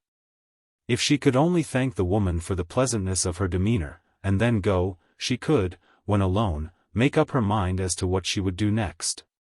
She had not yet told herself she would submit herself again to Paul Montague. She had only told herself that, within her own breast, she was bound to forgive him. "You have been very kind," she said at last, speaking only because it was necessary that she should say something. "It is well that there should be some kindness where there has been so much that is unkind. Forgive me, Miss Carbury, if I speak plainly to you. Of course you will go back to him. Of course you will be his wife. You have told me that you love him dearly, as plainly as I have told you the same story of myself. Your coming here would of itself have declared it, even if I did not see your satisfaction at my account of his treachery to me. Oh, Mrs. Hurtle, do not say that of me. But it is true, and I do not in the least quarrel with you on that account. He has preferred you to me, and as far as I am concerned there is an end of it. You are a girl, whereas I am a woman, and he likes your youth. I have undergone the cruel roughness of the world, which has not as yet touched you, and therefore you are softer to the touch. I do not know that you are very superior in other attractions, but that has sufficed, and you are the victor. I am strong enough to acknowledge that I have nothing to forgive in you, and am weak enough to forgive all his treachery." Hetta was now holding the woman by the hand, and was weeping, she knew not why. "I am so glad to have seen you," continued Mrs. Hurtle, "so that I may know what his wife was like. In a few days I shall return to the States, and then neither of you will ever be troubled further by Winifred Hurtle. Tell him that if he will come and see me once before I go, I will not be more unkind to him than I can help." When Hetta did not decline to be the bearer of this message, she must have at any rate resolved that she would see Paul Montague again, and to see him would be to tell him that she was again his own. She now got herself quickly out of the room, absolutely kissing the woman whom she had both dreaded and despised. As soon as she was alone in the street she tried to think of it all. How full of beauty was the face of that American female, how rich and glorious her voice in spite of a slight taint of the well-known nasal twang. And above all how powerful and at the same time how easy and how gracious was her manner. That she would be an unfit wife for Paul Montague was certain to Hetta, but that he or any man should have loved her and have been loved by her, and then have been willing to part from her, was wonderful. And yet Paul Montague had preferred herself, Hetta Carbury, to this woman. Paul had certainly done well for his own cause when he had referred the younger lady to the elder. Of her own quarrel of course there must be an end. She had been unjust to the man, and injustice must of course be remedied by repentance and confession. As she walked quickly back to the railway station she brought herself to love her lover more fondly than she had ever done. He had been true to her from the first hour of their acquaintance. What truth higher than that has any woman a right to desire? No doubt she gave to him a virgin heart. No other man had ever touched her lips, or been allowed to press her hand, or to look into her eyes with unrebuked admiration. It was her pride to give herself to the man she loved after this fashion, pure and white as snow on which no foot has trodden. But in taking him, all that she wanted was that he should be true to her now and henceforward. The future must be her own work. As to the now, she felt that Mrs. Hurtle had given her sufficient assurance. She must at once let her mother know this change in her mind. When she re-entered the house she was no longer sullen, no longer anxious to be silent. Very willing to be gracious if she might be received with favor, but quite determined that nothing should shake her purpose. She went at once into her mother's room, having heard from the boy at the door that Lady Carbury had returned. "Hetta, wherever have you been?" asked Lady Carbury. "Mamma," she said, "I mean to write to Mr. Montague and tell him that I have been unjust to him." "Hetta, you must do nothing of the kind," said Lady Carbury, rising from her seat. "Yes, mamma. I have been unjust, and I must do so. It will be asking him to come back to you." "Yes, mamma, that is what I mean. I shall tell him that if he will come, I will receive him. I know he will come. Oh, mamma, let us be friends, and I will tell you everything. Why should you grudge me my love?" "You have sent him back his brooch," said Lady Carbury hoarsely. He shall give it me again. Hear what I have done. I have seen that American lady. Mrs. Hurtle. Yes, I have been to her. She is a wonderful woman. And she has told you wonderful lies. Why should she lie to me? She has told me no lies. She said nothing in his favor. I can well believe that. What can anyone say in his favor? But she told me that which has assured me that Mr. Montague has never behaved badly to me. I shall write to him at once. If you like, I will show you the letter. Any letter to him, I will tear, said Lady Carbury, full of anger. Mamma, I have told you everything, but in this I must judge for myself. Then Hetta, seeing that her mother would not relent, left the room without further speech, and immediately opened her desk that the letter might be written. Chapter 92. Hamilton K. Fisker again. 10 days had passed since the meeting narrated in the last chapter, 10 days, during which Hetta's letter had been sent to her lover, but in which she had received no reply, when two gentlemen met each other in a certain room in Liverpool, who were seen together in the same room in the early part of this chronicle. These were our young friend Paul Montague, and our not much older friend Hamilton K. Fisker. Melmotte had died on the 18th of July, and tidings of the event had been at once sent by telegraph to San Francisco. Some weeks before this Montague had written to his partner, giving his account of the South Central Pacific and Mexican Railway Company, describing its condition in England as he then believed it to be, and urging Fisker to come over to London. On receipt of a message from his American correspondent, he had gone down to Liverpool, and had there awaited Fisker's arrival, taking counsel with his friend Mr. Ramsbottom. In the meantime Hetta's letter was lying at the Bear Garden, Paul having written from his club and having omitted to desire that the answer should be sent to his lodgings. Just at this moment things at the Bear Garden were not well managed. They were indeed so ill managed that Paul never received that letter, which would have had for him charms greater than those of any letter ever before written. "This is a terrible business," said Fisker, immediately on entering the room in which Montague was waiting him. He was the last man I'd have thought would be cut up in that way. He was utterly ruined. He wouldn't have been ruined, and couldn't have thought so if he'd known all he ought to have known. The South Central would have pulled him through most anything if he'd have understood how to play it. "We don't think much of the South Central here now," said Paul. "Ah. That's because you've never above half spirit enough for a big thing. You nibble at it instead of swallowing it whole, and then, of course, folks see that you're only nibbling. I thought that Melmotte would have had spirit. There is, I fear, no doubt that he had committed forgery. It was the dread of detection as to that which drove him to destroy himself. I call it damn clumsy from beginning to end, damn clumsy. I took him to be a different man, and I feel more than half ashamed of myself because I trusted such a fellow. That chap Cohen-Lupe has got off with a lot of swag. Only think of Melmotte allowing Cohen-Lupe to get the better of him." "I suppose the thing will be broken up now at San Francisco," suggested Paul. "Boost up at Frisco." "Not if I know it."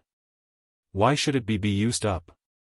D'you think we're all going to smash there because a fool like Melmotte blows his brains out in London? He took poison. Or pison either. That's not just our way. I'll tell you what I'm going to do, and why I'm over here so uncommon sharp. These shares are at most nothing now in London. I'll buy every share in the market. I wired for as many as I dared, so as not to spoil our own game, and I'll make a clean sweep of every one of them. Boost up. I'm sorry for him because I thought him a biggish man, but what he's done'll just be the making of us over there. Will you get out of it, or will you come back to Frisco with me?" In answer to this Paul asserted most strenuously that he would not return to San Francisco, and, perhaps too ingenuously, gave his partner to understand that he was altogether sick of the great railway, and would under no circumstances have anything more to do with it. Fisker shrugged his shoulders, and was not displeased at the proposed rupture. He was prepared to deal fairly, nay, generously, by his partner. Having recognized the wisdom of that great commercial rule which teaches us that honor should prevail among associates of a certain class. But he had fully convinced himself that Paul Montague was not a fit partner for Hamilton K. Fisker. Fisker was not only unscrupulous himself, but he had a thorough contempt for scruples in others.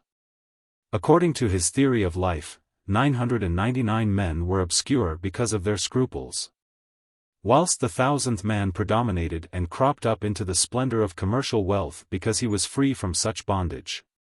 He had his own theories, too, as to commercial honesty. That which he had promised to do he would do, if it was within his power.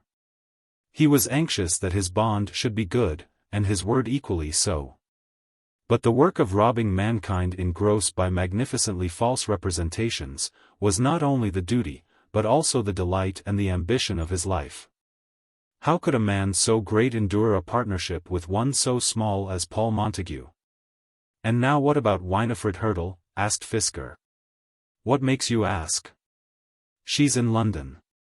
Oh yes, I know she's in London, and Hurdle's at Frisco, swearing that he'll come after her.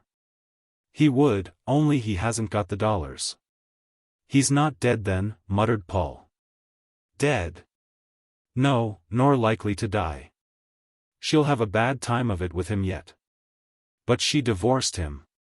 She got a Kansas lawyer to say so, and he's got a Frisco lawyer to say that there's nothing of the kind. She hasn't played her game badly neither, for she's had the handling of her own money, and has put it so that he can't get hold of a dollar. Even if it suited other ways, you know, I wouldn't marry her myself till I saw my way clearer out of the wood. I'm not thinking of marrying her, if you mean that. There was a talk about it in Frisco, that's all. And I have heard Hurdle say when he was a little farther gone than usual that she was here with you, and that he meant to drop in on you some of these days. To this Paul made no answer, thinking that he had now both heard enough and said enough about Mrs. Hurdle. On the following day the two men, who were still partners, went together to London, and Fisker immediately became immersed in the arrangement of Melmotte's affairs. He put himself into communication with Mr. Brehgert, went in and out of the offices in Abchurch Lane and the rooms which had belonged to the railway company, cross-examined Krull, mastered the books of the company as far as they were to be mastered, and actually summoned both the Grendals, father and son, up to London. Lord Alfred, and Miles with him, had left London a day or two before Melmotte's death, having probably perceived that there was no further occasion for their services. To Fisker's appeal Lord Alfred was proudly indifferent. Who was this American that he should call upon a director of the London company to appear? Does not everyone know that a director of a company need not direct unless he pleases? Lord Alfred, therefore, did not even condescend to answer Fisker's letter. But he advised his son to run up to town. I should just go, because I'd taken a salary from the D. Company, said the careful father, but when there I wouldn't say a word. So Miles Grendall, obeying his parent, reappeared upon the scene. But Fisker's attention was perhaps most usefully and most sedulously paid to Madame Melmotte and her daughter. Till Fisker arrived no one had visited them in their solitude at Hampstead, except Krull, the clerk. Mr. Brehgert had abstained, thinking that a widow, who had become a widow under such terrible circumstances, would prefer to be alone. Lord Nidderdale had made his adieus, and felt that he could do no more. It need hardly be said that Lord Alfred had too much good taste to interfere at such a time, although for some months he had been domestically intimate with the poor woman. Or that Sir Felix would not be prompted by the father's death to renew his suit to the daughter. But Fisker had not been 2 days in London before he went out to Hampstead, and was admitted to Madame Melmotte's presence. And he had not been there 4 days before he was aware that in spite of all misfortunes, Marie Melmotte was still the undoubted possessor of a large fortune. In regard to Melmotte's effects generally the Crown had been induced to abstain from interfering, giving up the right to all the man's plate and chairs and tables which it had acquired by the finding of the coroner's verdict, not from tenderness to Madame Melmotte, for whom no great commiseration was felt, but on behalf of such creditors as poor Mr. Longestaffe and his son. But Marie's money was quite distinct from this. She had been right in her own belief as to this property, and had been right, too, in refusing to sign those papers, unless it may be that that refusal led to her father's act. She herself was sure that it was not so, because she had withdrawn her refusal, and had offered to sign the papers before her father's death. What might have been the ultimate result had she done so when he first made the request, no one could now say. That the money would have gone there could be no doubt. The money was now hers, a fact which Fisker soon learned with that peculiar cleverness which belonged to him. Poor Madame Melmotte felt the visits of the American to be a relief to her in her misery. The world makes great mistakes as to that which is and is not beneficial to those whom death has bereaved of a companion. It may be, no doubt sometimes it is the case, that grief shall be so heavy, so absolutely crushing, as to make any interference with it an additional trouble. And this is felt also in acute bodily pain, and in periods of terrible mental suffering. It may also be, and, no doubt, often is the case, that the bereaved one chooses to affect such overbearing sorrow, and that friends abstain. Because even such affectation has its own rights and privileges. But Madame Melmotte was neither crushed by grief nor did she affect to be so crushed. She had been numbed by the suddenness and by the awe of the catastrophe. The man who had been her merciless tyrant for years, who had seemed to her to be a very incarnation of cruel power, had succumbed, and shown himself to be powerless against his own misfortunes. She was a woman of very few words, and had spoken almost none on this occasion even to her own daughter. But when Fisker came to her, and told her more than she had ever known before of her husband's affairs, and spoke to her of her future life, and mixed for her a small glass of brandy and water warm, and told her that Frisco would be the fittest place for her future residence, she certainly did not find him to be intrusive. And even Marie liked Fisker, though she had been wooed and almost won both by a lord and a baronet, and had understood, if not much, at least more than her mother, of the life to which she had been introduced. There was something of real sorrow in her heart for her father. She was prone to love, though, perhaps, not prone to deep affection. Melmotte had certainly been often cruel to her, but he had also been very indulgent. And as she had never been specially grateful for the one, so neither had she ever specially resented the other.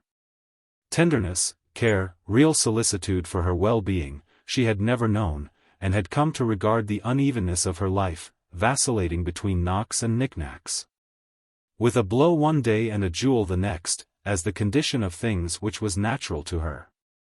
When her father was dead she remembered for a while the jewels and the knickknacks, and forgot the knocks and blows.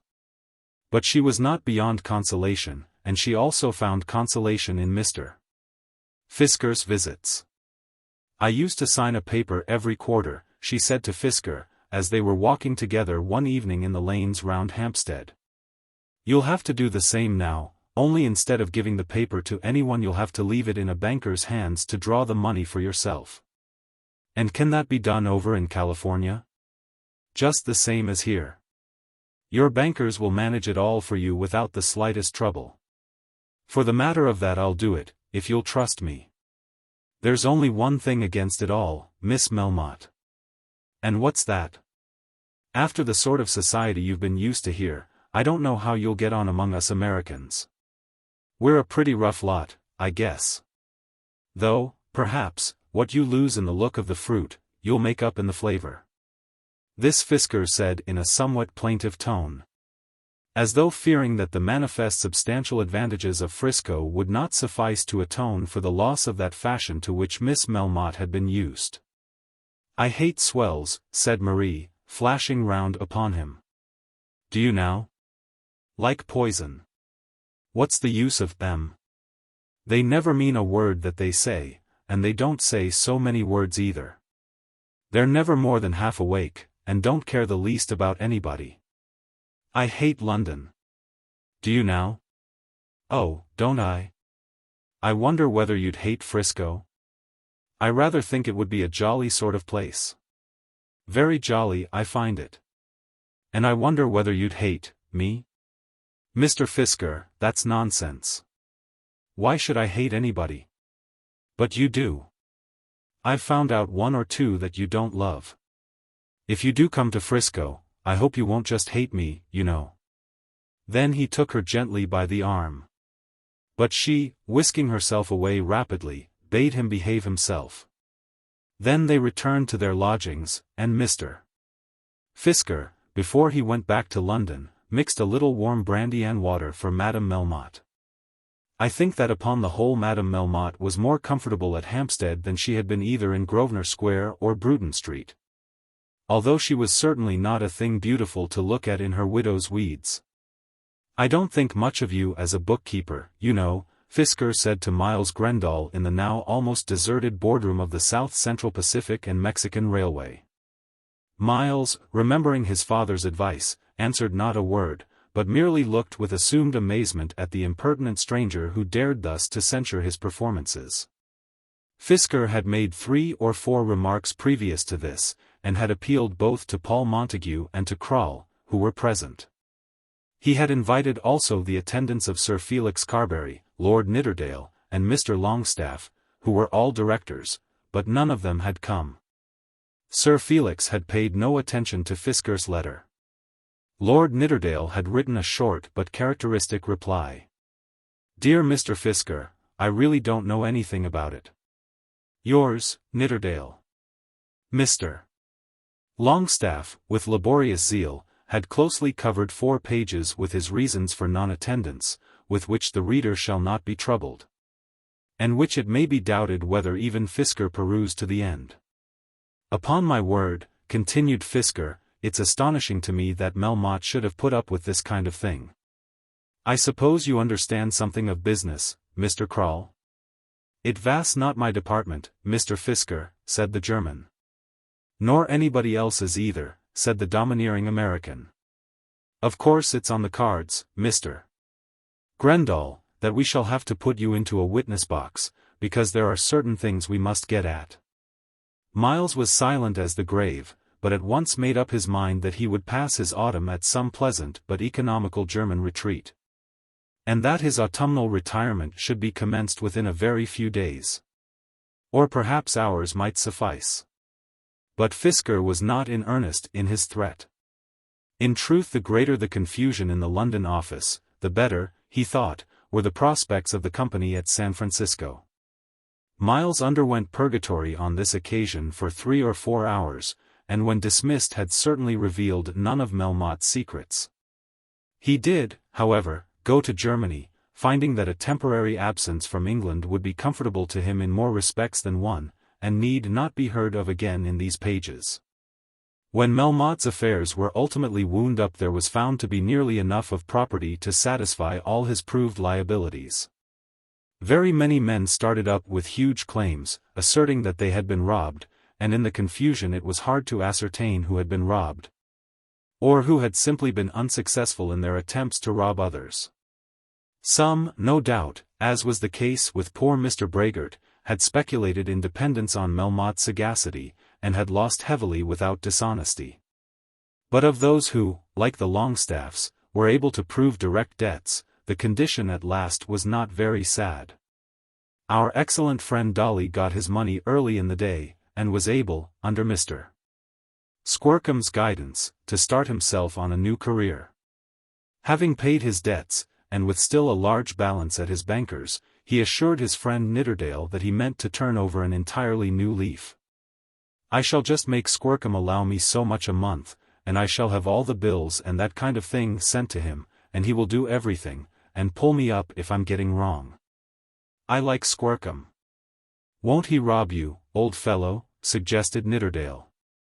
"Of course he will, but he won't let anyone else do it. One has to be plucked, but it's everything to have it done on a system. If he'll only let me have 10 shillings out of every sovereign, I think I can get along. Let us hope that Mr.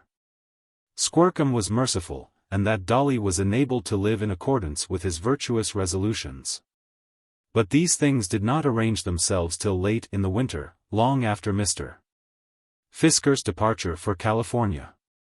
That, however, was protracted till a day much later than he had anticipated before he had become intimate with Madame Melmotte and Marie Madame Melmotte's affairs occupied him for a while almost exclusively. The furniture and plate were of course sold for the creditors, but Madame Melmotte was allowed to take whatever she declared to be specially her own property.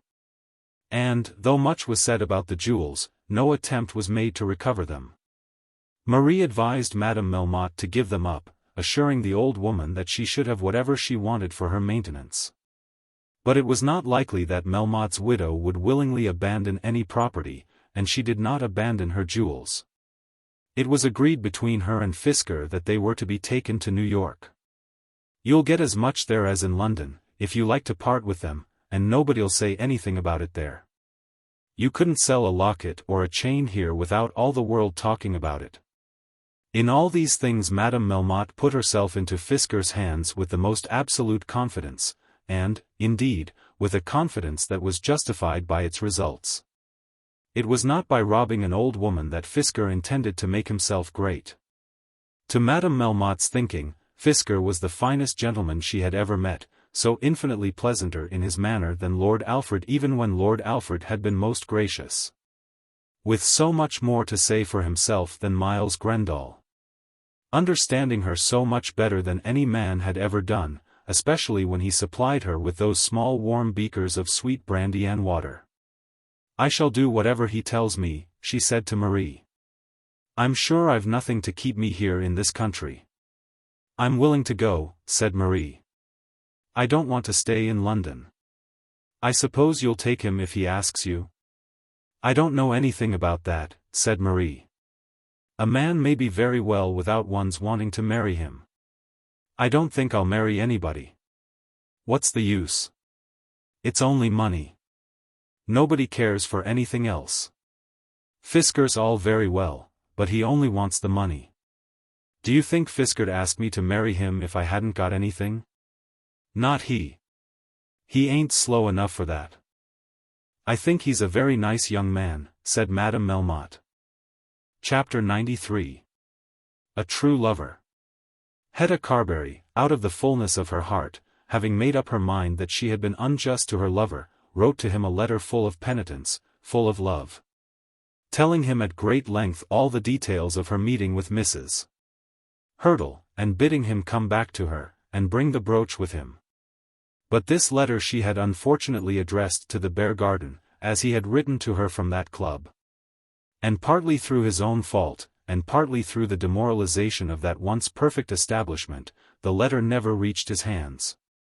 When, therefore, he returned to London, he was justified in supposing that she had refused even to notice his appeal.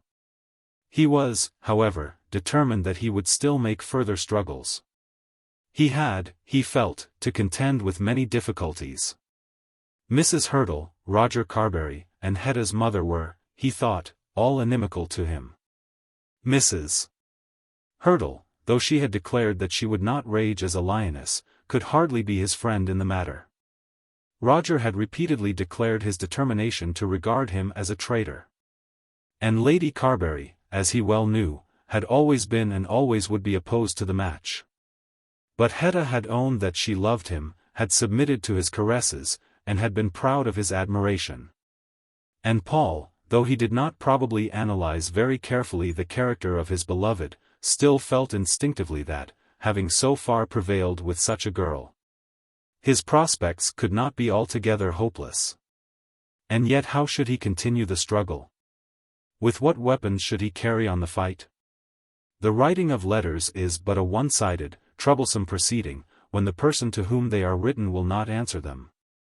And the calling at a door at which the servant has been instructed to refuse a visitor admission, becomes disagreeable, if not degrading, after a time. But Hetta had written a second epistle, not to her lover, but to one who received his letters with more regularity. When she rashly and with precipitate wrath quarrelled with Paul Montague, she at once communicated the fact to her mother, and through her mother to her cousin Roger. Though she would not recognize Roger as a lover, she did acknowledge him to be the head of her family, and her own special friend, and entitled in some special way to know all that she herself did, and all that was done in regard to her. She therefore wrote to her cousin, telling him that she had made a mistake about Paul, that she was convinced that Paul had always behaved to her with absolute sincerity, and, in short, that Paul was the best, and dearest, and most ill-used of human beings. In her enthusiasm she went on to declare that there could be no other chance of happiness for her in this world than that of becoming Paul's wife, and to beseech her dearest friend and cousin Roger not to turn against her, but to lend her an aiding hand. There are those whom strong words in letters never affect at all, who, perhaps, hardly read them, and take what they do read as meaning no more than half what is said. But Roger Carbury was certainly not one of these. As he sat on the garden wall at Carbury, with his cousin's letter in his hand, her words had their full weight with him. He did not try to convince himself that all this was the verbiage of an enthusiastic girl, who might soon be turned and trained to another mode of thinking by fitting admonitions. To him now, as he read and reread Hetta's letter sitting on the wall, there was not at any rate further hope for himself. Though he was altogether unchanged himself. Though he was altogether incapable of change, though he could not rally himself sufficiently to look forward to even a passive enjoyment of life without the girl whom he had loved, yet he told himself what he believed to be the truth. At last he owned directly and plainly that, whether happy or unhappy, he must do without her. He had let time slip by with him too fast and too far before he had ventured to love. He must now stomach his disappointment, and make the best he could of such a broken, ill-conditioned life as was left to him. But, if he acknowledged this, and he did acknowledge it, in what fashion should he in future treat the man and woman who had reduced him so low? At this moment his mind was tuned to high thoughts. If it were possible he would be unselfish. He could not, indeed, bring himself to think with kindness of Paul Montague. He could not say to himself that the man had not been treacherous to him, nor could he forgive the man's supposed treason. But he did tell himself very plainly that in comparison with Hetta the man was nothing to him. It could hardly be worth his while to maintain a quarrel with the man if he were once able to assure Hetta that she, as the wife of another man, should still be dear to him as a friend might be dear. He was well aware that such assurance, such forgiveness, must contain very much. If it were to be so, Hetta's child must take the name of Carbury, and must be to him as his heir, as near as possible his own child. In her favor he must throw aside that law of primogeniture which to him was so sacred that he had been hitherto minded to make Sir Felix his heir in spite of the absolute unfitness of the wretched young man. All this must be changed, should he be able to persuade himself to give his consent to the marriage. In such case Carbury must be the home of the married couple, as far as he could induce them to make it so. There must be born the future infant to whose existence he was already looking forward with some idea that in his old age he might there find comfort. In such case, though he should never again be able to love Paul Montague in his heart of hearts, he must live with him for her sake on affectionate terms. He must forgive Hetta altogether, as though there had been no fault, and he must strive to forgive the man's fault as best he might. Struggling as he was to be generous, passionately fond as he was of justice, yet he did not know how to be just himself. He could not see that he in truth had been to no extent ill-used. And ever and again, as he thought of the great prayer as to the forgiveness of trespasses, he could not refrain from asking himself whether it could really be intended that he should forgive such trespass as that committed against him by Paul Montague. Nevertheless, when he rose from the wall he had resolved that Hetta should be pardoned entirely, and that Paul Montague should be treated as though he were pardoned. As for himself, the chances of the world had been unkind to him, and he would submit to them. Nevertheless he wrote no answer to Hetta's letter. Perhaps he felt, with some undefined but still existing hope, that the writing of such a letter would deprive him of his last chance. Hetta's letter to himself hardly required an immediate answer, did not, indeed, demand any answer. She had simply told him that, whereas she had for certain reasons quarreled with the man she had loved, she had now come to the conclusion that she would quarrel with him no longer. She had asked for her cousin's assent to her own views, but that, as Roger felt, was to be given rather by the discontinuance of opposition than by any positive action. Roger's influence with her mother was the assistance which Hetta really wanted from him, and that influence could hardly be given by the writing of any letter. Thinking of all this, Roger determined that he would again go up to London. He would have the vacant hours of the journey in which to think of it all again, and tell himself whether it was possible for him to bring his heart to agree to the marriage. And then he would see the people, and perhaps learn something further from their manner and their words. Before he finally committed himself to the abandonment of his own hopes and the completion of theirs. He went up to town, and I do not know that those vacant hours served him much. To a man not accustomed to thinking, there is nothing in the world so difficult as to think. After some loose fashion we turn over things in our mind and ultimately reach some decision, guided probably by our feelings at the last moment rather than by any process of ratiocination.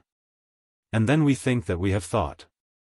But to follow out one argument to an end, and then to found on the base so reach the commencement of another, is not common to us. Such a process was hardly within the compass of Roger's mind, who, when he was made wretched by the dust, and by a female who had a basket of objectionable provisions opposite to him, almost forswore his charitable resolutions of the day before. But who again, as he walked lonely at night round the square which was near to his hotel, looking up at the bright moon with a full appreciation of the beauty of the heavens, asked himself what was he that he should wish to interfere with the happiness of two human beings much younger than himself, and much fitter to enjoy the world. But he had had a bath, and had got rid of the dust, and had eaten his dinner. The next morning he was in Welbeck Street at an early hour. When he knocked he had not made up his mind whether he would ask for Lady Carbury or her daughter, and did at last inquire whether the ladies were at home. The ladies were reported as being at home, and he was at once shown into the drawing-room, where Hetta was sitting. She hurried up to him, and he at once took her in his arms and kissed her. He had never done such a thing before. He had never even kissed her hand. Though they were cousins and dear friends, he had never treated her after that fashion. Her instinct told her immediately that such a greeting from him was a sign of affectionate compliance with her wishes. That this man should kiss her as her best and dearest relation, as her most trusted friend, as almost her brother, was certainly to her no offense. She could cling to him in fondest love, if he would only consent not to be her lover. "Oh, Roger, I am so glad to see you," she said, escaping gently from his arms. "I could not write an answer, and so I came. You always do the kindest thing that can be done." I don't know that I can do anything now, kind or unkind. It is all done without any aid from me. Hetta, you have been all the world to me. Do not reproach me," she said. "No, no. Why should I reproach you? You have committed no fault. I should not have come had I intended to reproach anyone. I love you so much for saying that. Let it be as you wish it, if it must. I have made up my mind to bear it, and there shall be an end of it." As he said this he took her by the hand, and she put her head upon his shoulder and began to weep. "And still you will be all the world to me," he continued, with his arm round her waist. "As you will not be my wife, you shall be my daughter. I will be your sister, Roger. My daughter rather. You shall be all that I have in the world. I will hurry to grow old that I may feel for you as the old feel for the young. And if you have a child, Hetta, he must be my child." As he thus spoke her tears were renewed. "I have planned it all out in my mind, dear.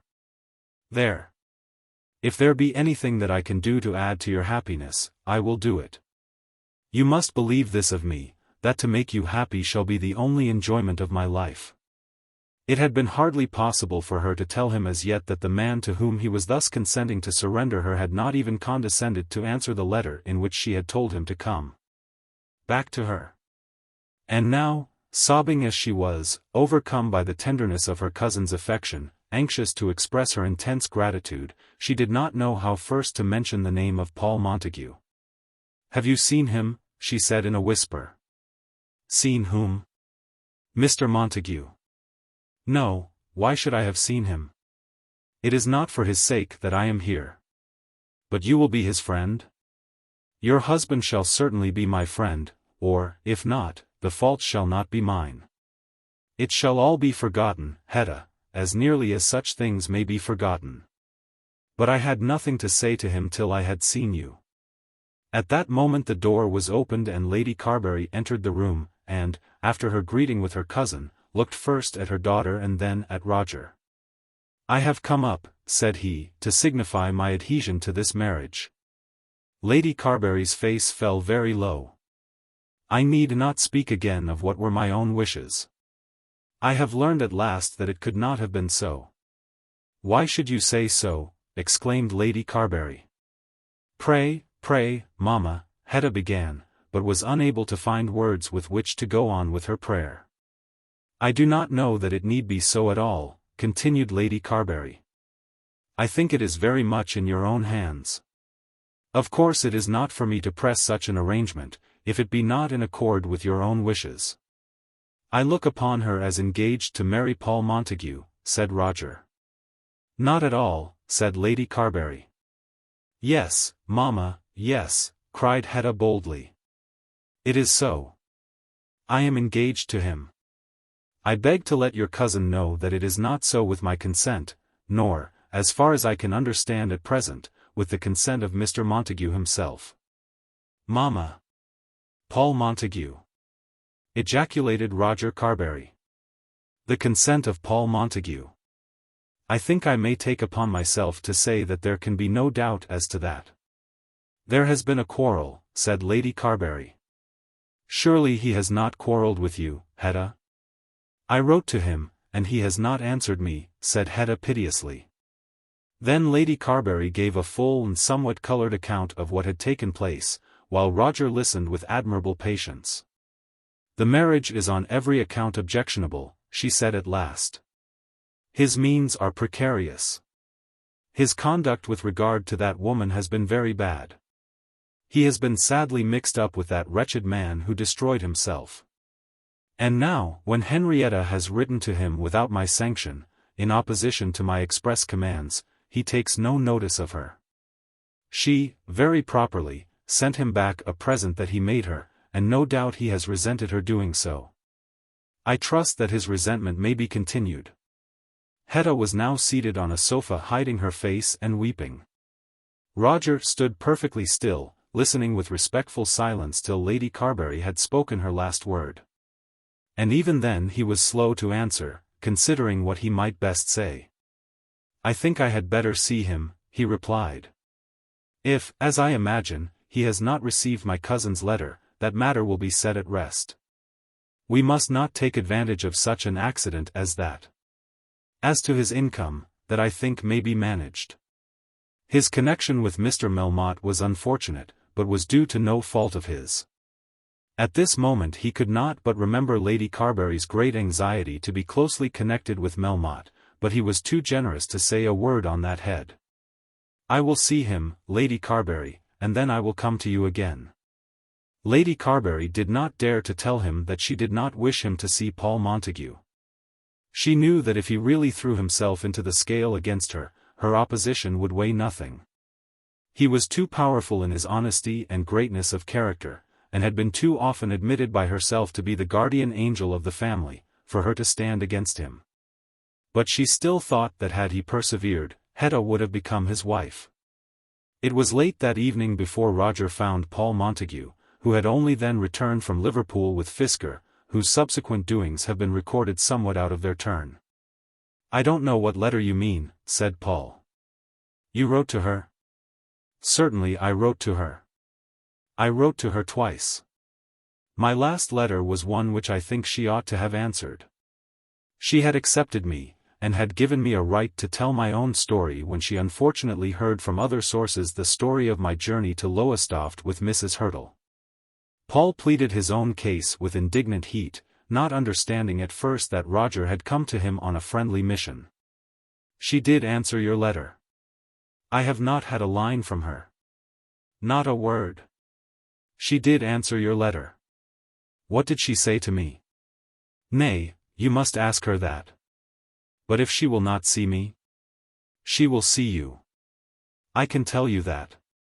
And I will tell you this also, that she wrote to you as a girl writes to the lover whom she does wish to see." "Is that true?" exclaimed Paul, jumping up. "I am here especially to tell you that it is true. I should hardly come on such a mission if there were a doubt. You may go to her, and need have nothing to fear, unless, indeed, it be the opposition of her mother." "She is stronger than her mother," said Paul. "I think she is. And now I wish you to hear what I have to say." "Of course," said Paul, sitting down suddenly. Up to this moment Roger Carbury, though he had certainly brought glad tidings, had not communicated them as a joyous, sympathetic messenger. His face had been severe, and the tone of his voice almost harsh, and Paul, remembering well the words of the last letter which his old friend had written him, did not expect personal kindness. Roger would probably say very disagreeable things to him, which he must bear with all the patience which he could summon to his assistance. "You know what my feelings have been," Roger began, "and how deeply I have resented what I thought to be an interference with my affections. But no quarrel between you and me, whatever the rights of it may be." "I have never quarreled with you," Paul began.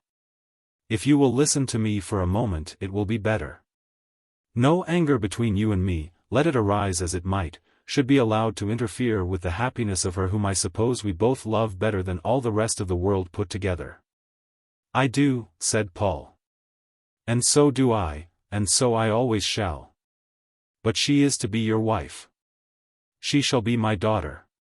She shall have my property, or her child shall be my heir. My house shall be her house, if you and she will consent to make it so. You will not be afraid of me. You know me, I think, too well for that. You may now count on any assistance you could have from me were I a father giving you a daughter in marriage. I do this because I will make the happiness of her life the chief object of mine. Now good night. Don't say anything about it at present. By and by we shall be able to talk about these things with more equable temper." Having so spoken he hurried out of the room, leaving Paul Montague bewildered by the tidings which had been announced to him. Chapter 94. John Crumb's Victory. In the meantime great preparations were going on down in Suffolk for the marriage of that happiest of lovers, John Crumb. John Crumb had been up to London, had been formally reconciled to Ruby, who had submitted to his flowery embraces, not with the best grace in the world, but still with a submission that had satisfied her future husband, had been intensely grateful to Mrs. Hurtle, and almost munificent in liberality to Mrs. Pipkin, to whom he presented a purple silk dress, in addition to the cloak which he had given on a former occasion. During this visit he had expressed no anger against Ruby, and no indignation in reference to the baronite. When informed by Mrs. Pipkin, who hoped thereby to please him, that Sir Felix was supposed to be still all one mash of gore, he blandly smiled, remarking that no man could be much the worse for a few such taps as them. He only stayed a few hours in London, but during these few hours he settled everything. When Mrs. Pipkin suggested that Ruby should be married from her house, he winked his eye as he declined the suggestion with thanks. Daniel Ruggles was old, and, under the influence of continued gin and water, was becoming feeble. John Crumb was of opinion that the old man should not be neglected, and hinted that with a little care the £500 which had originally been promised as Ruby's fortune might at any rate be secured. He was of opinion that the marriage should be celebrated in Suffolk, the feast being spread at Sheep's Acre Farm, if Dan Ruggles could be talked into giving it, and if not, at his own house. When both the ladies explained to him that this last proposition was not in strict accordance with the habits of the fashionable world, John expressed an opinion that, under the peculiar circumstances of his marriage, the ordinary laws of the world might be suspended. "It ain't just like other folks, after all as we've been through," said he, meaning probably to imply that having had to fight for his wife, he was entitled to give a breakfast on the occasion if he pleased. But whether the banquet was to be given by the bride's grandfather or by himself, he was determined that there should be a banquet, and that he would bid the guests. He invited both Mrs. Pipkin and Mrs. Hurtle, and at last succeeded in inducing Mrs. Hurtle to promise that she would bring Mrs. Pipkin down to Bungay, for the occasion. Then it was necessary to fix the day, and for this purpose it was of course essential that Ruby should be consulted. During the discussion as to the feast and the bridegroom's entreaties that the two ladies would be present, she had taken no part in the matter in hand. She was brought up to be kissed, and having been duly kissed she retired again among the children, having only expressed one wish of her own, namely, that Joe Mixet might not have anything to do with the affair. But the day could not be fixed without her, and she was summoned. Crumb had been absurdly impatient, proposing next Tuesday, making his proposition on a Friday. They could cook enough meat for all Bungay to eat by Tuesday, and he was aware of no other cause for delay. "That's out of the question," Ruby had said decisively, and as the two elder ladies had supported her, Mr. Crumb yielded with a good grace. He did not himself appreciate the reasons given because, as he remarked, gowns can be bought ready-made at any shop. But Mrs. Pipkin told him with a laugh that he didn't know anything about it, and when the 14th of August was named he only scratched his head and, muttering something about Thetford Fair, agreed that he would, yet once again, allow love to take precedence of business. If Tuesday would have suited the ladies as well, he thought that he might have managed to combine the marriage and the fair, but when Mrs. Pipkin told him that he must not interfere any further, he yielded with a good grace. He merely remained in London long enough to pay a friendly visit to the policeman who had locked him up, and then returned to Suffolk. Revolving in his mind how glorious should be the matrimonial triumph which he had at last achieved. Before the day arrived, old Ruggles had been constrained to forgive his granddaughter, and to give a general assent to the marriage. When John Crumb, with a sound of many trumpets, informed all Bungay that he had returned victorious from London, and that after all the ups and downs of his courtship Ruby was to become his wife on a fixed day, all Bungay took his part, and joined in a general attack upon Mr. Daniel Ruggles. The cross-grained old man held out for a long time, alleging that the girl was no better than she should be, and that she had run away with the baronet. But this assertion was met by so strong a torrent of contradiction, that the farmer was absolutely driven out of his own convictions. It is to be feared that many lies were told on Ruby's behalf by lips which had been quite ready a fortnight since to take away her character. But it had become an acknowledged fact in Bungay that John Crumb was ready at any hour to punch the head of any man who should hint that Ruby Ruggles had, at any period of her life, done any act or spoken any word unbecoming a young lady. And so strong was the general belief in John Crumb, that Ruby became the subject of general eulogy from all male lips in the town.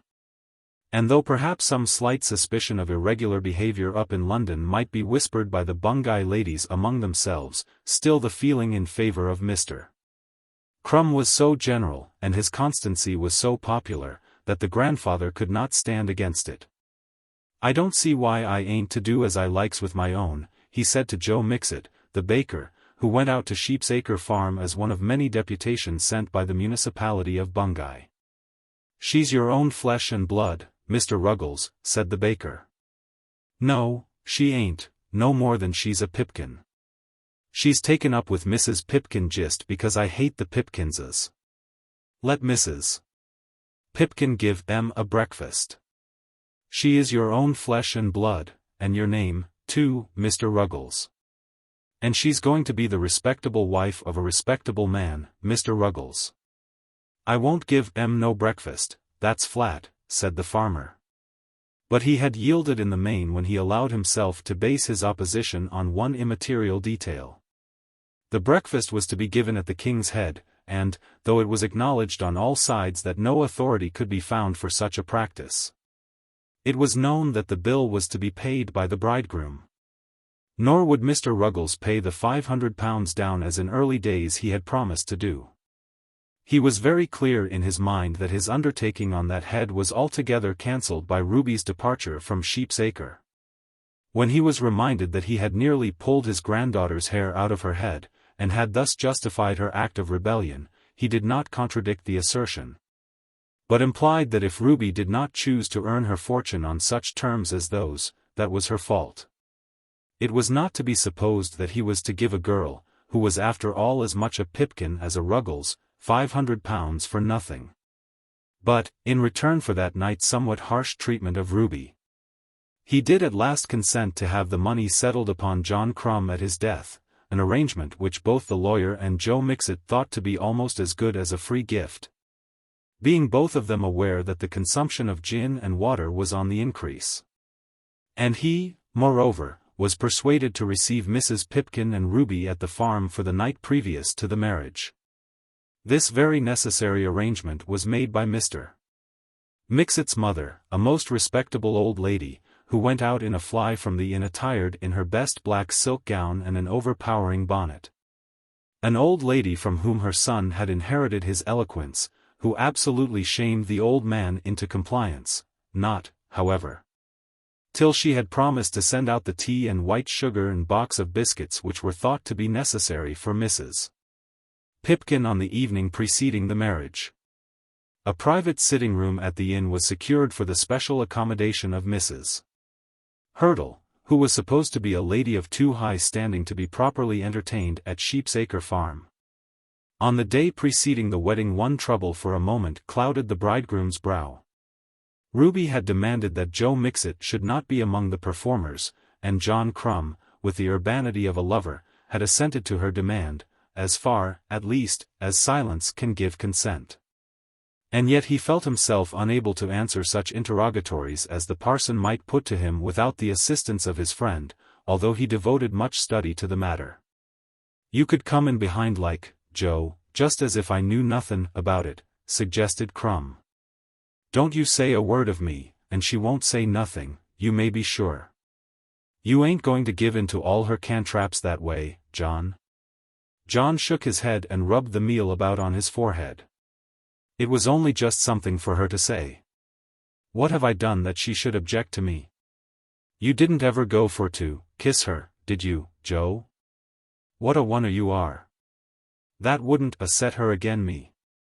It is just because I stood up and spoke for you like a man that night at Sheepsacre, when her mind was turned the other way. Don't you notice nothing about it? When we're all in the church she won't go back because Joe Mixet's there.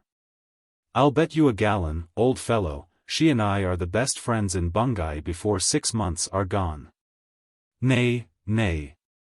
She must have a better friend than thee, Joe, or I must know the reason why."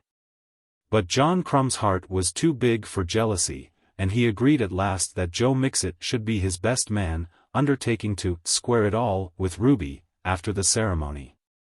He met the ladies at the station and, for him, was quite eloquent in his welcome to Mrs. Hurdle and Mrs. Pipkin. To Ruby he said but little. But he looked at her in her new hat, and generally bright in subsidiary wedding garments, with great delight. "Ain't she but a fool now?" he said aloud to Mrs. Hurdle on the platform, to the great delight of half Bungay, who had accompanied him on the occasion. Ruby, hearing her praises thus sung, made a fearful grimace as she turned round to Mrs. Pipkin, and whispered to her aunt, so that those only who were within a yard or two could hear her, "He is such a fool." Then he conducted Mrs.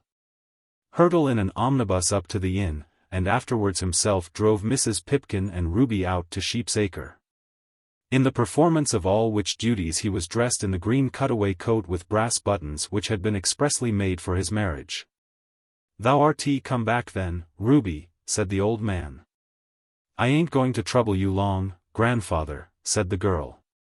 "So best, so best. And this is Mrs. Pipkin?" "Yes, Mr. Ruggles, that's my name." "I've heard your name. I've heard your name, and I don't know as I ever want to hear it again. But they say as you've been kind to that girl as been on the town only for that." "Grandfather, that ain't true," said Ruby with energy. The old man made no rejoinder, and Ruby was allowed to take her aunt up into the bedroom which they were both to occupy. "Now, Mrs.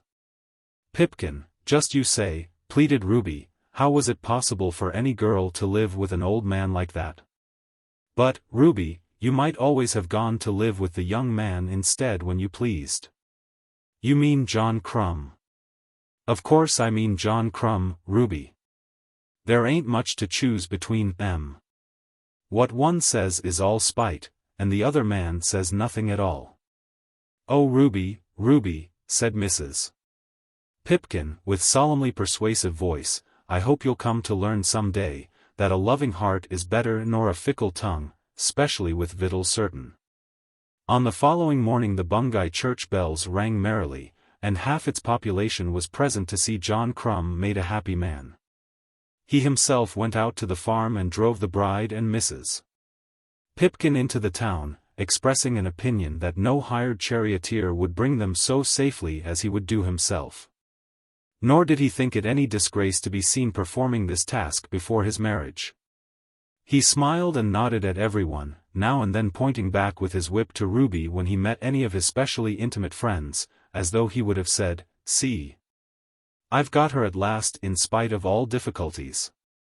Poor Ruby, in her misery under this treatment, would have escaped out of the cart had it been possible.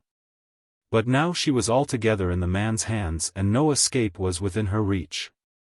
"What's the odds?" said Mrs. Pipkin as they settled their bonnets in a room at the inn just before they entered the church. "Drat it, you make me that angry I'm half-minded to cuff you. Ain't he fond o' you? Ain't he got a house of his own? Ain't he well-to-do all round? Manners. What's manners? I don't see nothing amiss in his manners. He means what he says, and I call that the best of good manners." Ruby, when she reached the church, had been too completely quelled by outward circumstances to take any notice of Joe Mixet, who was standing there, quite unabashed, with a splendid nosegay in his buttonhole. She certainly had no right on this occasion to complain of her husband's silence. Whereas she could hardly bring herself to utter the responses in a voice loud enough for the clergyman to catch the familiar words. He made his assertions so vehemently that they were heard throughout the whole building.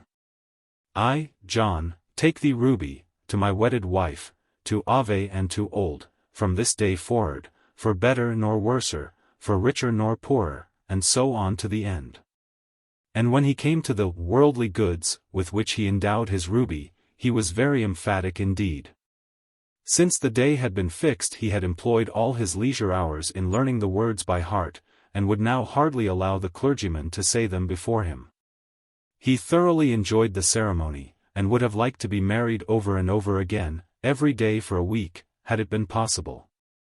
And then there came the breakfast, to which he marshalled the way up the broad stairs of the inn at Bungay, with Mrs. Hurtle on one arm and Mrs. Pipkin on the other.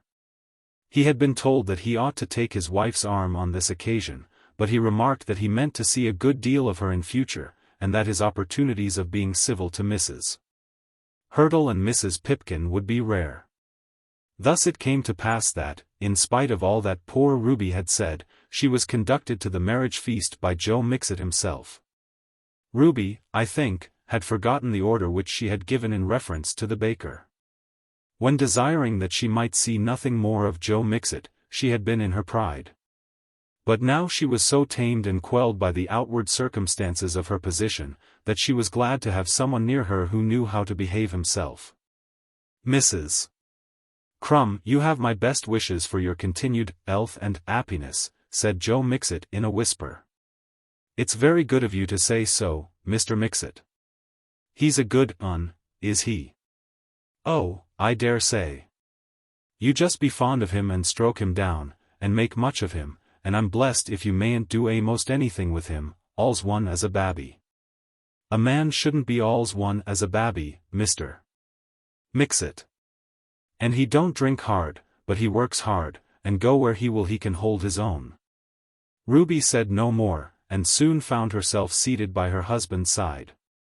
It certainly was wonderful to her that so many people should pay John Crumb so much respect, and should seem to think so little of the meal and flour which pervaded his countenance. After the breakfast, or bit of dinner, as John Crumb would call it, Mr. Mixet of course made a speech. He had had the pleasure of knowing John Crumb for a great many years, and the honor of being acquainted with Miss Ruby Ruggles. He begged all their pardons, and should have said Mrs. John Crumb, ever since she was a child. "That's a downright story," said Ruby in a whisper to Mrs. Hurtle. And he'd never known two young people more fitted by the gifts of nature to contribute to one another's happinesses. He had understood that Mars and Venus always lived on the best of terms, and perhaps the present company would excuse him if he likened this happy young couple to them two eat-hen gods and goddesses. For Miss Ruby, Mrs. Crumb he should say, was certainly lovely as e'er a Venus as ever was, and as for John Crumb, he didn't believe that ever a Mars among them could stand again him. He didn't remember just at present whether Mars and Venus had any young family, but he hoped that before long there would be any number of young crumbs for the Bungay birds to pick up. Happy is the man as his quiver full of and the woman too, if you'll allow me to say so, Mrs. Crumb. The speech, of which only a small sample can be given here, was very much admired by the ladies and gentlemen present, with the single exception of poor Ruby, who would have run away and locked herself in an inner chamber had she not been certain that she would be brought back again. In the afternoon John took his bride to Longestaffe, and brought her back to all the glories of his own house on the following day. His honeymoon was short, but its influence on Ruby was beneficent. When she was alone with the man, knowing that he was her husband, and thinking something of all that he had done to win her to be his wife, she did learn to respect him. "Now, Ruby, give a fellow a buss, as though you meant it," he said, when the first fitting occasion presented itself. "Oh, John, what nonsense." "It ain't nonsense to me, I can tell you. I'd sooner have a kiss from you than all the wine as ever was swallowed." Then she did kiss him, as though she meant it. And when she returned with him to Bungay the next day, she had made up her mind that she would endeavour to do her duty by him as his wife. Chapter 95. The Longestaffe Marriages. In another part of Suffolk, not very far from Bungay, there was a lady whose friends had not managed her affairs as well as Ruby's friends had done for Ruby. Miss Georgiana Longestaffe in the early days of August was in a very miserable plight. Her sister's marriage with Mr.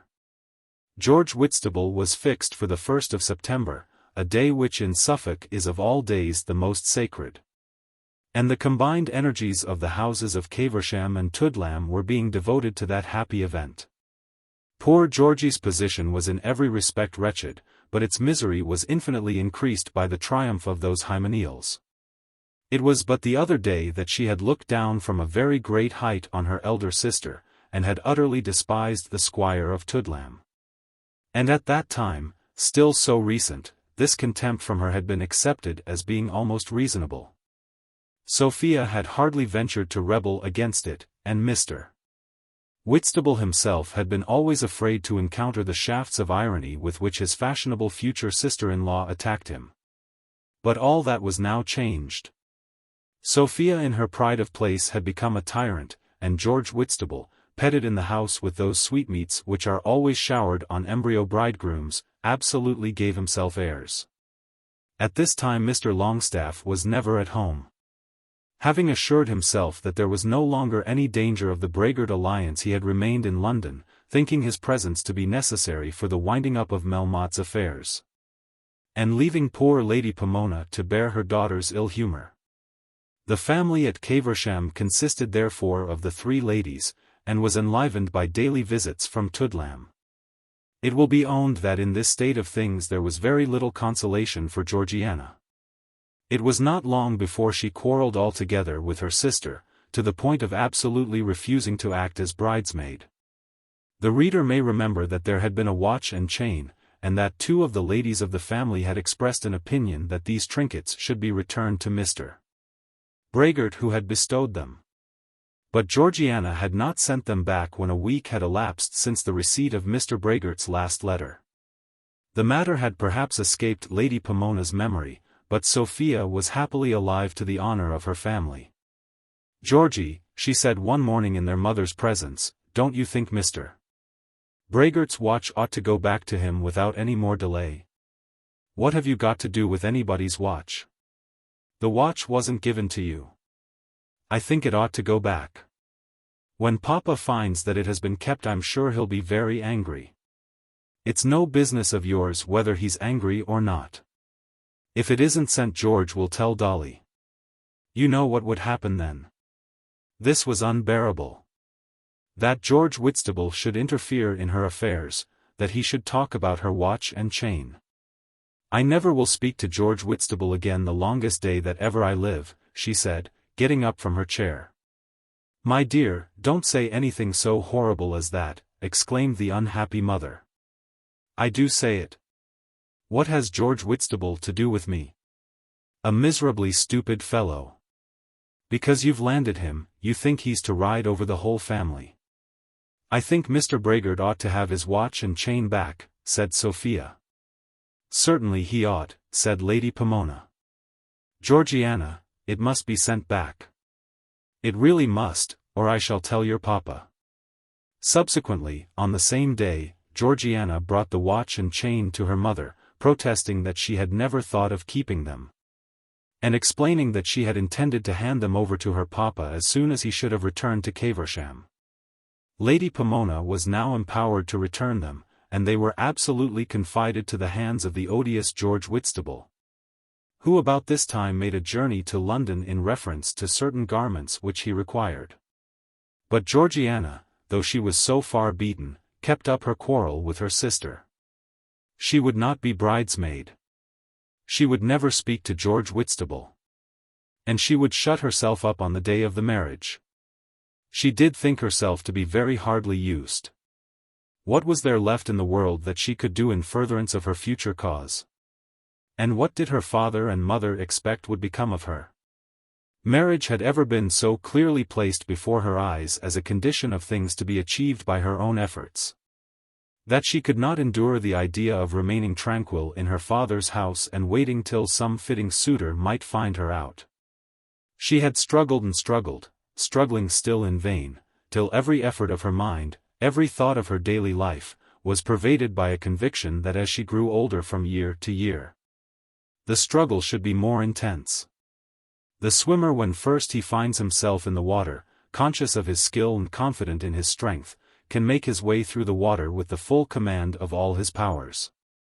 But when he begins to feel that the shore is receding from him, that his strength is going, that the footing for which he pants is still far beneath his feet, that there is peril where before he had contemplated no danger, then he begins to beat the water with strokes rapid but impotent, and to waste in anxious gaspings the breath on which his very life must depend. So it was with poor Georgie Longestaffe. Something must be done at once, or it would be of no avail. 12 years had been passed by her since first she plunged into the stream, the 12 years of her youth, and she was as far as ever from the bank, nay, farther, if she believed her eyes. She too must strike out with rapid efforts, unless, indeed, she would abandon herself and let the waters close over her head. But immersed as she was here at Caversham, how could she strike at all? Even now the waters were closing upon her. The sound of them was in her ears. The ripple of the wave was already round her lips, robbing her of breath. Ah! Might not there be some last great convulsive effort which might dash her on shore, even if it were upon a rock? That ultimate failure in her matrimonial projects would be the same as drowning, she never for a moment doubted. It had never occurred to her to consider with equanimity the prospect of living as an old maid. It was beyond the scope of her mind to contemplate the chances of a life in which marriage might be well if it came, but in which unmarried tranquility might also be well should that be her lot. Nor could she understand that others should contemplate it for her. No doubt the battle had been carried on for many years so much under the auspices of her father and mother as to justify her in thinking that their theory of life was the same as her own. Lady Pomona had been very open in her teaching, and Mr. Longestaffe had always given a silent adherence to the idea that the house in London was to be kept open in order that husbands might be caught. And now when they deserted her in her real difficulty, when they first told her to live at Caversham all the summer, and then sent her up to the Melmottes, and after that forbade her marriage with Mr. Brehgert, it seemed to her that they were unnatural parents who gave her a stone when she wanted bread, a serpent when she asked for a fish. She had no friend left. There was no one living who seemed to care whether she had a husband or not. She took to walking in solitude about the park, and thought of many things with a grim earnestness which had not hitherto belonged to her character. "Mamma," she said one morning when all the care of the household was being devoted to the future comforts, chiefly in regard to linen, of Mrs. George Whitstable, "I wonder whether Papa has any intention at all about me." "In what sort of way, my dear?" "In any way. Does he mean me to live here for ever and ever?" "I don't think he intends to have a house in town again." "And what am I to do?" "I suppose we shall stay here at Caversham. And I'm to be buried just like a nun in a convent, only that the nun does it by her own consent and I don't. Mamma, I won't stand it. I won't indeed. I think, my dear, that is nonsense. You see company here, just as other people do in the country, and as for not standing it, I don't know what you mean. As long as you are one of your papa's family of course you must live where he lives." "Oh, Mamma, to hear you talk like that, it is horrible, horrible. As if you didn't know. As if you couldn't understand. Sometimes I almost doubt whether Papa does know, and then I think that if he did he would not be so cruel. But you understand it all as well as I do myself. What is to become of me? Is it not enough to drive me mad to be going about here by myself, without any prospect of anything? Should you have liked at my age to have felt that you had no chance of having a house of your own to live in? Why didn't you, among you, let me marry Mr. Brehgert?" As she said this she was almost eloquent with passion. "You know, my dear," said Lady Pomona, "that your papa wouldn't hear of it. I know that if you would have helped me I would have done it in spite of Papa. What right has he to domineer over me in that way? Why shouldn't I have married the man if I chose? I am old enough to know surely. You talk now of shutting up girls in convents as being a thing quite impossible. This is much worse. Papa won't do anything to help me. Why shouldn't he let me do something for myself? You can't regret Mr. Brehgert." "Why can't I regret him? I do regret him. I'd have him tomorrow if he came. Bad as it might be, it couldn't be so bad as Caversham. You couldn't have loved him, Georgiana." "Loved him? Who thinks about love nowadays? I don't know anyone who loves anyone else. You won't tell me that Sophie is going to marry that idiot because she loves him. Did Julia Triplex love that man with the large fortune? When you wanted Dolly to marry Marie Melmotte you never thought of his loving her. I had got the better of all that kind of thing before I was 20. I think a young woman should love her husband. It makes me sick, Mamma, to hear you talk in that way. It does indeed. When one has been going on for a dozen years trying to do something, and I have never had any secrets from you, then that you should turn round upon me and talk about love. Mamma, if you would help me I think I could still manage with Mr. Brehgert." Lady Pomona shuddered. "You have not got to marry him. It is too horrid. Who would have to put up with it? Not you, or Papa, or Dolly. I should have a house of my own at least, and I should know what I had to expect for the rest of my life. If I stay here I shall go mad, or die. It is impossible. If you will stand to me, Mamma, I am sure it may be done. I would write to him, and say that you would see him." "Georgiana, I will never see him." "Why not?" "He is a Jew." "What abominable prejudice, what wicked prejudice. As if you didn't know that all that is changed now. What possible difference can it make about a man's religion? Of course I know that he is vulgar, and old, and has a lot of children. But if I can put up with that, I don't think that you and Papa have a right to interfere. As to his religion it cannot signify. Georgiana, you make me very unhappy. I am wretched to see you so discontented. If I could do anything for you, I would.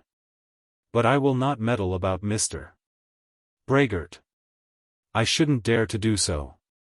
I don't think you know how angry your Papa can be. I'm not going to let Papa be a bugbear to frighten me. What can he do? I don't suppose he'll beat me. And I'd rather he would than shut me up here. As for you, Mamma, I don't think you care for me a bit. Because Sophie is going to be married to that oaf, you are become so proud of her that you haven't half a thought for anybody else. That's very unjust, Georgiana. I know what's unjust, and I know who's ill-treated. I tell you fairly, Mamma, that I shall write to Mr. Brehgert and tell him that I am quite ready to marry him. I don't know why he should be afraid of Papa. I don't mean to be afraid of him any more, and you may tell him just what I say. All this made Lady Pomona very miserable. She did not communicate her daughter's threat to Mr. Longestaffe, but she did discuss it with Sophia. Sophia was of opinion that Georgiana did not mean it, and gave 2 or 3 reasons for thinking so. In the first place, had she intended it, she would have written her letter without saying a word about it to Lady Pomona. And she certainly would not have declared her purpose of writing such letter after Lady Pomona had refused her assistance. And moreover, Lady Pomona had received no former hint of the information which was now conveyed to her. Georgiana was in the habit of meeting the curate of the next parish almost every day in the park. Mr. Batherbolt, exclaimed Lady Pomona. She is walking with Mr. Batherbolt almost every day. But he is so very strict. It is true, Mamma. And he's 5 years younger than she. And he's got nothing but his curacy. And he's a celibate. I heard the bishop laughing at him because he called himself a celibate. It doesn't signify, Mamma. I know she is with him constantly. Wilson has seen them, and I know it. Perhaps Papa could get him a living. Dolly has a living of his own that came to him with his property. Dolly would be sure to sell the presentation, said Lady Pomona. Perhaps the bishop would do something, said the anxious sister, when he found that the man wasn't a celibate. Anything, Mamma, would be better than the Jew. To this latter proposition Lady Pomona gave a cordial assent. Of course it is a come down to marry a curate, but a clergyman is always considered to be decent. The preparations for the Whitstable marriage went on without any apparent attention to the intimacy which was growing up between Mr. Batherbolt and Georgiana. There was no room to apprehend anything wrong on that side. Mr. Batherbolt was so excellent a young man, and so exclusively given to religion, that, even should Sophie's suspicion be correct, he might be trusted to walk about the park with Georgiana. Should he at any time come forward and ask to be allowed to make the lady his wife, there would be no disgrace in the matter. He was a clergyman and a gentleman, and the poverty would be Georgiana's own affair. Mr. Longestaffe returned home only on the eve of his eldest daughter's marriage, and with him came Dolly. Great trouble had been taken to teach him that duty absolutely required his presence at his sister's marriage, and he had at last consented to be there. It is not generally considered a hardship by a young man that he should have to go into a good partridge country on the 1st of September, and Dolly was an acknowledged sportsman. Nevertheless, he considered that he had made a great sacrifice to his family, and he was received by Lady Pomona as though he were a bright example to other sons. He found the house not in a very comfortable position, for Georgiana still persisted in her refusal either to be a bridesmaid or to speak to Mr. Whitstable. But still his presence, which was very rare at Caversham, gave some assistance, and, as at this moment his money affairs had been comfortably arranged, he was not called upon to squabble with his father. It was a great thing that one of the girls should be married, and Dolly had brought down an enormous china dog, about 5 feet high, as a wedding present, which added materially to the happiness of the meeting. Lady Pomona had determined that she would tell her husband of those walks in the park, and of other signs of growing intimacy which had reached her ears. But this she would postpone until after the Whitstable marriage. But at 9 o'clock on the morning set apart for that marriage, they were all astounded by the news that Georgiana had run away with Mr. Batherbolt. She had been up before 6. He had met her at the park gate, and had driven her over to catch the early train at Stowmarket. Then it appeared, too, that by degrees various articles of her property had been conveyed to Mr. Batherbolt's lodgings in the adjacent village, so that Lady Pomona's fear that Georgiana would not have a thing to wear, was needless. When the fact was first known it was almost felt, in the consternation of the moment, that the Whitstable marriage must be postponed. But Sophia had a word to say to her mother on that head, and she said it. The marriage was not postponed. At first Dolly talked of going after his younger sister, and the father did dispatch various telegrams. But the fugitives could not be brought back, and with some little delay, which made the marriage perhaps uncanonical but not illegal, Mr. George Whitstable was made a happy man. It need only be added that in about a month's time Georgiana returned to Caversham as Mrs. Batherbolt, and that she resided there with her husband in much connubial bliss for the next 6 months. At the end of that time they removed to a small living, for the purchase of which Mr. Longestaffe had managed to raise the necessary money.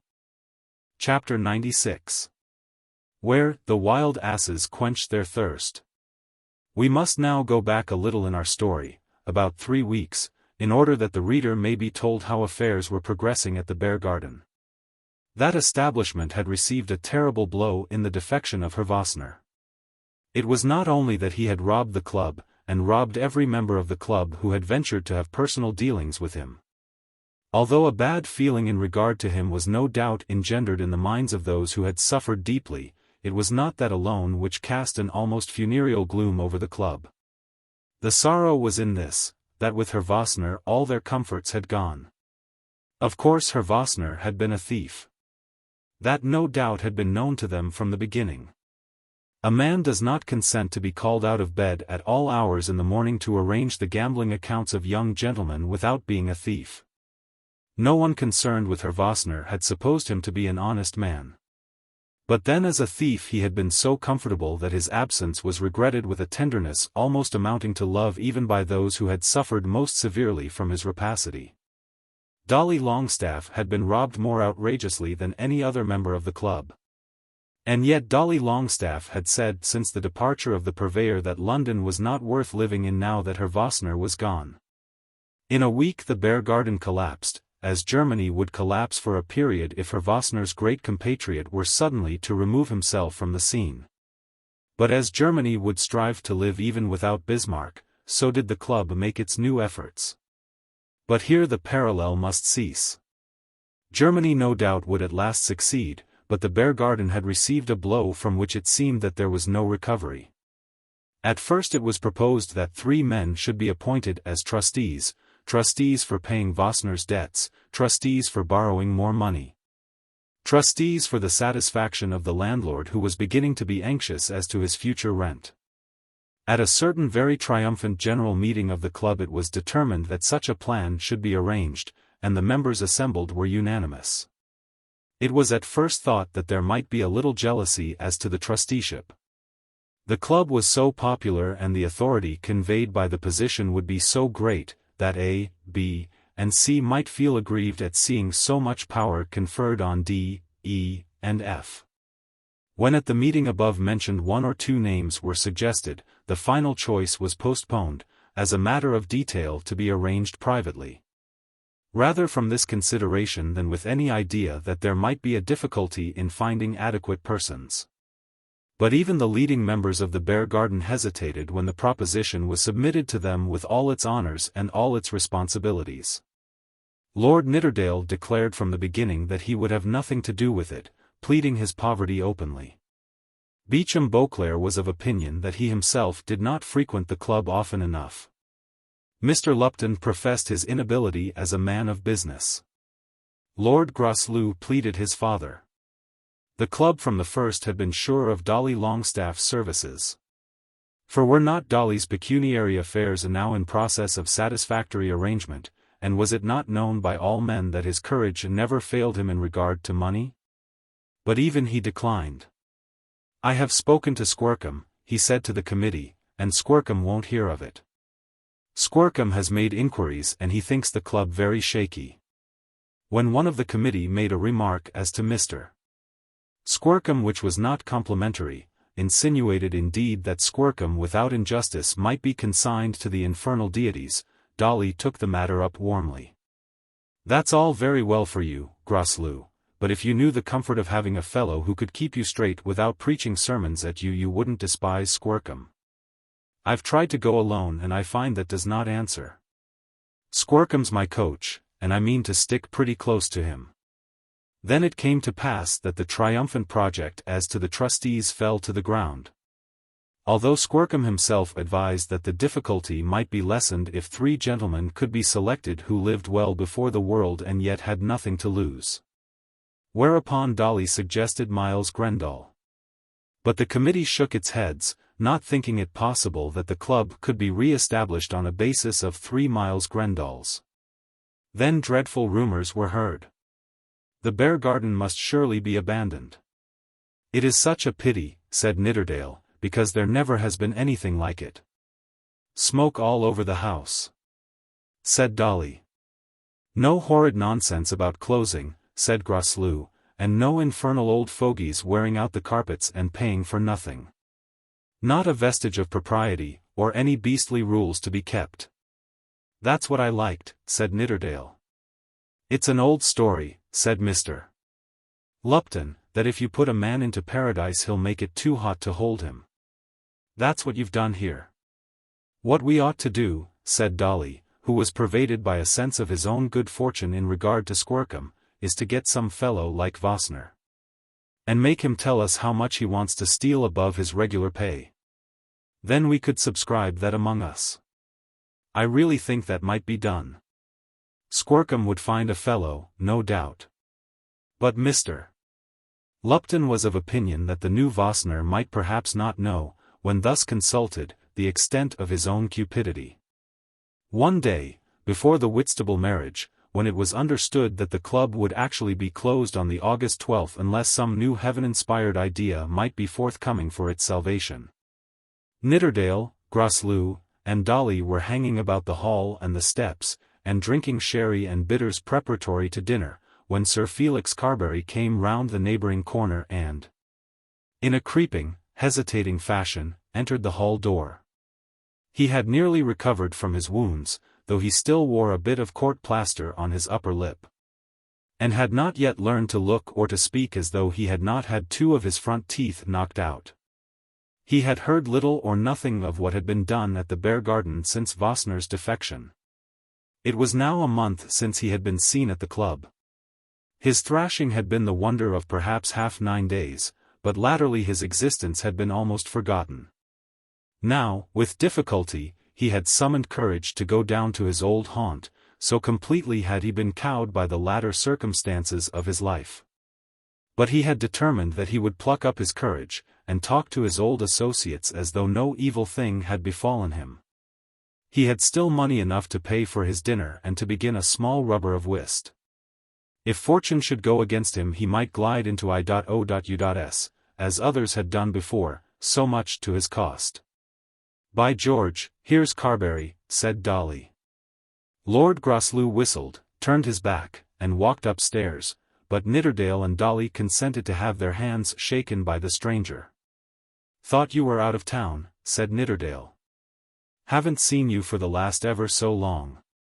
"I have been out of town," said Felix, lying down in Suffolk. "But I'm back now. How are things going on here?" "They're not going at all, they're gone," said Dolly. "Everything is smashed," said Nidderdale. "We shall all have to pay, I don't know how much." "Wasn't Vossner ever caught?" asked the baronet. "Caught?" ejaculated Dolly. "No, but he has caught us. I don't know that there has ever been much idea of catching Vossner. We close altogether next Monday, and the furniture is to be gone to law for. Flat Fleece says it belongs to him under what he calls a deed of sale. Indeed, everything that everybody has seems to belong to Flat Fleece. He's always in and out of the club, and has got the key of the cellar." "That don't matter," said Nidderdale, as Vossner took care that there shouldn't be any wine. "He's got most of the forks and spoons, and only lets us use what we have as a favor. I suppose one can get a dinner here?" "Yes, today you can, and perhaps tomorrow." "Isn't there any playing?" asked Felix with dismay. "I haven't seen a card this fortnight," said Dolly. "There hasn't been anybody to play. Everything has gone to the dogs. There has been the affair of Melmotte, you know, though, I suppose, you do know all about that." Of course I know he poisoned himself. Of course that had effect, said Dolly, continuing his history. Though why fellows shouldn't play cards because another fellow like that takes poison, I can't understand. Last year the only day I managed to get down in February, the hounds didn't come because some old cove had died.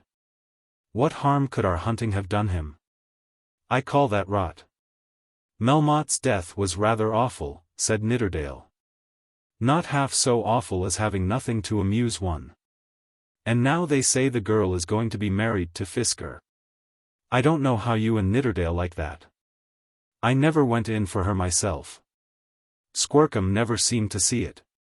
Poor dear, said Nidderdale. She's welcome for me, and I dare say she couldn't do better with herself. I was very fond of her, I'll be shot if I wasn't. And Carbury too, I suppose, said Dolly.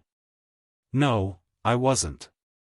If I'd really been fond of her I suppose it would have come off. I should have had her safe enough to America, if I'd cared about it. This was Sir Felix's view of the matter. Come into the smoking room, Dolly, said Nidderdale. I can stand most things, and I try to stand everything, but, by George, that fellow is such a cad that I cannot stand him. You and I are bad enough, but I don't think we're so heartless as Carbury.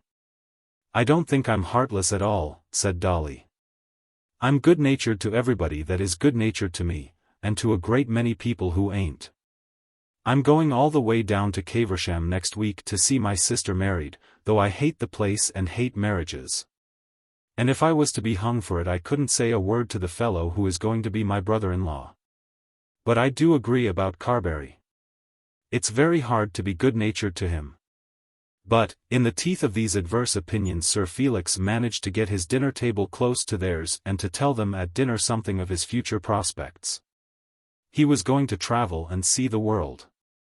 He had, according to his own account, completely run through London life and found that it was all barren. In life I've rung all changes through. Run every pleasure down. Midst each excess of folly too. And lived with half the town. Sir Felix did not exactly quote the old song, probably having never heard the words. But that was the burden of his present story. It was his determination to seek new scenes, and in search of them to travel over the greater part of the known world. How jolly for you, said Dolly. It will be a change, you know. No end of a change. Is anyone going with you? Well, yes. I've got a traveling companion, a very pleasant fellow, who knows a lot, and will be able to coach me up in things. There's a deal to be learned by going abroad, you know. A sort of a tutor, said Nidderdale. A parson, I suppose, said Dolly. Well, he is a clergyman. Who told you? It's only my inventive genius. Well, yes, I should say that would be nice, traveling about Europe with a clergyman. I shouldn't get enough advantage out of it to make it pay, but I fancy it will just suit you. It's an expensive sort of thing, isn't it? Asked Nidderdale. Well, it does cost something. But I've got so sick of this kind of life, and then that railway board coming to an end, and the club smashing up, and Marie Melmotte marrying Fisker, suggested Dolly. That too, if you will. But I want a change, and a change I mean to have. I've seen this side of things, and now I'll have a look at the other. Didn't you have a row in the street with someone the other day? This question was asked very abruptly by Lord Groslow, who, though he was sitting near them, had not yet joined in the conversation, and who had not before addressed a word to Sir Felix. We heard something about it, but we never got the right story. Nidderdale glanced across the table at Dolly, and Dolly whistled. Groslow looked at the man he addressed as one does look when one expects an answer. Mr. Lupton, with whom Groslow was dining, also sat expectant. Dolly and Nidderdale were both silent. It was the fear of this that had kept Sir Felix away from the club. Groslow, as he had told himself, was just the fellow to ask such a question, ill-natured, insolent, and obtrusive. But the question demanded an answer of some kind. Yes, said he, a fellow attacked me in the street, coming behind me when I had a girl with me. He didn't get much the best of it though. Oh. Didn't he? Said Grosloux. I think, upon the whole, you're right about going abroad. What business is it of yours? Asked the baronet. Well. As the club is being broken up, I don't know that it is very much the business of any of us. I was speaking to my friends, Lord Nidderdale and Mr. Longestaffe, and not to you. I quite appreciate the advantage of the distinction, said Lord Grosloux, and am sorry for Lord Nidderdale and Mr. Longestaffe. What do you mean by that? Said Sir Felix, rising from his chair. His present opponent was not horrible to him as had been John Crumb, as men in clubs do not now often knock each other's heads or draw swords one upon another. Don't let's have a quarrel here, said Mr. Lupton. I shall leave the room if you do. If we must break up, let us break up in peace and quietness, said Nidderdale. Of course, if there is to be a fight, I'm good to go out with anybody, said Dolly. When there's any beastly thing to be done, I've always got to do it. But don't you think that kind of thing is a little slow? Who began it? Said Sir Felix, sitting down again. Whereupon Lord Grosloux, who had finished his dinner, walked out of the room. That fellow is always wanting to quarrel. There's one comfort, said Dolly. It wants two men to make a quarrel. Yes, it does, said Sir Felix, taking this as a friendly observation. And I'm not going to be fool enough to be one of them. Oh, yes, I meant it fast enough, said Grosloux afterwards up in the card-room. The other men who had been together had quickly followed him, leaving Sir Felix alone, and they had collected themselves there not with the hope of play, but thinking that they would be less interrupted than in the smoking-room. I don't suppose we shall ever any of us be here again, and as he did come in I thought I would tell him my mind. What's the use of taking such a lot of trouble, said Dolly. Of course he's a bad fellow. Most fellows are bad fellows in one way or another. But he's bad all round, said the bitter enemy.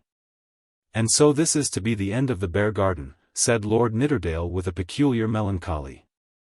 Dear old place. I always felt it was too good to last. I fancy it doesn't do to make things too easy, one has to pay so uncommon dear for them.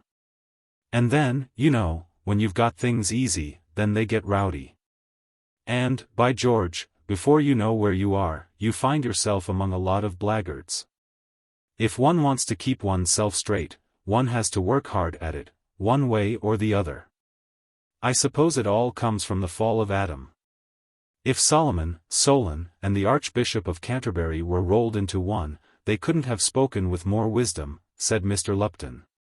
Live and learn, continued the young lord. I don't think anybody has liked the Bear Garden so much as I have, but I shall never try this kind of thing again. I shall begin reading blue books tomorrow, and shall dine at the Carlton. Next session I shan't miss a day in the house, and I'll bet anybody a fiver that I make a speech before Easter. I shall take to claret at 20s. A dozen, and shall go about London on the top of an omnibus. How about getting married? Asked Dolly. Oh, that must be as it comes. That's the governor's affair. None of you fellows will believe me, but, upon my word, I liked that girl, and I'd be stuck to her at last, only that there are some things a fellow can't do. He was such a thundering scoundrel. After a while Sir Felix followed them upstairs, and entered the room as though nothing unpleasant had happened below. We can make up a rubber, can't we? Said he. I should say not, said Nidderdale. I shall not play, said Mr. Lupton. There isn't a pack of cards in the house, said Dolly. Lord Grosloux didn't condescend to say a word. Sir Felix sat down with his cigar in his mouth, and the others continued to smoke in silence. I wonder what has become of Miles Grendall, asked Sir Felix. But no one made any answer, and they smoked on in silence. He hasn't paid me a shilling yet of the money he owes me. Still there was not a word. And I don't suppose he ever will. There was another pause. He is the biggest scoundrel I ever met, said Sir Felix. "I know one as big," said Lord Groslew, "or, at any rate, as little." There was another pause of a minute, and then Sir Felix left the room muttering something as to the stupidity of having no cards. And so brought to an end his connection with his associates of the Bear Garden. From that time forth he was never more seen by them, or, if seen, was never known. The other men remained there till well on into the night, although there was not the excitement of any special amusement to attract them. It was felt by them all that this was the end of the Bear Garden, and, with a melancholy seriousness befitting the occasion, they whispered sad things in low voices, consoling themselves simply with tobacco. "I never felt so much like crying in my life," said Dolly, as he asked for a glass of brandy and water at about midnight. "Good night, old fellows, good-bye. I'm going down to Caversham, and I shouldn't wonder if I didn't drown myself." How Mr. Flatfleece went to law, and tried to sell the furniture, and threatened everybody, and at last singled out poor Dolly Longestaffe as his special victim, and how Dolly Longestaffe, by the aid of Mr. Squircum, utterly confounded Mr. Flatfleece, and brought that ingenious but unfortunate man, with his wife and small family, to absolute ruin, the reader will hardly expect to have told to him in detail in this chronicle. Chapter 97. Mrs. Hurtle's Fate.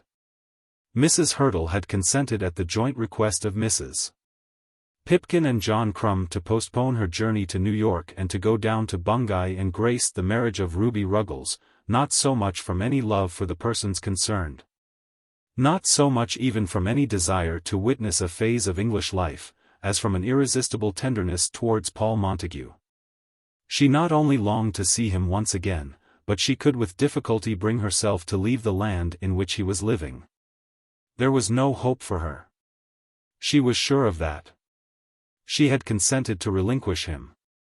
She had condoned his treachery to her, and for his sake had even been kind to the rival who had taken her place. But still she lingered near him.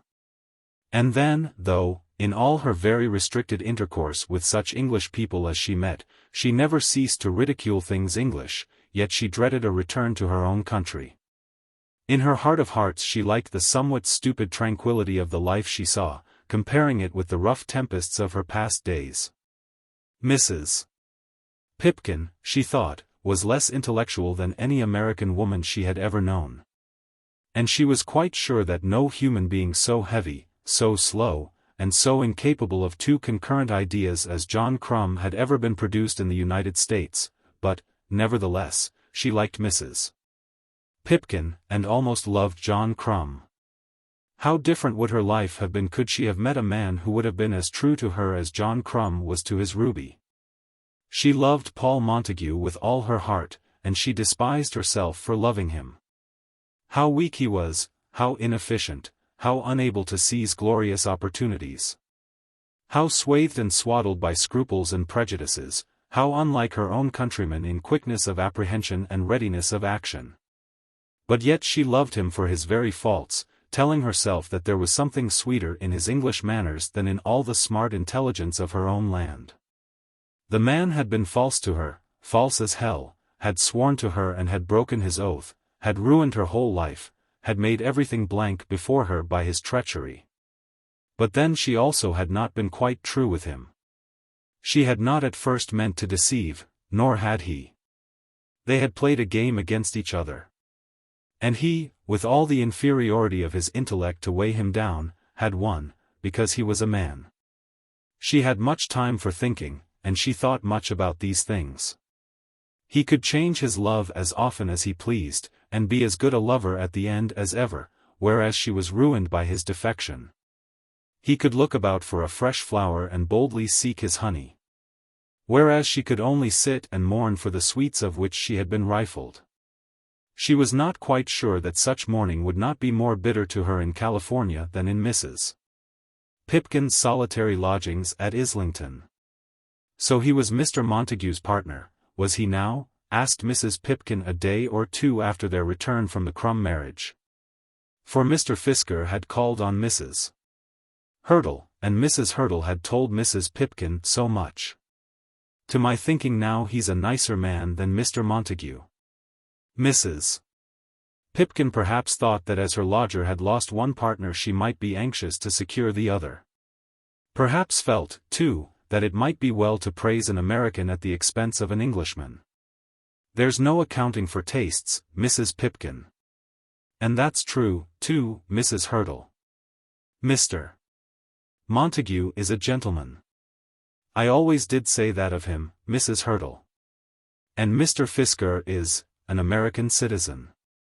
Mrs. Hurtle, when she said this, was very far gone in tenderness. Indeed now, said Mrs. Pipkin, who did not in the least understand the meaning of her friend's last remark. Mr.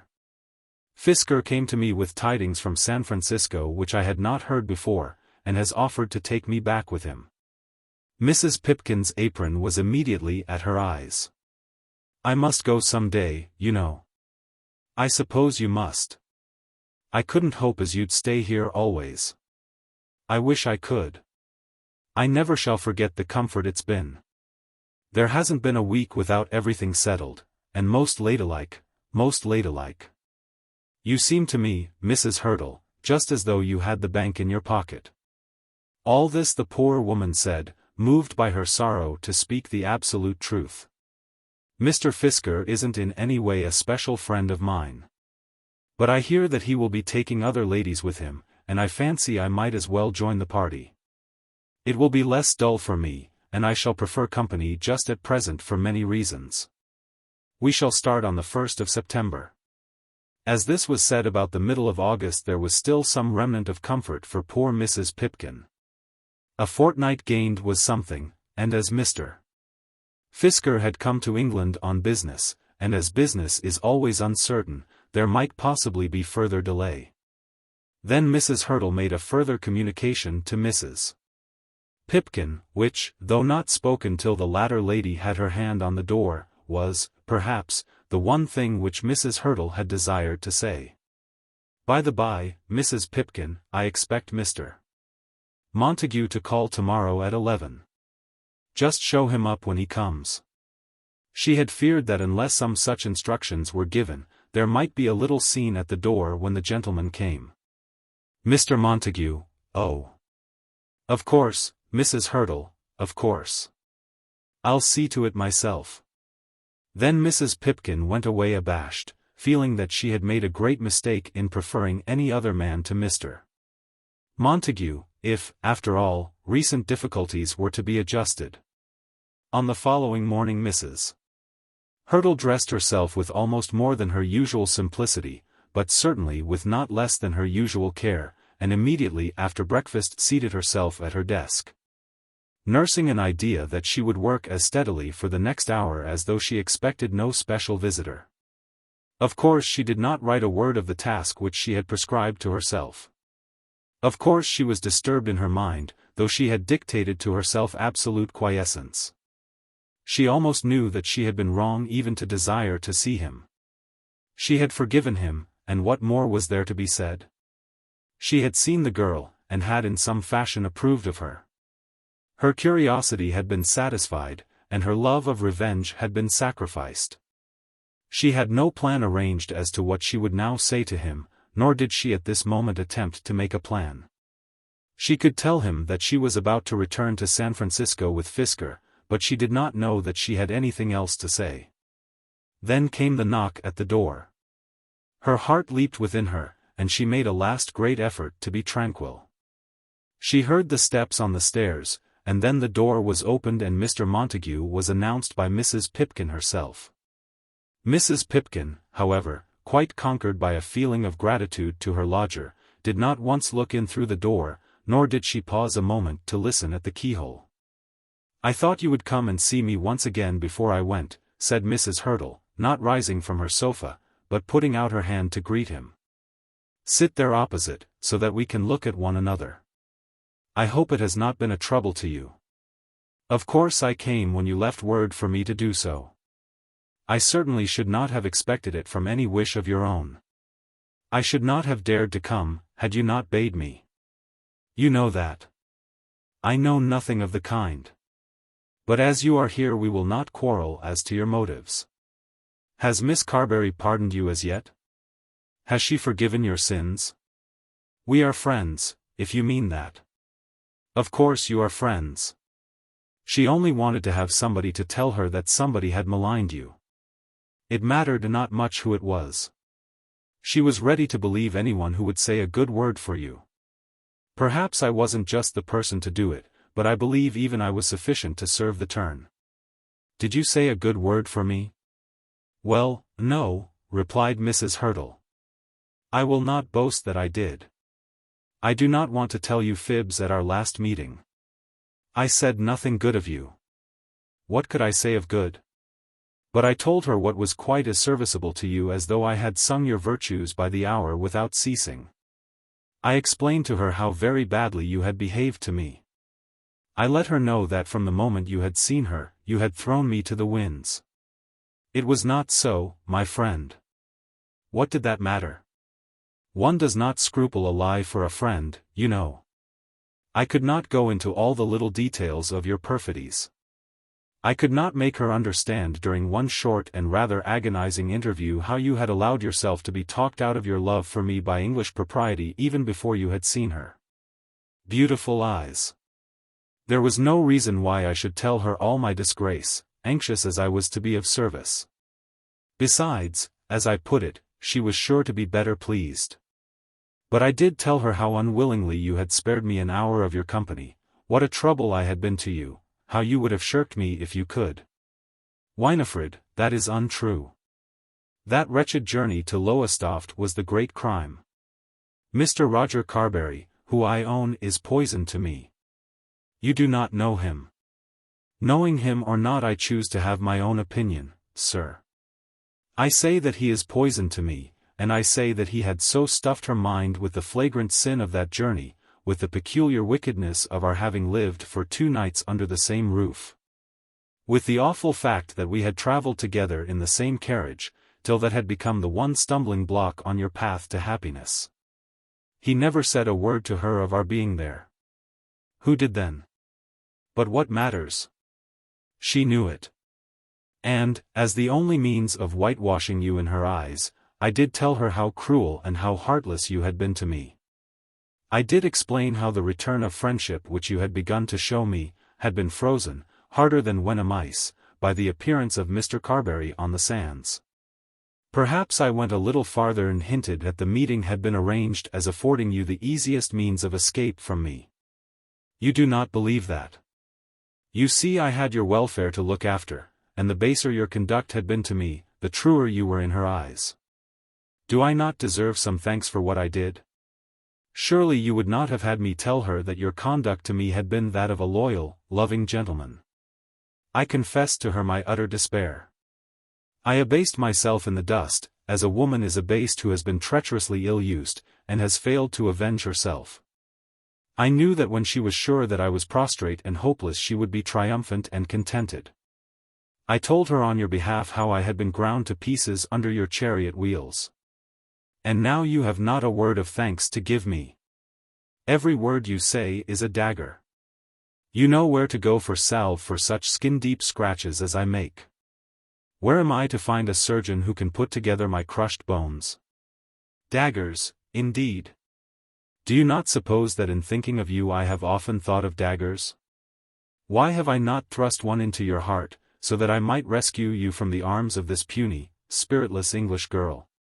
All this time she was still seated, looking at him, leaning forward towards him with her hands upon her brow. But, Paul, I spit out my words to you, like any common woman, not because they will hurt you, but because I know I may take that comfort, such as it is, without hurting you. You are uneasy for a moment while you are here, and I have a cruel pleasure in thinking that you cannot answer me. But you will go from me to her, and then will you not be happy? When you are sitting with your arm round her waist, and when she is playing with your smiles, will the memory of my words interfere with your joy then? Ask yourself whether the prick will last longer than the moment. But where am I to go for happiness and joy? Can you understand what it is to have to live only on retrospects? I wish I could say a word to comfort you. You cannot say a word to comfort me, unless you will unsay all that you have said since I have been in England. I never expect comfort again. But, Paul, I will not be cruel to the end. I will tell you all that I know of my concerns, even though my doing so should justify your treatment of me. He is not dead. You mean Mr. Hurtle. Whom else should I mean? And he himself says that the divorce which was declared between us was no divorce. Mr. Fisker came here to me with tidings. Though he is not a man whom I specially love, though I know that he has been my enemy with you, I shall return with him to San Francisco. I am told that he is taking Madame Melmotte with him, and Melmotte's daughter. So I understand. They are adventurers, as I am, and I do not see why we should not suit each other. They say also that Fisker will marry Miss Melmotte. Why should I object to that? I shall not be jealous of Mr. Fisker's attentions to the young lady. But it will suit me to have someone to whom I can speak on friendly terms when I am back in California. I may have a job of work to do there which will require the backing of some friends. I shall be hand and glove with these people before I have traveled half across the ocean with them. I hope they will be kind to you, said Paul. No, but I will be kind to them. I have conquered others by being kind, but I have never had much kindness myself. Did I not conquer you, sir, by being gentle and gracious to you?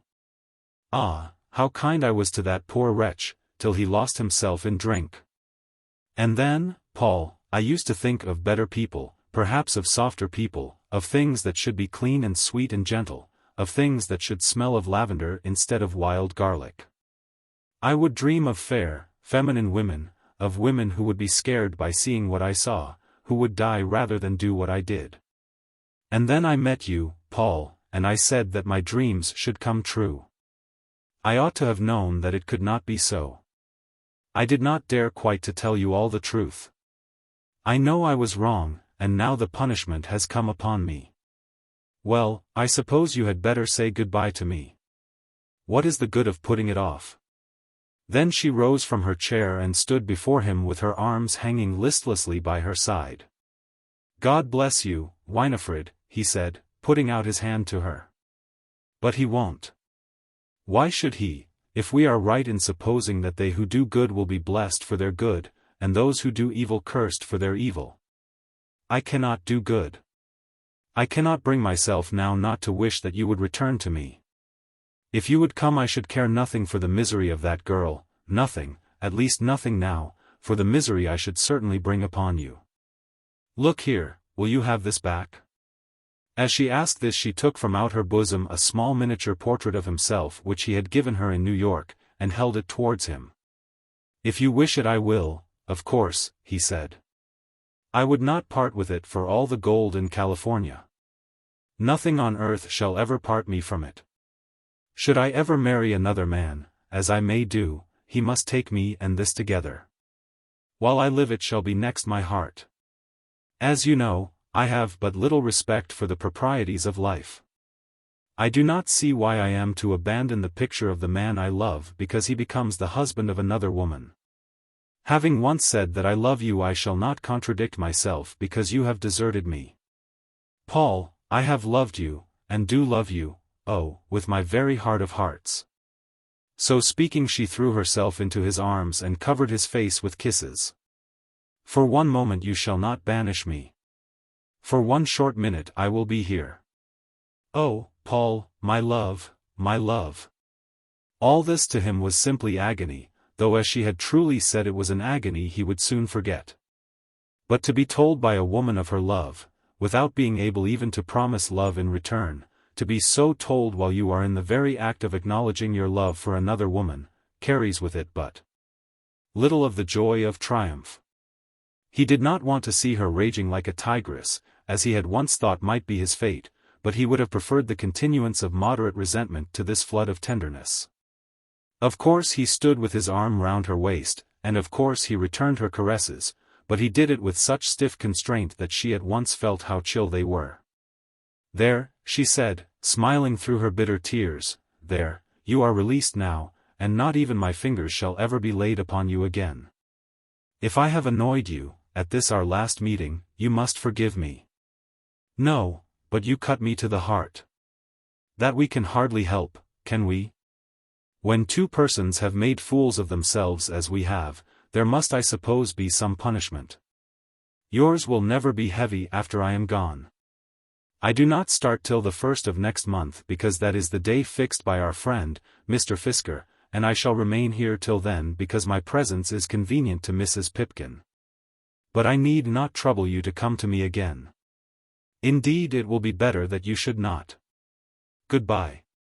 He took her by the hand, and stood for a moment looking at her, while she smiled and gently nodded her head at him. Then he essayed to pull her towards him as though he would again kiss her. But she repulsed him, still smiling the while.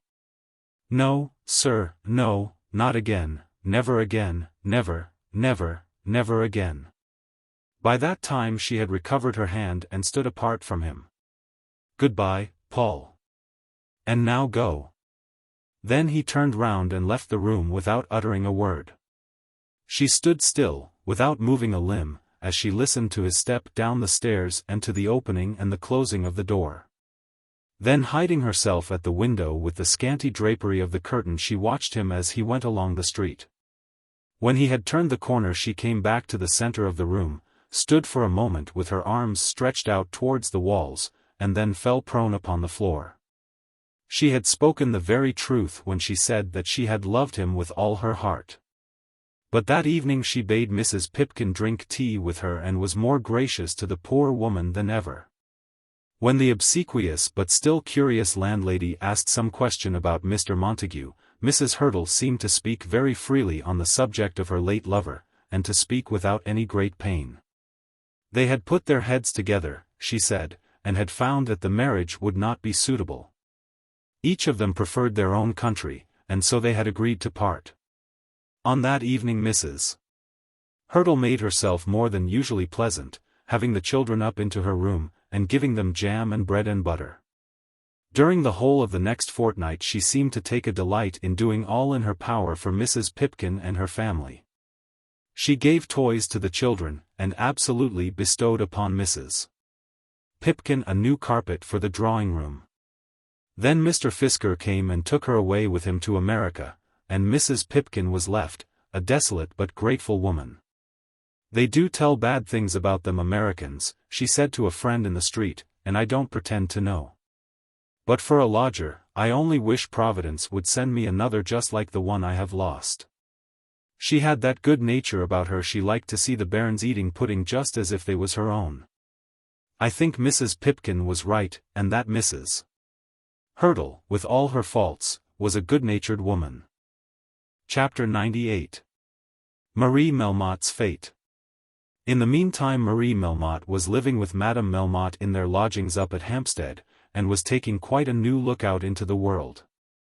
Fisker had become her devoted servant, not with that old-fashioned service which meant making love, but with perhaps a truer devotion to her material interests. He had ascertained on her behalf that she was the undoubted owner of the money which her father had made over to her on his first arrival in England, and she also had made herself mistress of that fact with equal precision. It would have astonished those who had known her 6 months since could they now have seen how excellent a woman of business she had become, and how capable she was of making the fullest use of Mr. Fisker's services. In doing him justice it must be owned that he kept nothing back from her of that which he learned. Probably feeling that he might best achieve success in his present project by such honesty, feeling also, no doubt, the girl's own strength in discovering truth and falsehood. She's her father's own daughter, he said one day to Kroll in Abchurch Lane. For Kroll, though he had left Melmotte's employment when he found that his name had been forged, had now returned to the service of the daughter in some undefined position, and had been engaged to go with her and Madame Melmotte to New York. Ah, yes, said Kroll, but bigger. He vas passionate, and did lose his EAD, and vas blowed up vid bigness. Whereupon Kroll made an action as though he were a frog swelling himself to the dimensions of an ox. E bursted himself, Mr. Fisker. E vas a great man. But the greater he grew he vas always less and less vice. E ate so much that he became too fat to see to eat his victuals. It was thus that Herr Kroll analyzed the character of his late master. But Mamselle, she is different. She will never eat too much, but will see to eat always. Thus too he analyzed the character of his young mistress. At first things did not arrange themselves pleasantly between Madame Melmotte and Marie. The reader will perhaps remember that they were in no way connected by blood. Madame Melmotte was not Marie's mother, nor, in the eye of the law, could Marie claim Melmotte as her father. She was alone in the world, absolutely without a relation, not knowing even what had been her mother's name, not even knowing what was her father's true name. As in the various biographies of the great man which were, as a matter of course, published within a fortnight of his death, various accounts were given as to his birth, parentage, and early history. The general opinion seemed to be that his father had been a noted coiner in New York, an Irishman of the name of Melmotte, and, in one memoir, the probability of the descent was argued from Melmotte's skill in forgery. But Marie, though she was thus isolated, and now altogether separated from the lords and duchesses who a few weeks since had been interested in her career, was the undoubted owner of the money, a fact which was beyond the comprehension of Madame Melmotte. She could understand, and was delighted to understand, that a very large sum of money had been saved from the wreck, and that she might therefore look forward to prosperous tranquility for the rest of her life. Though she never acknowledged so much to herself, she soon learned to regard the removal of her husband as the end of her troubles. But she could not comprehend why Marie should claim all the money as her own. She declared herself to be quite willing to divide the spoil, and suggested such an arrangement both to Marie and to Crumb. Of Fisker she was afraid, thinking that the iniquity of giving all the money to Marie originated with him, in order that he might obtain it by marrying the girl. Crumb, who understood it all perfectly, told her the story a dozen times, but quite in vain. She made a timid suggestion of employing a lawyer on her own behalf, and was only deterred from doing so by Marie's ready assent to such an arrangement. Marie's equally ready surrender of any right she might have to a portion of the jewels which had been saved had perhaps some effect in softening the elder lady's heart. She thus was in possession of a treasure of her own, though a treasure small in comparison with that of the younger woman. And the younger woman had promised that in the event of her marriage she would be liberal. It was distinctly understood that they were both to go to New York under Mr. Fisker's guidance as soon as things should be sufficiently settled to allow of their departure. And Madame Melmotte was told, about the middle of August, that their places had been taken for the 3rd of September. But nothing more was told her. She did not as yet know whether Marie was to go out free or as the affianced bride of Hamilton Fisker. And she felt herself injured by being left so much in the dark. She herself was inimical to Fisker, regarding him as a dark, designing man, who would ultimately swallow up all that her husband had left behind him, and trusted herself entirely to Crumb, who was personally attentive to her. Fisker was, of course, going on to San Francisco. Marie also had talked of crossing the American continent. But Madame Melmotte was disposed to think that for her, with her jewels, and such share of the money as Marie might be induced to give her, New York would be the most fitting residence. Why should she drag herself across the continent to California? Her Crumb had declared his purpose of remaining in New York. Then it occurred to the lady that as Melmotte was a name which might be too well known in New York, and which it therefore might be wise to change, Crumb would do as well as any other. She and her Crumb had known each other for a great many years, and were, she thought, of about the same age. Crumb had some money saved. She had, at any rate, her jewels, and Crumb would probably be able to get some portion of all that money, which ought to be hers, if his affairs were made to be identical with her own. So she smiled upon Crumb, and whispered to him. And when she had given Crumb 2 glasses of curaçao, which comforter she kept in her own hands, as safeguarded almost as the jewels, then Crumb understood her. But it was essential that she should know what Marie intended to do. Marie was anything but communicative, and certainly was not in any way submissive. "My dear," she said one day, asking the question in French, without any preface or apology, "are you going to be married to Mr. Fisker?" "What makes you ask that?" It is so important I should know. Where am I to live? What am I to do? What money shall I have? Who will be a friend to me? A woman ought to know. You will marry Fisker if you like him. Why cannot you tell me? Because I do not know. When I know I will tell you. If you go on asking me till tomorrow morning I can say no more. And this was true. She did not know. It certainly was not Fisker's fault that she should still be in the dark as to her own destiny, for he had asked her often enough, and had pressed his suit with all his eloquence. But Marie had now been wooed so often that she felt the importance of the step which was suggested to her. The romance of the thing was with her a good deal worn, and the material view of matrimony had also been damaged in her sight. She had fallen in love with Sir Felix Carbury, and had assured herself over and over again that she worshipped the very ground on which he stood. But she had taught herself this business of falling in love as a lesson, rather than felt it. After her father's first attempts to marry her to this and that suitor because of her wealth, attempts which she had hardly opposed amidst the consternation and glitter of the world to which she was suddenly introduced, she had learned from novels that it would be right that she should be in love. And she had chosen Sir Felix as her idol. The reader knows what had been the end of that episode in her life. She certainly was not now in love with Sir Felix Carbury. Then she had as it were relapsed into the hands of Lord Nidderdale, one of her early suitors, and had felt that as love was not to prevail, and as it would be well that she should marry someone. He might probably be as good as any other, and certainly better than many others.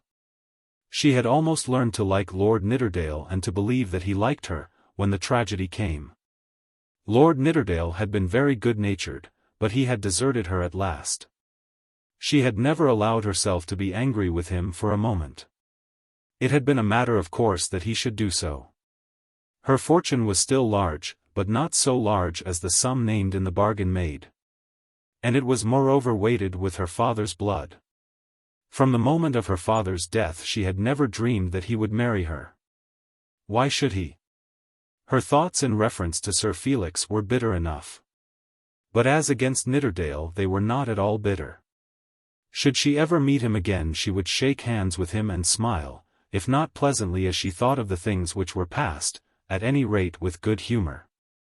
But all this had not made her much in love with matrimony generally. She had over £100,000 of her own, and, feeling conscious of her own power in regard to her own money, knowing that she could do as she pleased with her wealth, she began to look out into life seriously. What could she do with her money, and in what way would she shape her life, should she determine to remain her own mistress? Were she to refuse Fisker, how should she begin? He would then be banished, and her only remaining friends, the only persons whose names she would even know in her own country, would be her father's widow and her kraal. She already began to see Madame Melmotte's purport in reference to kraal, and could not reconcile herself to the idea of opening an establishment with them on a scale commensurate with her fortune. Nor could she settle in her own mind any pleasant position for herself as a single woman, living alone in perfect independence. She had opinions of women's rights, especially in regard to money. And she entertained also a vague notion that in America a young woman would not need support so essentially as in England. Nevertheless, the idea of a fine house for herself in Boston or Philadelphia, for in that case she would have to avoid New York as the chosen residence of Madame Melmotte, did not recommend itself to her. As to Fisker himself, she certainly liked him. He was not beautiful like Felix Carbury, nor had he the easy good humor of Lord Nidderdale. She had seen enough of English gentlemen to know that Fisker was very unlike them. But she had not seen enough of English gentlemen to make Fisker distasteful to her. He told her that he had a big house at San Francisco, and she certainly desired to live in a big house. He represented himself to be a thriving man, and she calculated that he certainly would not be here, in London, arranging her father's affairs, were he not possessed of commercial importance. She had contrived to learn that, in the United States, a married woman has greater power over her own money than in England, and this information acted strongly in Fisker's favor. On consideration of the whole subject she was inclined to think that she would do better in the world as Mrs. Fisker than as Marie Melmotte, if she could see her way clearly in the matter of her own money. "I have got excellent berths," Fisker said to her one morning at Hampstead. At these interviews, which were devoted first to business and then to love, Madame Melmotte was never allowed to be present. "I am to be alone?" "Oh, yes. There is a cabin for Madame Melmotte and the maid, and a cabin for you. Everything will be comfortable. And there is another lady going, Mrs. Hurtle, whom I think you will like." "Has she a husband?" "Not going with us," said Mr. Fisker evasively. "But she has one?" "Well, yes, but you had better not mention him. He is not exactly all that a husband should be. Did she not come over here to marry someone else?" For Marie in the days of her sweet intimacy with Sir Felix Carbury had heard something of Mrs. Hurtle's story. There is a story, and I dare say I shall tell you all about it some day. But you may be sure I should not ask you to associate with anyone you ought not to know. "Oh, I can take care of myself." "No doubt, Miss Melmotte, no doubt. I feel that quite strongly. But what I meant to observe was this, that I certainly should not introduce a lady whom I aspire to make my own lady to any lady whom a lady oughtn't to know. I hope I make myself understood, Miss Melmotte." "Oh, quite. And perhaps I may go on to say that if I could go on board that ship as your accepted lover, I could do a deal more to make you comfortable, particularly when you land, than just as a mere friend." "Miss Melmotte. You can't doubt my heart." "I don't see why I shouldn't. Gentlemen's hearts are things very much to be doubted as far as I've seen them. I don't think many of them have them at all. Miss Melmotte, you do not know the glorious West. Your past experiences have been drawn from this effete and stone-cold country in which passion is no longer allowed to sway. On those golden shores which the Pacific washes man is still true, and woman is still tender. Perhaps I'd better wait and see, Mr. Fisker." But this was not Mr. Fisker's view of the case. There might be other men desirous of being true on those golden shores. "And then," said he, pleading his cause not without skill, "the laws regulating woman's property there are just the reverse of those which the greediness of man has established here. The wife there can claim her share of her husband's property, but hers is exclusively her own. America is certainly the country for women, and especially California." "Ah. I shall find out all about it, I suppose, when I've been there a few months. But you would enter San Francisco, Miss Melmotte, under such much better auspices, if I may be allowed to say so, as a married lady or as a lady just going to be married. Ain't single ladies much thought of in California? It isn't that. Come, Miss Melmotte, you know what I mean." "Yes, I do. Let us go in for life together. We've both done uncommon well. I'm spending $30,000 a year, at that rate, in my own house. You'll see it all. If we put them both together, what's yours and what's mine, we can put our foot out as far as about anyone there, I guess. I don't know that I care about putting my foot out. I've seen something of that already, Mr. Fisker. You shouldn't put your foot out farther than you can draw it in again. You needn't fear me as to that, Miss Melmotte. I shouldn't be able to touch $1 of your money. It would be such a triumph to go into Francisco as man and wife. I shouldn't think of being married till I had been there a while and looked about me. And seen the house. Well, there's something in that. The house is all there, I can tell you. I'm not a bit afraid but what you'll like the house. But if we were engaged, I could do everything for you. Where would you be, going into San Francisco all alone? Oh, Miss Melmotte, I do admire you so much." I doubt whether this last assurance had much efficacy. But the arguments with which it was introduced did prevail to a certain extent. "I'll tell you how it must be then," she said. "How shall it be?" And as he asked the question he jumped up and put his arm round her waist. "Not like that, Mr. Fisker," she said, withdrawing herself. It shall be in this way. You may consider yourself engaged to me. I'm the happiest man on this continent, he said, forgetting in his ecstasy that he was not in the United States. But if I find when I get to Francisco anything to induce me to change my mind, I shall change it. I like you very well, but I'm not going to take a leap in the dark, and I'm not going to marry a pig in a poke. There you're quite right, he said, quite right. You may give it out on board the ship that we're engaged, and I'll tell Madame Melmotte the same. She and Kroll don't mean going any farther than New York. We needn't break our hearts about that, need we? It don't much signify. Well, I'll go on with Mrs. Hurtle, if she'll have me. Too much delighted she'll be. And she shall be told we're engaged. My darling. But if I don't like it when I get to Frisco, as you call it, all the ropes in California shan't make me do it. Well, yes. You may give me a kiss I suppose now if you care about it. And so, or rather so far, Mr. Fisker and Marie Melmotte became engaged to each other as man and wife. After that Mr. Fisker's remaining business in England went very smoothly with him. It was understood up at Hampstead that he was engaged to Marie Melmotte, and it soon came to be understood also that Madame Melmotte was to be married to her Kroll. No doubt the father of the one lady and the husband of the other had died so recently as to make these arrangements subject to certain censorious objections. But there was a feeling that Melmotte had been so unlike other men, both in his life and in his death, that they who had been concerned with him were not to be weighed by ordinary scales. Nor did it much matter, for the persons concerned took their departure soon after the arrangement was made, and Hampstead knew them no more. On the 3rd of September Madame Melmotte, Marie, Mrs. Hurtle, Hamilton K. Fisker, and her Kroll left Liverpool for New York.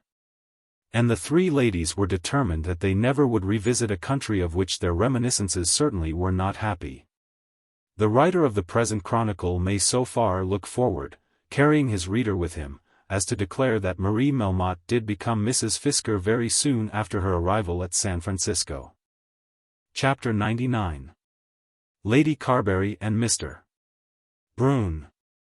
When Sir Felix Carbury declared to his friends at the Bear Garden that he intended to devote the next few months of his life to foreign travel, and that it was his purpose to take with him a Protestant divine, as was much the habit with young men of rank and fortune some years since, he was not altogether lying. There was indeed a sounder basis of truth than was usually to be found attached to his statements. That he should have intended to produce a false impression was a matter of course, and nearly equally so that he should have made his attempt by asserting things which he must have known that no one would believe. He was going to Germany, and he was going in company with a clergyman, and it had been decided that he should remain there for the next 12 months. A representation had lately been made to the Bishop of London that the English Protestants settled in a certain commercial town in the northeastern district of Prussia were without pastoral aid. And the bishop had stirred himself in the matter. A clergyman was found willing to expatriate himself, but the income suggested was very small. The Protestant English population of the commercial town in question, though pious, was not liberal. It had come to pass that the morning breakfast table had interested itself in the matter, having appealed for subscriptions after a manner not unusual with that paper. The bishop and all those concerned in the matter had fully understood that if the morning breakfast table could be got to take the matter up heartily, the thing would be done. The heartiness had been so complete that it had at last devolved upon Mr. Bruton to appoint the clergyman, and, as with all the aid that could be found, the income was still small, the Rev. Septimus Blake, a brand snatched from the burning of Rome, had been induced to undertake the maintenance and total charge of Sir Felix Carbury for a consideration. Mr. Bruton imparted to Mr. Blake all that there was to know about the baronet, giving much counsel as to the management of the young man, and specially enjoining on the clergyman that he should on no account give Sir Felix the means of returning home. It was evidently Mr. Bruton's anxious wish that Sir Felix should see as much as possible of German life, at a comparatively moderate expenditure. and under circumstances that should be externally respectable if not absolutely those which a young gentleman might choose for his own comfort or profit. But especially that those circumstances should not admit of the speedy return to England of the young gentleman himself. Lady Carbury had at first opposed the scheme. Terribly difficult as was to her the burden of maintaining her son, she could not endure the idea of driving him into exile. But Mr. Bruton was very obstinate, very reasonable, and, as she thought, somewhat hard of heart. "What is to be the end of it then?" he said to her, almost in anger. For in those days the great editor, when in presence of Lady Carbury, differed very much from that Mr. Bruton who used to squeeze her hand and look into her eyes. His manner with her had become so different that she regarded him as quite another person.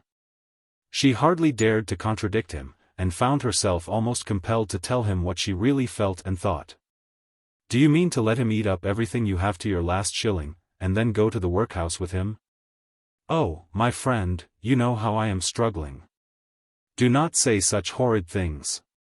It is because I know how you are struggling that I find myself compelled to say anything on the subject. What hardship will there be in his living for 12 months with a clergyman in Prussia? What can he do better? What better chance can he have of being weaned from the life he is leading? If he could only be married." "Married? Who is to marry him?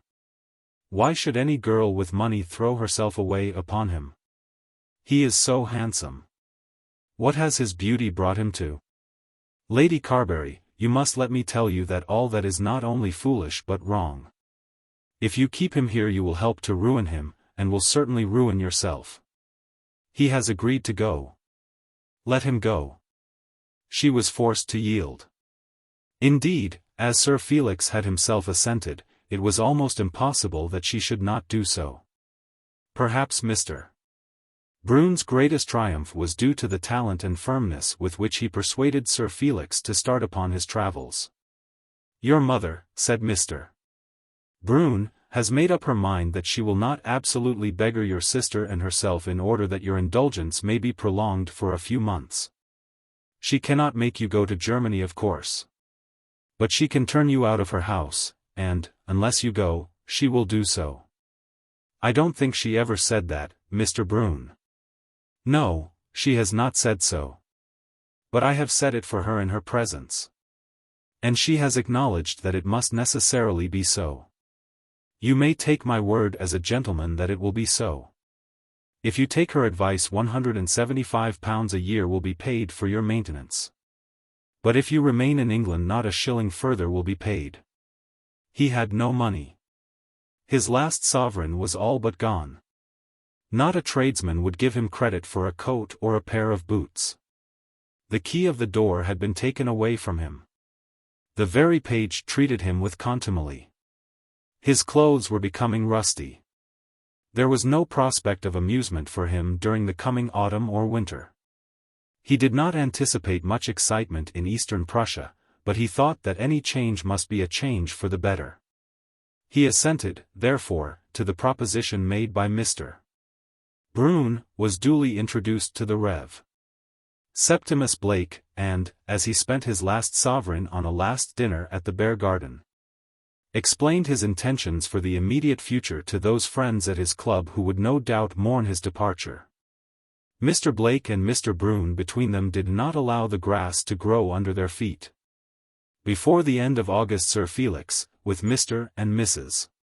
Blake and the young Blakes, had embarked from Hull for Hamburg, having extracted at the very hour of parting a last £5 note from his foolish mother.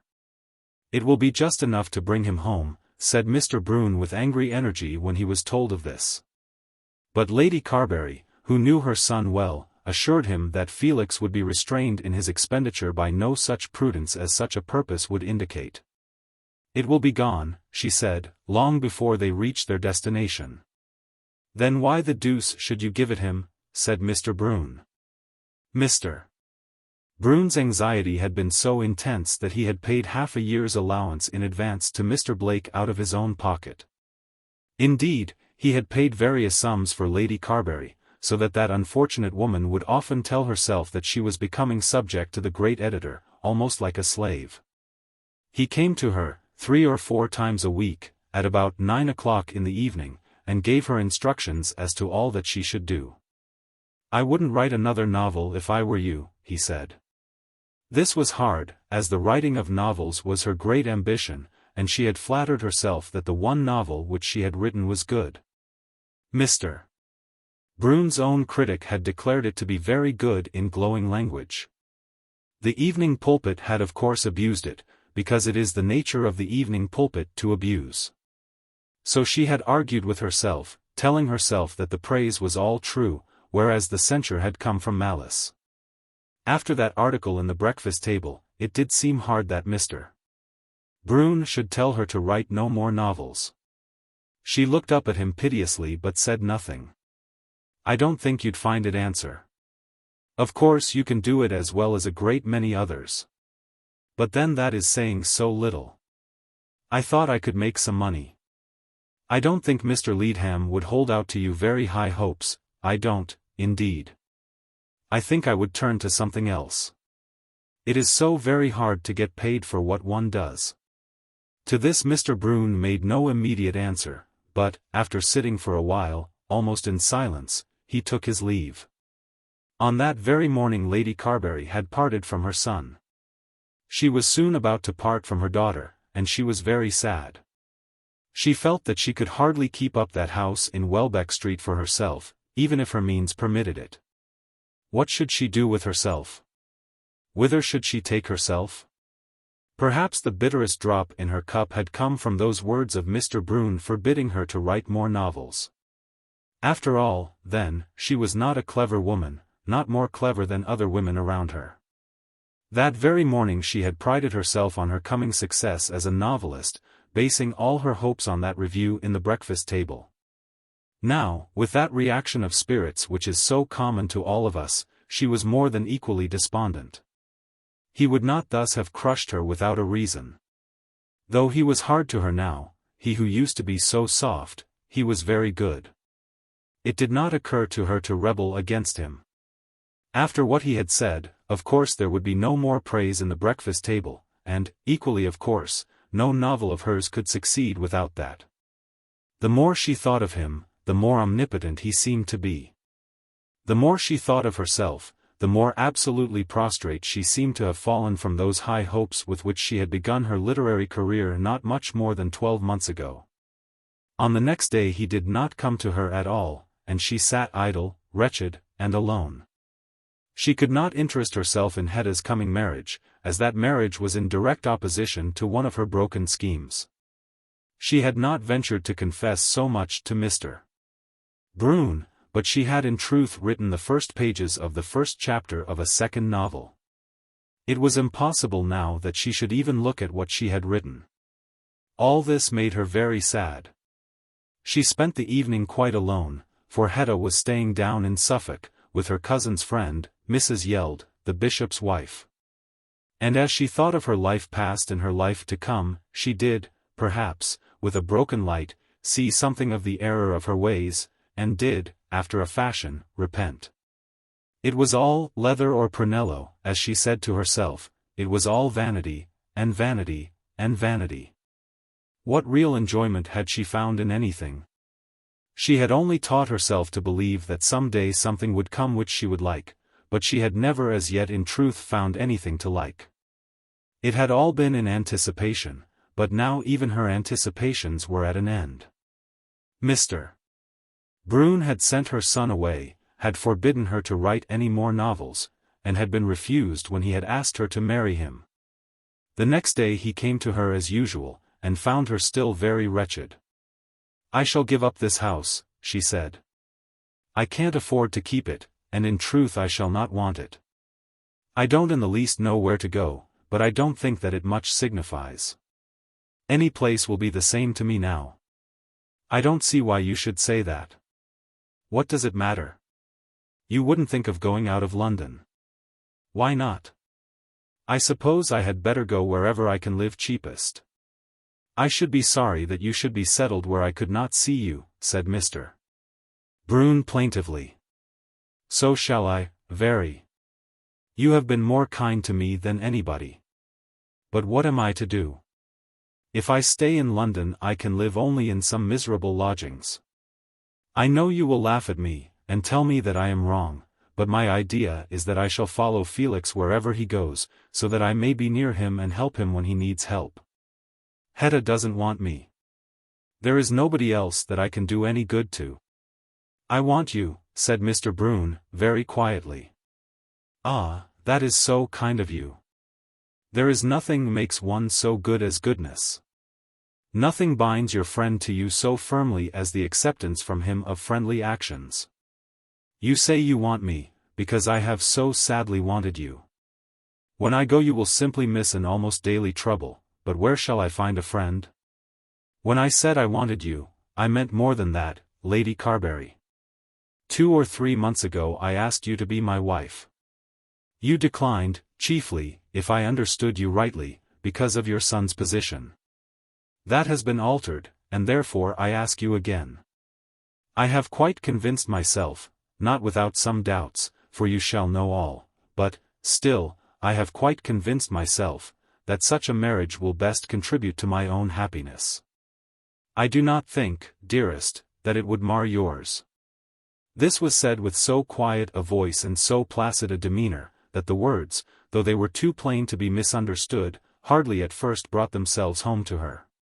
Of course he had renewed his offer of marriage, but he had done so in a tone which almost made her feel that the proposition could not be an earnest one. It was not that she believed that he was joking with her or paying her a poor insipid compliment. When she thought about it at all, she knew that it could not be so. But the thing was so improbable.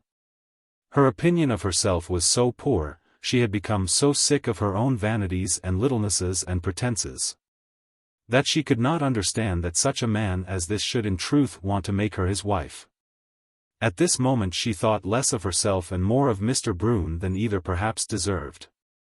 She sat silent, quite unable to look him in the face, while he kept his place in his armchair, lounging back, with his eyes intent on her countenance. Well, he said, what do you think of it? I never loved you better than I did for refusing me before, because I thought that you did so because it was not right that I should be embarrassed by your son. That was the reason, she said, almost in a whisper. But I shall love you better still for accepting me now, if you will accept me. The long vista of her past life appeared before her eyes.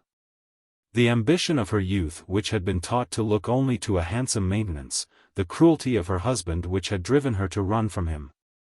The further cruelty of his forgiveness when she returned to him. The calumny which had made her miserable, though she had never confessed her misery. Then her attempts at life in London, her literary successes and failures, and the wretchedness of her son's career. There had never been happiness, or even comfort, in any of it. Even when her smiles had been sweetest her heart had been heaviest. Could it be that now at last real peace should be within her reach, and that tranquility which comes from an anchor holding to a firm bottom? Then she remembered that first kiss, or attempted kiss, when, with a sort of pride in her own superiority, she had told herself that the man was a susceptible old goose. She certainly had not thought then that his susceptibility was of this nature. Nor could she quite understand now whether she had been right then, and that the man's feelings, and almost his nature, had since changed, or whether he had really loved her from first to last. As he remained silent it was necessary that she should answer him. You can hardly have thought of it enough, she said. I have thought of it a good deal too. I have been thinking of it for 6 months at least. There is so much against me. What is there against you? They say bad things of me in India. I know all about that, replied Mr. Bruton. And Felix. I think I may say that I know all about that also. And then I have become so poor. I am not proposing to myself to marry you for your money. Luckily for me, I hope luckily for both of us, it is not necessary that I should do so. And then I seem so to have fallen through in everything. I don't know what I've got to give to a man in return for all that you offer to give to me. Yourself, he said, stretching out his right hand to her. And there he sat with it stretched out, so that she found herself compelled to put her own into it, or to refuse to do so with very absolute words. Very slowly she put out her own, and gave it to him without looking at him. Then he drew her towards him, and in a moment she was kneeling at his feet, with her face buried on his knees. Considering their ages, perhaps we must say that their attitude was awkward. They would certainly have thought so themselves had they imagined that anyone could have seen them. But how many absurdities of the kind are not only held to be pleasant, but almost holy, as long as they remain mysteries inspected by no profane eyes. It is not that age is ashamed of feeling passion and acknowledging it, but that the display of it is, without the graces of which youth is proud, and which age regrets. On that occasion there was very little more said between them. He had certainly been in earnest, and she had now accepted him. As he went down to his office he told himself now that he had done the best, not only for her but for himself also. And yet I think that she had won him more thoroughly by her former refusal than by any other virtue. She, as she sat alone, late into the night, became subject to a thorough reaction of spirit. That morning the world had been a perfect blank to her. There was no single object of interest before her. Now everything was rose-colored. This man who had thus bound her to him, who had given her such assured proofs of his affection and truth, was one of the considerable ones of the world. A man than whom few, so she now told herself, were greater or more powerful. Was it not a career enough for any woman to be the wife of such a man, to receive his friends, and to shine with his reflected glory? Whether her hopes were realized, or, as human hopes never are realized, how far her content was assured, these pages cannot tell. But they must tell that, before the coming winter was over, Lady Carbury became the wife of Mr. Bruton, and, in furtherance of her own resolve, took her husband's name. The house in Welbeck Street was kept, and Mrs. Bruton's Tuesday evenings were much more regarded by the literary world than had been those of Lady Carbury. Chapter C. Down in Suffolk. It need hardly be said that Paul Montague was not long in adjusting his affairs with Hetta after the visit which he received from Roger Carbury. Early on the following morning he was once more in Welbeck Street, taking the brooch with him. And though at first Lady Carbury kept up her opposition, she did it after so weak a fashion as to throw in fact very little difficulty in his way. Hetta understood perfectly that she was in this matter stronger than her mother and that she need fear nothing, now that Roger Carbury was on her side. "I don't know what you mean to live on," Lady Carbury said, threatening future evils in a plaintive tone. Hetta repeated, though in other language, the assurance which the young lady made who declared that if her future husband would consent to live on potatoes, she would be quite satisfied with the potato peelings. While Paul made some vague allusion to the satisfactory nature of his final arrangements with the house of Fisker, Montague, and Montague. "I don't see anything like an income," said Lady Carbury. "But I suppose Roger will make it right. He takes everything upon himself now, it seems." But this was before the halcyon day of Mr. Bruton's second offer. It was at any rate decided that they were to be married, and the time fixed for the marriage was to be the following spring. When this was finally arranged, Roger Carbury, who had returned to his own home, conceived the idea that it would be well that Hetta should pass the autumn and if possible the winter also down in Suffolk, so that she might get used to him in the capacity which he now aspired to fill. And with that object he induced Mrs. Yeld, the bishop's wife, to invite her down to the palace. Hetta accepted the invitation and left London before she could hear the tidings of her mother's engagement with Mr. Bruton. Roger Carbury had not yielded in this matter, had not brought himself to determine that he would recognize Paul and Hetta as acknowledged lovers, without a fierce inward contest. Two convictions had been strong in his mind, both of which were opposed to this recognition, the first telling him that he would be a fitter husband for the girl than Paul Montague, and the second assuring him that Paul had ill-treated him in such a fashion that forgiveness would be both foolish and unmanly. For Roger, though he was a religious man, and one anxious to conform to the spirit of Christianity, would not allow himself to think that an injury should be forgiven unless the man who did the injury repented of his own injustice. As to giving his coat to the thief who had taken his cloak, he told himself that were he and others to be guided by that precept, honest industry would go naked in order that vice and idleness might be comfortably clothed. If anyone stole his cloak, he would certainly put that man in prison as soon as possible and not commence his lenience till the thief should at any rate affect to be sorry for his fault. Now, to his thinking, Paul Montague had stolen his cloak, and were he, Roger, to give way in this matter of his love, he would be giving Paul his coat also. No. He was bound after some fashion to have Paul put into prison, to bring him before a jury, and to get a verdict against him, so that some sentence of punishment might be at least pronounced. How then could he yield? And Paul Montague had shown himself to be very weak in regard to women. It might be, no doubt it was true, that Mrs. Hurtle's appearance in England had been distressing to him.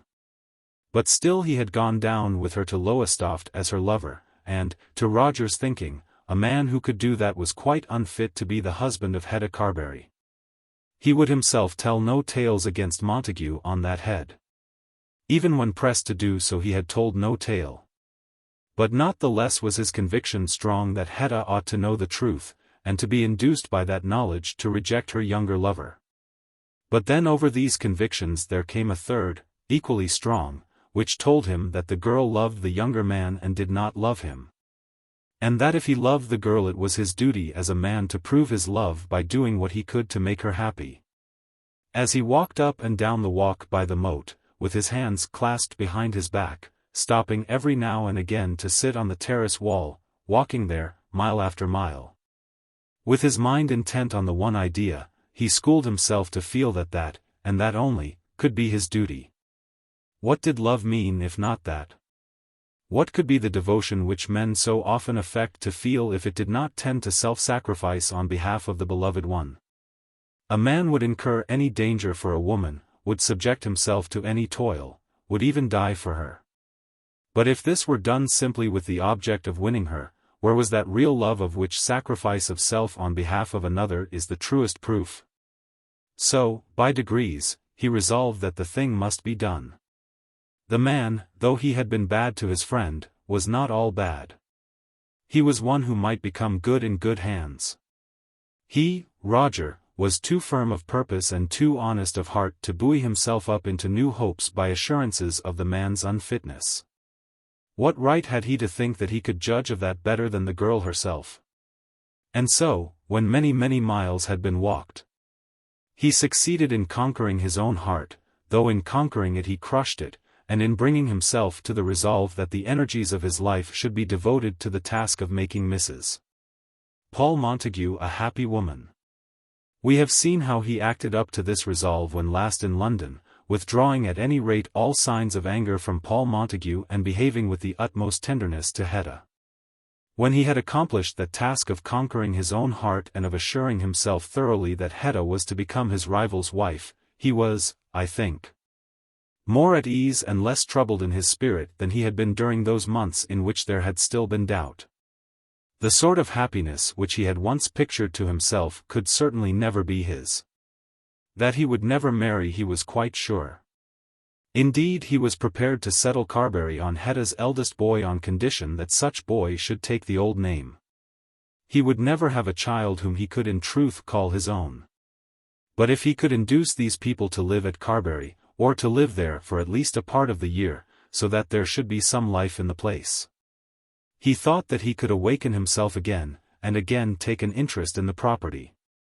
But as a first step to this he must learn to regard himself as an old man, as one who had let life pass by too far for the purposes of his own home, and who must therefore devote himself to make happy the homes of others. So thinking of himself and so resolving, he had told much of his story to his friend the bishop, and as a consequence of those revelations Mrs. Yeld had invited Hetta down to the palace. Roger felt that he had still much to say to his cousin before her marriage which could be said in the country much better than in town. And he wished to teach her to regard Suffolk as the county to which she should be attached and in which she was to find her home. The day before she came he was over at the palace with the pretense of asking permission to come and see his cousin soon after her arrival. But in truth, with the idea of talking about Hetta to the only friend to whom he had looked for sympathy in his trouble. As to settling your property on her or her children, said the bishop, it is quite out of the question. Your lawyer would not allow you to do it. Where would you be if after all you were to marry? I shall never marry. Very likely not, but yet you may. How is a man of your age to speak with certainty of what he will do or what he will not do in that respect? You can make your will, doing as you please with your property, and the will, when made, can be revoked. I think you hardly understand just what I feel, said Roger, and I know very well that I am unable to explain it. But I wish to act exactly as I would do if she were my daughter, and as if her son, if she had a son, would be my natural heir. But, if she were your daughter, her son wouldn't be your natural heir as long as there was a probability or even a chance that you might have a son of your own. A man should never put the power, which properly belongs to him, out of his own hands. If it does properly belong to you, it must be better with you than elsewhere. I think very highly of your cousin, and I have no reason to think otherwise than well of the gentleman whom she intends to marry. But it is only human nature to suppose that the fact that your property is still at your own disposal should have some effect in producing a more complete observance of your wishes. I do not believe it in the least, my lord, said Roger somewhat angrily. That is because you are so carried away by enthusiasm at the present moment as to ignore the ordinary rules of life. There are not, perhaps, many fathers who have regents and gonerils for their daughters, but there are very many who may take a lesson from the folly of the old king. Thou hadst little wit in thy bald crown, the fool said to him, when thou gav'st thy golden one away. The world, I take it, thinks that the fool was right. The bishop did so far succeed that Roger abandoned the idea of settling his property on Paul Montague's children. But he was not on that account the less resolute in his determination to make himself and his own interests subordinate to those of his cousin. When he came over, 2 days afterwards, to see her, he found her in the garden, and walked there with her for a couple of hours. I hope all our troubles are over now, he said smiling. You mean about Felix, said Hetta, and Mamma? No, indeed. As to Felix, the first think that Lady Carbury has done the best thing in her power. No doubt she has been advised by Mr. Bruton, and Mr. Bruton seems to be a prudent man. And about your mother herself, I hope that she may now be comfortable. But I was not alluding to Felix and your mother. I was thinking of you, and of myself. I hope that you will never have any troubles. I have had troubles. I mean to speak very freely to you now, dear. I was nearly upset, what I suppose people call broken-hearted, when I was assured that you certainly would never become my wife. I ought not to have allowed myself to get into such a frame of mind. I should have known that I was too old to have a chance. Oh, Roger, it was not that. Well, that and other things. I should have known it sooner, and have got over my misery quicker. I should have been more manly and stronger. After all, though love is a wonderful incident in a man's life, it is not that only that he is here for. I have duties plainly marked out for me. And as I should never allow myself to be withdrawn from them by pleasure, so neither should I by sorrow. But it is done now. I have conquered my regrets, and I can say with safety that I look forward to your presence and Paul's presence at Carbury as the source of all my future happiness. I will make him welcome as though he were my brother, and you as though you were my daughter. All I ask of you is that you will not be chary of your presence there. She only answered him by a close pressure on his arm.